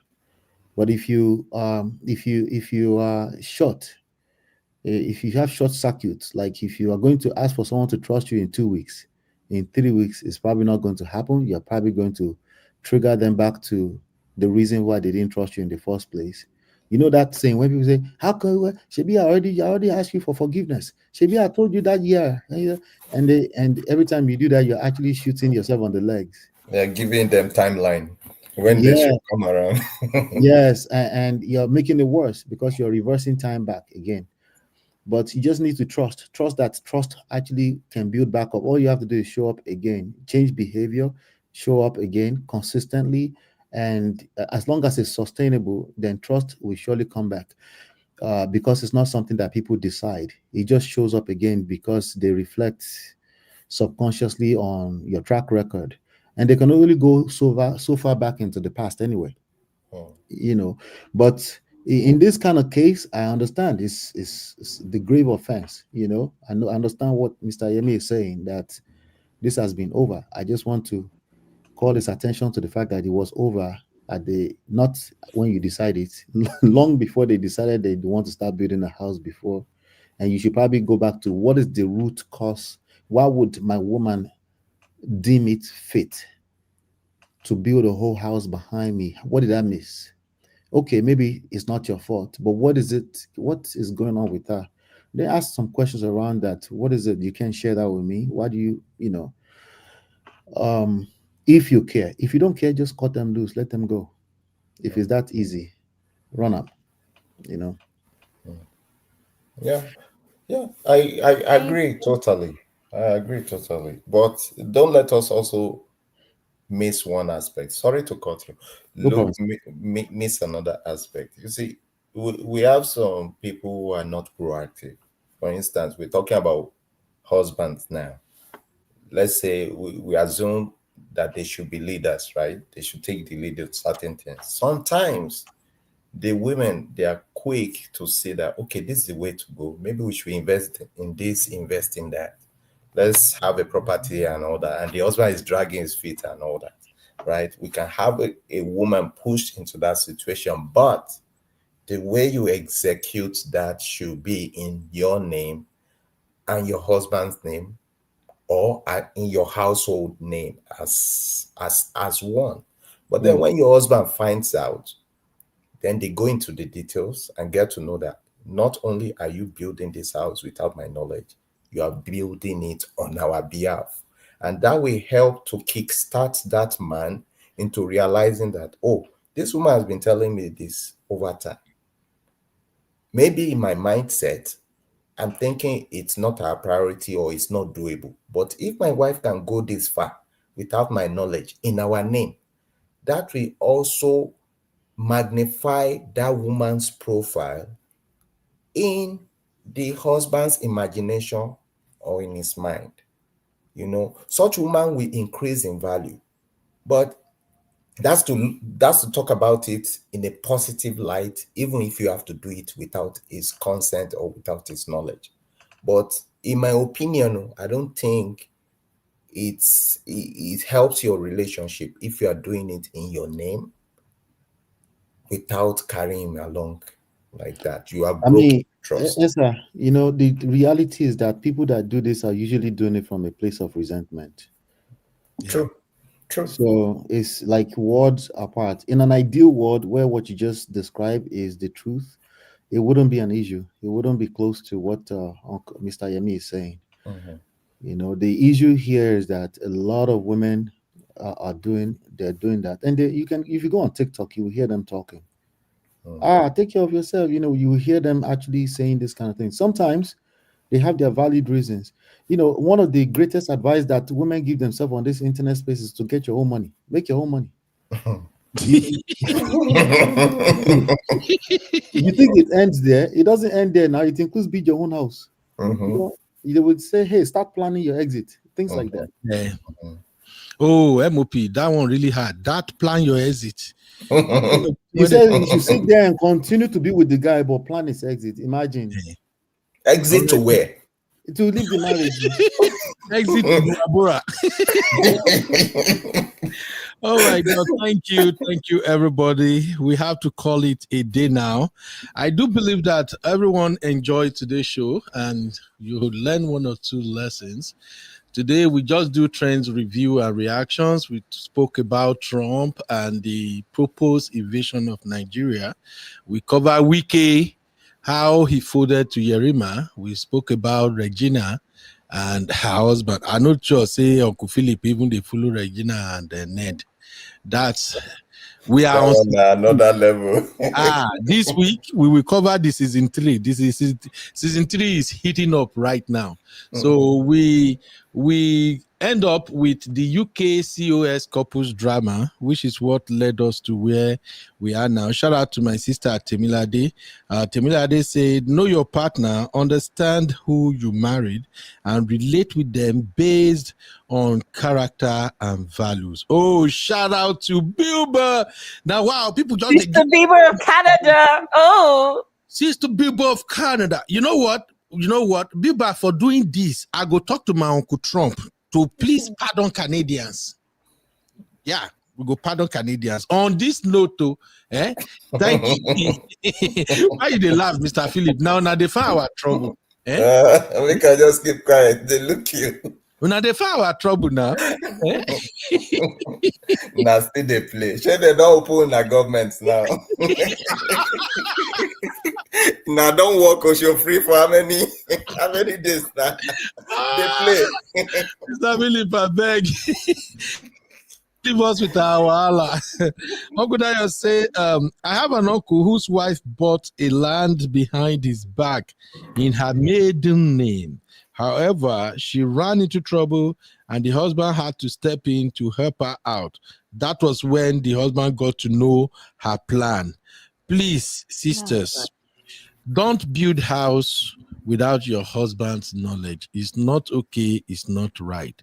What I even advise women is this, because sometimes some men are not serious. Some men are really something else. If you know you are up for it, you want to build the house, still tell him. Me, my own life day easy, and that's why my advice they get as it be.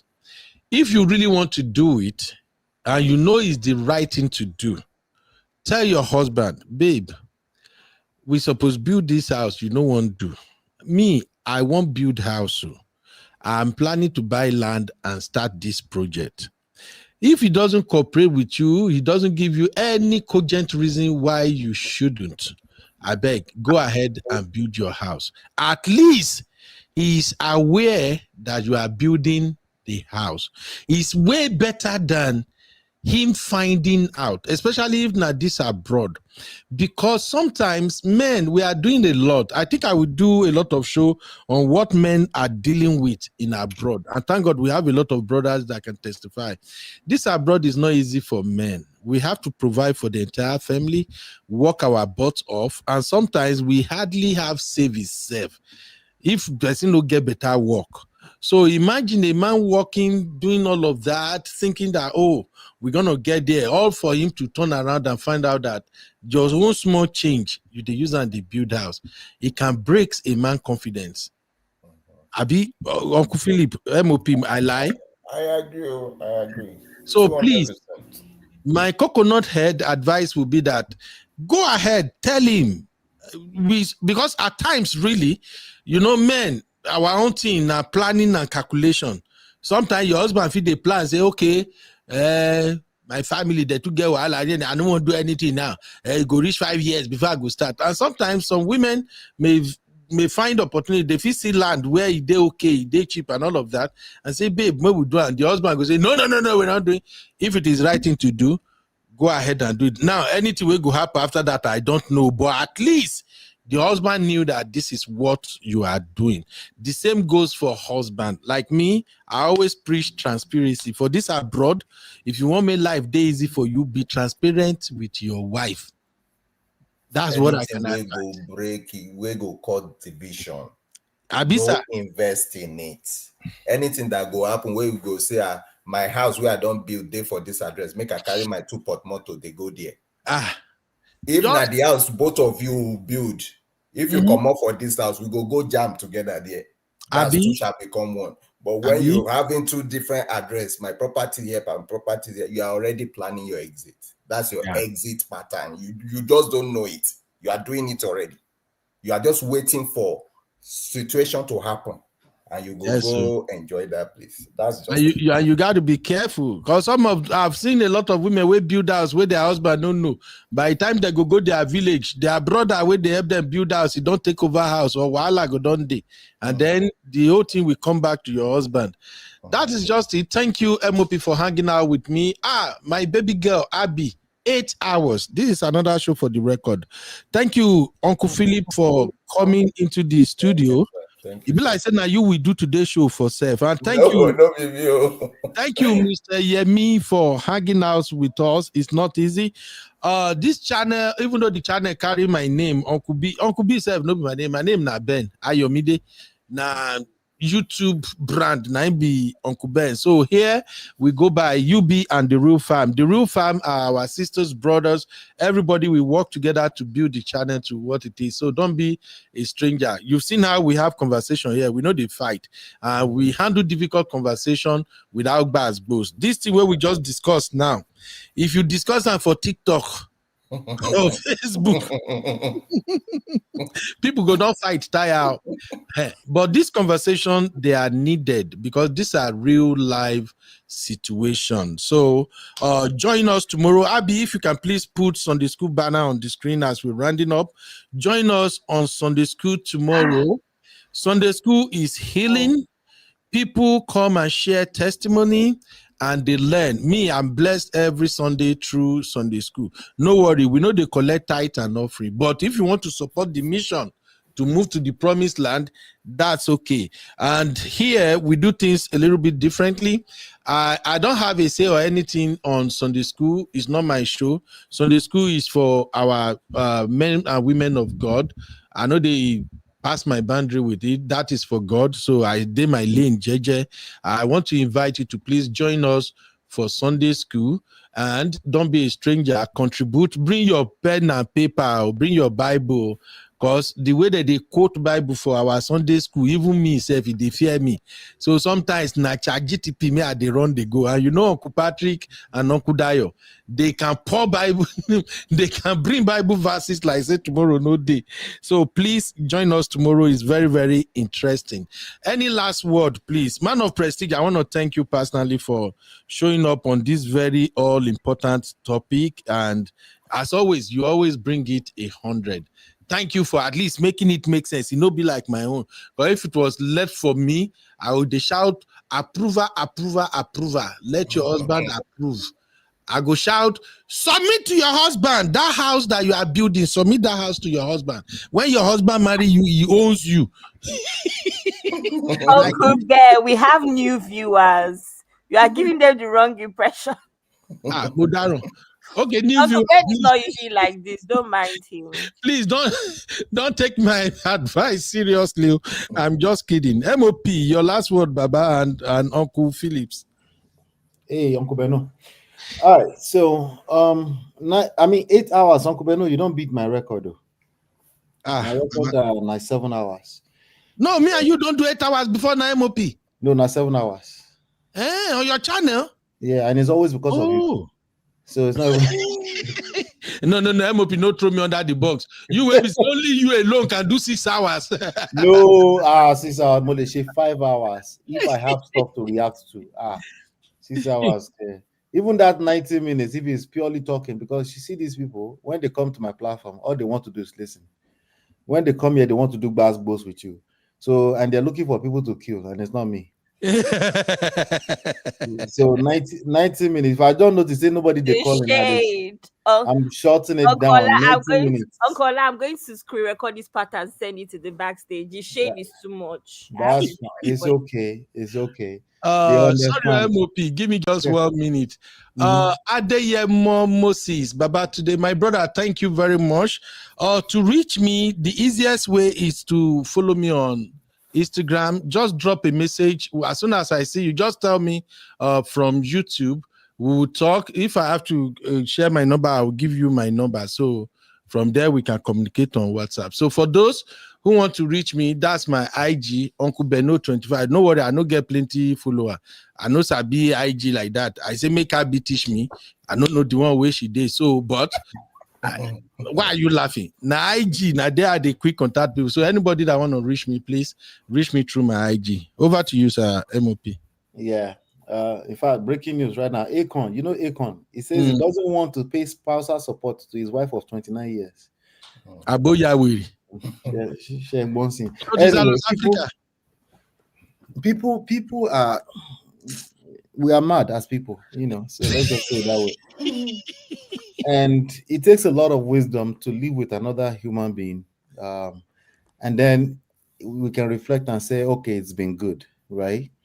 We can reflect every 3 days, every 1 month, every 6 months, and say, oh wow, it's been good. You know, overall, you can say this is a blessing. It doesn't mean perfection, right? It never does, right? Yeah. So it's about being able to say, okay, you know, like you do on there's no organization that's perfect anyway in this world. I don't know why people have these expectations over marriage, but I guess because they fantasize that to be good. You see, the marriage in general or relationships in general is very simple. Just keep an open mind and understand there's another human being involved. Absolutely. As much as you are a union and the Bible told you you have become one, just keep in mind. And then when it comes to our culture, a big part of who we are is our culture. You know, and we need to pay attention to that. If you were living in a cave and you're living by yourself and you said, I'm single and I chose to be single and it is my choice, I'm not talking to you. You're good to go. But if we're talking about you are living life with another human being, you need to understand that the idea of logic will need to involve the fact that they are emotional beings.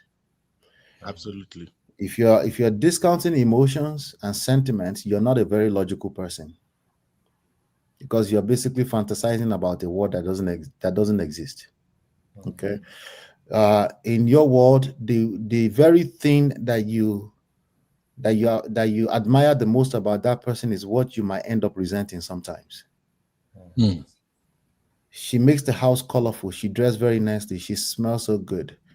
She is beautiful.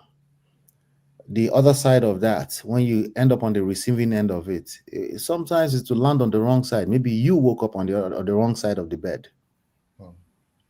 So maybe it's other things going on behind the scenes, or maybe in your circumstances, or maybe in culture, maybe because the mother, she's had some situation with the mother, maybe because of, so this old black tax thing is not just money. It's about the weight, the emotional weight of the fact that your wife, your husband came from a whole different background that you know nothing about, and you still will never know enough about it. So if you want to go back to the beginning, we have a tendency, this is the message I've been on all week, and I want to repeat it here. We're very quick to say, hey, the foundation, how did you meet this person? You know, we are very quick to talk about people marrying for the wrong reasons or marrying the wrong person. I'm pushing back against that. If you marry the wrong person, that is your person. Your wrong person. The best time to do it right is in the beginning. You are absolutely right about that. The next best time to do it right is now. You have another opportunity. You found out that your spouse has been moving mad. Do a root cause analysis, get to the bottom of it, and then start fixing it. If you've concluded that you married the wrong person, it should be very easy for you. Just go to the court and file the papers. Absolutely. If it's not that simple, then you're probably just full of it, like the rest of us. And you're probably going to blame the beginning. I be her mother, I be her friends, I be the weather, I be the snow, I be the sunshine. There's more than enough justifiable things around you to blame. Trust me. But you're shooting yourself on the legs by doing that. You need to look inward. It does not mean you're blaming yourself. It means you're taking responsibility for your situation. Yeah. And that's what I think most people should be doing. So that man that was yelling like a maniac on TikTok about his wife that he married for 2 weeks. You married her in 2 weeks, and you're not pointing any of these fingers at yourself. MOP, why are you like this? MOP say he's yelling like madman on TikTok. He was. Oh, and then people will now tell me to go listen to the other side. What other side of the story do I need to listen to than the way this guy is acting right now? I'm not the judge, so I don't need the other side of the story. If that person was around me, I would probably be avoiding them too. So, I mean, look at his point of act. Look at what he did. He now went and removed that woman's name. That person is playing a victim, just like Ned Nwoko.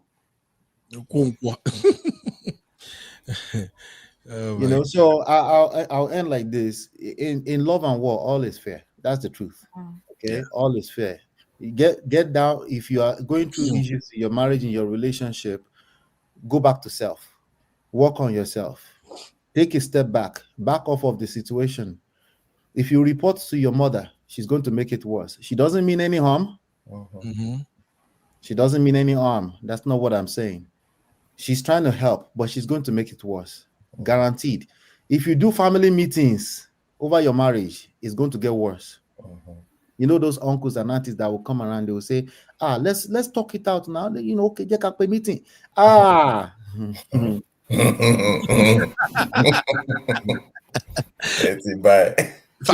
know, that's part of our culture too. But we back when it used to be, that was the context. We are in a different context. They will make it worse. So we have to be very, very careful when we do these kind of things. But just take ownership of your situation. That's all I'm saying. That's my message.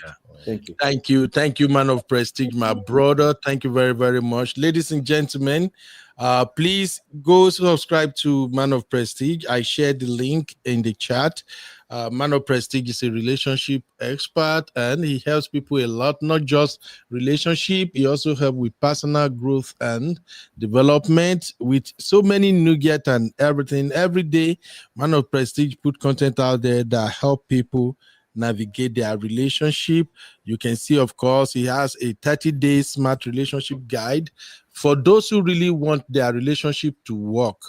Those who really want to put in the effort, please go listen to Man of Prestige. And Man of Prestige has a lot of amazing programs that are not expensive.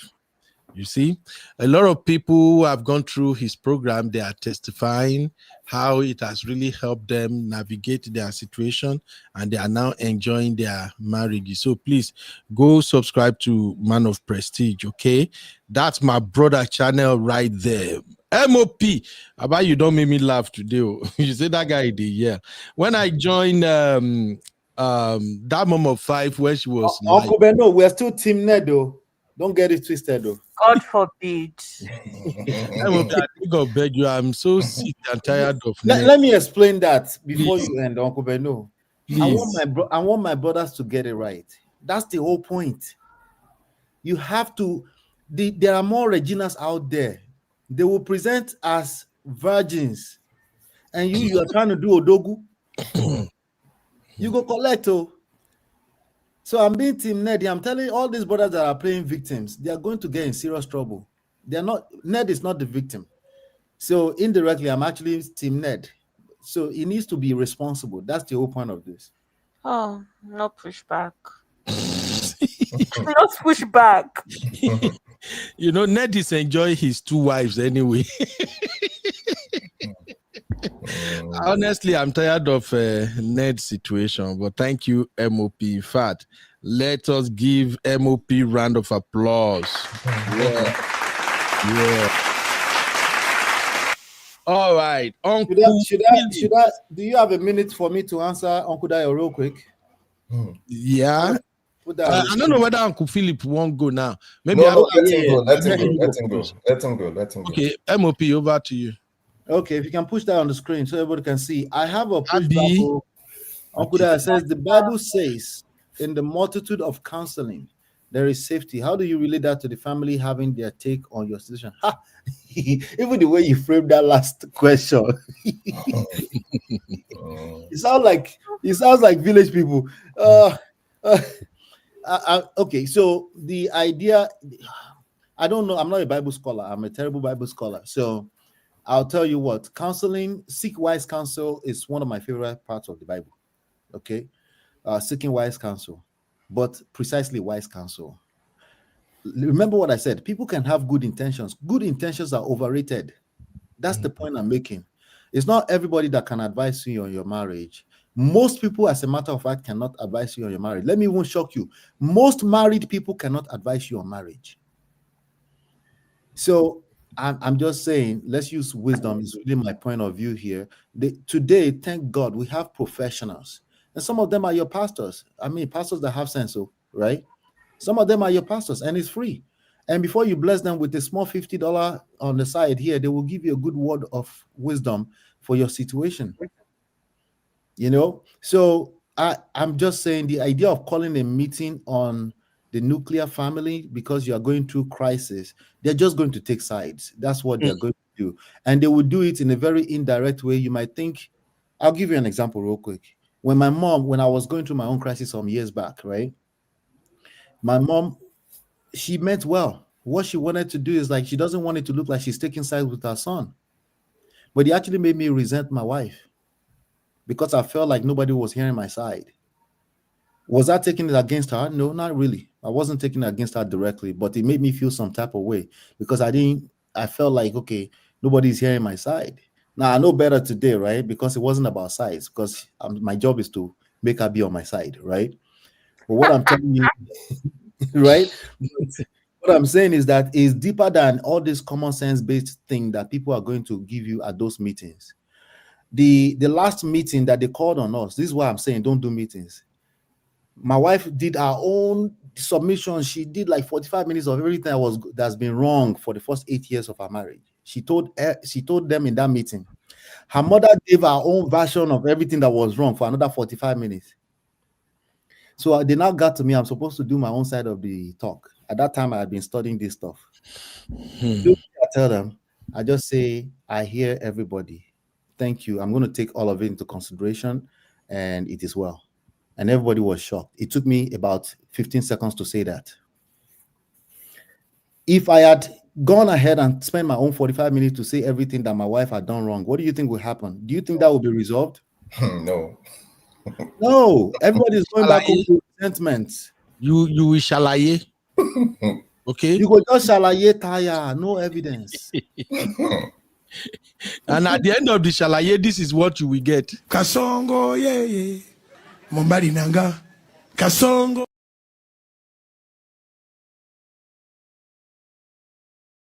MOP, I beg, I don't feel laugh. So back in the days, that might have worked. Because there was a community, it was about community back then, right? Everybody valued what they would hear from the ballet, right? And you might call a couple of uncles. Everybody valued them in that way. But the person you are reporting to today already offended your partner. There's a lot of things going on at the same time. I just think it's best to contain it before you try to resolve it. That's all. Thank you, Gary MOP. Thank you very much. Uncle Philip, wrap it up for us. Okay, wrapping this up. Marriages and situations in a marriage is like you getting in a room and you made provision for either a door or a window, right? If a fire breaks out in that room, either the wife is reaching for the window and the man is reaching for the door, and they will leave the fire burning in that room. But if you are in a room, there's no window, there's no door, and fire breaks out, what will both of you be doing? Running towards that fire to quench it. Whether one person they bring rapao, person they bring water, person they bring sand, you'll find a way to quench that fire. Absolutely. Right? So it just requires some level of wisdom, right? If you take all your thing, you go and put it in especially the easiest way is on social media these days. It's not everybody that has ring light that they are saying something knows what he's saying. Social media marriage counselors. Yeah, you should be. See, this is in practical times. If you go behind the scene, even before they say act 1, scene 1, you don't know what to. I know they take that one for my husband. I know they take that one for my husband. After the session now wait till you know they take now. You should go take worse. Yeah. So it's only wisdom one can apply, right? So third party in a marriage, I will not. It's good to hear, but for hearing, but application, use wisdom. But all in all, communication, respect, mutual support for each other. That's what you need in a marriage. You have to communicate openly, and to resolve conflicts, you have to approach it in a very soft way. You have to take a break if there's need. If the conversation is going south, you have to know when to compromise. That's also very, very important. You have to also be willing to forgive. Be willing to forgive. Our men, make we try too. Our women too, make we try. So it is very, very important. And also continue to date each other. Remember that first time you saw each other. Recreate that scene over and over again. Don't let it be after 3 months. At the end of every week, after the hustle up and down, come back, see each other, find each other. Keep it close like that. That way, if it is going on like that and that is your lifestyle, one person will not just wake up and suddenly realize my wife is building something in the village. It's because you are that far away from each other. You don't have common friends. That's another thing. My friend should be your friend. If a friend calls you, I should be aware. And all that. So it goes a long way. It's a total mess that we have in the society today. And the truth is this: we can't clear this mess if we don't get it right now. Yeah. Because we are going to breed another generation, and we're going to hand over that baton on their hand. And they and continue like my brother said. Like, there's nothing like, okay, you married wrong, you saw this person before the person became your wife. Understand their lifestyle, understand their culture. But then, when you are getting married, understand that you are kind of trying to create a different culture, separate from where you are coming from. Absolutely. It has to be an amalgamation of where you are coming from, hybrid of where you're coming from and where she's coming from. Have a common ground. Then build from there. Don't show up in someone's kitchen or someone's and say, this is how my mother used to do. You already started trouble already. This is how my father used to do. No. How are we going to do it? It's different from this is how my father used to do. This is how we used to do in our own house. And because you have differing opinion doesn't mean that the person that his opinion is different is a devil. Because we see that in our own society very well. Yeah. We begin to shame each other and say, because you didn't do it in your home, your home is dysfunctional. No, you can't. You can't weigh it like that. So it cuts across, and I believe with platforms like this, as we continue to break down all these topics, bring it to the forefront, and discuss how we will learn certain things as we go forward. God help us. Thank you very, very much. I know the conversation was so great. I don't take plenty people time today, but let me be honest with you. I appreciate all of you. You know me already. Uncle B, I always appreciate people. Uncle Philip, I want to thank you personally for taking that bold step to call in. I don't know how long you'll be listening to us. I don't know what inspired you to say, you know what? I was just scrolling my phone, no. I was just as usual, just scrolling, no. Then I saw the live thing. I said, okay, this looks interesting, and that was it. Thank you very, very much.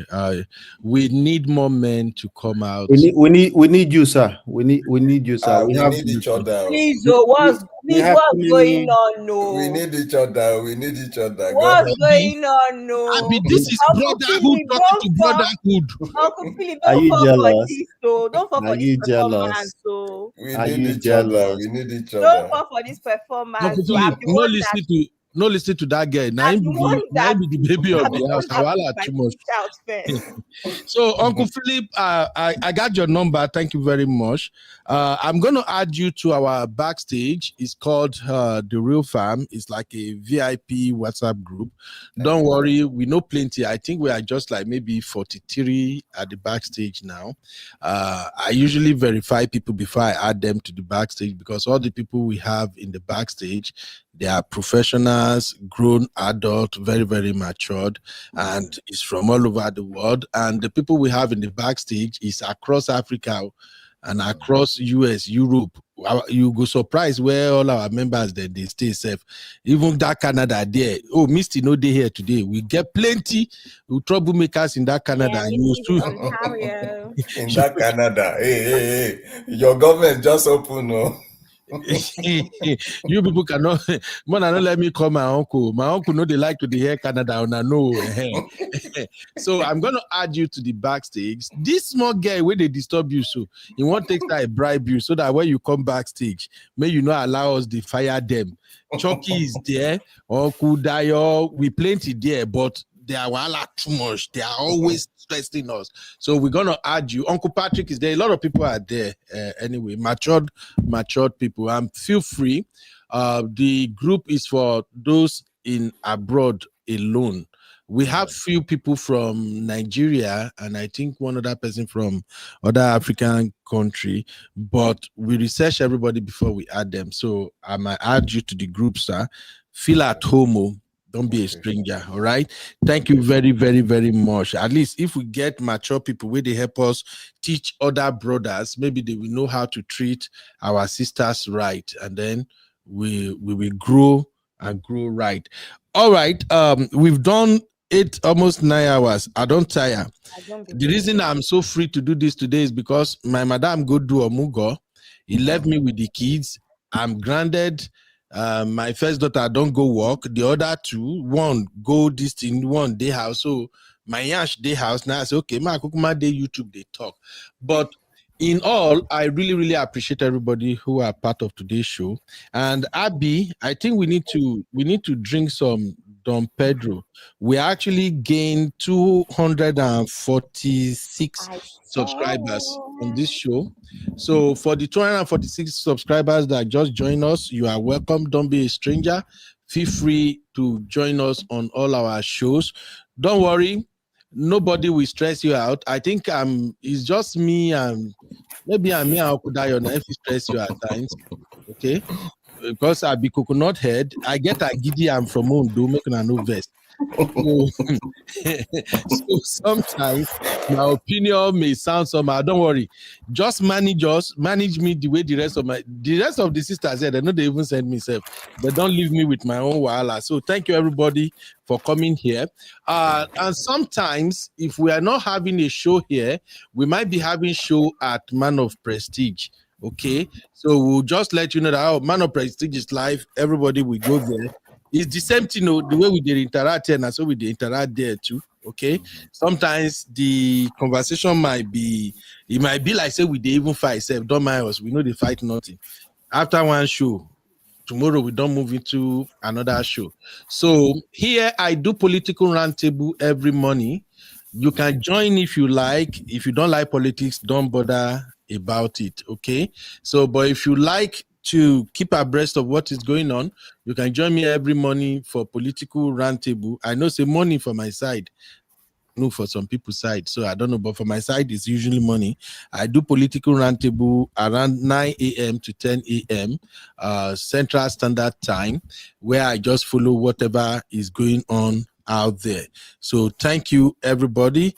MOP, thank you. Mr. Philip, thank you. I will chat you up. God bless you, Uncle sir. Ben, you did not finish what we are supposed to say. Oh. Thank you, sir. Uncle Ben got kicked out of the studio. Oh my God. Anyway, I'm going to he got kicked out of his own show, huh? He got kicked out. Thank God I'm here. Okay, he's back. Uncle Ben. Out. Abby, you locked me out. No, I didn't touch you. Abby, I didn't touch you, sir. No, it's not you me. touched me. You touched me. No. Why would I do that? It's a couple of steps to kick anybody out. I didn't do that. No, sir. Are you still threatening me with a couple of steps to keep people out? No, it's a couple of steps. It's not possible for me to have done it with one click. That's so. Okay. Make it not be said because I did toast Uncle Philip. Now I don't. No. You know that I can only remove you from stage, but I can't kick you out without clicking like 3 times. I didn't. So I was saying that you only advertise. Abby, you explain. I only advertise what, Abby? One show, which is the Political Roundtable. But we also have TSC, which is every other Thursday, which is a woman-focused show. So if you care for issues surrounding women, affecting women, then it would be nice to join the show. It's usually every other Thursdays, and it is hosted by Honey Babe, Auntie Yinkus Pepe, Sisi, and myself. And then we also have Sunday School, which is every single Sunday, and it is headed by Uncle Patrick, and also the other co-host is Uncle Dayo, who was here tonight. And I'm only the baby of the house. That and Auntie Grace also. Auntie Grace also is yeah. Then we have Sue. We have She Thinker. We have a lot of sisters. I don't know say no Bible like this. Well, like maybe person know they take when they play. So please join Sunday School. These people can quote Bible. Unfortunately, I'm the only one who don't know how to reference Bible, but I know what is happening. And then we have Toasting Show as well, which is Trendy with Toasting. It's not a live show, it's uploaded videos. So it'll be nice to support her from time to time. So she basically just uploads trendy videos literally every day, every other day, most of the time. She has a video up of something that is trendy. So we have this channel is one of those channels where everyone can benefit from. You might not like every single show we do, but you would like something. It is multifaceted, it is diverse. So you would love it here. So we hope that you stick around, and we hope that if you're watching and you haven't subscribed, you subscribe because we're going to have fun here. And if you have any suggestion, any other issue you think is affecting our people, you want us to begin to talk about it, feel free. Everything you are seeing on this channel is not created by me. If maybe another day I go tell you the story. Everything on this channel, even up to our logo, is all the members that are creating them. Now then they suggest us. So who knows? Your suggestion might be another addition to the show. For instance, Chucky created our Sunday School. Misty created our clan meeting. Honey Babe created Make It Make Sense. We just get a lot of case people here, so it's fun. It's a family. Thank you very much. And please join Sister Circle next week Thursday. They did this show on last Thursday. I'm not having show next week Thursday, sir. No show next week Thursday. Next week Thursday is Honey Babe's birthday. Honey Babe birthday. So when are you guys going to do the part 2 of this show? Because we don't have a date, but the plan is to have two shows before we get to Christmas.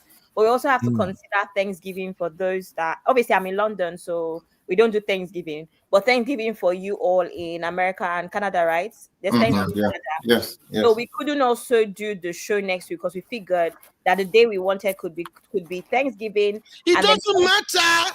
No, Uncle Ben, people will be traveling and with their family, so we're not going to get Nigerians don't travel on Thanksgiving. Make her they tell you the truth. Uncle Ben, most of our well, Auntie Yinkus, for instance, is busy with her family. Honey Babe is going to be away for her birthday. So either way, it can't work. It's only Sisi and I that from London. I see what you guys are doing. Maybe I have to you know why? Maybe I will sacrifice one day. We will not have political roundtable. I want you guys to come and finish part 2 of this topic. It's very important because last week Thursday, the TSC sisters, they spoke about from courtship to DMs, dating then versus now. And the conversation was heating up before we run out of time.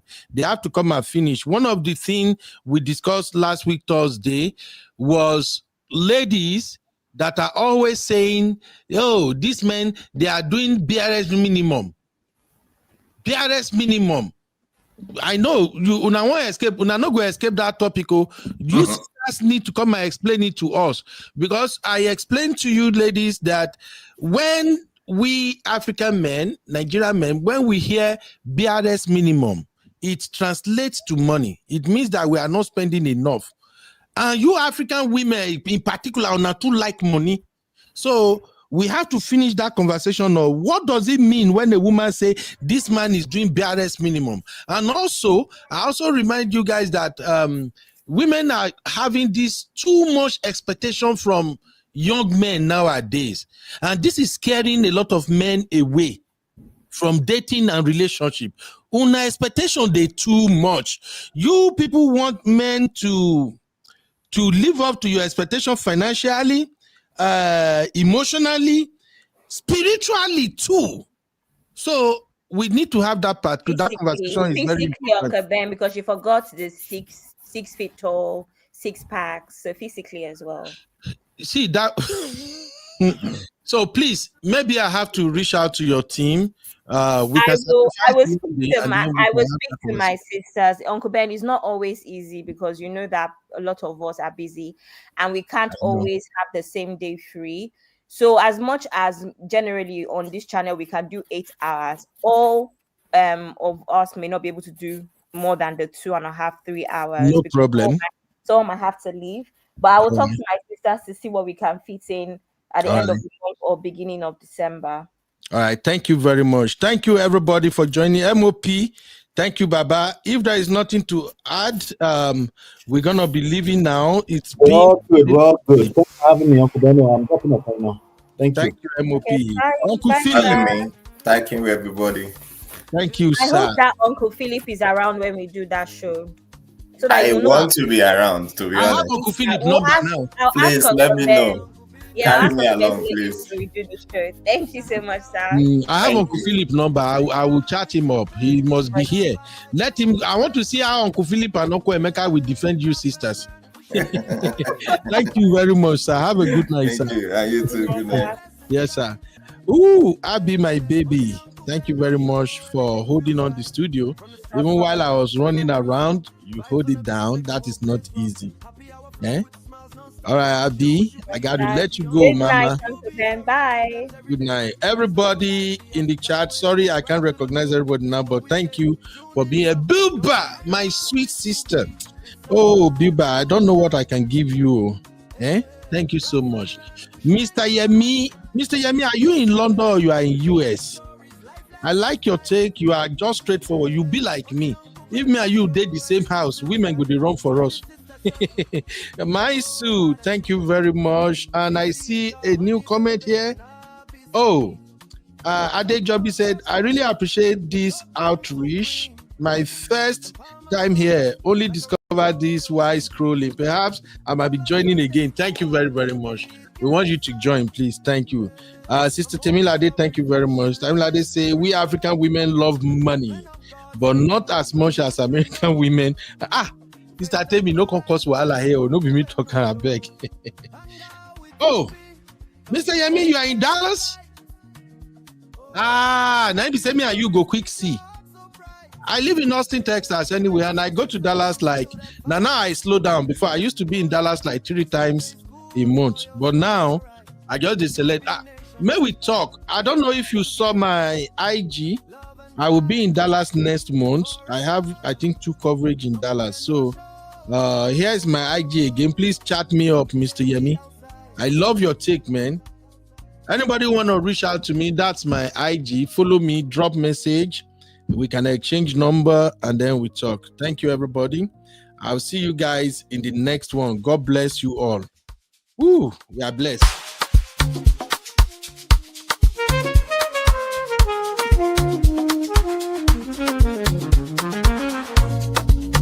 Yeah. You be in the building. Hey, vibe with Uncle Bino. Let's go. Now happy hour things, you know.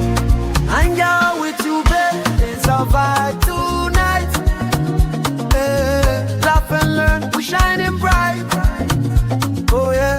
You be stories, life lessons time. Hey, on the right. From the streets to the world, we talk real talk. Vibes on the beat make the whole place rock. Happy hour flow with smiles non-stop. Sip and chill with you be the energy on top. You be stories dropping them every day. Wisdom for life, the African way. From the grind to the glory, hear what we say. Tune in now, don't hang out with you be. It's a vibe tonight. Hey, laugh and learn, we're shining bright. Oh yeah, you be stories, life lessons type. Hey, on the Uncle Benno show, everything feels right. Join the sister circle. Oh, what a scene. CC Inca, honey baby, and I be so clean. Talk love, talk life, talk dream supreme. Empowerment vibes, like a royal queen team. All of Sunday school when the beat gets low. Yeah, a moment of reflection, let the spirit flow. Men of God speaking wisdom, you should know. Faith and vibes on the Uncle Benno show. Hang out with you, be, come catch that light. Oh yeah, you be stories, keep your heart so bright. Yeah, join the sister circle, feel that fire.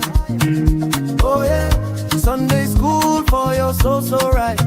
You be nation, we rise together. Love and vibe forever. Uncle Benno show.